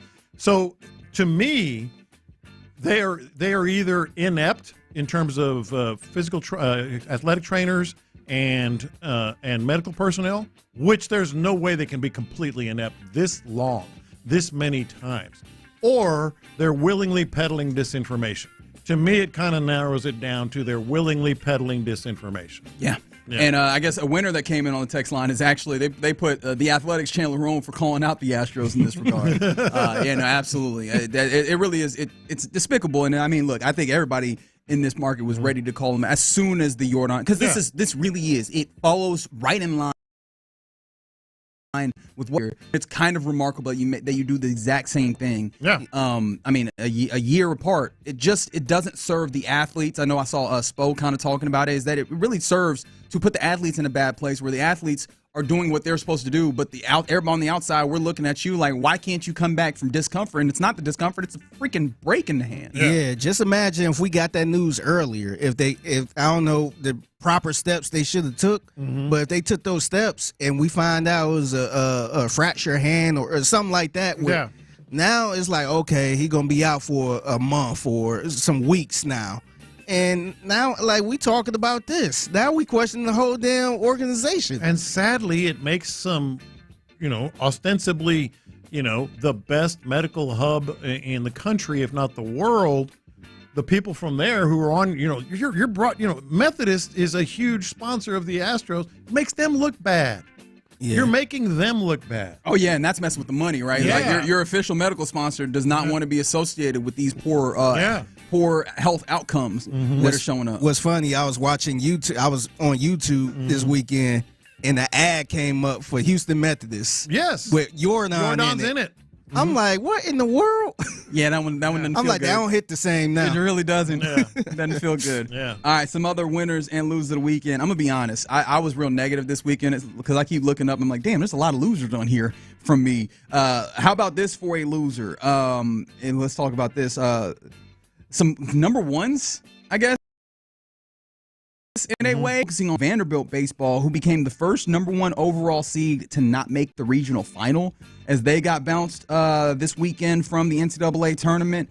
That was also not the only one that happened, because it seems like some other teams that were highly regarded, Florida and #7 Georgia, were also eliminated on Sunday. So the SEC also just having a tough time. Plus, you talk about the SEC having a tough time. How about UT? How about UT the runners? baseball? How about the UTSA runners? Yeah, UTSA, in a way, a little brother in that University of Texas system, taking out the big dogs, the Longhorns in baseball at their field, Dish Fall. Although, did they play at Dish Fall Field? Because I know that they had a little bit of a yes. They had a little some level of weather had before the weekend had created a little damage at the field. I think they did ultimately play out there, and I guess that was bad omen because they ultimately lost. So Texas also out of it. A lot of SEC teams in the College World Series having a rough time. A lot of UTSA fans were there chanting "Let's go 2-1-0." Which was cool. the San Antonio area code 210. 210. And then there's this UTSA NIL money for their entire baseball program, $800,000. Texas, $9 million. Yeah, money well spent for UTSA in this instance, right? Wow. 713 Tyrese Halliburton, winner for the NBA Finals, loser. Lost the Eastern Conference MVP vote by one. Absolutely. MVP Hallie was one of mine because they finished out the Knicks in Game 6, and they got back to all the things that they did well. They ran well, right? They shot well. Like, they had that pace. They had all the things that the Pacers had done comfortable. They did that back in Indy in Game 6 to win it on the home floor, which was great. And then I don't know, did you guys see the because I was gonna stay for the entirety of the broadcast with with what was happening. We'll talk about that a little bit more here in a second. But Tyrese Halliburton, I mean, he's a dude who was like voted as the most overrated player. He's been talking his talk. He did the Reggie Miller choke symbol, all of that, right? It feels like it's been his Eastern Conference Finals. And then you get to the Larry Bird Eastern Conference Finals MVP being awarded, and they go, Pascal Siakam. And I don't know if you guys saw the video, but you can see Halliburton as they're starting to tee it up, like start doing his hands like, yo, that's me. I'm about to get this. And they say Pascal Siakam, and you can see it. Like, it looks like an award show. It looks like an award show where the dude thinks that he's about to win, and he's like, okay. Yeah. So, yeah, it was a 5-4 vote when it came to Eastern Conference MVP, and I just can't understand. He should have got it. Yeah. He probably should have. The final game probably ultimately. Yeah, Siakam was good, too. Yeah. But I feel like they wouldn't have won that series. Well, it would have been closer if it wasn't for Halliburton. No, he should have won it. Halliburton especially had like some last minute type heroics during this series as well. I think you're right. Game 6 itself probably skewed. That's what did it. Yeah. Siakam's been good. You mentioned he's been good. One of the things I know that the Knicks were sick of turning around and seeing like a shot go through it and then an outlet, like a quick outlet pass to Pascal Siakam, who's already 3/4 of the court. Just like, damn, how's he already over there? Yeah. Why is he scoring the basket already? Yeah. So yeah, shout out to the Pacers who will face off against the Thunder in one gets going. What is that? The 5th, I believe, is when that gets going. Do I have my dates right? Late August. Okay. I don't think that's accurate. They do have a long break. we get a little break, but I kind of needed it. Like the playoffs, it's just a lot of basketball. I'm just like, give me a little bit of time, and then let's go for the final. So I'm excited for that. But with that being the case, the Eastern Conference Finals is done. So a loser's Hoop fans, because the Pacers got their win on Saturday night. So TNT has now completed their NBA rights deal. So obviously, inside the NBA crew will continue. They'll do kind of pre and halftime. I'm interested on post. But they'll be doing it on ESPN. So it'll be on ESPN, ABC. So instead of seeing Malika and Perk and Will Bond and Stephen A. Smith, you'll get Ernie and Kenny and Chuck and Shaq. But one thing I think Bill Simmons, different Bill, brought up that I think is interesting is they have different kind of break schedules, TNT and ESPN, and he thinks that the break schedules will actually make it so that this is tough. Like, it's going to be produced by the same people in the same place in Atlanta that they do right now, their Studio J or what have you. Yeah. But, like, ESPN has these short segments that go to breaks frequently in their pregame compared to TNT where they let it breathe. Yeah, sometimes they just show a highlight. And then they go right back to break. You're like, what? I think that'll be sick because inside the NBA on TNT, they like allowing them to spread out. That's how they get to the shenanigans. I don't think they can be that quick show. That's what I was going to say. I think it might look similar. It might feel similar, but it's not going to sound similar. It's not going to have that free flowing worried about is the nuts and bolts parts of it. Like when they kick it out to a reporter at the stadium, something like that. Are we kicking it out to Malika Andrews, or are we like the ESPN type? Because I enjoyed the reporters from Turner. Yeah, like I kind of go back to David Aldridge. Yeah, who's at the Athletic now. Yeah, I just love those type of reporters. I mean, I kind of had questions about the recent that's ESPN NBA reporters. That's going to be the whole. That's going to be the whole staff. Remember, like you're not. Harlan's not going to ESPN. Reggie Miller isn't going to ESPN. Actually, I kind of like. It's worth noting. Harlan is expected to join the Amazon coverage, as is Stan Van Gundy. I think their crew is going to be really, really good. And then Reggie Miller is going to be the lead analyst alongside Tirico for NBC, in case you were wondering where all those pieces go. Yeah, no, I'm just so with this whole staff, is it just the production team? Yeah. And the 4 guys inside the NBA. So the rest of it going to be ESPN. It'll still be Breen and probably Doris and RJ, which that's been a team that I think people have kind of had some issues with this year. I think that ESPN probably needs to, strengthen up their actual calls that they have on some of these games. They do. It's not going to be the same. It's just not going to feel the same. No, it won't. But I mean, I hope ESPN does a little bit. Messing with the money is going to be tough. I hope that they try at least to move their breaks around to allow inside the NBA to be a little bit more of itself, because that's the reason why you go and pay the money in the same way that they did for Pat McAfee, in the same way that they've done Joe Buck, Troy Aikman, in the same way that they've just done for Peyton Manning. They're just like, here, you do this thing that we want. We'll give you money and get out of your way. I hope ESPN can get out of the way. Just wait till they start. Hey, let's bring Stephen A to the set. Let's bring Kendrick Perkins to the set. And it is going to be tough for Scott Van Pelt, because he typically does that. He typically does that post game. But I'm like, man, some of the best of the inside the NBA is after the game where they can lay out. That's all I watch. Yeah, I can't tell you last time I watched a pregame. So I hope that it's always post game. Let's go to Monica Minut. Talk about the WNBA. What you got for us? She'd be good at it though. She's very good. And another loser, Lopez, for power washing the back of his foot off. Dude, I'm a loser. I am a loser. I need that. In this case, I've done this if not 1,000 times, at close to 1,000 times. I was fishing this weekend. And I got another part of this I wanted to mention real quick. Oh, goodness. So you see these Band-Aids on my foot right here? I don't, but I trust you. You want me to pull them off? Nope. No. Anyway, so I go fishing, the boat gets a little dirty, whatever, and you power wash it before you put it up in the sling and move on. So I was power washing my boat, like I said, close to 1,000 times, if not more. And I'm power washing barefoot so I don't track any dirt in there. And I power wash right on my Achilles tendon, about less than an inch away, and I rip about an inch of skin off the back of my heel. And I'm like, it hurt, but I was more mad than anything. I was like, you big dummy. How many times have I done that? I power washed my foot. Here's the second part that I want to mention. So not only that, I forgot to put a Band-Aid on this morning, okay? I said, you know what? There's a first aid kit in the kitchen right up the hallway here. Oh, you was going to use the free Band-Aids? Figgy. I opened that first aid kit thinking it was going to be packed with all kinds of, all them people doing what you've been doing and nobody putting it back. That's what happened. It has like 10 Band-Aids. That's right. That's it. Because all y'all ever think is more than I thought it would have been. It was 99% empty. There was a stack of little Band-Aids on the bottom. We need a new first aid. Unbelievable. Go get one. Right, that's what I'm saying. Mr. Moneybags over here like somebody needs to get a new. All right, dog. Whatever. That's why you want to lose of the weekend. Winners and losers of the weekend every week on a Monday. Coming up next, Yahoo Sports, and I believe this was Nate Tice, put together a list of trends that he thinks we'll see in the 2025 season, seeing as the NFL is the ultimate copycat league. Which of these do you think we'll see? Which of these do you not think we'll see? And which will benefit the Texans the most? We'll talk about that next. The Drive with Stoerner and Hughley.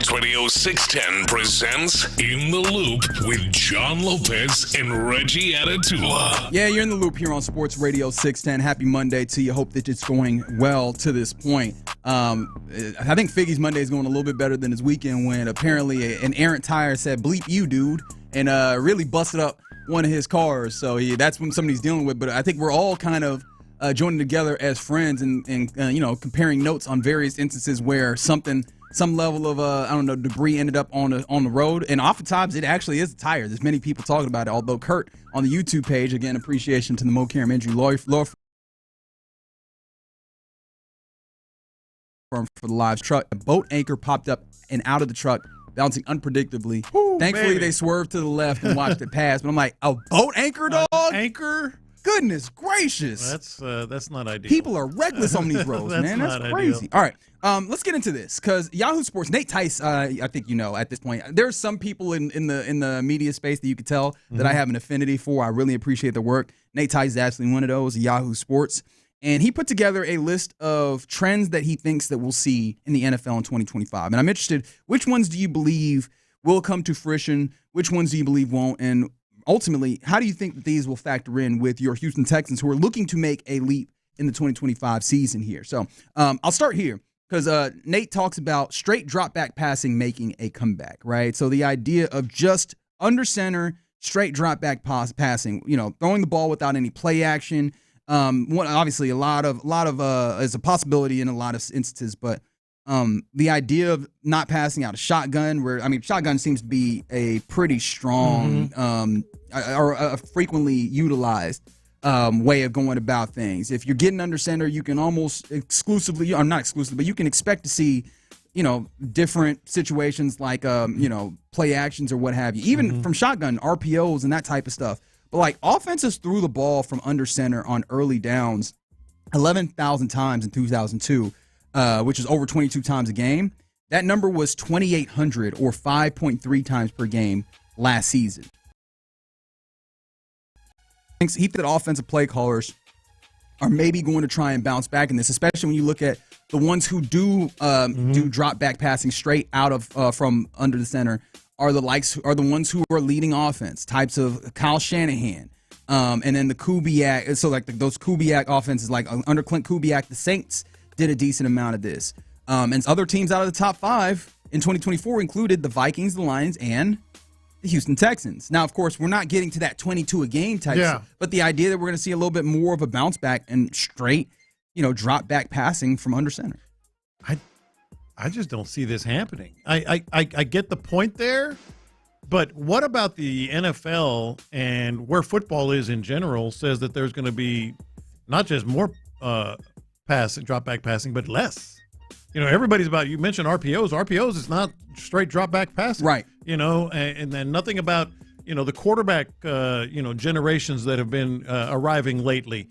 Says straight drop back passing either. One thing I can tell you though is this is a league in which everybody's trying to find every advantage that they can, especially as we more analytics infiltrate more and more. And this is something that he points at, right? Since 2019, drop back passes with no play action in under center concepts have had a higher success rate, net yards per attempt, EPA per play than shotgun or pistol.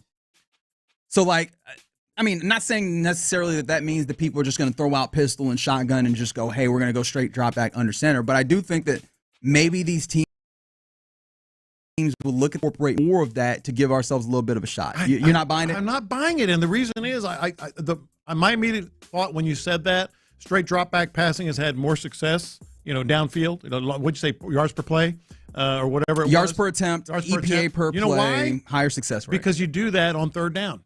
And third down, you tend to have, a longer situation in which if you do complete it, it's going to be a longer yards per attempt. The only thing, and I'm trying to see where he's coming from on it. If you disagree, you can disagree. I don't think this one will happen. No problem. To answer your question, the only thing that I could see that maybe would influence that is keeping the back end more for protection purposes. So if you have a fullback or an H-back or a tight end come in and you go straight drop back, it helps protect you more. That's the only way I could see that. Which in some ways you can still garner out of shotgun as well as that back being in. So yeah, all right, fair enough. How about this? I'm not on that one. How about no this problem. No, I mean, look, he's trying to get into a crystal ball, and as we all know, you start trying to predict stuff, and sometimes things don't necessarily hit. But how about this? Third and fourth downs are going to be a whole new ball game thanks to shorter fields. So he talks about like the dynamic kickoff coming through, and we saw more plays on average, right? Or rather, lowest amount of plays on average compared to any mark since 2008, second lowest since 2002 when the league actually expanded to 32 teams. And so you're seeing that. And that's because you're getting to 35-yard line with that changes the situations where teams are looking at it. You're already closer. There's fewer plays or there's a shorter distance to get to the end zone, the ultimate goal. And so maybe that's changing the playmaking here, or the decision making rather, where if you pick up a first down and now your second set of downs, you're already on the 45, opposing 45, or you're in the plus territory, and now you're in third down or fourth down. Does that make you more apt to go, hey, we're going for this, as opposed to starting at the 20, you get 15 yards, and you're still on your side of the football, and now you're playing the field position game? And I can buy this. No, this one I can buy. We're seeing teams become more aggressive. However, I think that this is interesting for the Texans because DeMeco Ryans hasn't been particularly aggressive as a head coach, at least not last season. No, this one not only do I think I can buy, I'm kind of pulling for it. You mentioned the dynamic kickoff 35-yard line. You get 2 first downs just at 10 yards. You're on the opposing 45. Right. That's go or no-go territory right there. So I could see this one happening. Yeah, and I mean, I think that what made it interesting last year was DeMeco was looking at Kaimi Fairbairn and the ways in which he was moving the ball early and going, okay, well, maybe we just get points on the board. But I think that the confidence that you have in Kaimi is cool. But then if you look at, and if you're able to engender a level of confidence with this offense, I think that this team should be maybe a little bit more aggressive, even though you believe in your defense to get you the ball back, which maybe that's going to constantly be the thing for DeMeco, where you're going to see a continued level of conservative nature or conservative leaning in decisions of going for it, because he is a defensive coach. As we do give, if you want to trust defense more, is he going to be leaning towards that odd? But I do want to see him maybe be a little bit more aggressive in allowing this offense to stay on the field and try and make more happen, especially if they can be more effective throwing the football this year. And how much is he going to put on Nick Kayley to help make that decision? Right. And what is Nick Kayley's nature? Well, Sean McVay will go for it. Well, one thing that Bobby Slowick said last year, how much you want to believe it, right? Bobby Slowick said that wasn't his decision going for it, right? Because I remember there was points in the time in the season where he was asked the question. He's like, it's not my decision. But you do have those conversations. For sure, right? And I do wonder also, how does that change? Because Bobby Slowick was a friend, or probably still is. I don't want to say was as if they stopped being friends, of DeMeco Ryans. Not saying that inherently tells what the relationship was, and when it comes to the actual working relationship, but does Nick Kayley early on have the same level of pull where I imagine Bobby Slowick was like, hey, DeMeco, I think I got one, let me go? Yeah. Does that have the same pull as if Nick Kayley goes, hey, DeMeco, I think I got to play, let me go? You have to trust your guy. Right. You have and to so build that relationship. I think ultimately it's still going to be DeMeco Ryans' decision. In fact, he's been doing a lot of making it abundantly clear. No, I run stuff here, right? Like I made this hire. I make these decisions. So I do think that he's still the guy who's going to make the decision ultimately on whether you go for it in a fourth and short or fourth and medium situation or what have you. Yeah. I just hope that he's a little bit more aggressive. I think that, so. I think that trend is very much following through. Will continue to fall through, and I hope that the Texans. I don't think you need to get crazy with it, but I hope that you follow in line in somewhat with the trend, so you're not completely out of lockstep with everybody. With you. How about this? Road grading run games, taking advantage of lighter defenders. This is always a fun thing where everything is cyclical. Everything has its level of in and out, just like fashion, right? You get the big old jeans and everybody goes skinny, and now everybody's circling back around to acid wash to these white. I don't know if that's ever coming back. No, but jokes aside, right? Like these things end up being cyclical, and in football, it's always interesting because you get teams that are running the football, and then defenses get heavier and get bigger, and then you get offenses that get lighter to try and be able to take advantage of the heavy defenses. And now we've gotten to a place where defenses, 4-2 is basically base for every team, where you have 4 down linemen, 2 linebackers. Now you're playing with 5 secondary players. And that ends up being a lighter team, right? Even when they try and stack the box, teams will bring in a safety into that box, which isn't inherently a linebacker. So Tice is looking at this and going, are you going to have run games that are more road grading, that are going to try and punish defenses because they're going to be lighter? I mean, he throws some stats at it, but I think it's very evident to look at this, right? He said in 2024, the average playing weight of NFL defensive linemen and linebackers who play 200 or more snaps, 271 pounds. In 2018, that was 272.5. Now, that seems small, but that's an average of all of these.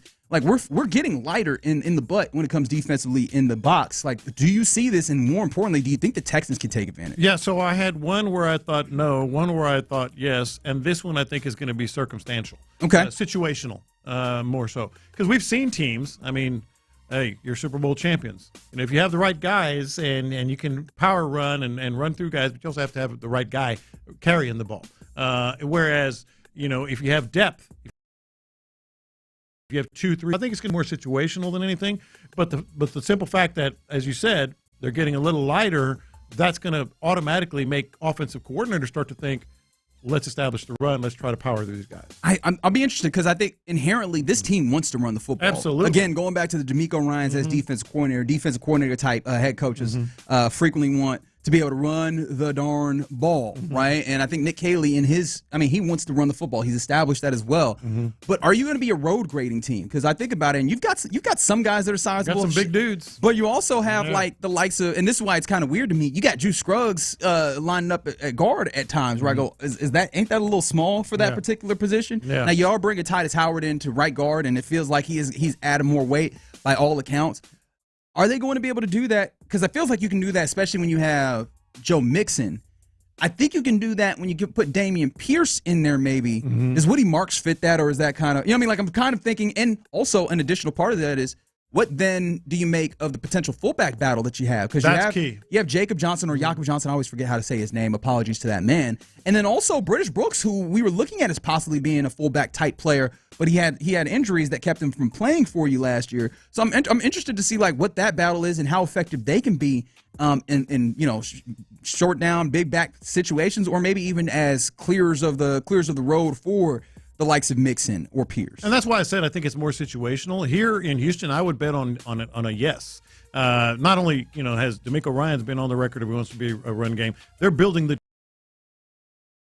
team with their really on the exterior as well. And Ursery, 335 or 30 or whatever he is. They're building the team to be more of a power running game. Yeah, so I'm hoping that they can take advantage of this kind of general trend in football that we've seen over the last few years of smaller defenses and really go and make hay, which is funny because your defense is also a little bit smaller when you look at, Henry playing linebacker. You look at, obviously, your interior, Foley getting in there is good. And I guess Slim Tim is they're calling him, Tim Settle. But, seeing teams be able to go and run the football. And I guess in the other way on the defensive side, that's something that you're going to need to be good at. You're going to need to make sure you're tackling because that tackling was an issue for this team, and at some moments, teams could run the football on you. Yeah, and I think when you're talking about defensively, that's a whole different ballgame depending on how you're built. Because maybe there are teams that say, "Hey, look at all the secondary that they have.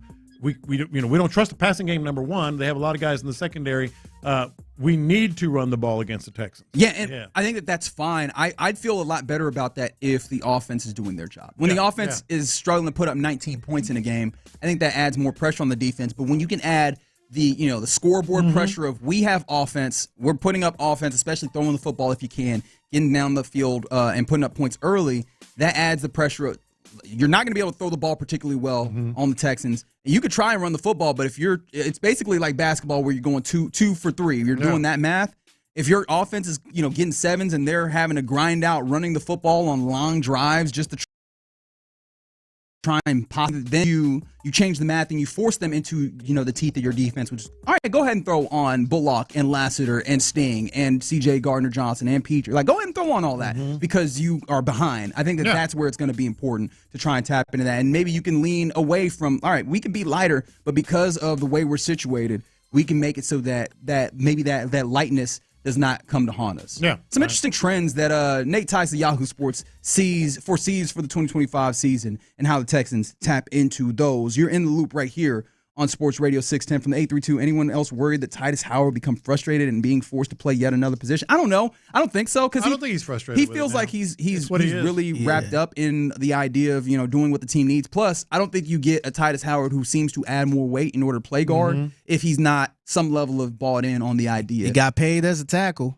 Yeah. So I think he's good. Yeah. He got that tackle money, so I don't think he cares. There you go. All right, you're in the loop here on Sports Radio 610. Coming up next is typically the time where we hand things over to Figgy Fig for Figgy's mixtape. Fig, what you got for us? Yeah, so we was talking about a lot of Inside the NBA, and they aired the last time on TNT this Saturday. So perfect excuse to just go through some of the best of Inside the NBA. A new TikTok trend. I want John Lopez to try. Plus, we might. Yeah, I want you to try. It's not a bad trend. Plus, we might be leaving the station kind of early today. Oh, okay. I would like to find out why that is. Let's figure that out next. A friendly suggestion. Miko.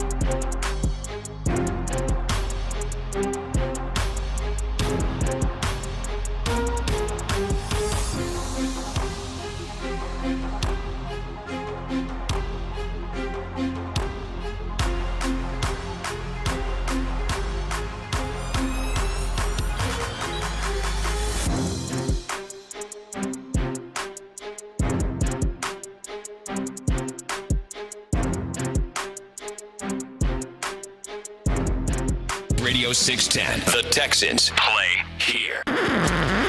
Pass the aux cord and crank up the volume. Figgy Figs in the driver's seat. Sit back, relax, and enjoy the ride. It's time for Figgy's Mixtape on Sports Radio 610. Yep, it's the mixtape in the loop, Sports Radio 610. It's your man Figgy Fig holding it down on a Monday. Happy Monday to everyone out there. Hopefully everyone had a great weekend. So, Inside the NBA on TNT aired for the last time on Saturday as the Yacers beat the Knicks. Yes, sir. How you feel about them Yacers? Yes, sirs. It kind of grew on me, if we're being honest. Really? I can't get with it, man. I don't see how you can rock that shirt proud like that. It's like good effort. And you know you're gonna get somebody like me. No, yes sir, yes sir. So now you gotta explain what the hell that means. E for effort, T for nice try. Yeah. So they'll be in the finals, and now the show.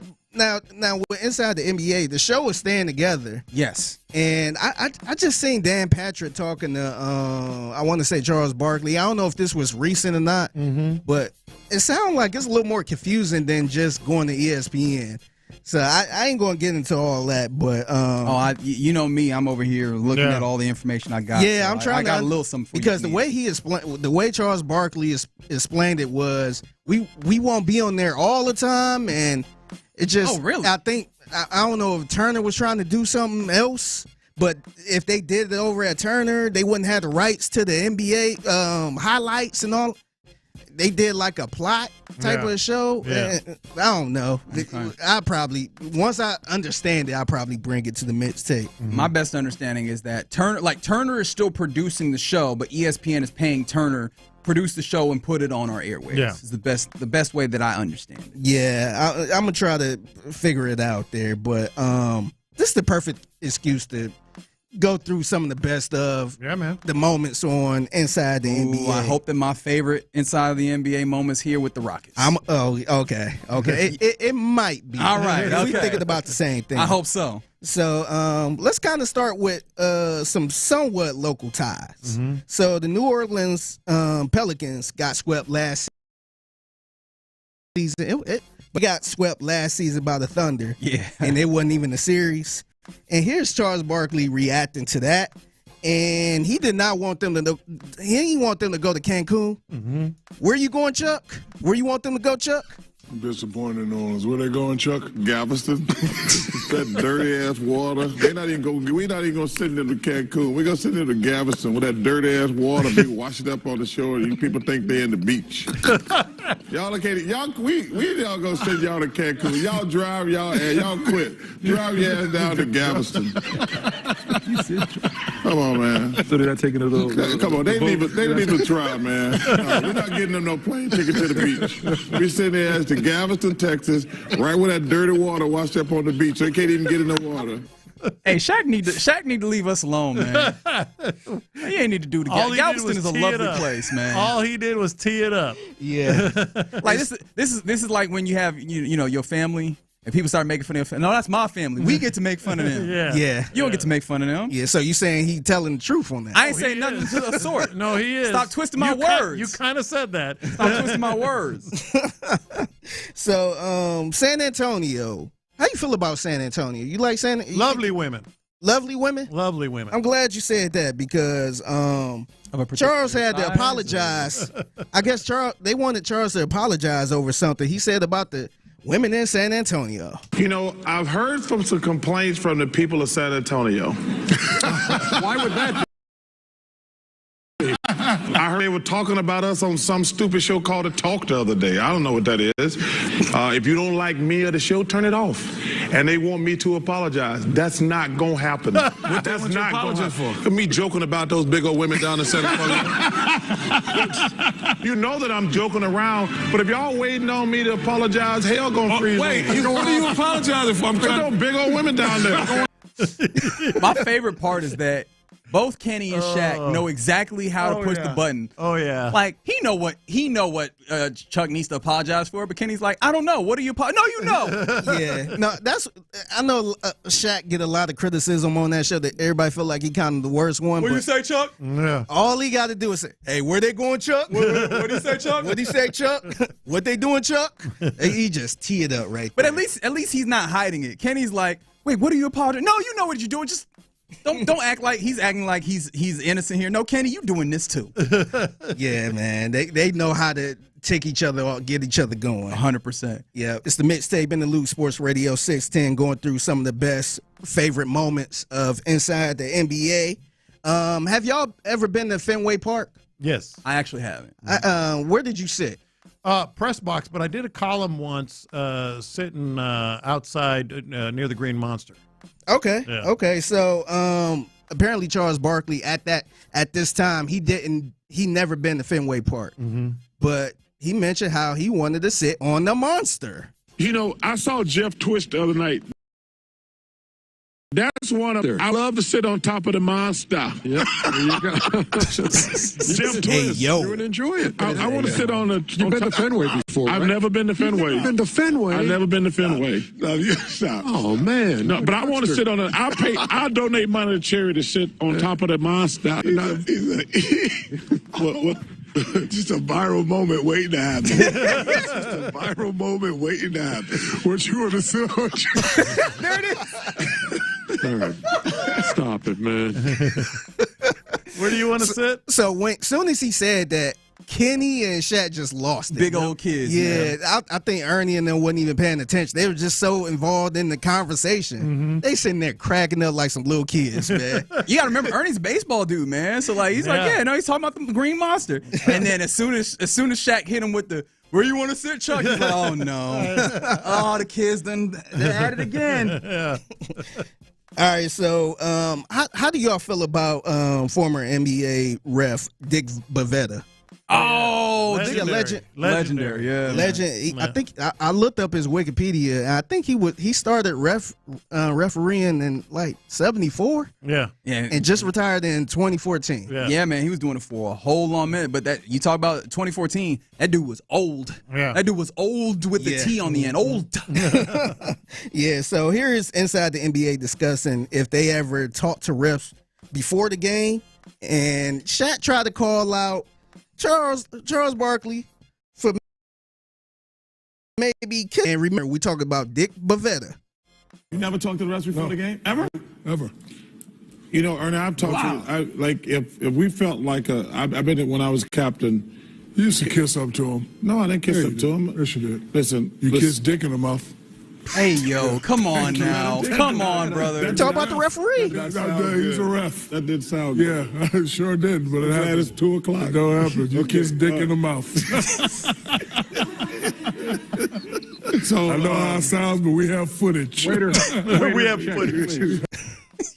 What's funny is like that's maybe the one time where Shaq was being sincere. Yeah. He was not making a joke. He wasn't trying to be nasty. Yeah. Now the second time he said it, that was a problem. He knew. Yeah, that's like when just on Saturday he was like F word on the air. He's like, I do not care. That's the problem. That's the thing that might get them in trouble at ESPN. Although ESPN's gotten a little bit more lax about letting things slide as opposed to being Especially all on buttoned up middays. about the mouse. Like it feel like the mouse don't run thing over there in the same way. But yeah, man, those dudes don't take well to authority. So it might be tough when ESPN's like, hey, we don't want y'all to do that. And they're like, well, that's exactly what I'm going to do now. Yeah. All right, so I wonder if this is the moment Reggie was talking about. Come on the now. Rockets. So Rockets versus Clippers. Yeah!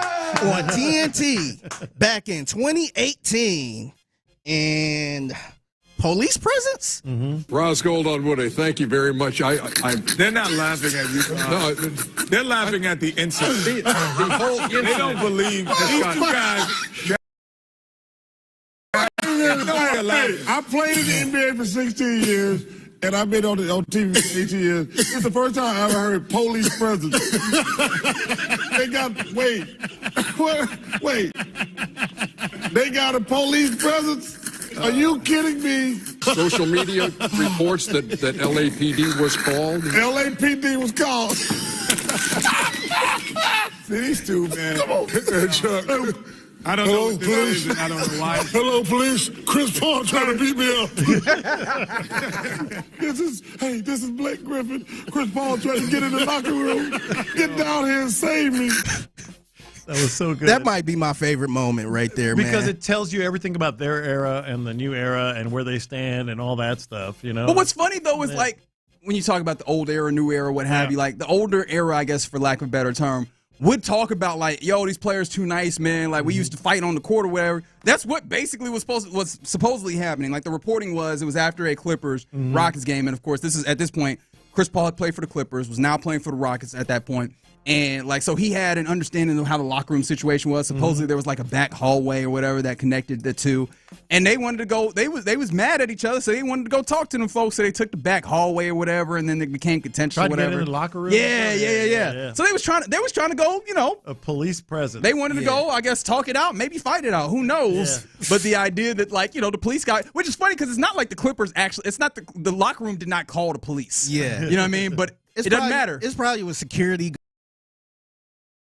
guards, all that stuff, but just hearing police presence after a small little brawl, whatever that happened during the game or after the game. Hello, police. Chris Paul is trying to beat me. That was so will live forever in my brain. Live forever. Because, I mean, Chris Paul is 6 foot. Like, we look at him and we see him on the basketball court. He looks short. That's not really a short dude. Yeah. Except it's hilarious. Not to you. Yeah, he's taller than you. We gonna fight eventually. It's gonna happen. All right, last one. So with Inside the NBA pretty much going to ESPN. Do you think Charles is super excited about working for ESPN? Oh, I know he's not. Well, this is him talking about, and this was like a stray at ESPN for some reason. They was going through the highlights. This was during the Durant on the Warriors days. And Kenny asked him, hey, would you work for ESPN? Why you don't want to work for ESPN? Curry with 21, Durant 39. Why don't you go to ESPN and then I can not talk to you? You're not going to work me like a dog and not pay me. Why wouldn't you go to ESPN? You're not going to work me like a dog and not pay me. I'm just saying. Hey, things that happen on this show. ESPN 1, 2, 3, You know what? ESPN News, ESPN U, ESPN Radio, and then come up with that little puny Nothing. And you wake up. I'm telling you, nothing good happens after 1:15 in the morning. ESPN Deportes. They have me on ESPN Deportes say, muy bien, gracias.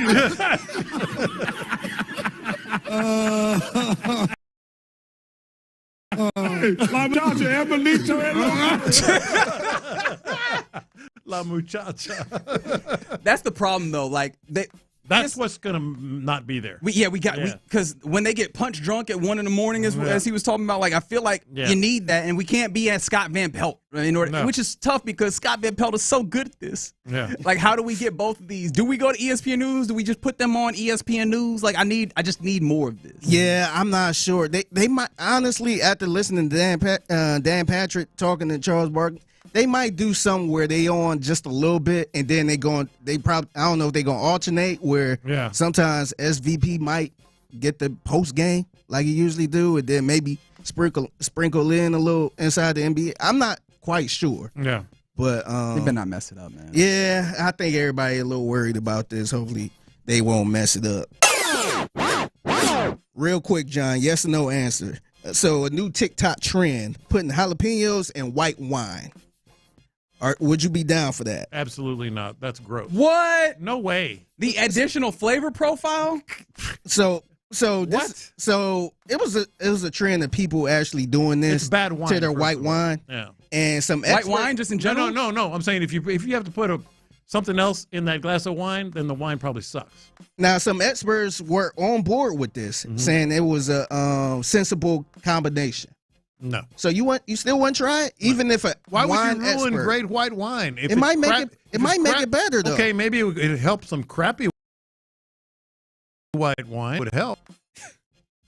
You know I'm right on that. A good glass of wine, and you putting a jalapeno in it. I mean, what are you doing?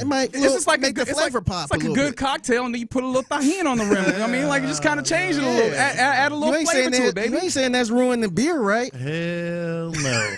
Hell no. This man don't put that orange slice on my blue moon.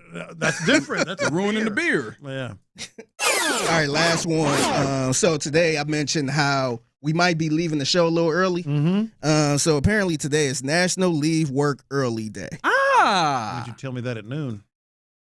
You wasn't about to leave at noon. I'll tell you that for damn sure. Hey, we can leave after this break. After we do this live read from Driftwood Shores. Will we be here or not when we come back?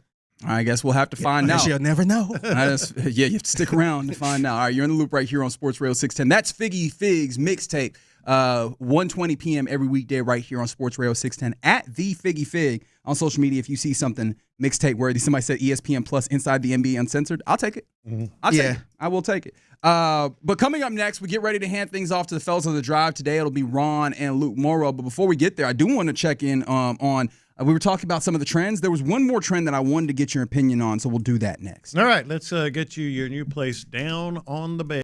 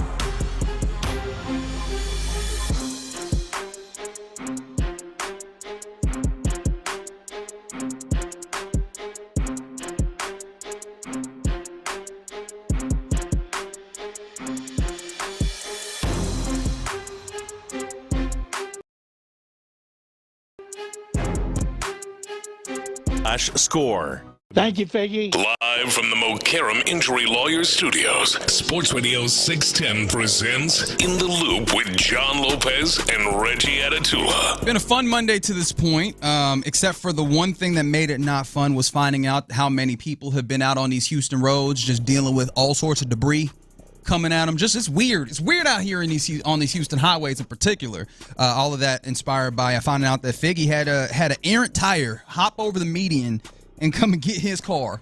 Thankfully, he's safe. Wifey's safe. Everything is largely good. Trying to figure out how that car gets fixed. Yeah, we praying that the car won't be totaled out. Yeah, man. so if you want to keep the car, yeah, absolutely. But man, we had somebody talk about a boat anchor. We had people talking about 2x4s on like real Final Destination, like all sorts of other tire people talking about various tires and stuff.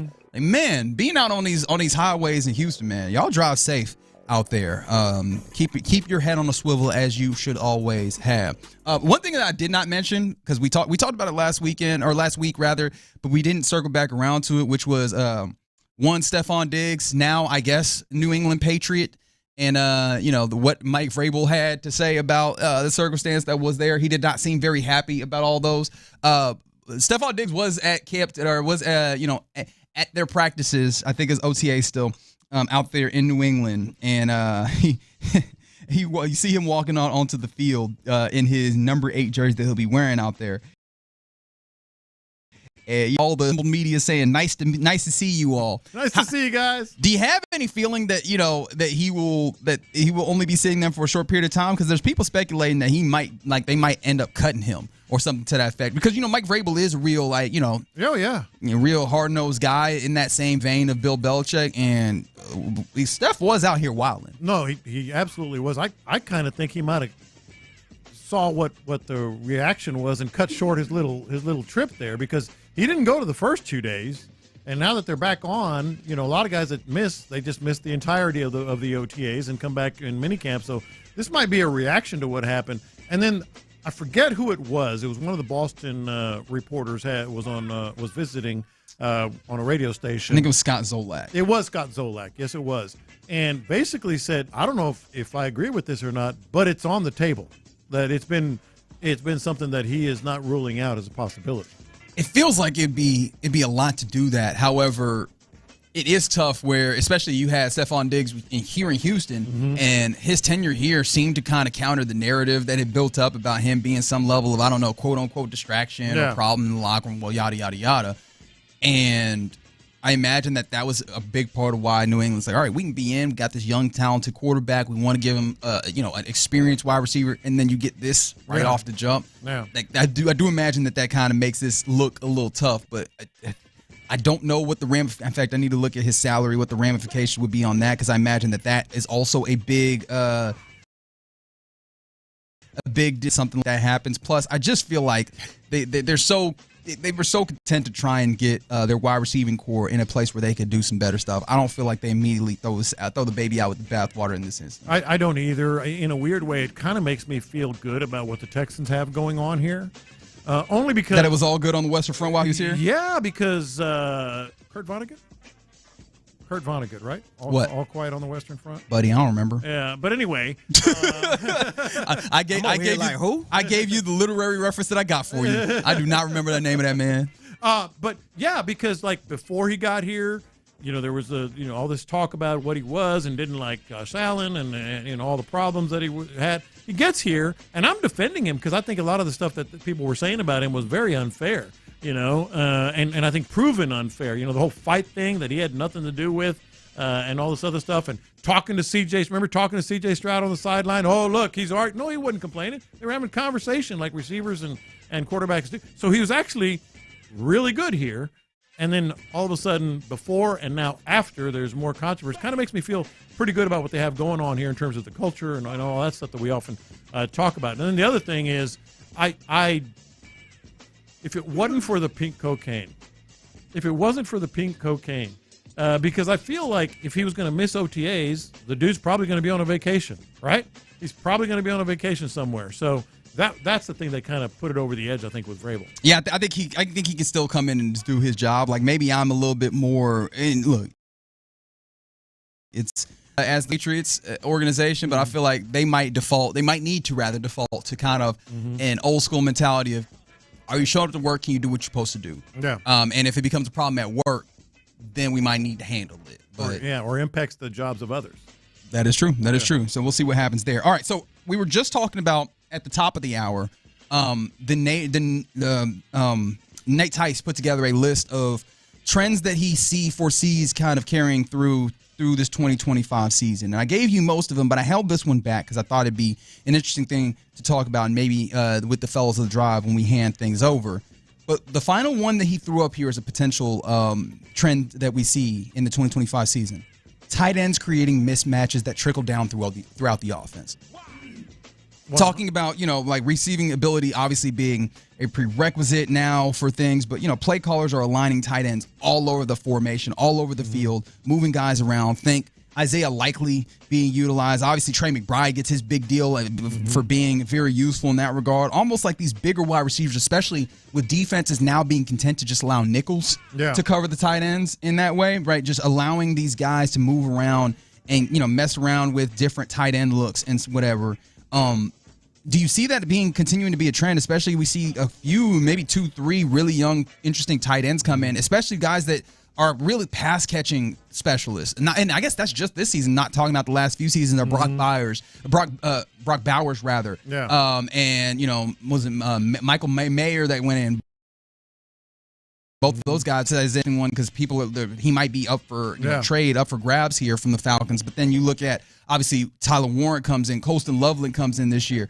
Is that something that you believe in? And two, do you think that the tight ends that the Texans have here will offer Nick Kayley the opportunity to move them around the formation to create advantage? Look, I think not only is this something that's going to continue to happen, I think it's happening already at an accelerated rate.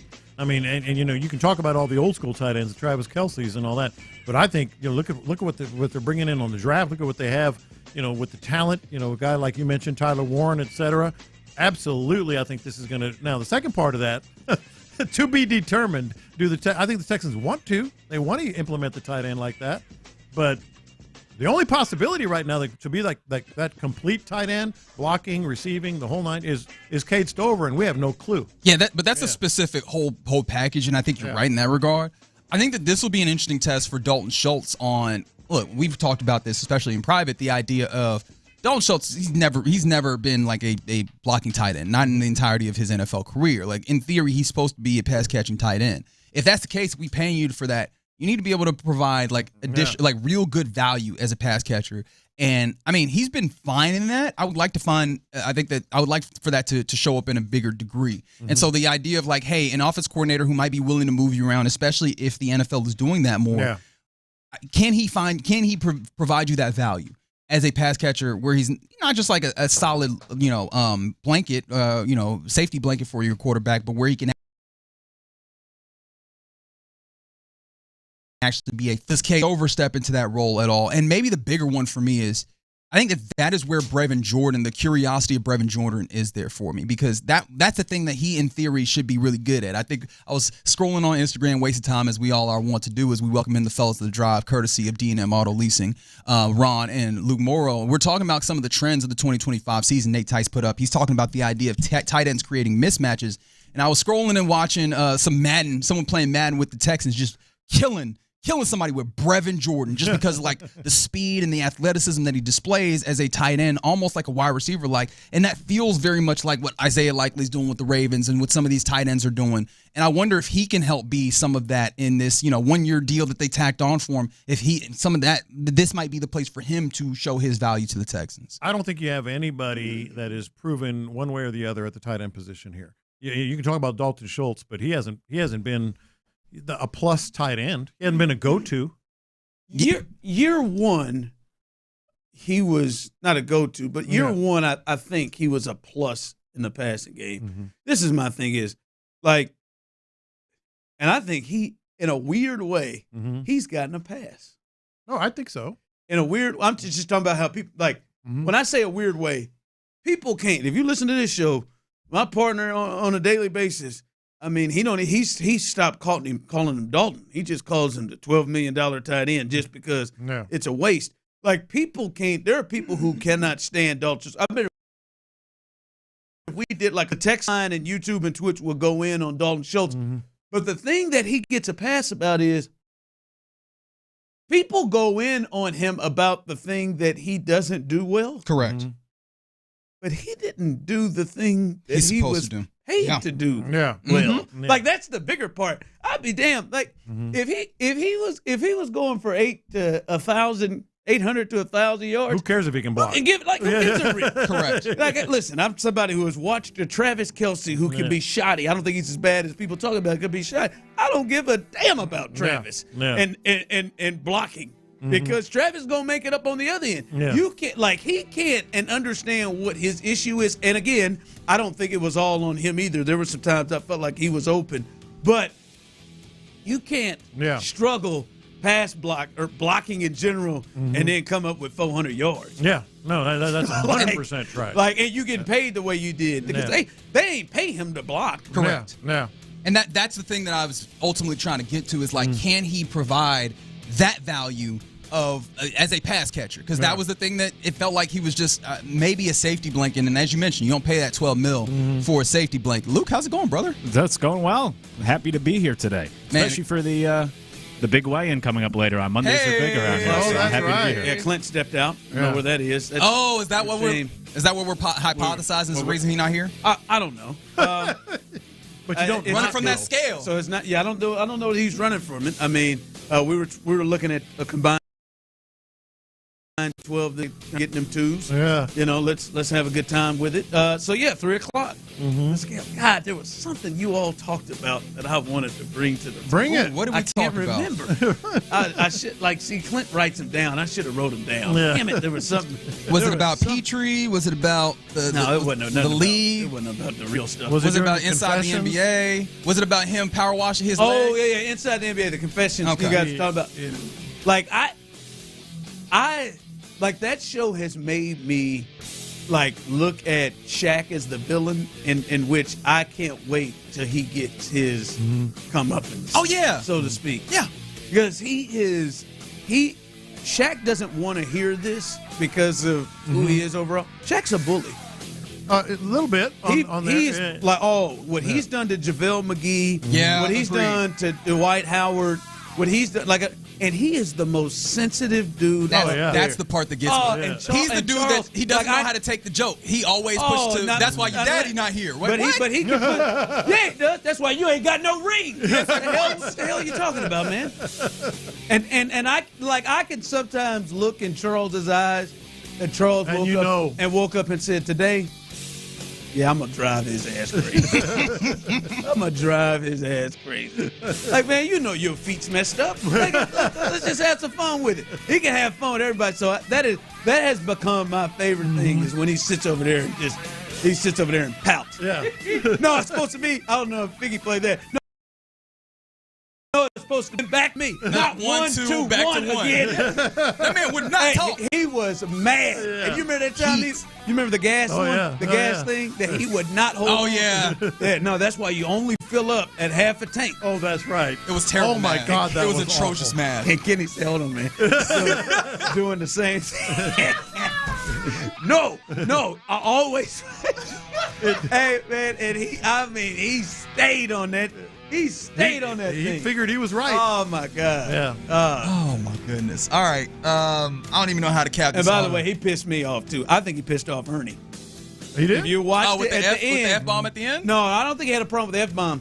If you go watch it, and I know you guys are sticklers, and I know Luke is, too. It was perfect. Shaq went. Kenny went. Yeah. Charles went. And then Ernie, who is the standard bearer of Turner, he goes. And the last thing you should hear is Inside the NBA. You're watching Inside the NBA on TNT. And you can hear the quiver in his voice. He's emotional. And no, Shaq's ass had to come up with something that Charles said, no, I'm not doing this. Hey, fellas, one last time, let's drop the mic. That's the last thing we heard from him. Yeah. And I'm just like, it should have been fade to Ernie. black. Ernie, fade to black. Yeah. Shut your big ass up. Just shut up. Just drop the mic. Hold on, so I can look at I'm Charles. with you. Charles, like it should have been Ernie, and I saw the look. The look on saw Ernie's face overthinking, but the look on Ernie's face in those 2.5 seconds said, you just couldn't let me have it. Right. That's right. That's what it felt like. That's a man that got 13 jobs. He clearly don't let nobody have nothing. What I will let you have is that we will step away for the day and leave you in the fine and capable hands of T-Mill, Luke Morrow, Ron the Show, Hughley. It's The Drive. You're listening to KLT AM, KLT FM, HD2 Houston, and Odyssey Sports Station. And right now, The Drive is live. That's right. The Drive is live. Luke Morrow's in the building. Clint is out. I promise. I know Parker's listening. I know Sarah Frazier's probably not listening, but maybe listening. Everybody here, I promise you I will not mail this show in just because I'm going to Aruba. Just because I will be on a beach this time tomorrow. Just because I'll be there. I promise you I will not mail this show in. I am going to give this everything I have. Everything I am, John. Damn it, I am. I'm going to give this everything I got. It's all The Drive knows. I promise you. It's all we do. I'm not going to lie to you. Over the 5 years, I've mailed in a couple of shows, but today I'm not. I'm not. Many of you can remember maybe some of those shows that you may think were a little shaky. I promise you, Luke, I'm coming. All right? I'm bringing. Whoa. God, why do y'all have to be so nasty, man? Whoa. You didn't take that as fresh out the weekend. You know I'm coming in here horny, and then you're talking about, hey. Man, this is an age thing, man. You and Reggie just, put your hands up. Can't even have the thing. Dangerous business. It is clearly with you two. We'll get to Tyler. I want to just continue to throw full fuel on the fire with Tyler. Last time we were here, Luke, we know, and we've still never seen that photo. They're not panties. That stuff. We don't know what they are because all we do is see a picture of them by themselves and not inside or not covering those white legs. Yeah, they're not being worn either. Yeah, they're not being worn. They're not being worn at all. But we'll have some fun today. I remember weigh in 3 o'clock as we just talked about on In the Loop, and you're ready for this, Luke. Weigh in coming up. I'm excited for you. I was at 301 even last week. It's a short week here. Short week. We weighed on Tuesday last week because Memorial Day, as you and Chris held it. No. You and Chris did the In the Loop. Yeah. Yeah. So you all did In the Loop, but we're holding it down, trying to get this thing going here. 3 o'clock. We'll do our thing here. Hopefully, and weigh here coming up as we'll weigh up coming up here at 3 o'clock, and we'll get this thing going. All right. I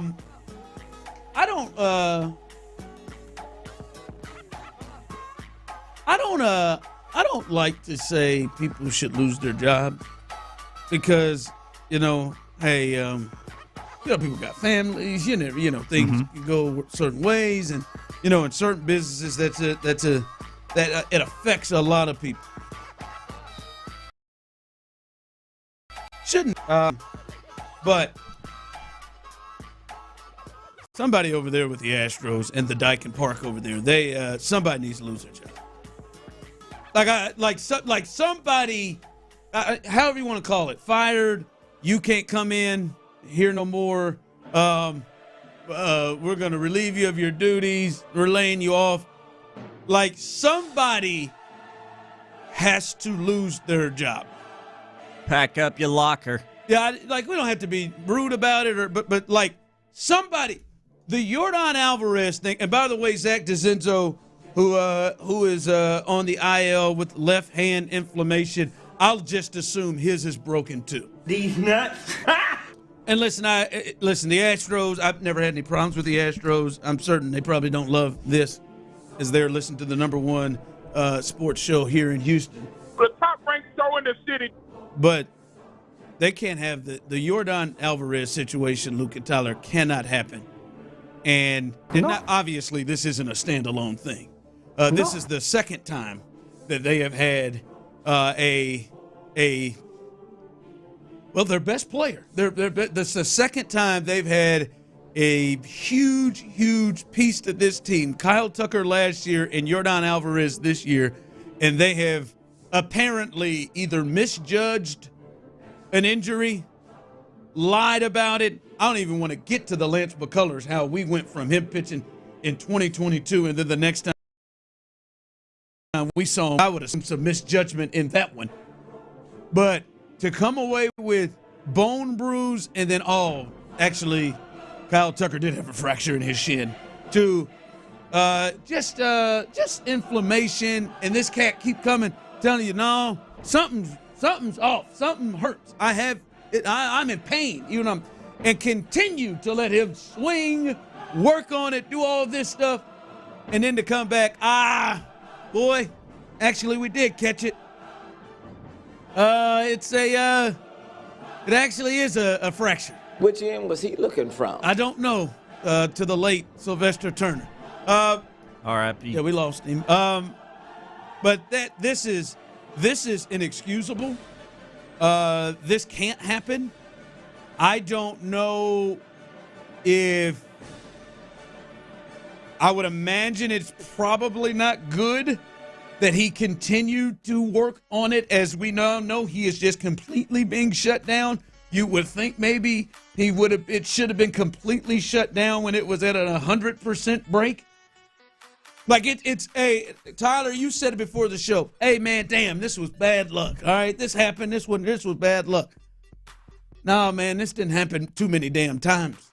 Yeah. Kyle Tucker might have been bad. Well, the Lance McCullers might have been bad luck, but no, man, this is too many damn times. Somebody cannot keep being the one that they go to when it comes to these injuries. Now there's not even a timetable with how long he sits. This cannot happen, and it is happening too many times. And now anyone who texts in and people who feel the use of, I think it's a fair thing to say, hey, man, why we have all these elbow injuries? Why we have all these injuries with pitchers? Is it something that, like, I'll say this, Luke, and you can go, I'm telling you, Ronald Charles Hughley II. The showman. Some of you call the show. This guy, I'm telling you, this is for me, not Luke, not Tyler. This is for me. It is hard for me to believe that the Astros are getting the best when it comes to medical treatment, when it comes to trainers, when it comes to this. I do not believe, and I could be wrong, I could be dead wrong on this, Luke and Tyler, I do not believe that if every team in Major League Baseball had these issues, that it would be as bad for those teams as it is for the Astros. I'm sorry. I like I said, I could be dead wrong on this, Luke, but this, like, they got a problem over there. Yeah, and the irony is the location, too, that you are in Houston with this great, it's a great medical city. Elsewhere, maybe Lance McCullers is back after 3 months instead of 3 years. Who knows? Or maybe we diagnose this immediately and just go and man, maybe we can rehab through these bone spurs without surgery. It sounds harsh potentially calling for someone's job, but it's not based off of this one example. If this was the first time this has happened with this organization, it would seem like an overreaction. But the fact that, as you laid out, this has become a common occurrence for the Astros, especially with the pitchers, where A, the amount of injuries that occur, and then B, the amount of setbacks that then occur with those pitchers as they try to work their way back from the original injuries is not good. And I think Dana Brown's comments were damning over the weekend, where on the flagship he was interviewed about this whole Yordan situation. I think it was yesterday after this news came out. And he said we could have done things differently and acknowledged they missed this in their first scans way back on, I think it was May 6th. And then also, if I understand correctly, Yordan got this news because he went to a different independent doctor away from the team. Luke, Yordan's words sounds like he don't trust these jokers at all. Blame him. And I don't know why you would. Right. So these are all very bad signs for the Astros organization and certainly the medical staff, that it seems like they just keep botching these things. And how did you miss this originally? How did you let this go on? You acknowledge, yeah, we probably didn't handle it the best, let alone it's your star hitter.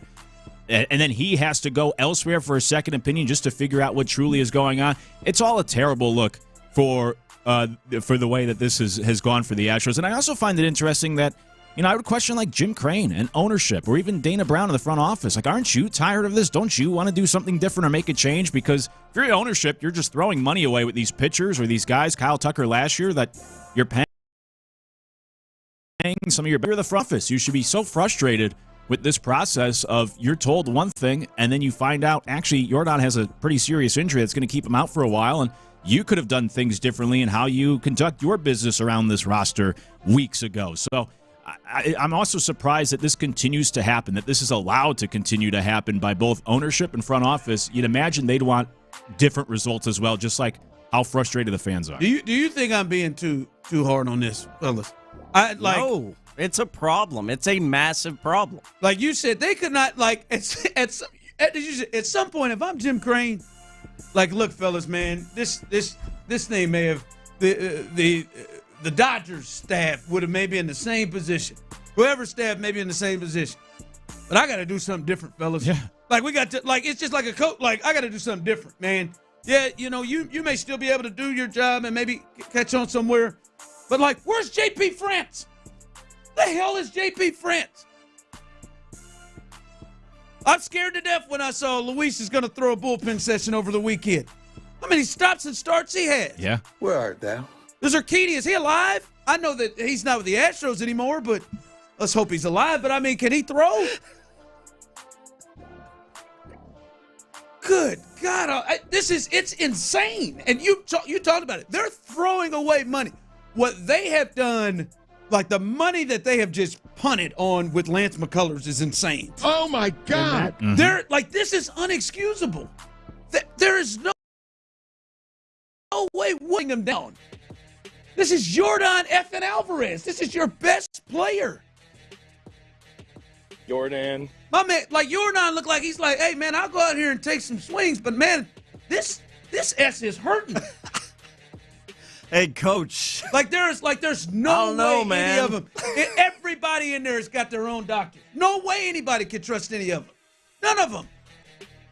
The other thing, too, I didn't like Dana Brown said about, in hindsight, he said maybe we shouldn't have let Yordan fight through this. That's another part, whereas the training staff or the team, you have to, all these great athletes want to be out there. You have to protect them from themselves sometimes. Got to protect them from themselves. They're competitive-ass people. They're going to tell you they're okay. They're going to tell you they want to be out there. No, you have a fracture. Yeah, so that's a red flag to me, too. You said something before the show that I thought was good. You said your belief when this first happened, some of these injury things was happening was just they're trying to be coy and like New England Patriots, Bill O'Brien with the Texans kind of coy of, yeah, man, we ain't going to give you like the Texans. We'll talk about CJ because we have news on that. Like the Texans. Oh, yeah, everybody's on their own. Got their own unique workout level, plan, man. Their time frame. Like you thought it was that. Now you've come to a place where you feel different about the injury stuff. Correct. Yeah, and this is, you've laid it out beautifully. I mean, this has been an ongoing issue and becoming a bigger problem in our eyes the more it becomes this injury and how the Astros go about reporting these injuries. This problem has been around a while. And my thinking from the beginning was this is a problem. But, this is them doing their, as you say, New England Patriots impersonation. This is them being tight-lipped, trying to get every competitive, air quotes, advantage they can. And now it's happening so much and in such a big way, like what we're saying with Yordan, who's arguably the best hitter in baseball right now, that I got to step back and think, okay, hold on. I'm not even 100% sure. I don't even know if they're being tight-lipped now. It might just be incompetence. I do not know if the people in care of the health of these players are competent enough or if it's a blend of the two. I think if you are a psycho fan like Tyler or just any kind of fan guilty of the Astros, I think it is fair to wonder, do the guys handling these players, are they completely understanding of what they're doing? Mm-hmm. I don't even know if Ron Hill really had a UCL blown. Yeah. Go see an independent doctor for your second opinion. He did go get a second opinion. I do remember that. Maybe he might need to get a third. Yeah, away from the team. I do agree. The Kyle Tucker thing last year seemed like a lack of transparency in that gamemanship. This, with Yordan, just reeks of not knowing what you're doing. Well, when I hear the Yordan thing, it makes me think, at what point did they figure out, oh, God, this thing ain't a bone bruise with Kyle Tucker. This is a fracture. Exactly. Yeah. And you said it, I think, last week. We were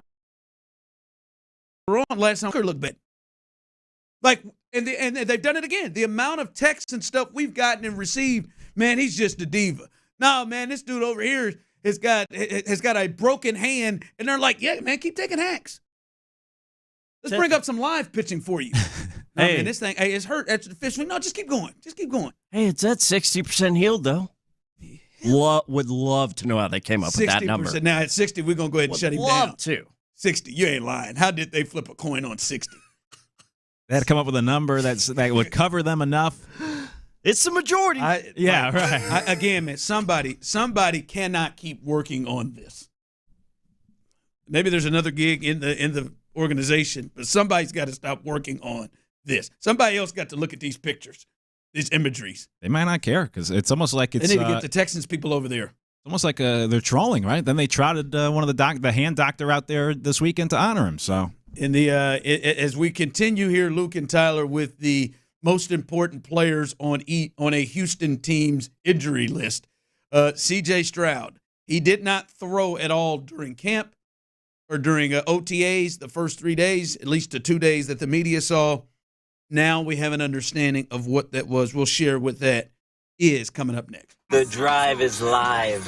Nick Kayley expects physicality from the new-look Texans offensive line. Everybody will block. We're going to be committed to that in the run game. That's part of who we are.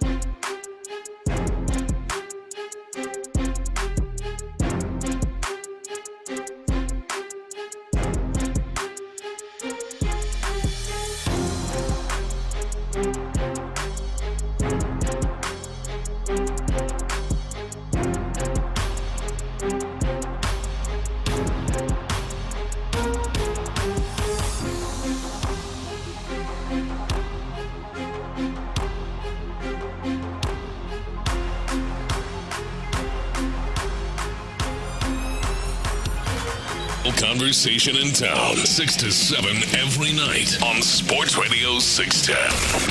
Insider access. Exclusive content. Sports Radio 610. The Texans play here. Live from the Mokaram Injury Lawyers Studios, Sports Radio 610 presents The Drive with Stoerner and Hughley.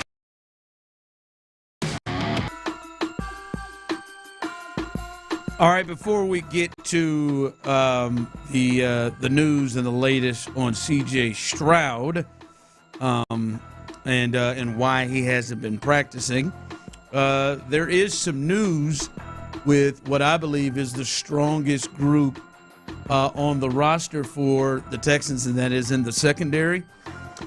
This, according to many sources, Aaron Wilson had this here. Texans veteran corner Ronald Darby intends to retire and has told the team of his plans. Per league sources, Texans are well stocked at corner, including Derek Stingley Jr., Kamari Lassiter, and drafted versatile USC corner Jalen Smith, who they got in the third round. So Ronald Darby is retiring from the NFL. How old is Ronald Darby? Was it like he's in his 30s. It was been in the league 10 years, I believe. You got 10 in? So probably like 31. 31. Nailed it. 31. Yep, 31. 31 years old. Ronald Darby. Remember him at Florida State. Yeah. He's retiring. He is done. And I know that was somebody, like we had conversations of like, yo, man, Ronald Darby is a guy that is, maybe your third, fourth corner that you have. You got some real good depth on this team. Well, I don't know. And hey, shout out to him, man, doing it now, whenever he needed to do it. I don't know if he got out there to OTAs and was like, yo, man, if I have the run in me to do this again, if I've got this. So I don't think, Luke, this throws a lot of issues in their plans because they still have Derek Stingley, Kamari Lassiter, Tremont Smith, D'Angelo Ross, who played some last year, and the young kid Jalen Smith. Maybe that means he's just going to have to kind of kick things up quicker. But I think they should be in decent shape with him, even with him retiring. I think so. I mean, you'd like to have some of that veteran depth in there with some of those young guys. But in terms of the on-field performance, I mean, he was rated as the third worst cornerback in the NFL last year, Darby. So I'm sure it's a case of getting there, and not only for him, seeing like 10 years in, I'm a step slow, I'm not the same guy, but maybe also looking around and seeing like, yeah, there's a lot of talent here. I don't know how much I'm going to crack this lineup anyways and pull rest in peace, Bavante Davis retiring at halftime. Or it's just like, yeah, forget this. And so, I don't think it's a huge loss, but the biggest thing, like I said, would probably be that veteran leadership for some of those young guys back there.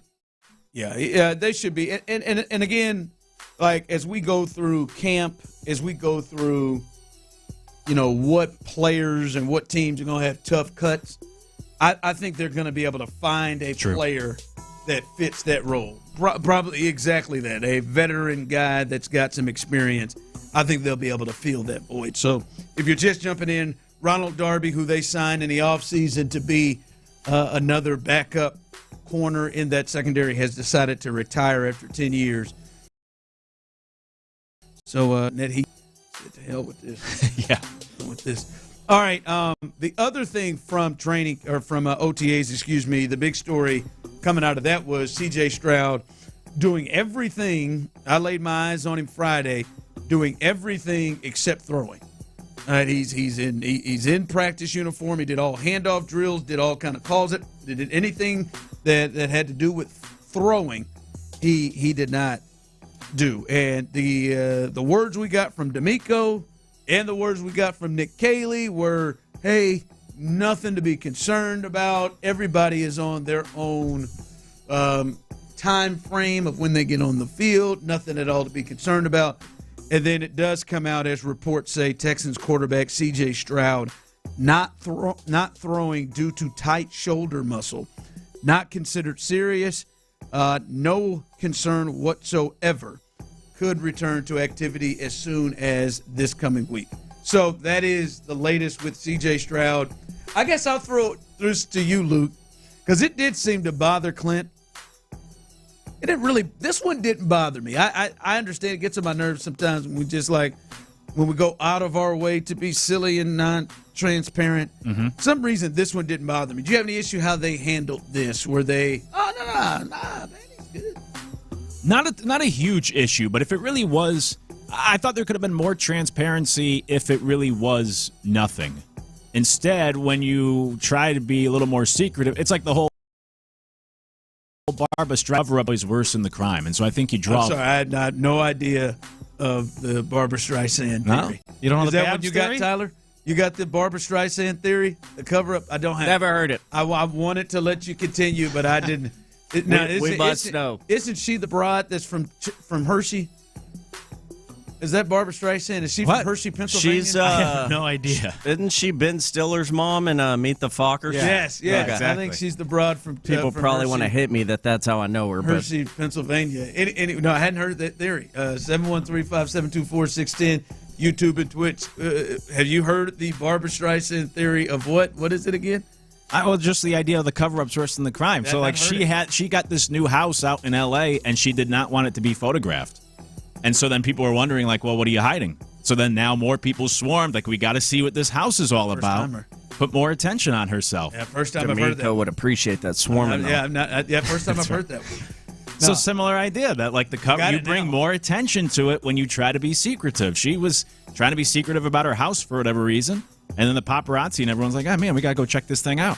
Go see James Brolin in the backyard. So what you hiding, girl? Yeah, what's going on over there? So similar here. So I didn't have a huge issue. I thought it was a little suspect, I guess, with how they handled it. Honestly, my biggest problem with all this was the fact that he was out there shooting hoops this weekend. I don't like that. It's the same, different muscle. A different way to use it. But it's the idea of, like, growing up. If you're too sick to go to school, like, you just got to be on the couch all day or in bed. How deep was he shooting from? That's it. Was he shooting threes? I think it's fine. I think it was beyond the arc. What's he? Yeah, he had.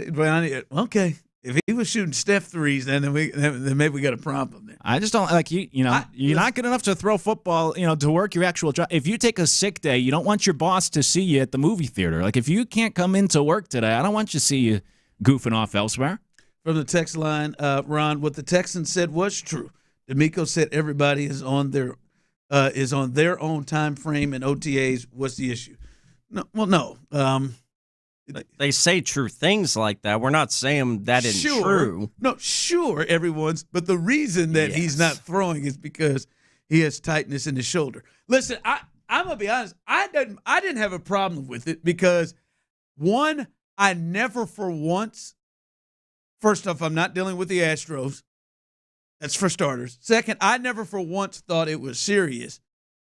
And I think we all knew something was up. But whatever it was it serious, or he wouldn't have been in pads, handing off, doing anything else.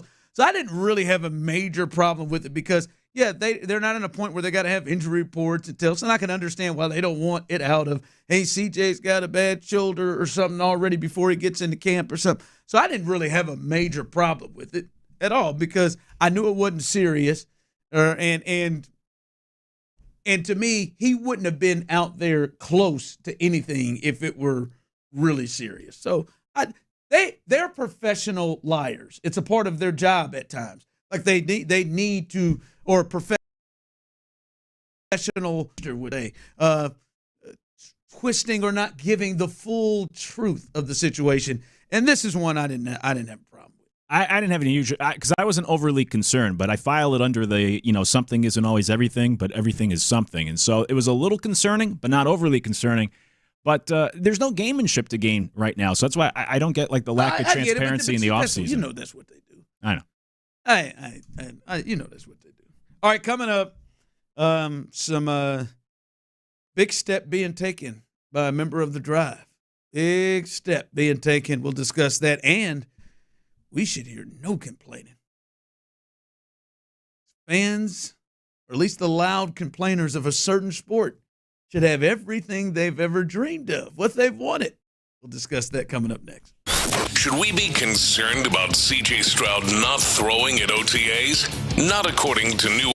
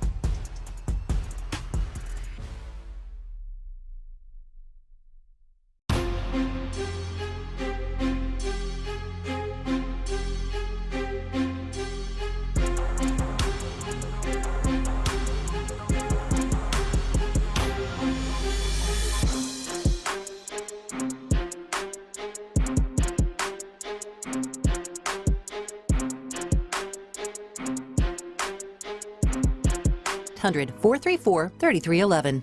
Live from the Mokaram Injury Lawyers Studios, Sports Radio 610 presents The Drive with Stoerner and Hughley.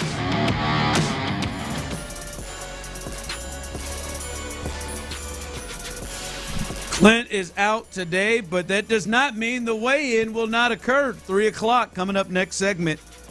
We will, second week of the weigh-in. 10.8. Last week was at 301. Trying to get in them twos before I go off to Aruba tomorrow. Trying to get in them twos. So Aruba. we had Clint was Clint, who had lost 14 pounds the first week. We were supposed to, really aggressive. Show off. Clint really has a I'm about to wrestle, hit weigh-in type of technique, I believe. Yeah, I guess so. Let me get here. If you'd have told me in the entire 2 o'clock segment that Clint was in a trash bag on a bike doing the first hour of the show, my man said, you got to hit that sauna every day, the days leading up, sweating that sucker off. But he had a huge 14. We were supposed to get down 12 together, but we'll see where we are next week. Who knows? Maybe he weighs in when he comes back. But Luke is in the building. We'll do that at 3 o'clock coming up, so stay tuned as hopefully we can get down. Those of you who've been doing it with us, please keep letting us know your status, where you are, what you've been able to accomplish as well. So now, weigh-in coming up at 3 o'clock. I do also want to say, Luke, member of the Drive. Big moment here coming up. Yeah. Tyler texted us this morning, said he's making his television debut tomorrow. Wow. Oh, it's not coming up. It's coming up. Yeah. I thought it was tomorrow. No, not tomorrow. I don't know. Coming up sounds like so the is Astros. It coming up? Is it Sunday? Are you doing it? Are you doing it Sunday? We don't have a date locked in, but I was told to I was asked if I was available this weekend, so that could be it. Maybe I'm just wondering if it was the Sunday, kind of the Sports Sunday that you do. That's correct. Are you doing it with Randy McElvoy? That is correct. Oh, Big Randy. Big Rand. Yeah, he hit me up, said, "Hey man, been looking to try to get you on with me over here for the the Sunday Sports. What does he call it? You got to know the name. I'll know it before I go. We don't have anything. Don't know the date. But yeah. No, Randy, Sports Sunday. Randy McElvoy, my guy. He's good over there. Always enjoy Randy. KPRC over there, KPRC2. You can check Tyler out. I'm guessing it'll be Sunday.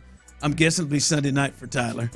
And you're going to make your debut. You never done TV before? Never done a TV hit. I can't wait for Don't tell anybody, but I am a little bit nervous. Yeah, we know. We can see it. Little anxiety there. You missed it yesterday. B. Scott was there. Him and Aaron Wilson on with him. So you'll be in. So what's going through your mind real quick? Have you done TV before, Luke? You done a little TV? Yeah. Of course you have. You've been in the game longer than us. What you gonna wear? Okay, that was my very first anxiety attack because I don't have a whole lot of the TV fellas. They rock the blazer and the coats and. But you have. You've got that option.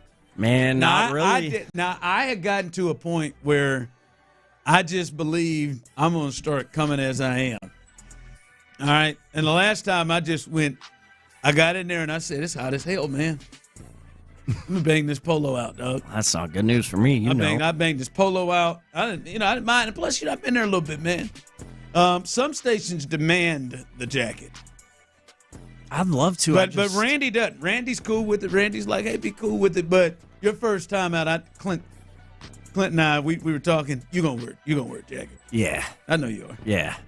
No, I'm probably gonna spend some good time trying to put some kind of outfit together over this week goes. I don't want you to do that to yourself. I'm nervous, dude. Don't hey man, just throw on a blazer, jacket. Don't overdo it with the tie. Okay. Let's not do that. Let's not overdo it with the tie. Yeah, jacket, come down, get you a button. All right, make sure you have everything ready to be clipped on, the mic and stuff to be clipped on, and it's gonna be a good time. I can't wait to see it. I can't wait. I hope it's good. One piece of advice: in and out. In and out. You know, we don't have in TV. It's you got 60. That's even long. 30 to 60 seconds with your response. Wow. I'd say. I'm glad you're telling me this. Seconds. Yeah. I mean, the whole thing may take. I mean, the whole thing that they air may be 3 or 4 minutes. Oh, yeah. Wow. And they'll cut down a lot of it. Yeah. Sorry, it's first time. I'm more anxious now because I didn't know any of that. I'm glad you. Glad I know. You know, I'm a fool. So the first time I went on and did TV, I wanted to really make a statement. You were wearing salmon, weren't you? No. Make a statement of what you were wearing or what you were saying? I made a statement. I wanted to be remembered. It was a very similar show to this. Sunday Sound Off is what it was called. NBC affiliate, just like this one. And we were in the midst of we had lost a bet as a show, and we just had to rock mustaches. And at the end on my send-off part, they didn't see it with me. I had it in my pockets. But I had shaving cream and a razor. And as we were going off from the air, my sound off, I sprayed down, and I shaved it right off. That's tremendous. In the last 20 seconds, they went off. They didn't care? Looked over at me. Hell no. They were just cracking up. They were like, and I said, and listen, I want to tell you, I didn't get a chance to shave, but we're only stashes up. And I said, listen, that's pretty good. Was it pre-taped or live? No, it was live. Okay, yeah. This will not be live, thankfully, for at least this first go-round. I'm live, thankful baby. for that. It was live. I'm going to be a bit nervous. Couldn't do anything about it. Cut myself. Yep. But, hey, it happened. I did. I cut myself shaving. It happens. No, man, we're happy for you, man. I got to come up with something. Sports Radio 610 will celebrate. No, Kick Rocks, he does not have to wear a bow tie. I do. I have quite a few bow ties. I know. I think you think you'll be nervous. I don't know about your experience, Luke. It's very much like this. Like, I think the nerves kind of comes when there's a crowd in front of you. Mm-hmm. Right? Like, sure. There's no, you'll see the camera. Now, the thing that I know you will do is you will Ricky Bobby this thing. You will have issues with where you should do with your hand or what face you should be making when you're not talking. The car ran real good. Because I do like this the whole way when I'm not talking. I used to just at the camera, just smile, just keep a smile going when the other person was talking. So you will have those. Astros, they're playing good baseball. Yeah, they're playing good baseball now. Yeah, don't end on questions.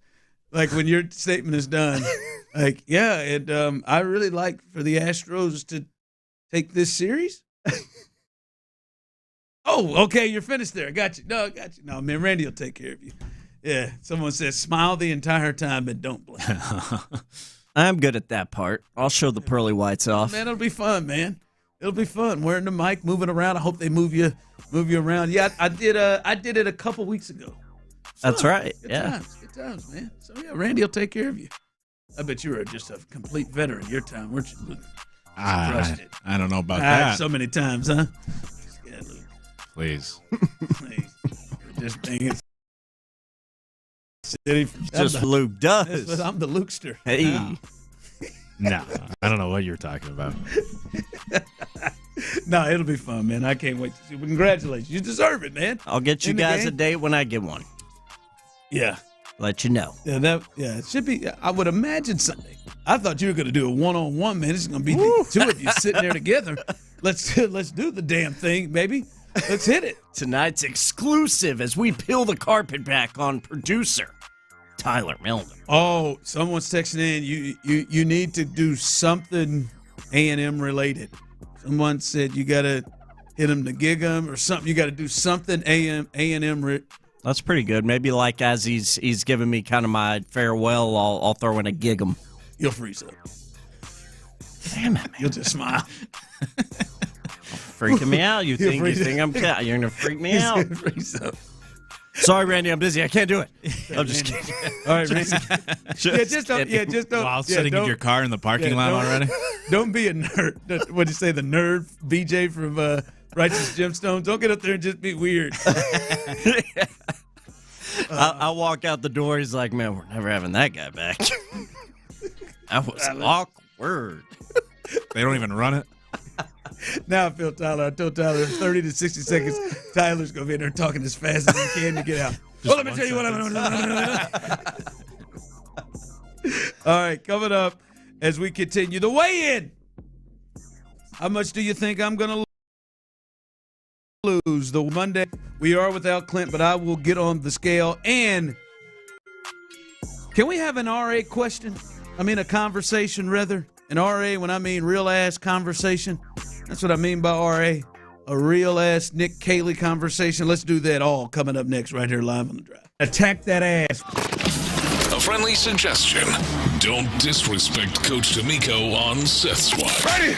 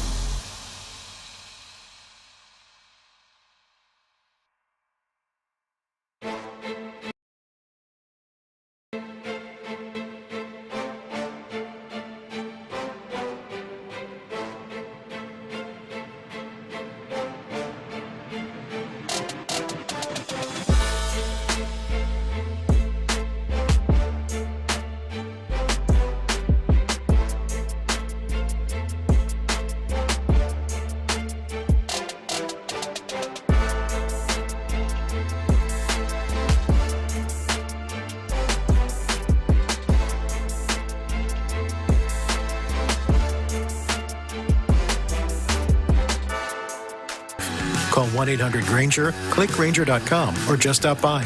Grainger, for the ones who get it done. KILT FM HD2 Houston. Insider access, exclusive content. Sports Radio 610. The Texans play here. An Odyssey sports station. Sports Radio 610 presents The Drive with Stoerner and Hughley.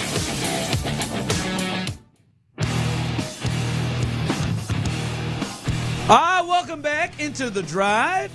And Clint is out today, but Luke Morrow, you know him. You've heard him a ton. Is in as Clint is out today. So we are in good hands. I am in, of course, running the show. There is TV Tyler on the other side.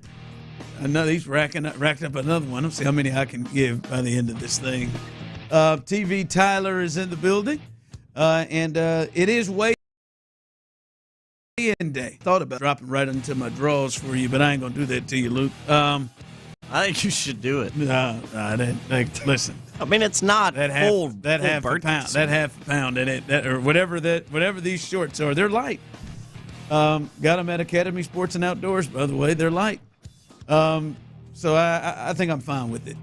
We are supposed to be doing our weigh-in. Weigh-in coming up here in just a second. Shout out to you, Champ Slice. Kick Rocks is throwing out thinking 294 is where he would be. All right, that'd be a 7-pound jump there. Week 2. Tough after 10. All right, we'll see. What do you think? At 713-572-4610, YouTube and Twitch, you can jump in. And what do you think I will be last week? 301. What do you think Clint would be if he jumped on the scale right now? You think Clint had a? Oh, would he go up or would he go down? He was 248 after the 14. 240, yeah, 248. 255 today. Oh, you think he's up? Yep. Is he still trying to cut weight, or was it just for that first week? He's supposed to be trying. Yeah, he was supposed to go 2. We were supposed to try to lose a combined 12 this week. We shot for 20 the first week, and we got that. And then he was going to come in. He's trying to get into the 230s. I'd put him at like 245. I'll give him a few pounds. A few pounds. So you think he can? You think he lost a few? I'd like to think so. Yeah. How did he do Friday when you guys were out? I don't know. Friday, he did his thing. Uh-oh. But I'll be honest, he did his thing the previous Friday. But like I told you, man, he went sauna. He did it all. Didn't eat up until this point all day. Didn't eat, drink water to this point. All right, here we go. 298 coming from Cornbread and Champ Slice. They got me at 3 pounds. I'll take a loss. I'll take whatever it is. All right, here we go.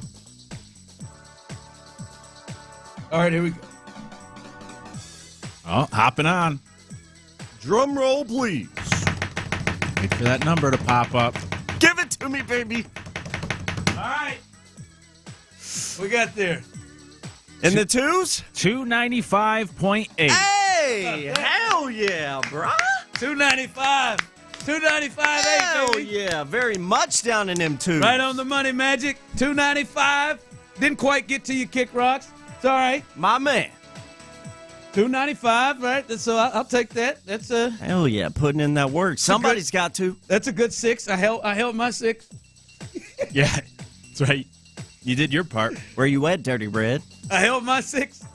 No, I don't think we would have made it. I mean, Clint, after 14, week 1, I mean, that feels like a 3, maybe at the most. If he hit it real good, not like that. If he hit it real good, no, I feel it though. I feel good. There we go. Good, man. That's the most important part, right? Good 16. Now the problem is, fellas, what is that thing going to look like Monday? Oh, you're going to Aruba. I know. How much of a damper does this put on the trip? Are you going to go have a normal vacation or? No, I mean I'm gonna have. I feel like I got to enjoy myself. Yeah, right. I just to me, and the thing that sucks is it's not like, hey, I get to come home and really Clint this thing. No, man, I get off the plane at 7:20 Sunday night. Oh, boy. 7 o'clock Sunday night I get off. Whew. Yeah, I'll take it though. Still going to be inflamed, and if that scale says has a 3 on it next week, I'm gonna be really pissed off at myself. Nah, that won't happen. Not good. Hey, as long as it doesn't go back to the original number, you're still making progress. Yeah, I think You're you still a just step said that. No, it won't happen real quick. I don't know. Oh, I want you to enjoy your damn vacay in Aruba. You need to eat some good things, drink some good things, but you'll be all right. Magic says I'll come back 3:05 easy. Piss off, Magic. Easy. No, man, I ain't doing that. Someone texted in, what's the goal? I want to get a good hundo off, at least. Oh, wow. I want to get a good hundo off, at least. But really just get to a comfortable place here. But we're on the right track. 16 in the first 2 weigh-ins. There we go. And it's, I don't know if some of you go ahead and text in. You can hit us up. Tell us. I know several of you are doing it too. Or should we say losses was this week in this show's weight loss journey. For me, like I'm about a week or 2 away from this becoming real routine. Mm-hmm. And the help of seeing some movement and feeling some wins there. So yeah, they say it takes 2 weeks to form habits. Yeah, close to it. Now this can be blown out of the water. Cornbread said just shots while you're out there. Try to. I mean, I'm gonna have a frozen drink. I got more than one. I just got to really be smart about this thing. You'll be fine. Get the skinny pina colada. The skinny alada. Yeah, look at a little skinny. Yeah. Someone texted in, they're down 2 pounds. Good for you. Shout out to you. That's something. Appreciate that. No, that was fun. That was good. There we go. 295.8. I'll take it right there. Hell yeah, dude. Hard. We're crushing it. Got the 2s now. No more 3s. I'll get that back my boy Ron? It is. All right. Nick Kayley. I was there in front of it while we talked to Nick Kayley. He was asked by our guy Sarge. Shout out to Sarge for a strong question. He was asked, what? And that's my favorite part of the question is what's a Nick Kayley offense look like? Well, it depends on the players we got, and that's not a cop-out. That's the reality of it. So it can evolve. Be willing to change necessary based on who we have and who we're playing. Whether that's, again, you want to get big in terms of multiple personnel or not, gap schemes or zone schemes, committing to more play action or not, that's going to really be dependent on, what your personnel dictates and who you have available. So, again, that's the great part about this year is we get to do a lot of different things and really put a lot of guys in different positions to run certain routes, some of them which some of these guys have never done anything, or certain routes that we have, and they might be just exclusively outside receivers that we're working inside and vice versa. So it's a good opportunity just to see what these guys can do. All right, that was Nick Kayley talking about what a Nick Kayley offense looks like. Here, we'll open up the phone line, 713-572-4610. I want to hear from you. And you can text in, or also you can use YouTube and Twitch, but 713-572-4610. Because I want to start from this angle. And, Luke, you can answer this yourself first, and like I said, we'll open it up to you all. Where is your excitement lie with Nick Kayley?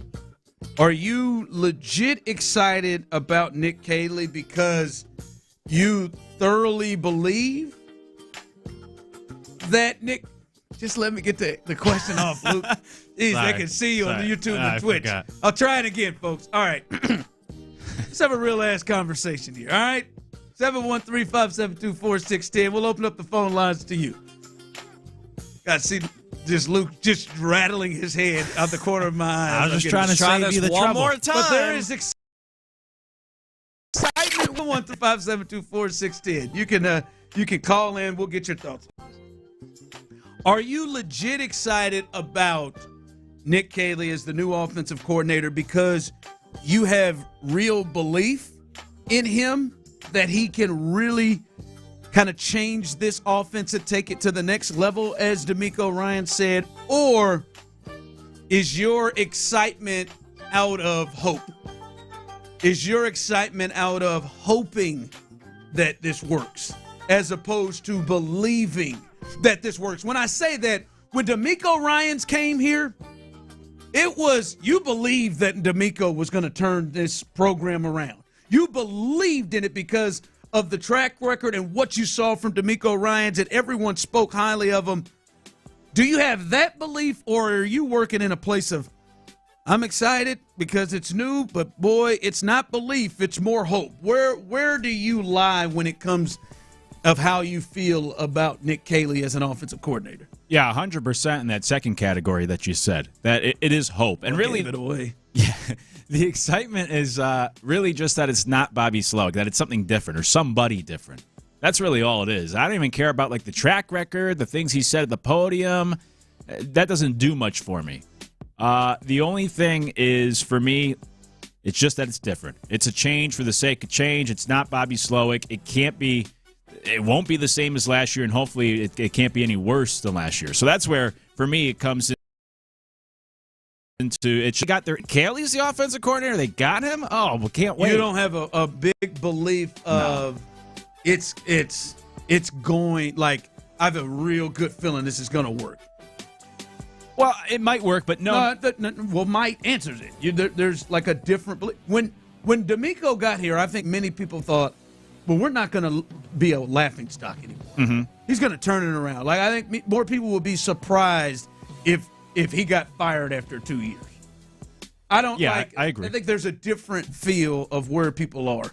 So yours is that you're strictly on the we'll see. Yeah, 100%. We'll see, and then a we'll see of like straight belief and factor on this. Where are you? Where are you at 713-572-4610? We'll let Cody jump on this first. You can call in and give us your thoughts. Corey, we'll let Corey jump in on this. Corey, you got the lead. Go ahead, boss. Where are you at on your feelings of Nick Kayley? Do you believe, or are you more hoping? Man, actually, so I'm more excited on the weight loss journey I'm doing too, because I can't believe, because we believe in Bobby Slowick and we see what that got. It feels good 1 year, then the next year you fell flat. So I got to believe it to see it. I'm not really excited to actually see it emotionally, and I want to see where your comments are on that. Appreciate the call. No, I think the Bobby Slowick aspect of this is very, very fair, because you felt like you just saw it, and in a weird way, if you just look at it, it worked. Right? Like, you got CJ turned in one of the best rookie seasons we've ever seen. He was top 10 in the MVP voting as a rookie. You came back and won 10 games that year. You came back and won 10 games again the next year. And still it seemed like that was the biggest issue. I can understand the Bobby Slowick aspect of things probably does give you a pause of like, is this just the same thing? Yeah, I get that. But for me, that's almost what gives me the hope, is just that it's not the same guy. So that's the only thing I'm excited about. But I mean, what is there to be excited about for Nick Kayley? Like, what would anybody be excited about? We just haven't seen it. And Shane Waldron's a guy who had a similar resume, and Waldron has bottomed out. He was a tight ends coach in New England, then he went to go be the passing game coordinator in LA. Sounds familiar. And he got fired from teams in back-to-back years. He didn't make it through the whole season in Chicago. No, those embarrassing stories coming out about Caleb Williams are tied back to Shane Waldron. So I just don't know what it is, and I would love to hear from anyone out there that does have an answer. Like, what is it specifically that would even make you be excited? Like, what can you even get excited about with Nick Kayley, just because we haven't seen anything from him that would make you believe? The excitement, I'll read some of the other people. As we said, phone lines are open, 713-572-4610. Where are you at on Nick Kayley? Are you excited because you believe? Just heard right there, Tyler played it before we got into the conversation about how he sees an offense. Or are you in a place of just more hope? I'll get to some of the comments we have here, because we got a few good ones here on YouTube and Twitch and the text line. I think the thing to get excited about is you can see CJ being able to run the New England style of offense. What we saw from Brady, what we saw from Garoppolo, you can see him, because it seemed to be similar what he did in year one. So you can see that being perfected potentially. Not Brady perfected, but you could see that. So I think that could be an excitement part of, all right, this is a similar stylistic quarterback to, this isn't trying to put Lamar Jackson in New England's system. This isn't trying to put Deshaun Watson in New England's system. This is a guy who's got it upstairs, who's got it, with quick release, can read things and did it repeatedly in year one. That's a space where I can see excitement there. But the other places of hope and nerves is, like, we are just guessing on like that style of offense. And it is a little interesting to hear a person that doesn't have experience calling plays and doesn't have experience designing an offense alone just saying, no, I just operate based off what I have in front of me. What is there? Not a good thing, because I do hate people like Bill O'Brien who just said, hey, man, we're just gonna play Deshaun Watson in this system, even though this isn't the thing that suits him or fits him. But it is a little bit of a concern of like, all right, well, it usually takes a really good offensive mind to be able to go off of, no, not what I do, but let me just see what I can do in your first year. So I think there's some concerns, both they're coming from the text line. I feel a little bit of both. I'm more hoping that Nick is good. Kayley is another unknown, just like Slowick. Hope for me, but the fact that he sounds so much like McVay, even if it's just the Ohio connection, gives me hope. It's all hope, but I believe in C.J. Stroud's football IQ and his judgment to call audibles. All right. Okay with the offensive coordinator, just no New England style of offense. I'm not really good with that. It's failed before. It's failed here. I think it also failed. I guess we can say failed into multiple playoff appearances and division titles. I understand how that could be for some people here, but can it get to the next level? Because that's why they made the move, and that's what they're looking for. I do like that thought process, though. I like his idea of what he said, of it's based off of the personnel I have, and I'm not going to try to force them into my system. I'm going to base my system around, quote-unquote, system around the guys I have. I prefer. So though, my follow-up question would have been, well, you know who you have here with this personnel. What sort of offense does that lead to? And I think the fact that they're still filling it out. I suppose you still see it, but you should have a general idea of what you have on the roster and provide some sort of outline for what you will try to accomplish as an offense. Maybe we will get more details as we get closer to the season. But in terms of philosophies, I do prefer that philosophy. I hate the ideas that you alluded to of this, like, we're going to be a run-first football team, even if you don't have the pieces to do it. You should be adaptable, and you should adapt your system to the players. And so I do like that message from Nick Kayley, and I think that could serve this offense well. All right, NBA fans, especially the real loud ones, the real loud complainers over the last several years, you got everything you want right now. You got everything you want, don't you? We'll discuss that coming up next. How does Coach DeMeco plan to address the offensive line during OTAs?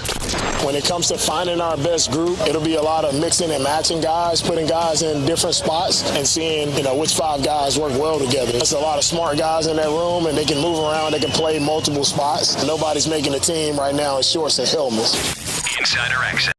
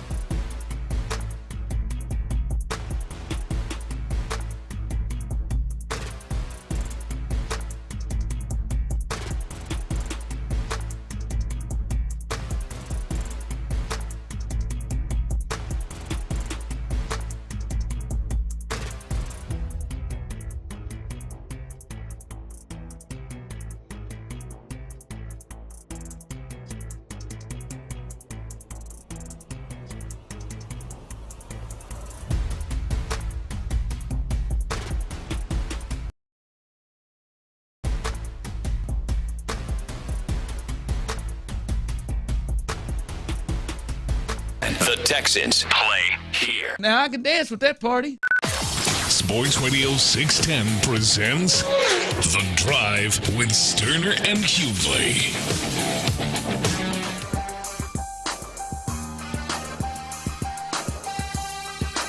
Welcome back in. We did our weigh-in last segment, down another 16 total, down to 295.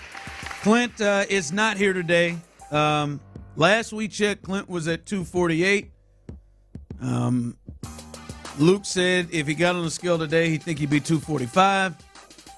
And TV Tyler Milner went the other way to 255.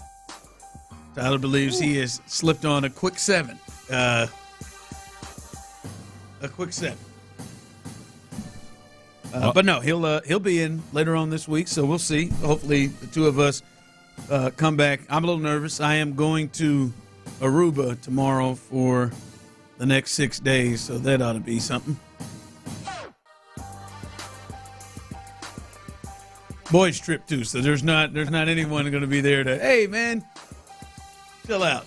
Oh, you're gonna have a lot of especially if it's anybody like Clint, who at the last 2 times we've gone out, Clint, boy, look over there.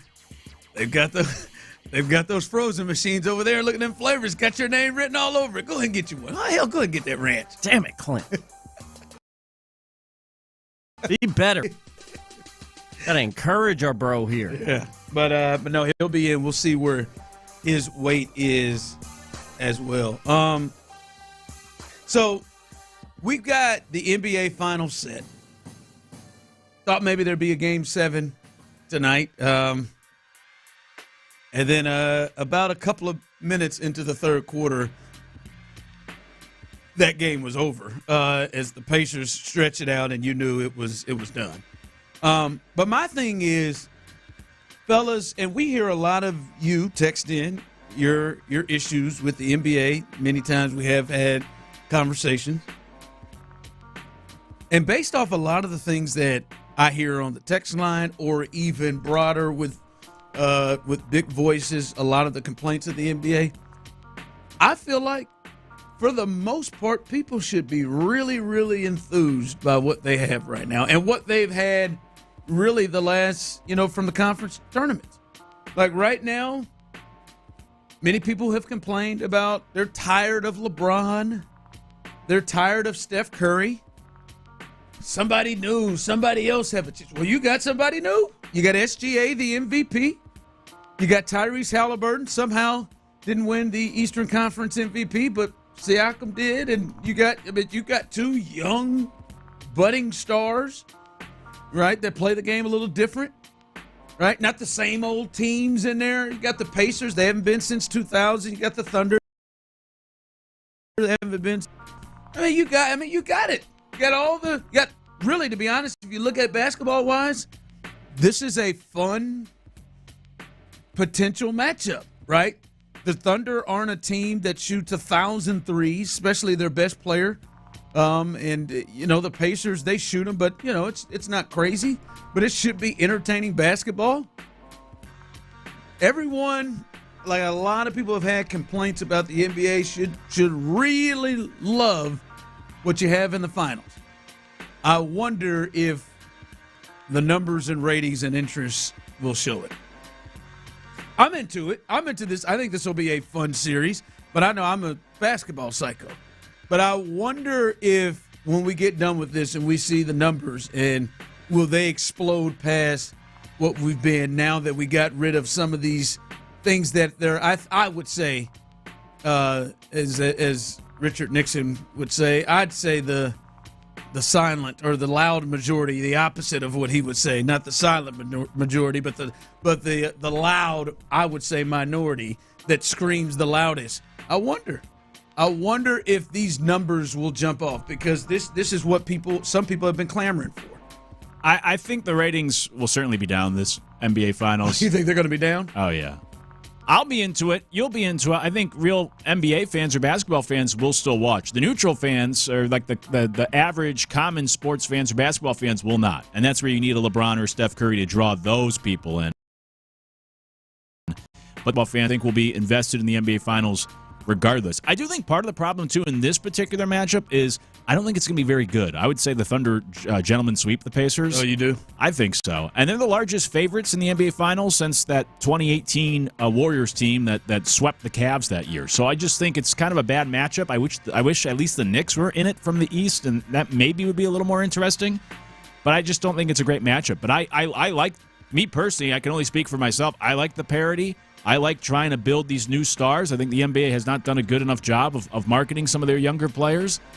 I don't like the physical play. I actually go in the opposite direction. Yeah. I wish it was less physical, but I'll be into it. The average fan will not, and ratings will be down. But if you're a real basketball fan, you should tune in anyways. I wonder what it will be, because that's been a big thing of we see the same things, and I'm tuning out because it's boring. But again, I'm kind of with you. I don't know if that is actually the case. And obviously it shouldn't matter that it's Indiana and Oklahoma City, right? They're two entertaining teams. SGA is the MVP of the league and has really been the front runner the whole way. And it shouldn't matter. Someone texted in, like Greg, the battle of the bad uniforms. I like the Thunder's uniforms. I don't know about the Pacers. I wish they'd wear those Flojo ones again. Like this guy here, bar none. LeBron drove me away from watching the NBA Finals. I'll watch now. Did he drive you away in the finals since 2020? Liar. See, I just like it ain't that. I would think even someone like you watching LeBron lose may drive you there faster than this was. I don't, but you don't think it's going to be that close of a series? I don't. I'll give the Pacers one win at home. I got to see how this thing works out. Because, yeah, the Timberwolves was a terrible matchup for them for some reason. Like, it's crazy. The Lakers give the Thunder problems. The Lakers can't do anything with the Timberwolves, but the Timberwolves can't do anything with the Thunder. We'll see. The pace is a big thing to me. Clearly, we saw the pace kind of really take center stage against the Knicks, and they couldn't keep up with it. But this is an Oklahoma City team that's going to throw out a bunch of players and teams, or players out there as well. This isn't just 5 guys, 6 guys maybe playing the way the Knicks did, although they did start to play a little bit more. But no, I think it'll be a good series. I got Thunder in 6. I got the Pacers too. I got Thunder in 6. I think I'll be honest with you. I am pulling for the Pacers. Tyrese Halliburton, for some reason, I like him. I want his dad to be closer to the. Yes. Get I the want dad his dad out of here. Oh yes, get him in here. It's really him and his dad. That thing is probably the most interesting thing of the series. Non-basketball, not interesting thing of the series is old John Halliburton. I just let him get down there for game 1. It's the NBA Finals that Paul George built. You're right. He sure did. Put a little money on it, Tyler. Won't you put a little,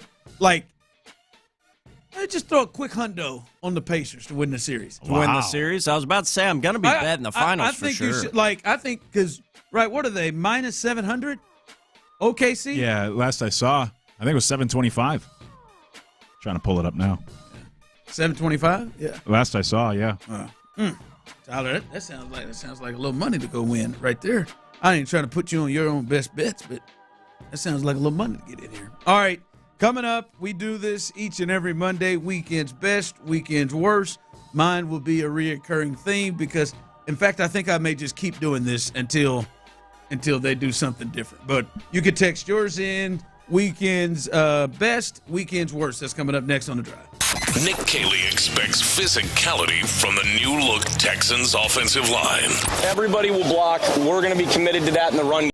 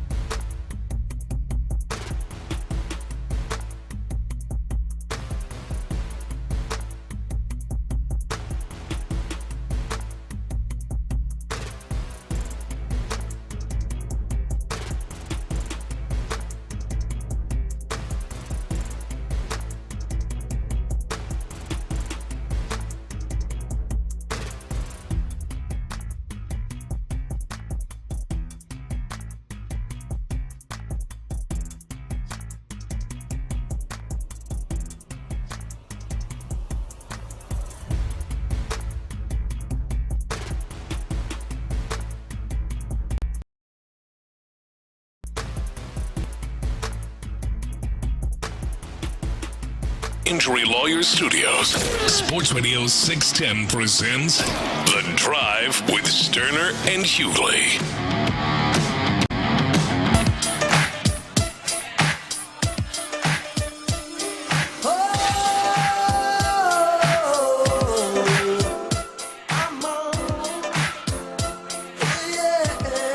All right, welcome back in.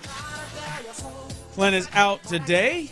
Luke is in the building. Tyler, of course, holding it down as always, as we do our thing coming up. Astros off today, much needed day off, and still doesn't mean there's news.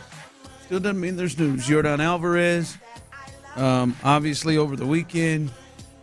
Misdiagnosis, shocker, of the hand. He is going to be out for some time. They're shutting him down. Zach DeZenzo, left inflammation. Take that for however you want to take that. He's been placed on the IL. Somehow Chaz ended up on the IL. So a lot going on there with the Astros here, and a lot going on this weekend. And what we do each and every Monday is we look at our weekend's best and our weekend's worst. 713-572-4610. You, of course, can text in yours. We'll look at yours. Your weekend's worst, your weekend's best. Also, you on YouTube and Twitch. Tyler, let's jump with you, TV Tyler. What was your weekend's best? Your weekend's best, Tyler Milner. Yes, sir. I'll kick this thing off. That makes me extra horny. You just didn't have to stick your horny feeling in. I've decided I'm just going to always stick that in and see what kind of reactions I get from you. Tyler, Mr. Horny. Here we go. Weekend's best for me is no other than the young gun, the diesel, Hunter Brown. No other. If you missed it, that was yesterday, I believe he pitched. Yeah.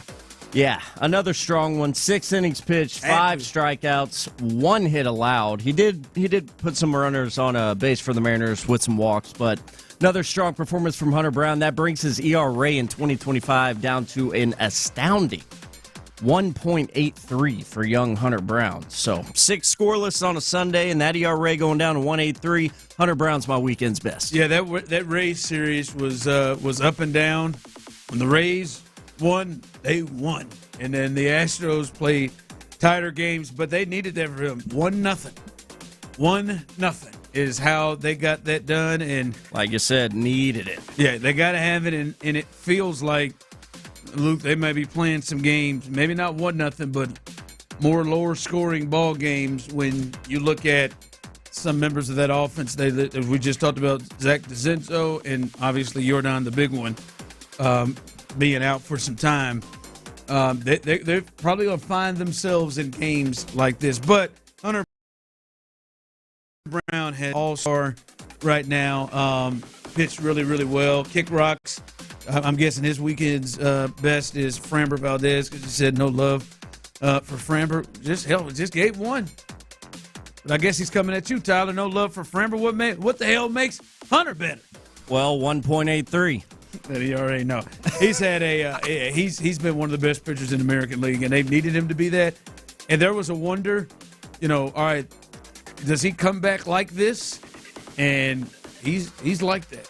Yeah, he'd be like that. He is. What's your weekend's best, Luke Morrow? It starts with a bad, but it leads to the best, and that's the ending of Inside the NBA. That's not the best. But the best part is seeing all the clips resurface and all that sort of stuff on social media, and that was an enjoyable part to the weekend, was reliving all the great memories.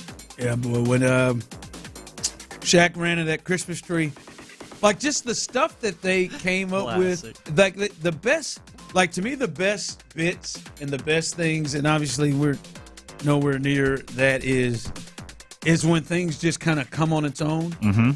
Like, there is no way no one sat around and said, I got an idea. Kenny, you run to the screen, and then we'll have others race you to the screen. And we'll have, and it'll be sneak races.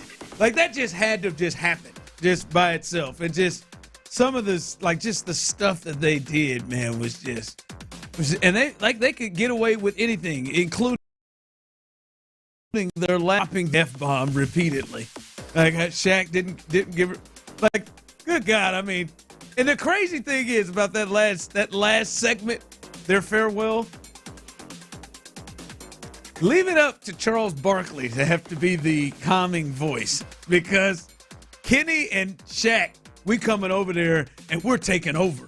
We're taking over ESPN. We're coming over there. We're doing it. And then it, out of nowhere, the upset, it was Charles. And man, we're really excited about coming over. It's a real honor to work for the #1 sports network. But they're like, Shaq and them were like, get the F out of the way. We're taking over this thing. I was just like, that was a tad bit aggressive. And I think maybe they had been drinking. But that was a tad bit aggressive. Why not? Yeah, I'd have been 2-3 sheets to the wind on that one, boy. I can say whatever. Boy, I'd have darn near lost my career. What's your weekend best, Ron? My weekend best. And I feel bad. Scotty Scheffler wins again. I mean, he is on a roll, and not many weekends you don't say that. He's starting to get into this, like, hey, he's not winning by a stroke. Like, he is clearly walking to 18 knowing he's won these tournaments. This isn't him having to kind of make big putts late, just holding on in that final round. And I feel bad because he is just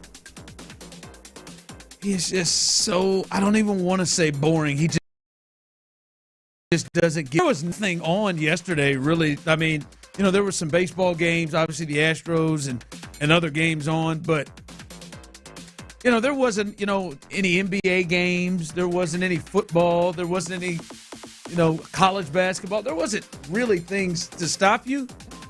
I found myself watching a 2012 Niners versus Saints playoff game replay from 2012 over Scotty Scheffler. And then I saw he won again. But hopefully people check in. But he is on his run and stretch right now is we're pushing Tiger Woods is where we are. All right, Luke, what's your weekend's worst? This might be a hot take, but it's the fact that Scott Hansen signed a new contract to continue on as the host of the NFL Red Zone. What are you doing? What? Who has a problem with Scott Hansen? I do. That's why is Scott Hansen coming back? This was the worst of the weekend. Was to see Scott Hansen. You don't like Scott Hansen on Red Zone? No, not at all. No, what? That is hot take. That is a standalone take. I don't know. I know a couple people in my life. I have never. Really? Do you know anyone else?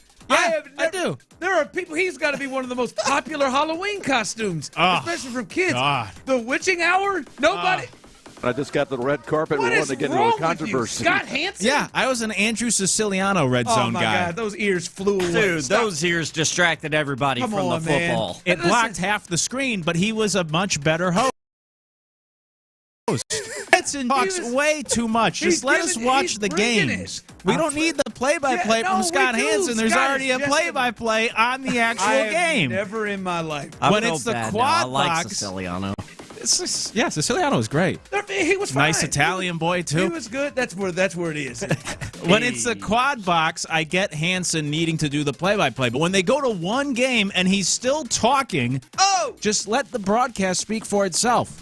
And the whole nonsense about not going to the bathroom, yada, yada, yada. How many times in the 4 o'clock window is he off the camera and he's off the mic? He has so many opportunities. This whole persona that the people. Oh, it's all an act. It's obnoxious. It's annoying.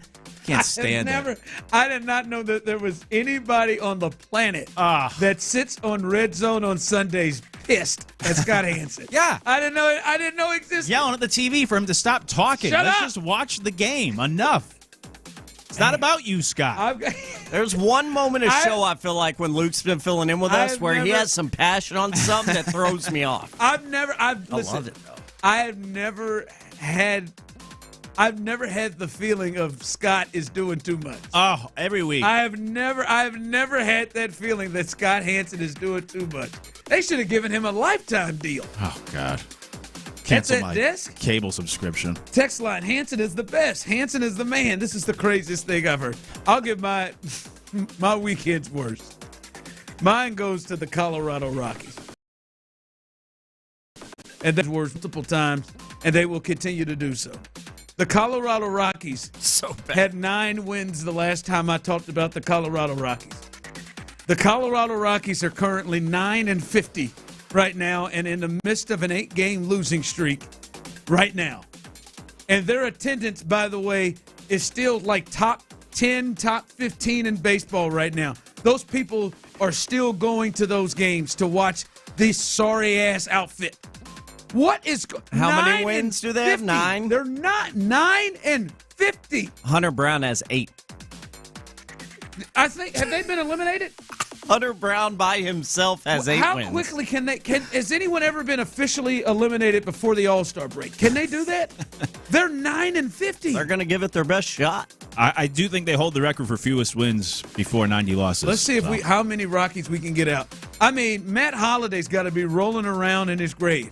Andres Galarraga's got to be rolling around in his grave. Todd Helton's got to be rolling around in his grave. The great Mike Hampton. Mike Hampton's got to be rolling around in his grave. Dante Bichette was my guy. Dante Bichette happens. Carlos Gomez has to be rolling around in his grave. The late Darryl Kyle. Oh, R.I.P. I'll leave that one alone. But he's got to be beside himself. Yeah. I mean, my goodness. Stalling anymore. You want got any more Rockies? They're so bad. Aaron Miles. Miles. Didn't our guy, I believe, Junior stint with the Colorado Rockies? Oh, yeah. Good God, man. What is going on? 9? Someone else texted in. Luke for the win. Hansen is terrible. Mute only. Thank you. What? It sucks to suck. Man. I know our boss, Parker, is just rolling and rattling off Colorado Rockies right now. I know he is. I just know he is somewhere at his desk. You missed this one. How could you miss this one? All right, it's ridiculous. Real quick, your weekend. Yes, sir. I'll put a cap on this thing. My weekend's worst. Worst. I mean, yes, worst is going to go to I feel for him in a way, but the Astros promotions department, those people that work so hard to put together each year who's doing first pitches, who's getting honors, the military folks we honor before games.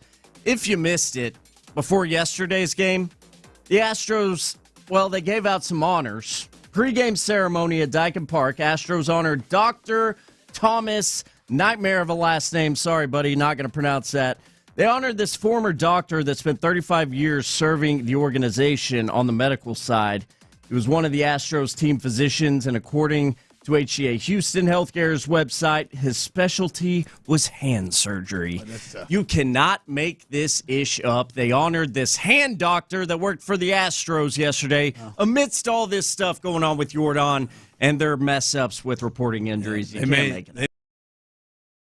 They may need him. They may need him in his hand surgery.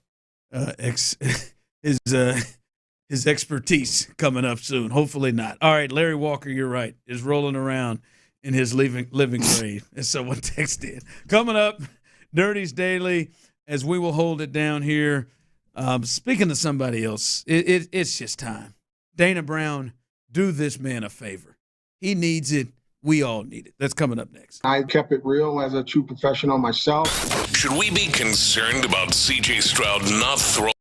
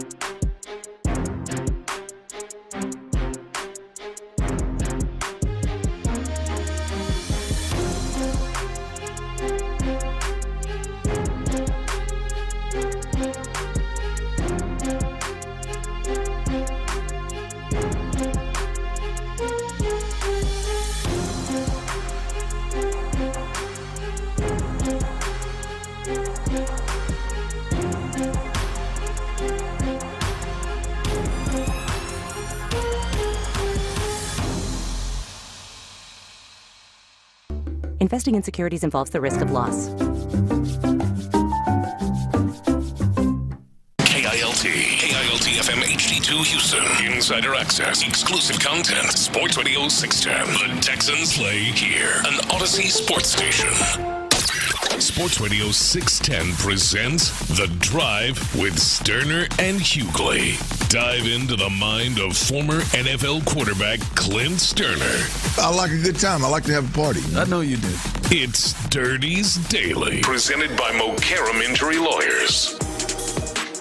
That's right. It is Dirty's Daily. Although Clint is not in today, Luke is in the building, but we will hold it down. As you know, Dirty's Daily is powered by Mokaram Injury Lawyers. Hard as hell to say, easy to dial. 281-222-2222, 282-2222. Have a good time with it. We appreciate it, and obviously we'll try to hold it down for Clint.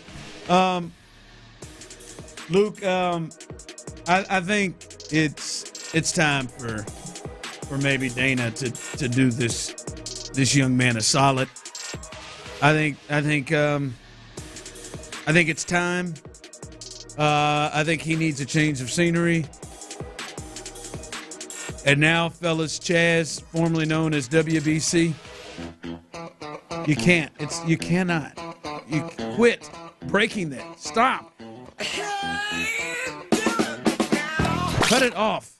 Formerly known as WBC. This is the last straw. Damn it. He has hit the IL now off a check swing.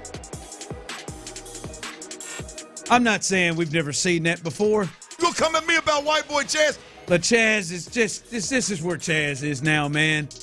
He ain't getting a lot of playing time. And now he's going straight to the IL off a damn check swing. Something you do all the time. Listen, I don't know how long he's going to be out, Luke. I felt this way for a minute. I think Chaz McCormick is in maybe baseball depression. And I think he is clearly someone that needs a new team, a change of scenery, something different. Well, this is not good. And it looks like he is not going to get his opportunity here. And I stand by saying he feels like he hasn't gotten a complete fair shake here. I think he played a couple of years in a row in which it seemed like he deserved to have the opportunities that Jake Myers has gotten, but hell, it hadn't happened. And now I screwed it up. He has now put himself in a position where he doesn't give anybody any reason to feel like they got to put him on the field. And it's over. I think it was over. And I think it's over, and I think Dana and company needs to trade him, needs to move on. And I think it would work out and be good for both parties, right? Like, you don't feel the need, like Joe Espada feels the need to try to get him at bats every once in a while and do stuff like this. You got other guys on the bench. I think it's time for Chaz to move on. Yeah, I could get behind that. He might prefer that. I mean, he's only started 13 games this year, and he hasn't played a ton, but the numbers aren't terrible. I mean, they're better than last year. That might not be saying much, but I'm surprised by the kind of lack of role or lack of opportunities they have given to him consistently so far this year. I was always a Chaz guy. I hope he could get back to it. I am too. Yeah. It's kind of sad to see. And then from the Astros perspective, they're kind of in an interesting spot now, too, with these call-ups here lately where you got a bunch of these young guys where obviously DeCenzo's on the IL and was already here, but Cam Smith was already here. And then you call up, Jacob Melton, the number 2 prospect. And he can play center field. And you call up even, Foray Shea. And so you have these. He is Foray Shea. I hope that was casual of you, but that was strong. And I don't know if he could throw the ball to first base from third base. If you remember, what was that game? He had like 3 or 4 errors, throwing errors from third base. All right, 4A Shea. Sorry, that was too good to just keep on rolling through. Well, we'll see. Our third continues for Shea. Yeah, and we'll see what he could do this time. Sorry, I had to get that one in there. They're kind of in this interesting spot with these young guys. If these young guys start producing, it'll squeeze out some of the quote-unquote veterans. And especially if Melton does play well with this opportunity given to him, then yeah, what do you need Chaz McCormick for? He becomes, replaceable. And it's, I think everybody likes him, but it's, who was it a few years back that just, you felt like just a kind of a negative, just a negative feel. They moved on from somebody. There's somebody they had in the locker room that just felt like it was just a negative feel. I forgot who it was several years ago, but they moved on from the player. And I feel like the Astros are kind of in that spot right now. It's just like, it's Abreu. Like the negative feel, like everybody liked him, but it was just a negative feel of like, man, we got to, like you feel like you're walking around on eggshells and maybe you get overly excited on things you shouldn't get that excited about that he does. Like opposite field, CNI singles. Like you shouldn't, I think Chaz can still play in the league. Mm-hmm. I just think Chaz needs to get away from here. Chaz wants to say it, but I know Chaz has to look at Jake and say, how did I just lose how did I lose all of this? I've lost the ability to be a platoon player.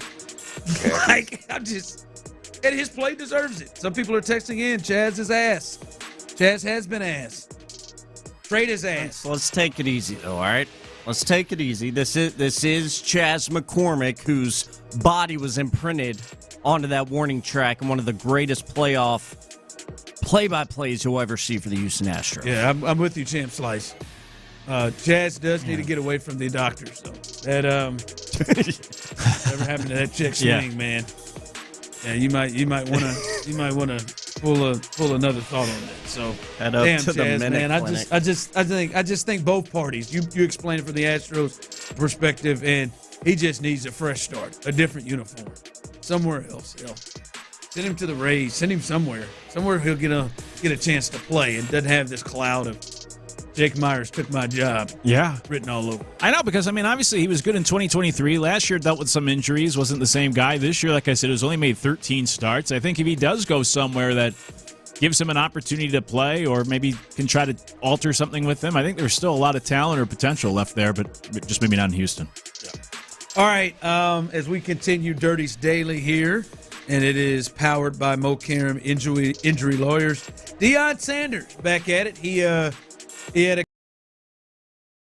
conversation. Those needed to iron out a few things that they had between each other by themselves, but they started discussing his son, Shedeur Sanders, and Deion was a little hot on the collar about him being the narrative, as he said, about him being unprepared for interviews and unprepared for the draft process. And in particular, as he said, you think he went in there and wore headphones over his head? Get the hell out of here, man. These kids don't do it.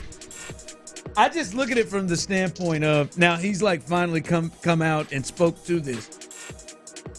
I don't know. It seems like most people have come to the conclusion that he acted a complete fool in these interviews, and that is why he got it. And plus, we've heard a bunch of reports now that Deion is refuting. But I do wonder, what was, because we would understand it would be crazy that someone would go into these interviews with headphones on and go in would be that disrespectful. What is the reasoning that? It'd be bold. It'd be really bold. What is the reasoning that it seemed like most people just bought it? And maybe I'm off on that. It feels like most people just believed that that's how it actually went down. I just what is it? Do you think Shedeur has given us a reason to feel like he would go in and be like that disrespectful, like that over the top in the process? Because I don't think he's done. He's done some things. But I think he's going in with who his parents are, his father is, what they've had in the league, that he's going in, man, I'm going to put these headphones on, man. I ain't going to listen to nothing you got to say. Well, I think just the idea of him being the idea of him being like arrogant and many believing entitled as well. So I think that's where those stories fit in line with those characteristics of supposedly one team said like he took a FaceTime call in the middle of their meeting and continued with the FaceTime call. Dude, I mean, seriously, like, that's crazy. It's obnoxious. That it's is ridiculous. Can you name athletes? Because I think there are. Name athletes that you would listen. You would right now if you heard the story. That guy took a face call in the middle of a very important meeting job interview. Antonio Brown comes to mind. Yeah, it's a good one. That's really like it's the same thing. And I know some people hate this when I bring this up with Eric Bieniemy and they say it was a bad interview. Like God honest, like what have those guys done to make you believe that guy would take a FaceTime call in front of the owner, the head coach, and the GM? That guy would come in, Deion's kid. That guy would come in, headphones on during it. Like some of these sounded so outlandish. It was just like I could get and believe that he would go in there and come off as arrogant, come off as, hey, you better take me. Come off as what did Tom Brady tell Bob Kraft? This is I could see the feelings of that. But to think that, like someone texted in, he did fall for a reason.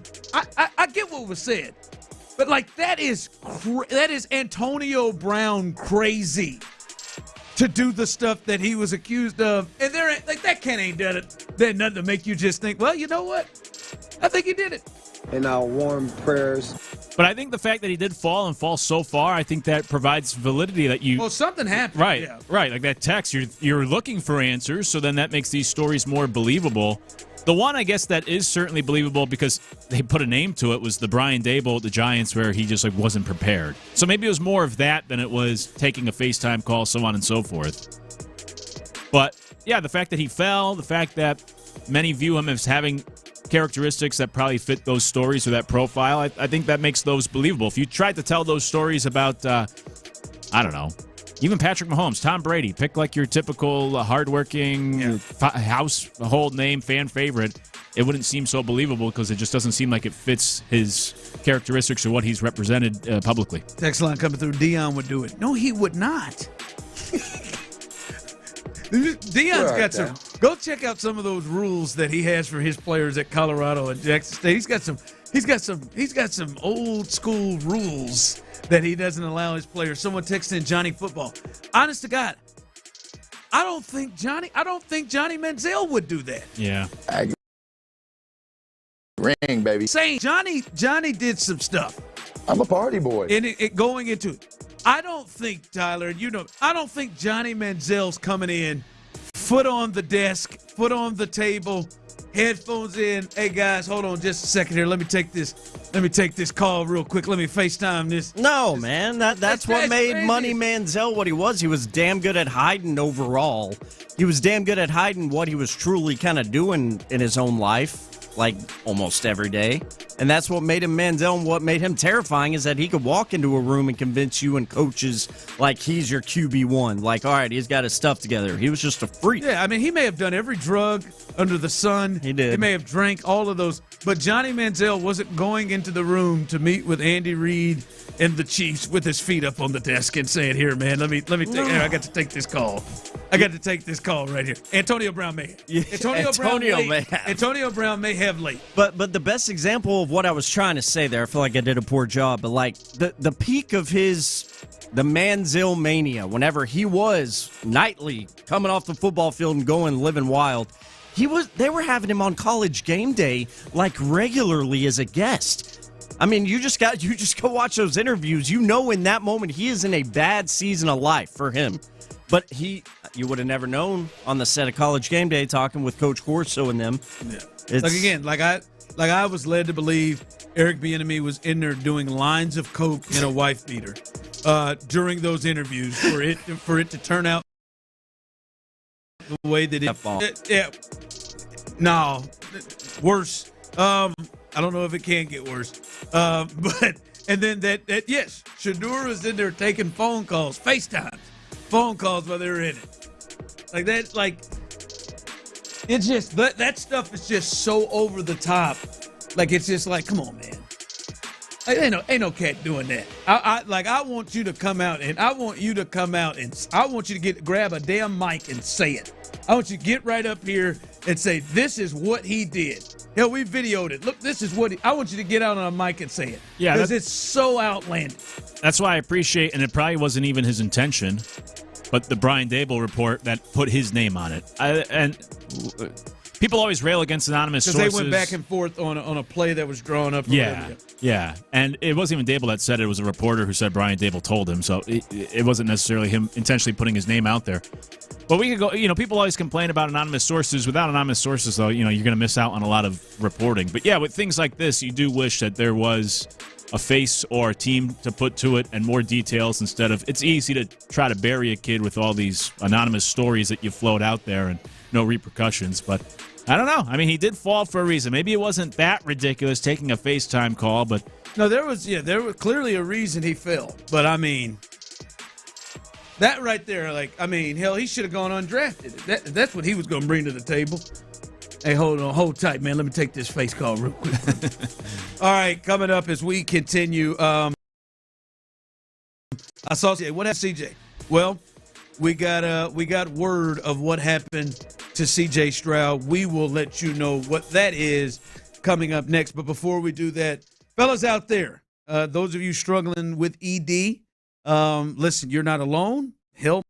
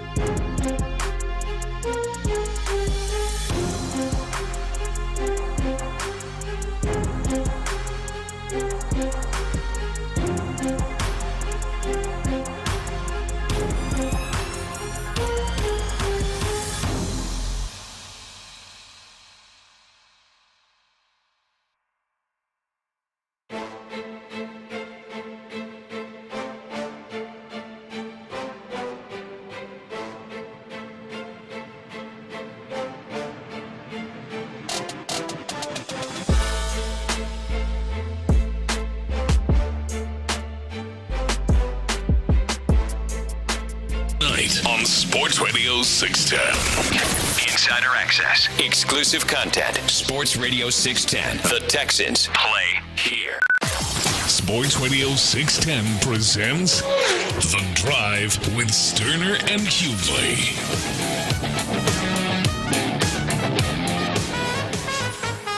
Yeah, he's locked in every step of the way. No concerns whatsoever. I know DeMeco's already hit on this. Everybody's got a specific routine relative to their own routine, specific to whatever, athletic train, et cetera. And he's doing a great job, and he's out here, and he's working.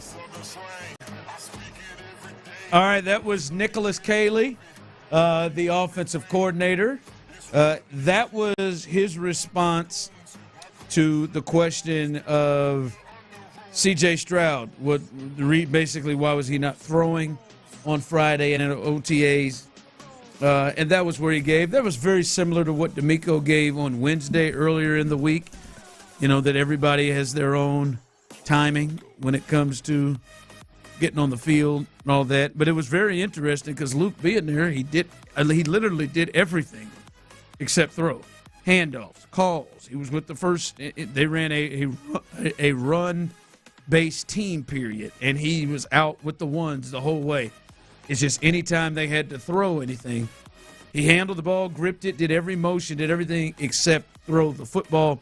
And now we've gotten kind of more information, this from Aaron Wilson and other reports as well. Texans quarterback C.J. Stroud not throwing due to tight shoulder muscle, not considered serious, no concerns whatsoever, quote, end quote. Could return to activity as soon as this week as they continue OTA. So that is the latest. There's some sort of a shoulder muscle there. And I'll be honest with you, I'm not surprised at all. I didn't think it was serious. I do take them at their word that they would potentially not have him do anything. Not have him do it if there was any way he could get bumped or anything like that to make it worse. I don't think they would have it. Or, as you said, I think they probably shut him down from, shooting baskets or doing archery, whatever he did over the weekend. It just seems like that's a thing he likes to do is archery. So I didn't have a huge problem. There are moments where guys in the industry, GMs, coaches, whatever, are going to kind of keep things close to the vest. So I'm not surprised they did that, and none of this is surprising. Now, what will be surprising and where it becomes more of an issue is if we start to see him sitting out more. Like if we get to mandatory minicamp and he's on a pitch clock, so to speak, or he's not throwing yet, then that will be a difference because it would feel more serious.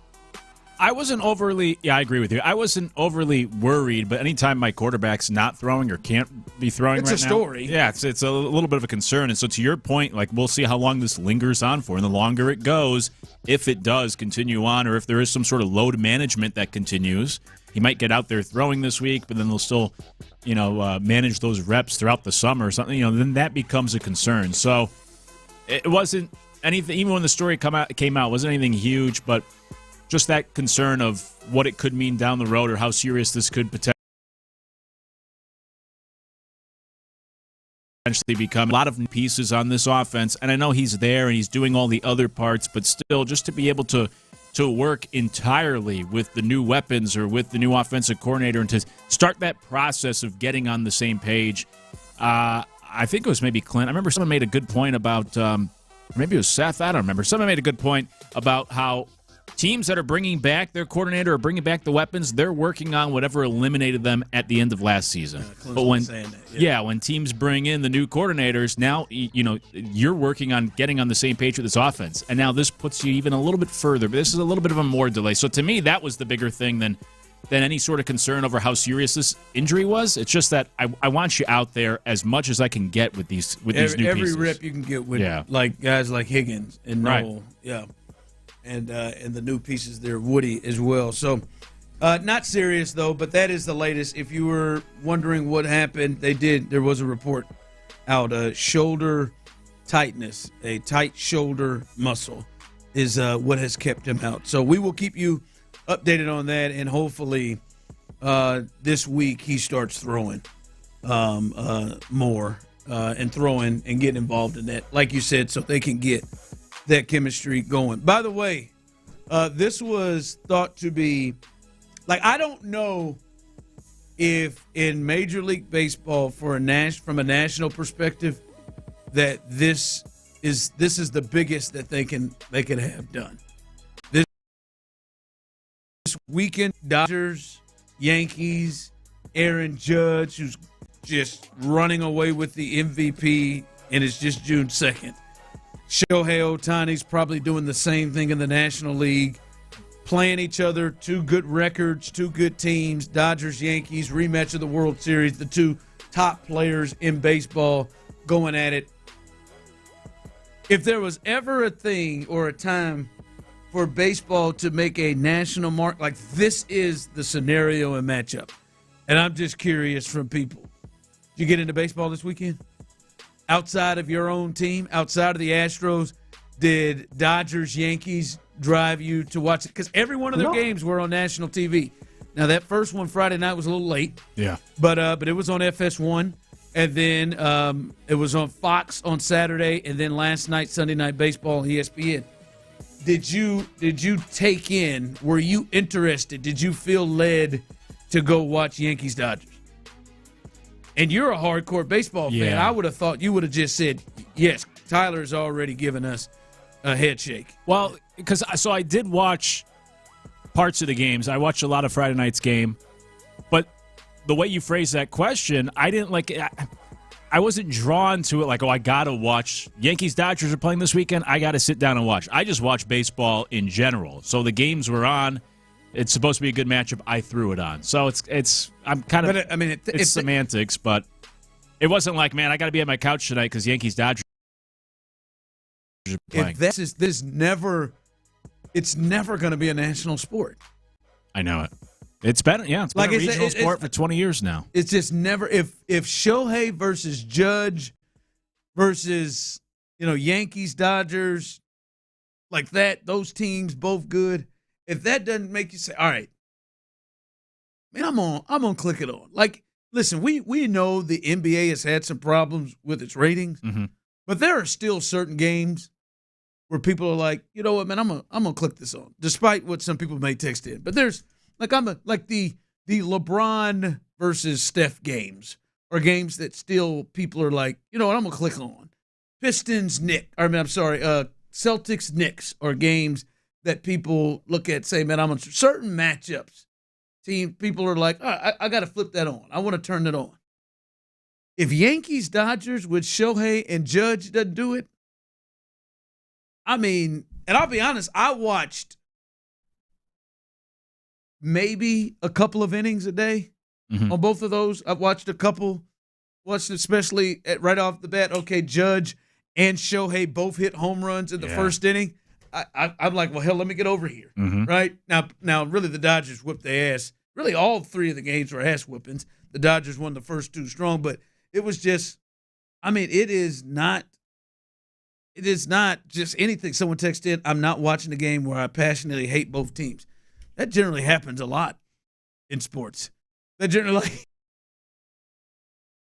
I think even if it wasn't like teams you hate, I don't think there is a baseball matchup that can draw fans to it if it doesn't include your regional team. Not in numbers the way you could get a draw if the Chiefs and the Cowboys played. Not if you could get a draw. Obviously, it's football, but I'm just any other sport. Like, I think every sport. I think Duke, Carolina, and basketball can potentially get people to the table at a better clip than Yankees Dodgers, right? Hell, right now, Caitlin Clark can get you. Caitlin Clark and Angel Reese can get you to the table. The WNBA's got one. I just don't think baseball has it. Yeah, you're probably right. I also think if that one can't do it. I know it. Maybe it'd be better later in the year. I don't know. Maybe it's still too early. It's still May. The NBA playoffs are going on, NHL, yada, yada, yada. Maybe if it's July, there's nothing else, or August where you get closer to the pennant races. maybe. But yes, overall I do agree with your point. That's the problem baseball has. Do they care? Doesn't seem like they should. I mean, do they care? Is it is it a problem for them? Like it feels like they have. It almost feels like they've just said, we're out on this because it's not like they're not making money. Yeah, but remember ESPN dropped them. Yeah, well, NBC sounds like they're trying to get in there. So I guess it'll work out for them. Maybe they should be concerned. Yeah, they should be. All right, something else that should be concerned. Are you concerned? What has this Yordan Alvarez, now him being out and shut down, what has this done for you and your thinking with the Astros? We'll discuss that coming up next. He's big as hell. How does Coach DeMeco plan to address the offensive line during OTAs? When it comes to finding our best group, it'll be a lot of mixing and matching guys, putting guys in different spots and seeing, which 5 guys work well together. There's a lot of smart guys in that room, and they can move around. They can play multiple spots. Nobody's making a team right now in shorts and helmets. Insider access, exclusive content. Sports Radio 610, the Texans.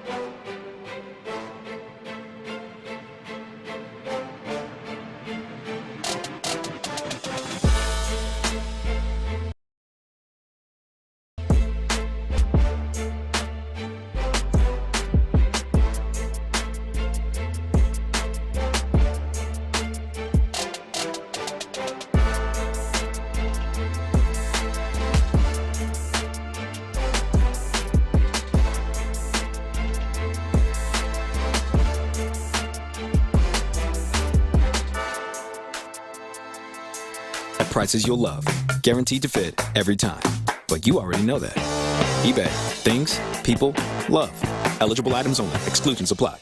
Injured? Call Mokaram Injury Lawyers, 281-222-2222. Live from the Mokaram Injury Lawyers Studios, Sports Radio 610 presents The Drive with Stoerner and Hughley.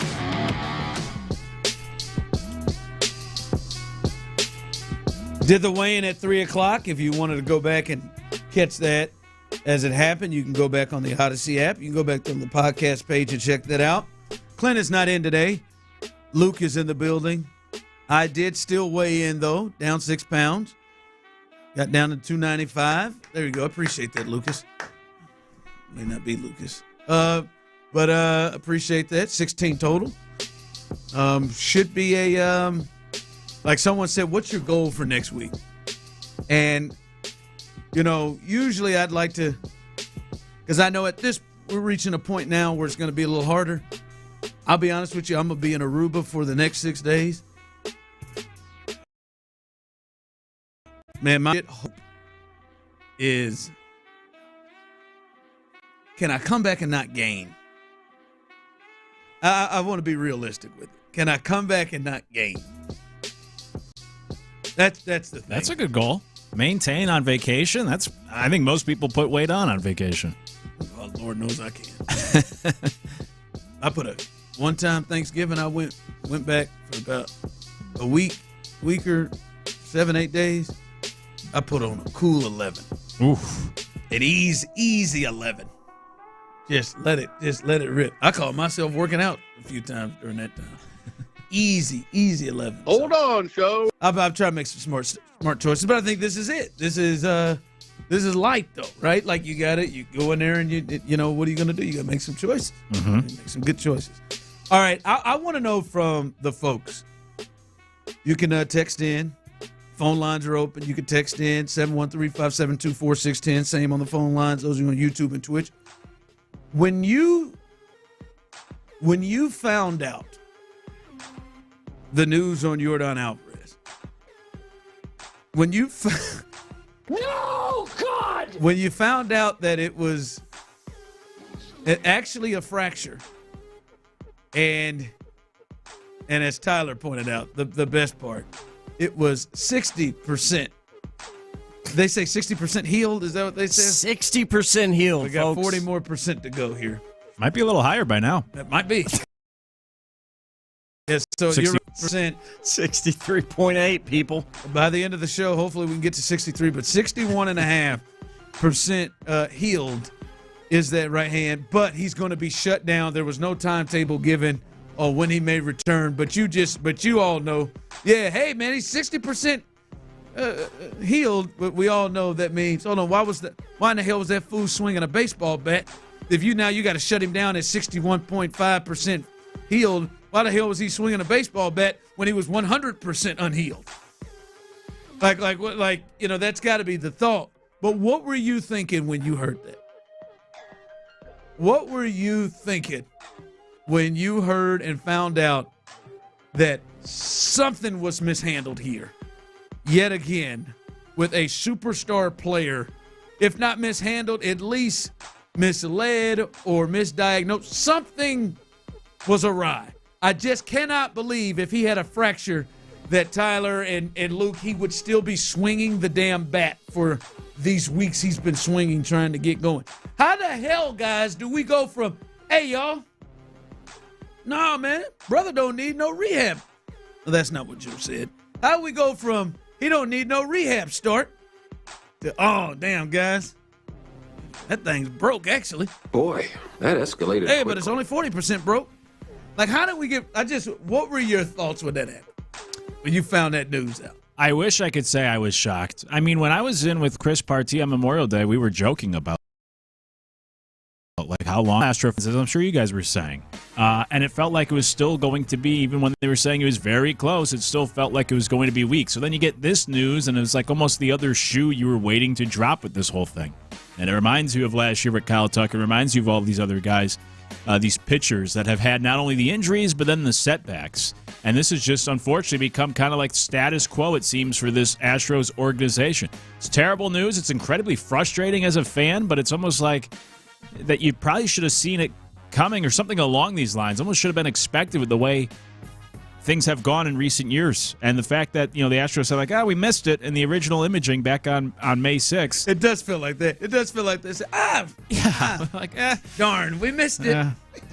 Well, we'll do better next time, and it's brutal. So I wish I could say I was completely shocked, but it's the old, like once bitten, twice shy. I think all along Astro fans were waiting for worse news to come out at some point during this rehab to understand why it's taking so long for Yordan to come back.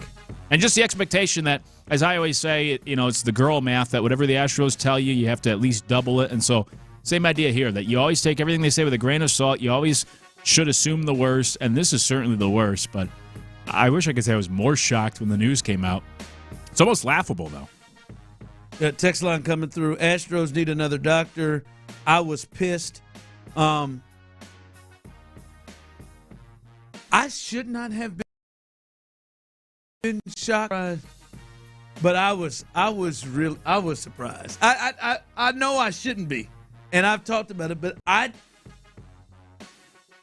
we were making the joke Friday. All right, you can add a seventh really to it. Right. He's really, really, really, really. I thought once he was swinging, he's going against live pitching. He's in the cage. We're seeing him. There's no way that they would have him out there if he wasn't right. Like I couldn't, or getting right.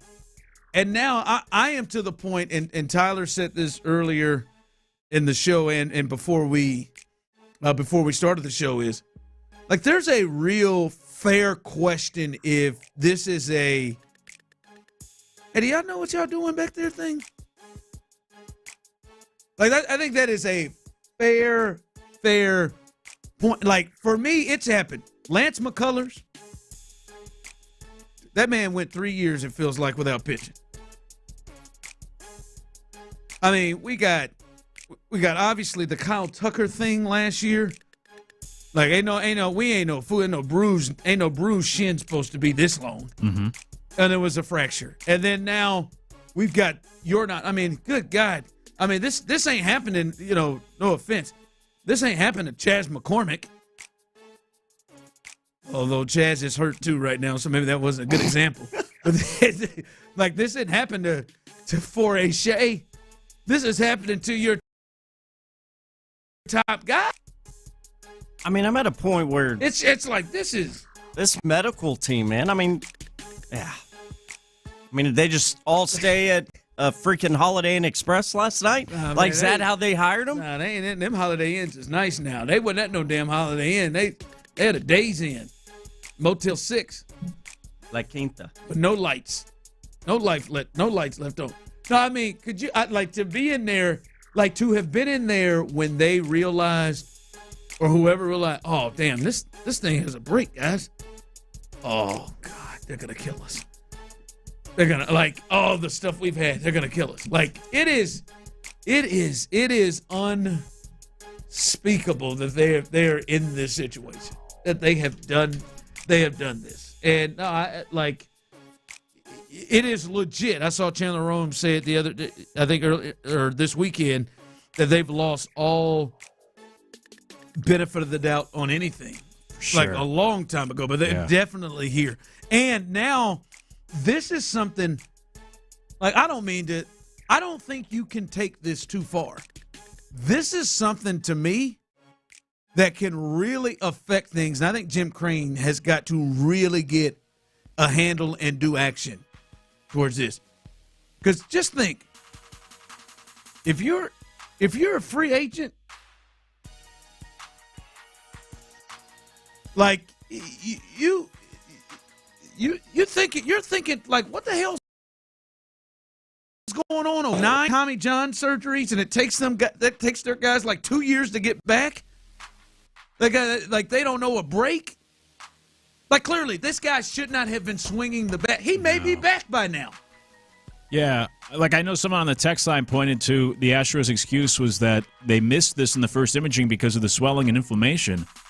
But then once the swelling and inflammation starts to come down, like they said they never did any more imaging. Before you send them out there to face live pitching, like shouldn't you do another check? Like, hey, where are we in the progress with this hand?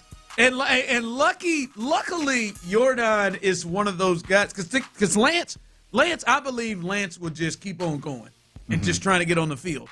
Luckily, Yordan is like, hey, y'all, this is not right. He said, I knew it was more than inflammation because it just never got better. They kept saying it should get better, and it never got better. And he's out there swinging against live pitching, out there taking a chance of getting hit, swinging against live pitching, whatever.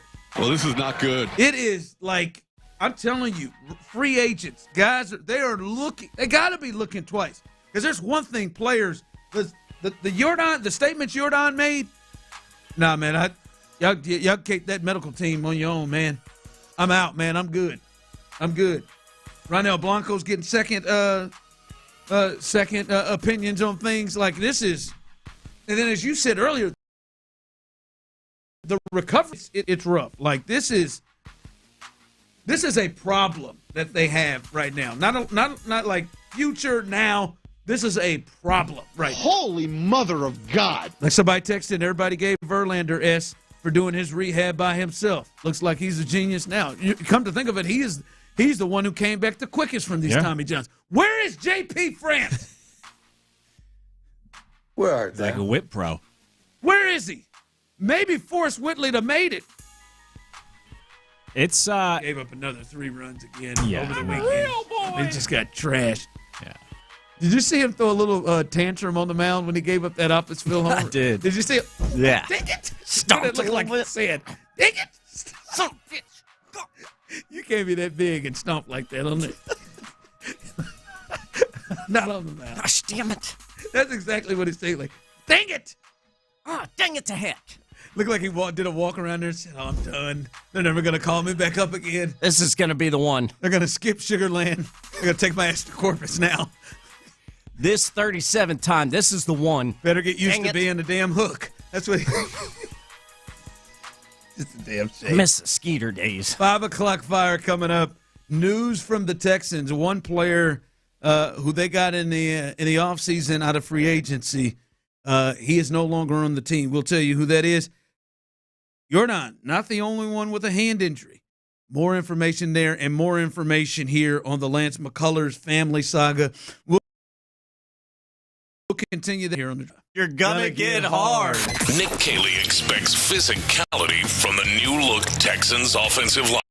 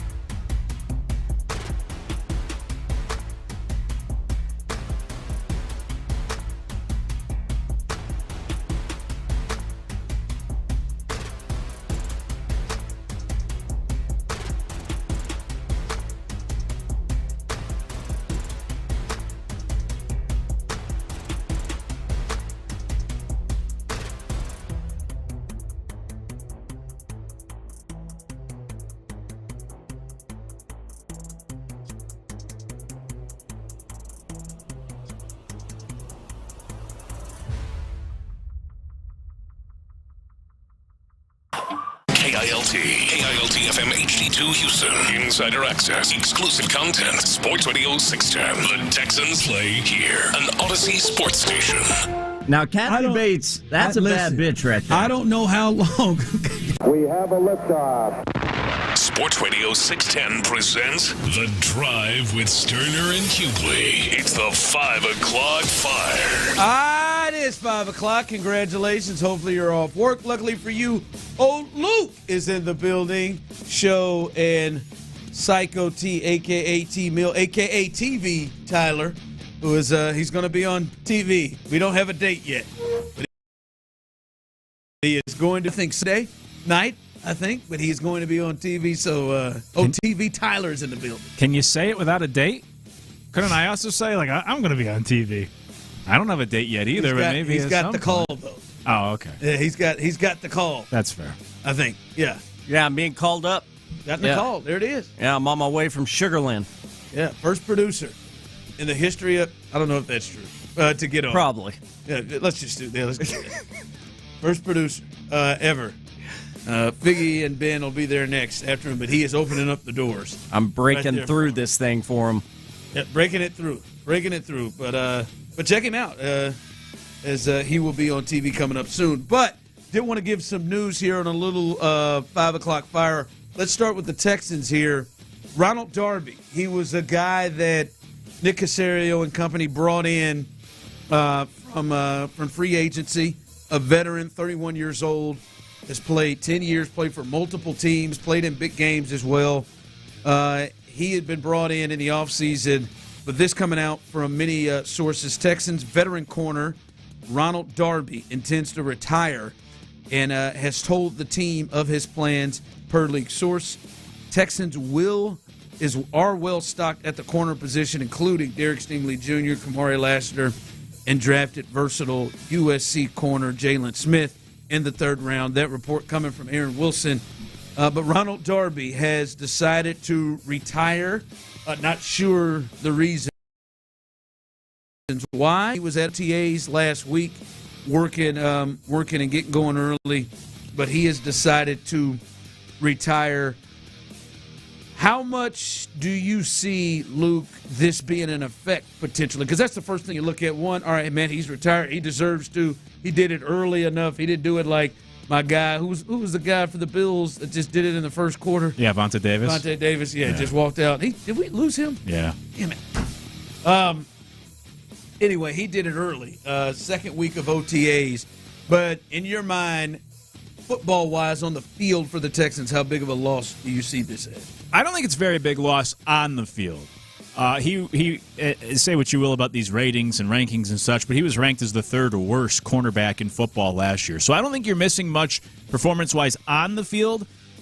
The biggest thing to me was just that veteran leadership for a position group that has a lot of young guys. But I thought you brought up a good point earlier that they'll have opportunities between now and week one to add some sort of veteran presence there after these teams make cuts this summer or whatever, pluck someone off a practice squad, whatever it might be. So with that being said, it's not that huge of a hole to fill. Find some other veteran between now and week one to add to that room to help those young guys, but I wouldn't have expected a ton from Darby on the field for the on-field performance because, unfortunately, I just don't think he had a lot left in the tank. There was a reason why when he signed with the Texans, it was a one-year, $2 million deal for a 10-year veteran. The market wasn't very much for him, wasn't very big this offseason.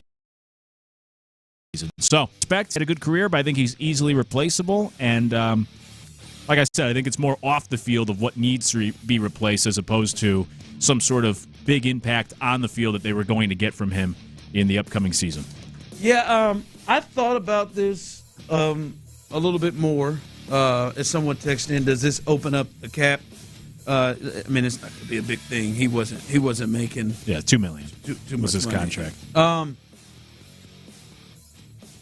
When I look at this, though, I don't think it's going to be, a killer. I don't think they're scrambling or anything. But I would say they are either going to need a guy like a Jalen Smith, Miles Bryant to really step up. And I feel like they've almost thought those guys would be more nickel guys. Tremont Smith, who I think really more had history in this league as a punt returner, or they are going to have to find a third guy, right? Because outside-wise, right now, they go Derek Stingley, Kamari Lassiter, and really Tremont Smith and D'Angelo Ross with experience, right? And I don't know how much you would love being in positions like they were the last couple of years. Last year, Kamari Lassiter had to miss a couple of games with an injury, and I think D'Angelo Ross was the primary guy, and he had struggles against Green Bay. And hopefully Derek Stingley's injury situation is more like it was last year than the previous. But I do think it's not pressing, but I do think they do need to find a third corner, another corner that would have to come into games just in case, because you felt pretty good with Ronald Darby as a third corner if he had to come in with experience. And right now, it would be Tremont Smith or D'Angelo Ross. So, but as I said, and you mentioned there earlier, we talked about this, they will have ample opportunity when teams cut guys, when they're watching guys, other guys that can fill a potential third corner role. They'll have the ability to find that, but I do think it's not just like, oh, they've got so much depth back there, they're good. Right now, D'Angelo Ross and Tremont Smith would be your next up, and I don't know how much you want that.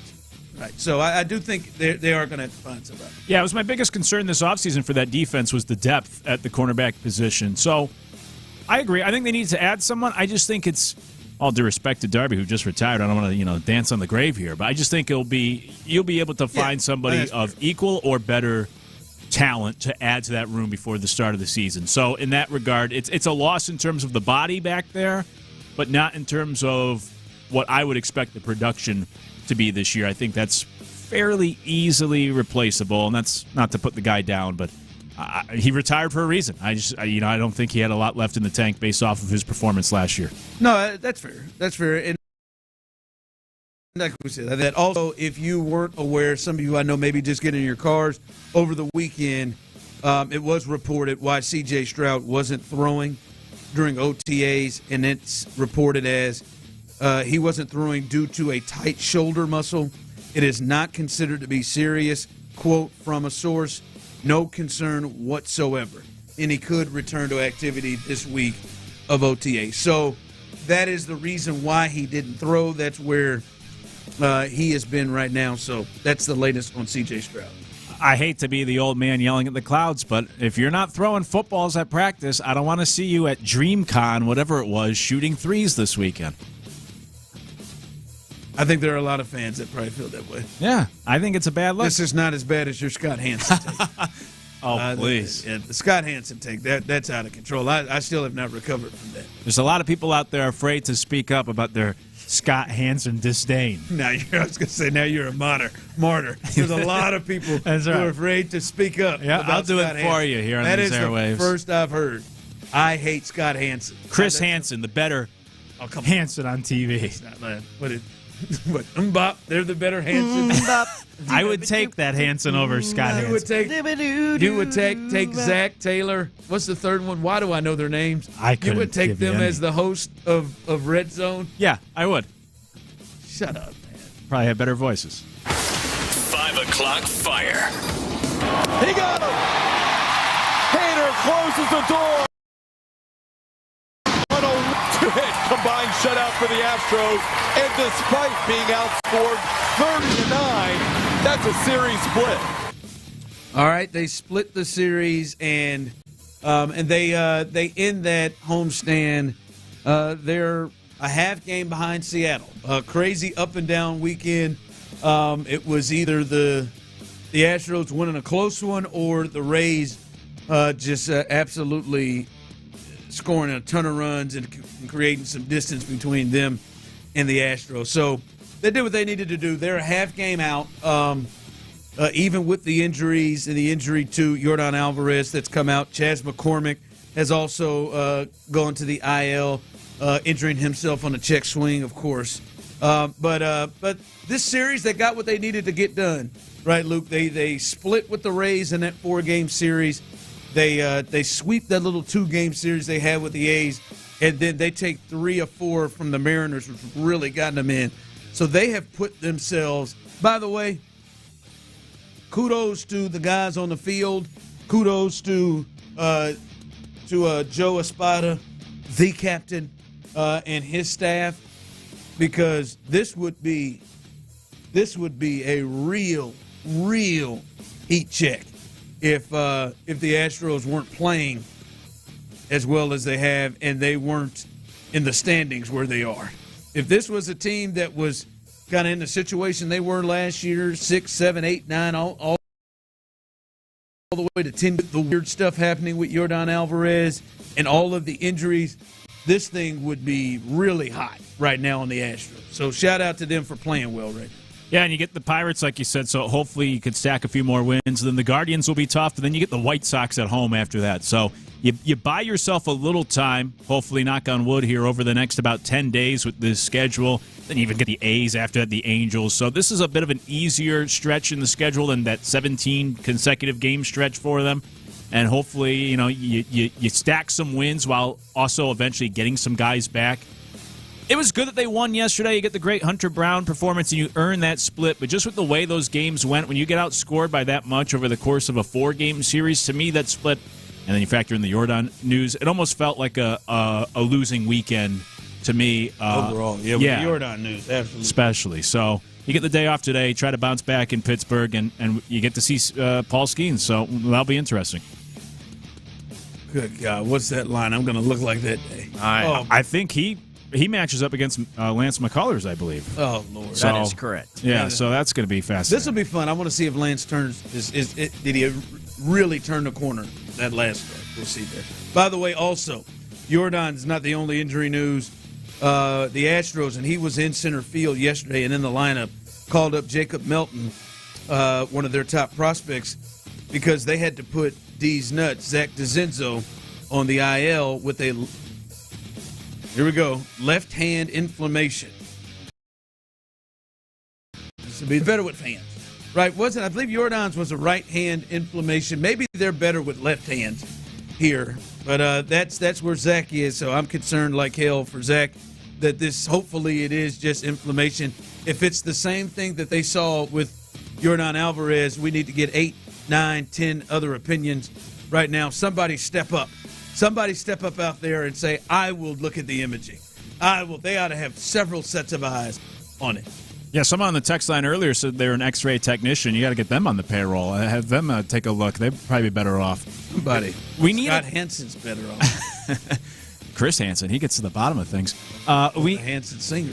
Yeah, we need a translator for these medical reports. Like when they say that hand inflammation, what does that really mean? That's where we're getting to the point here. With these. In my mind, I feel like they're looking at these bad boys like this, Tyler.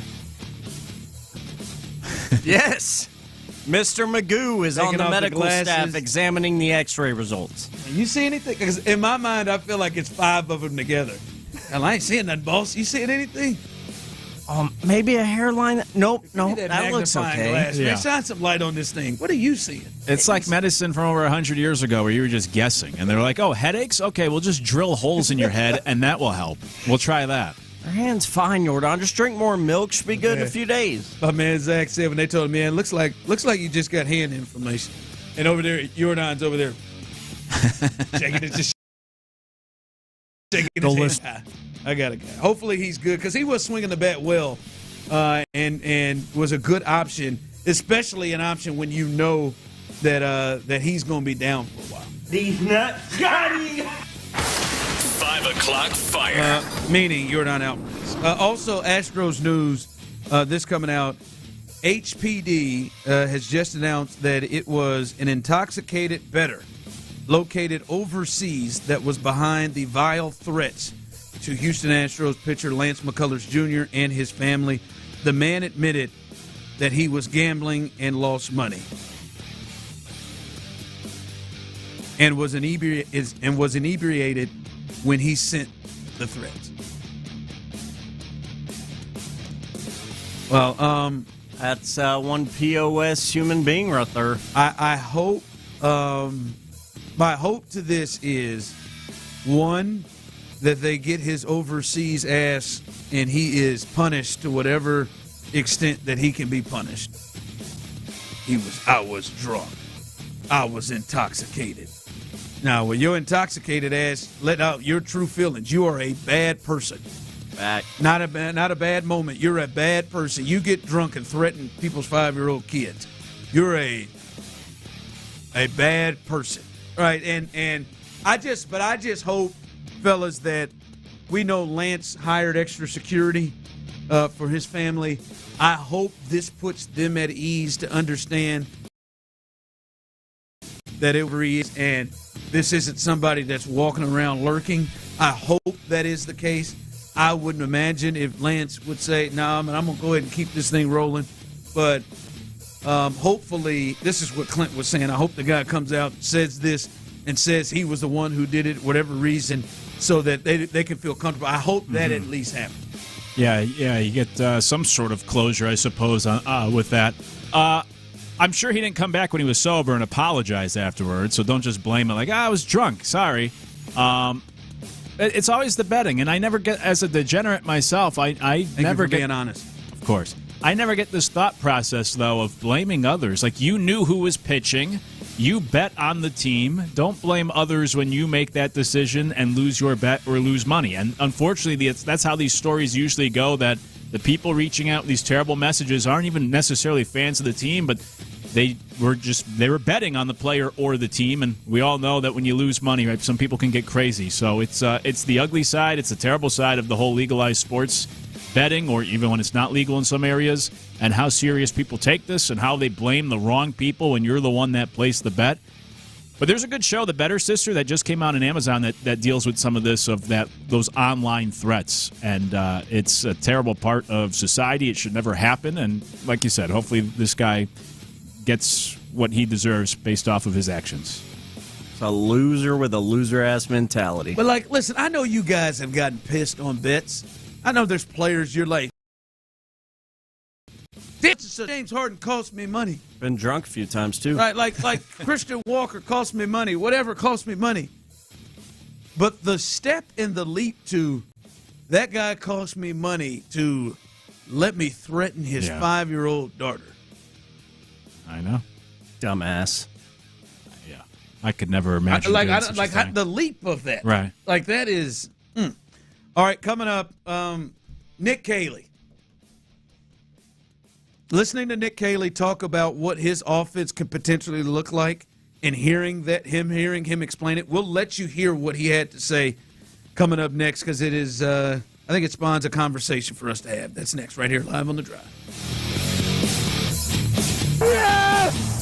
Should we be concerned about C.J. Stroud not throwing at OTAs? Not according to new OC Nick Kayley.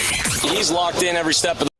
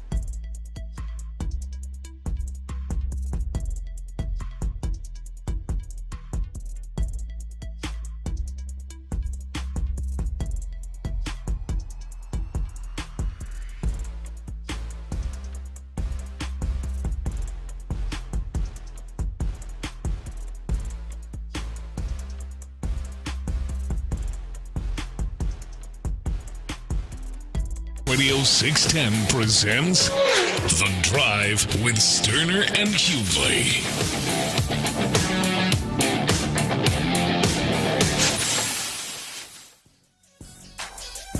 That's absolutely not true.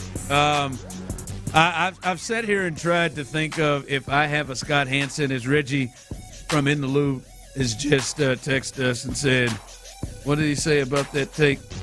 That's a terrible Hansen take. Oh. Yeah, he did not agree. That was a first timer, and I know deep down that there is like somewhere in anything that that people. Like, I think 90% of sports fans have no issue with Scott Hansen. But clearly Luke does, and there's a couple of texters who are going with him. I'm trying to think if I have that with somebody else. Tyler said it's my Al Michaels take. And that's true. I think a lot of people are wearing thin with Al Michaels, and my Al Michaels thing stems from he pulled that Jay Leno thing to Conan O'Brien. He pulled the Jay Leno thing and just said, I'll stay a little longer. That really gets you fired up. Man, I could see the hurt and pain in Mike Tirico's Italian eyes. I could see it. I could just see it. Like, I got to sit here and act like I'm really enjoying this Kentucky Derby and this Preakness, because this is the biggest thing I'm going to do all year. Because my whole thing was I'm leaving Monday Night Football with John Gruden to come over to NBC to take over and work with Chris Collinsworth. I love Joe Mixon. And I'm over here having to work with Jason Garrett time and time again. Then they try to shove that Notre Dame football on him, and he gave it. I saw it. I think people are getting annoyed with Al Michaels. Sure. I'm trying to think of anywhere. Ron, yours is Jim Nantz. I think there are people who are not big Jim Nantz fans. You just shut up and let me do my job. I mean, it's just natural with those guys. Like, people think Jim and Joe Buck are against their teams. Mm-hmm. You know, so I don't think I'm alone on that one. There's got to be somebody. There's got to be. Juan Soto's age. You remember that time frame we went through where everybody got tired of Dick Vitale? Yeah. Yeah, baby. And it took that, cancer kind of brought it back, which is very sad. Yeah. I was never a Vitale guy. Love Dick. Then he got it, baby. Then it was like, all right. It was like, if you watch wrestling, it was like John Cena's moves. We all know what's coming. Every last one of them. Oh yeah. Hulk Hogan. We know what's coming. Here we go. Let's get this leg drop out the way. Let's shake our heads. Let's Hulk up. We all knew Diaper Dandies was coming. We could all say it with him, and it just got old. And then we lost him, and he lost his voice, and we felt better about Dick Vitale. I just cleared that up for Tyler. You know me. That's one he will hang. He will let him hang. All right. This is what Nick Kayley had to say when the question was asked to him. What does a Nick Kayley offense look like? Well, it depends on the players we got, and that's not a cop-out. That's the reality of it. So it can evolve, be willing to change and do whatever we need to do that's necessary based on who we have and who we're playing.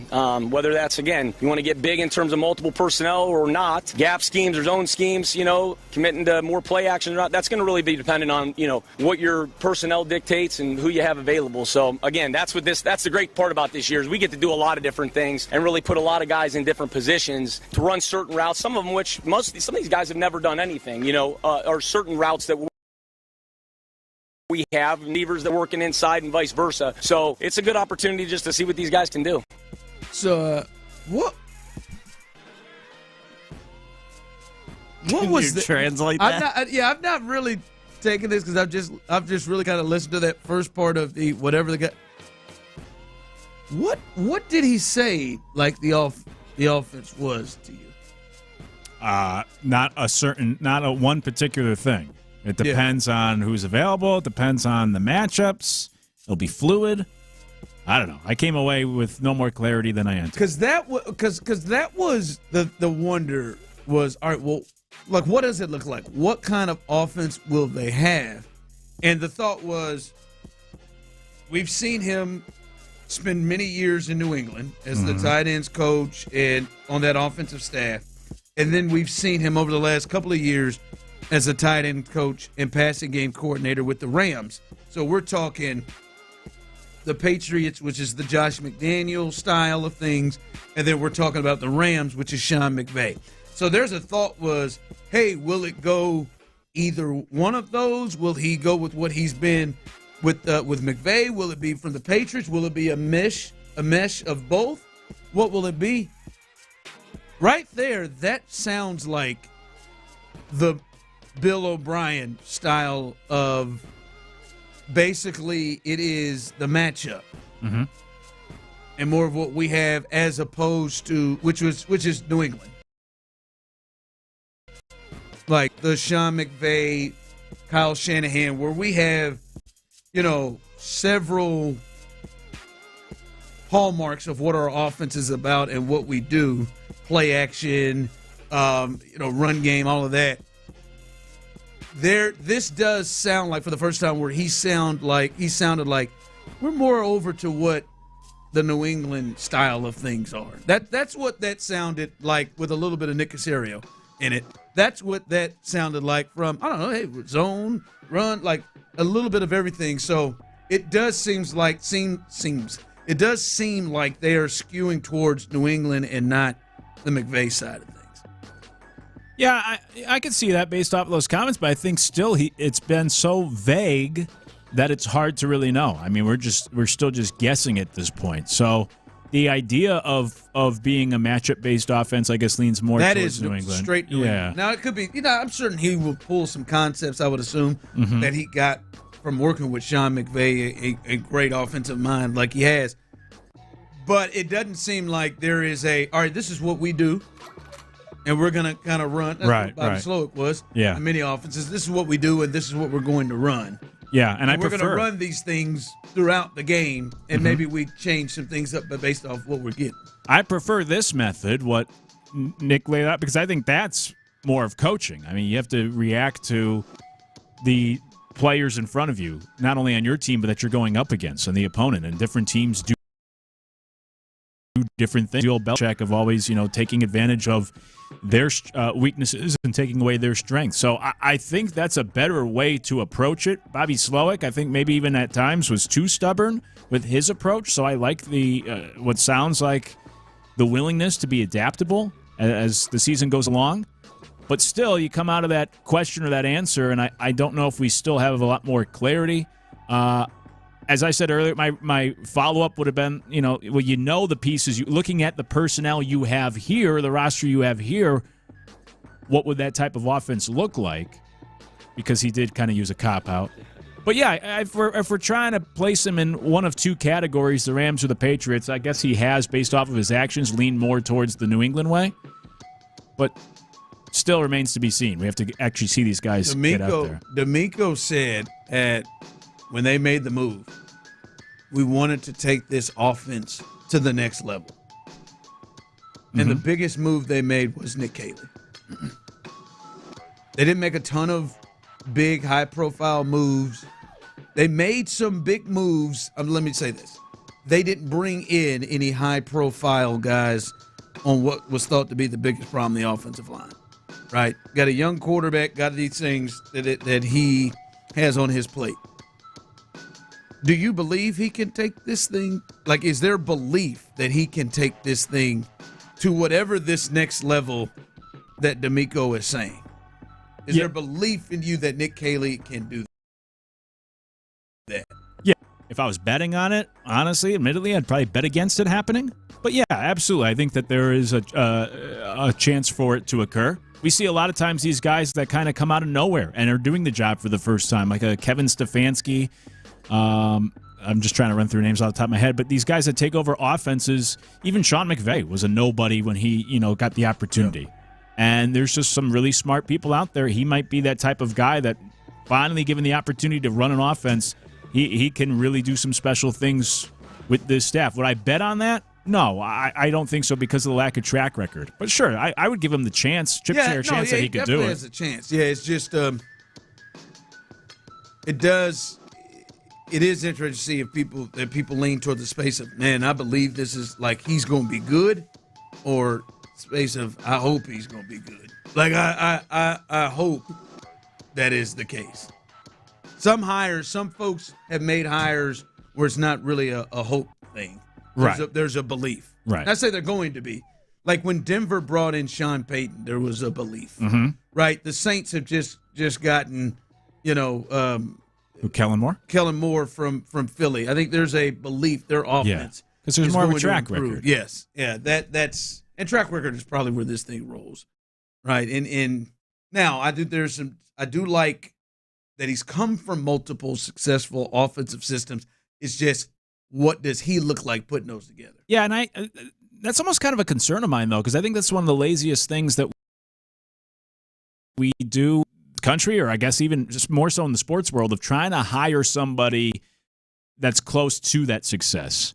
And we've seen so many teams run into problems where they just hire from the Belichick coaching tree because, like, oh, you coach with Bill Belichick, you must be really smart too. Or, oh, you coach with Kyle Shanahan, Bobby Slowick, or Sean McVay, like, you must be an offensive genius too. And it's like a copy of a copy. The more times you use a VHS, the worse the quality becomes. Or the more times you make a copy on the old copy machines, the further you get away from the original, the less the quality becomes. And so I think it's similar here, where you try to get that next Sean McVay because you can't get Sean McVay. But the further you move away from those guys, the lesser the quality. And so who knows if he is anything remotely close to a McVay or a Belichick, just because he's been in those same buildings. Well, all right, let's make some money. And I got a thought on potentially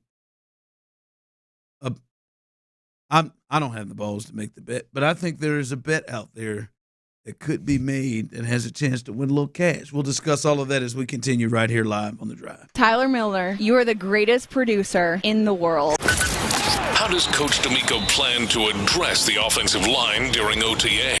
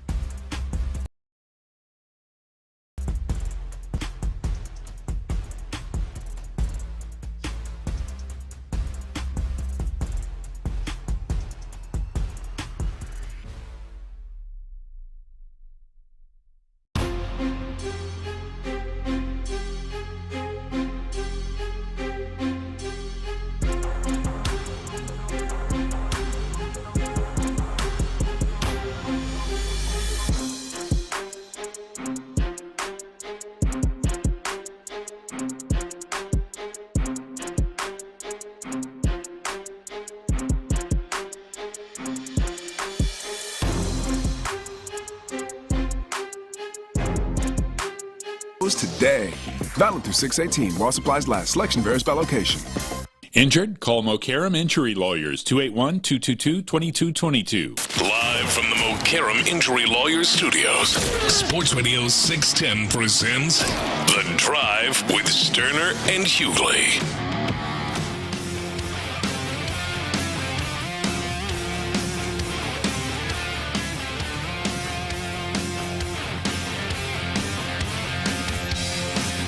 All right, welcome back in. Clint is out today, but Luke Morrow always fills in and does a great job. We appreciate you stepping in and holding it down. I think you'll be here tomorrow with Brandon Scott. Yes, sir.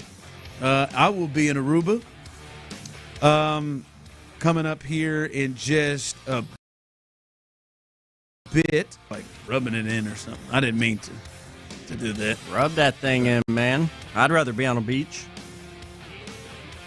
Only you can make that nasty. Rub that thing on in, huh? Yeah, Coming up that's how we behind do us, things. Texans All Access, Mark Vandermeer and the great John Harris discuss a great honor that head coach DeMeco Ryans is up for. So make sure you're listening for that, as well as Area 45, the best late-night sports talk show in Houston. Not an individual host. All of them are great, but the best late-night sports talk in all of Houston. They follow them up, Area 45. It'll be live. It'll be local. I'm sure they'll talk about a lot of the Yordan Alvarez news that's going on. So stay tuned as Sean Bijani, Patrick Creighton, and Chris Santiago hold it down. We'll get you a chance to win a little cash here in just a bit. I was thinking, since it did get into good use, maybe I was going to ask Tyler, maybe bring in that the panties. Bring in them panties. Bring in that Speedo. I'll take a night in there. I'll eat them puppies up. I'm not sure. Me and you are the same size, my friend. Doesn't matter. I thought we were going to see him for the weigh-in today. You thought I was going to throw him out there, dive in there with him? Yeah. Cut down on that half pound with the shorts or the clothes. Step up on that scale. I just went out there. America. Just went out there and just swallowed that thing up. Nothing but style, belly button, and a long ass. Crack. Right there, boy. That would be it. Tyler, that's why I see it. I almost said, man, somebody's got to wear it. Now, damn it, somebody's got to wear it. We're both going out of the country. Somebody's got to wear it. And if, Tyler, you won't do it as a leader, I'll step up and do it. Hey, I got leadership qualities. I'll bring it in here. Man. You're leaving tomorrow. There ain't no way I'm getting you these panties. I know it. That thong right there, that will. It's not a thong. It'll be a thong on me.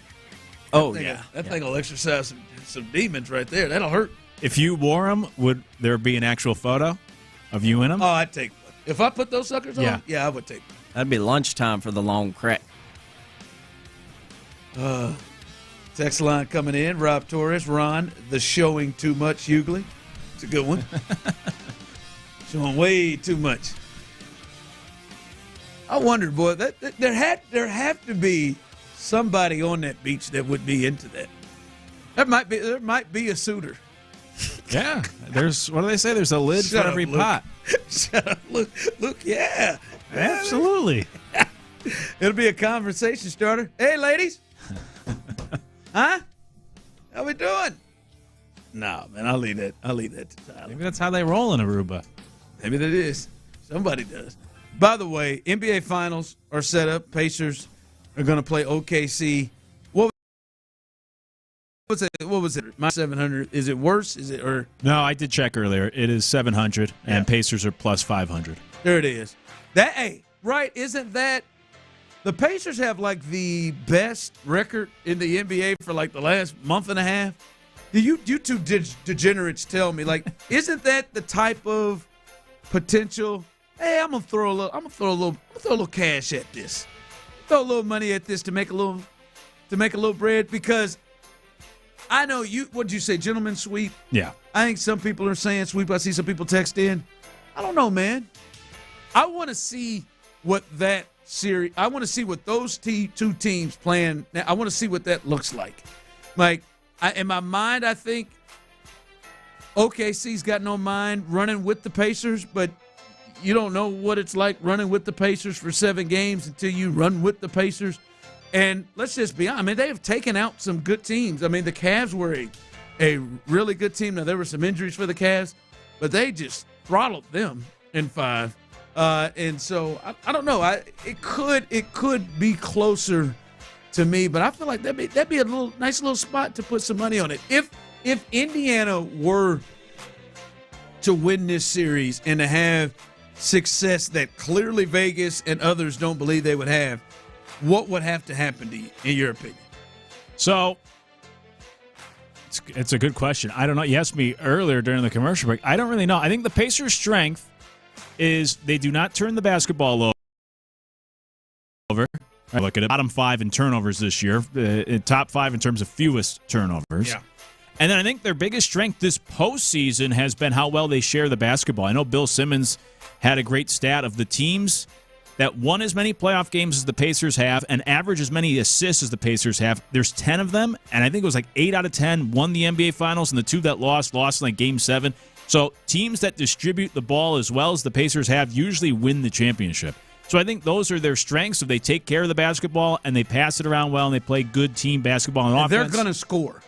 They have so far. Now OKC is that's the be problem, the best though. defensive team they've played. But that game, what was that, Game 5?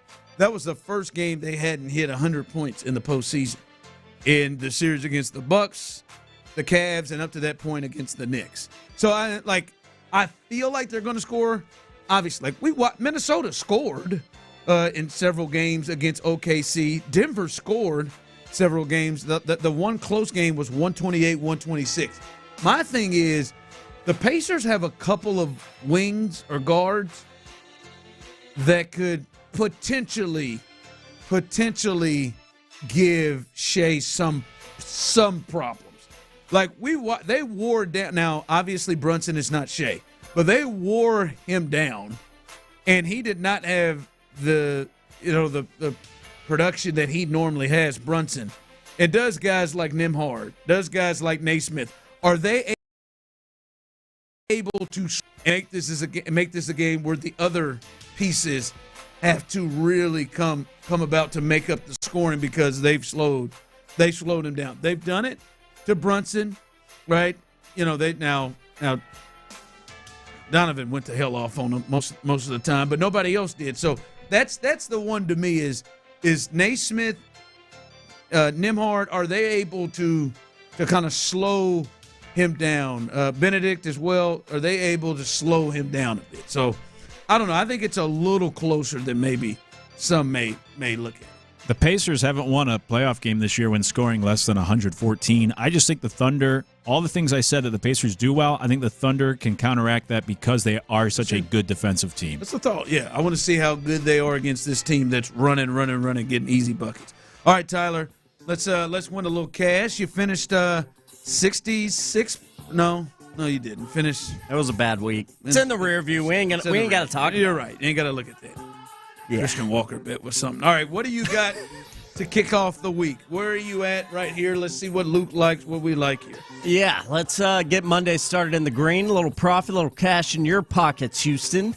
Little best bets, and I got 5 of them. Not a whole lot of sports going on around the world of sports I'm tonight. betting against the Rockies every time, but go ahead. Yeah, they make an appearance to start us off. Here are your 5 best bets. They're all baseball tonight. First, I got the Marlins. I got their money line in the first 5 innings. So at the end of 5 innings, I'm on that money line for the Marlins. Got it at hosting those crappy-ass Rockies that Ron was just talking about tonight. The Marlins first 5 money line. Then I got the Red Sox overall money line. I got that at minus 140 tonight as they host the Angels.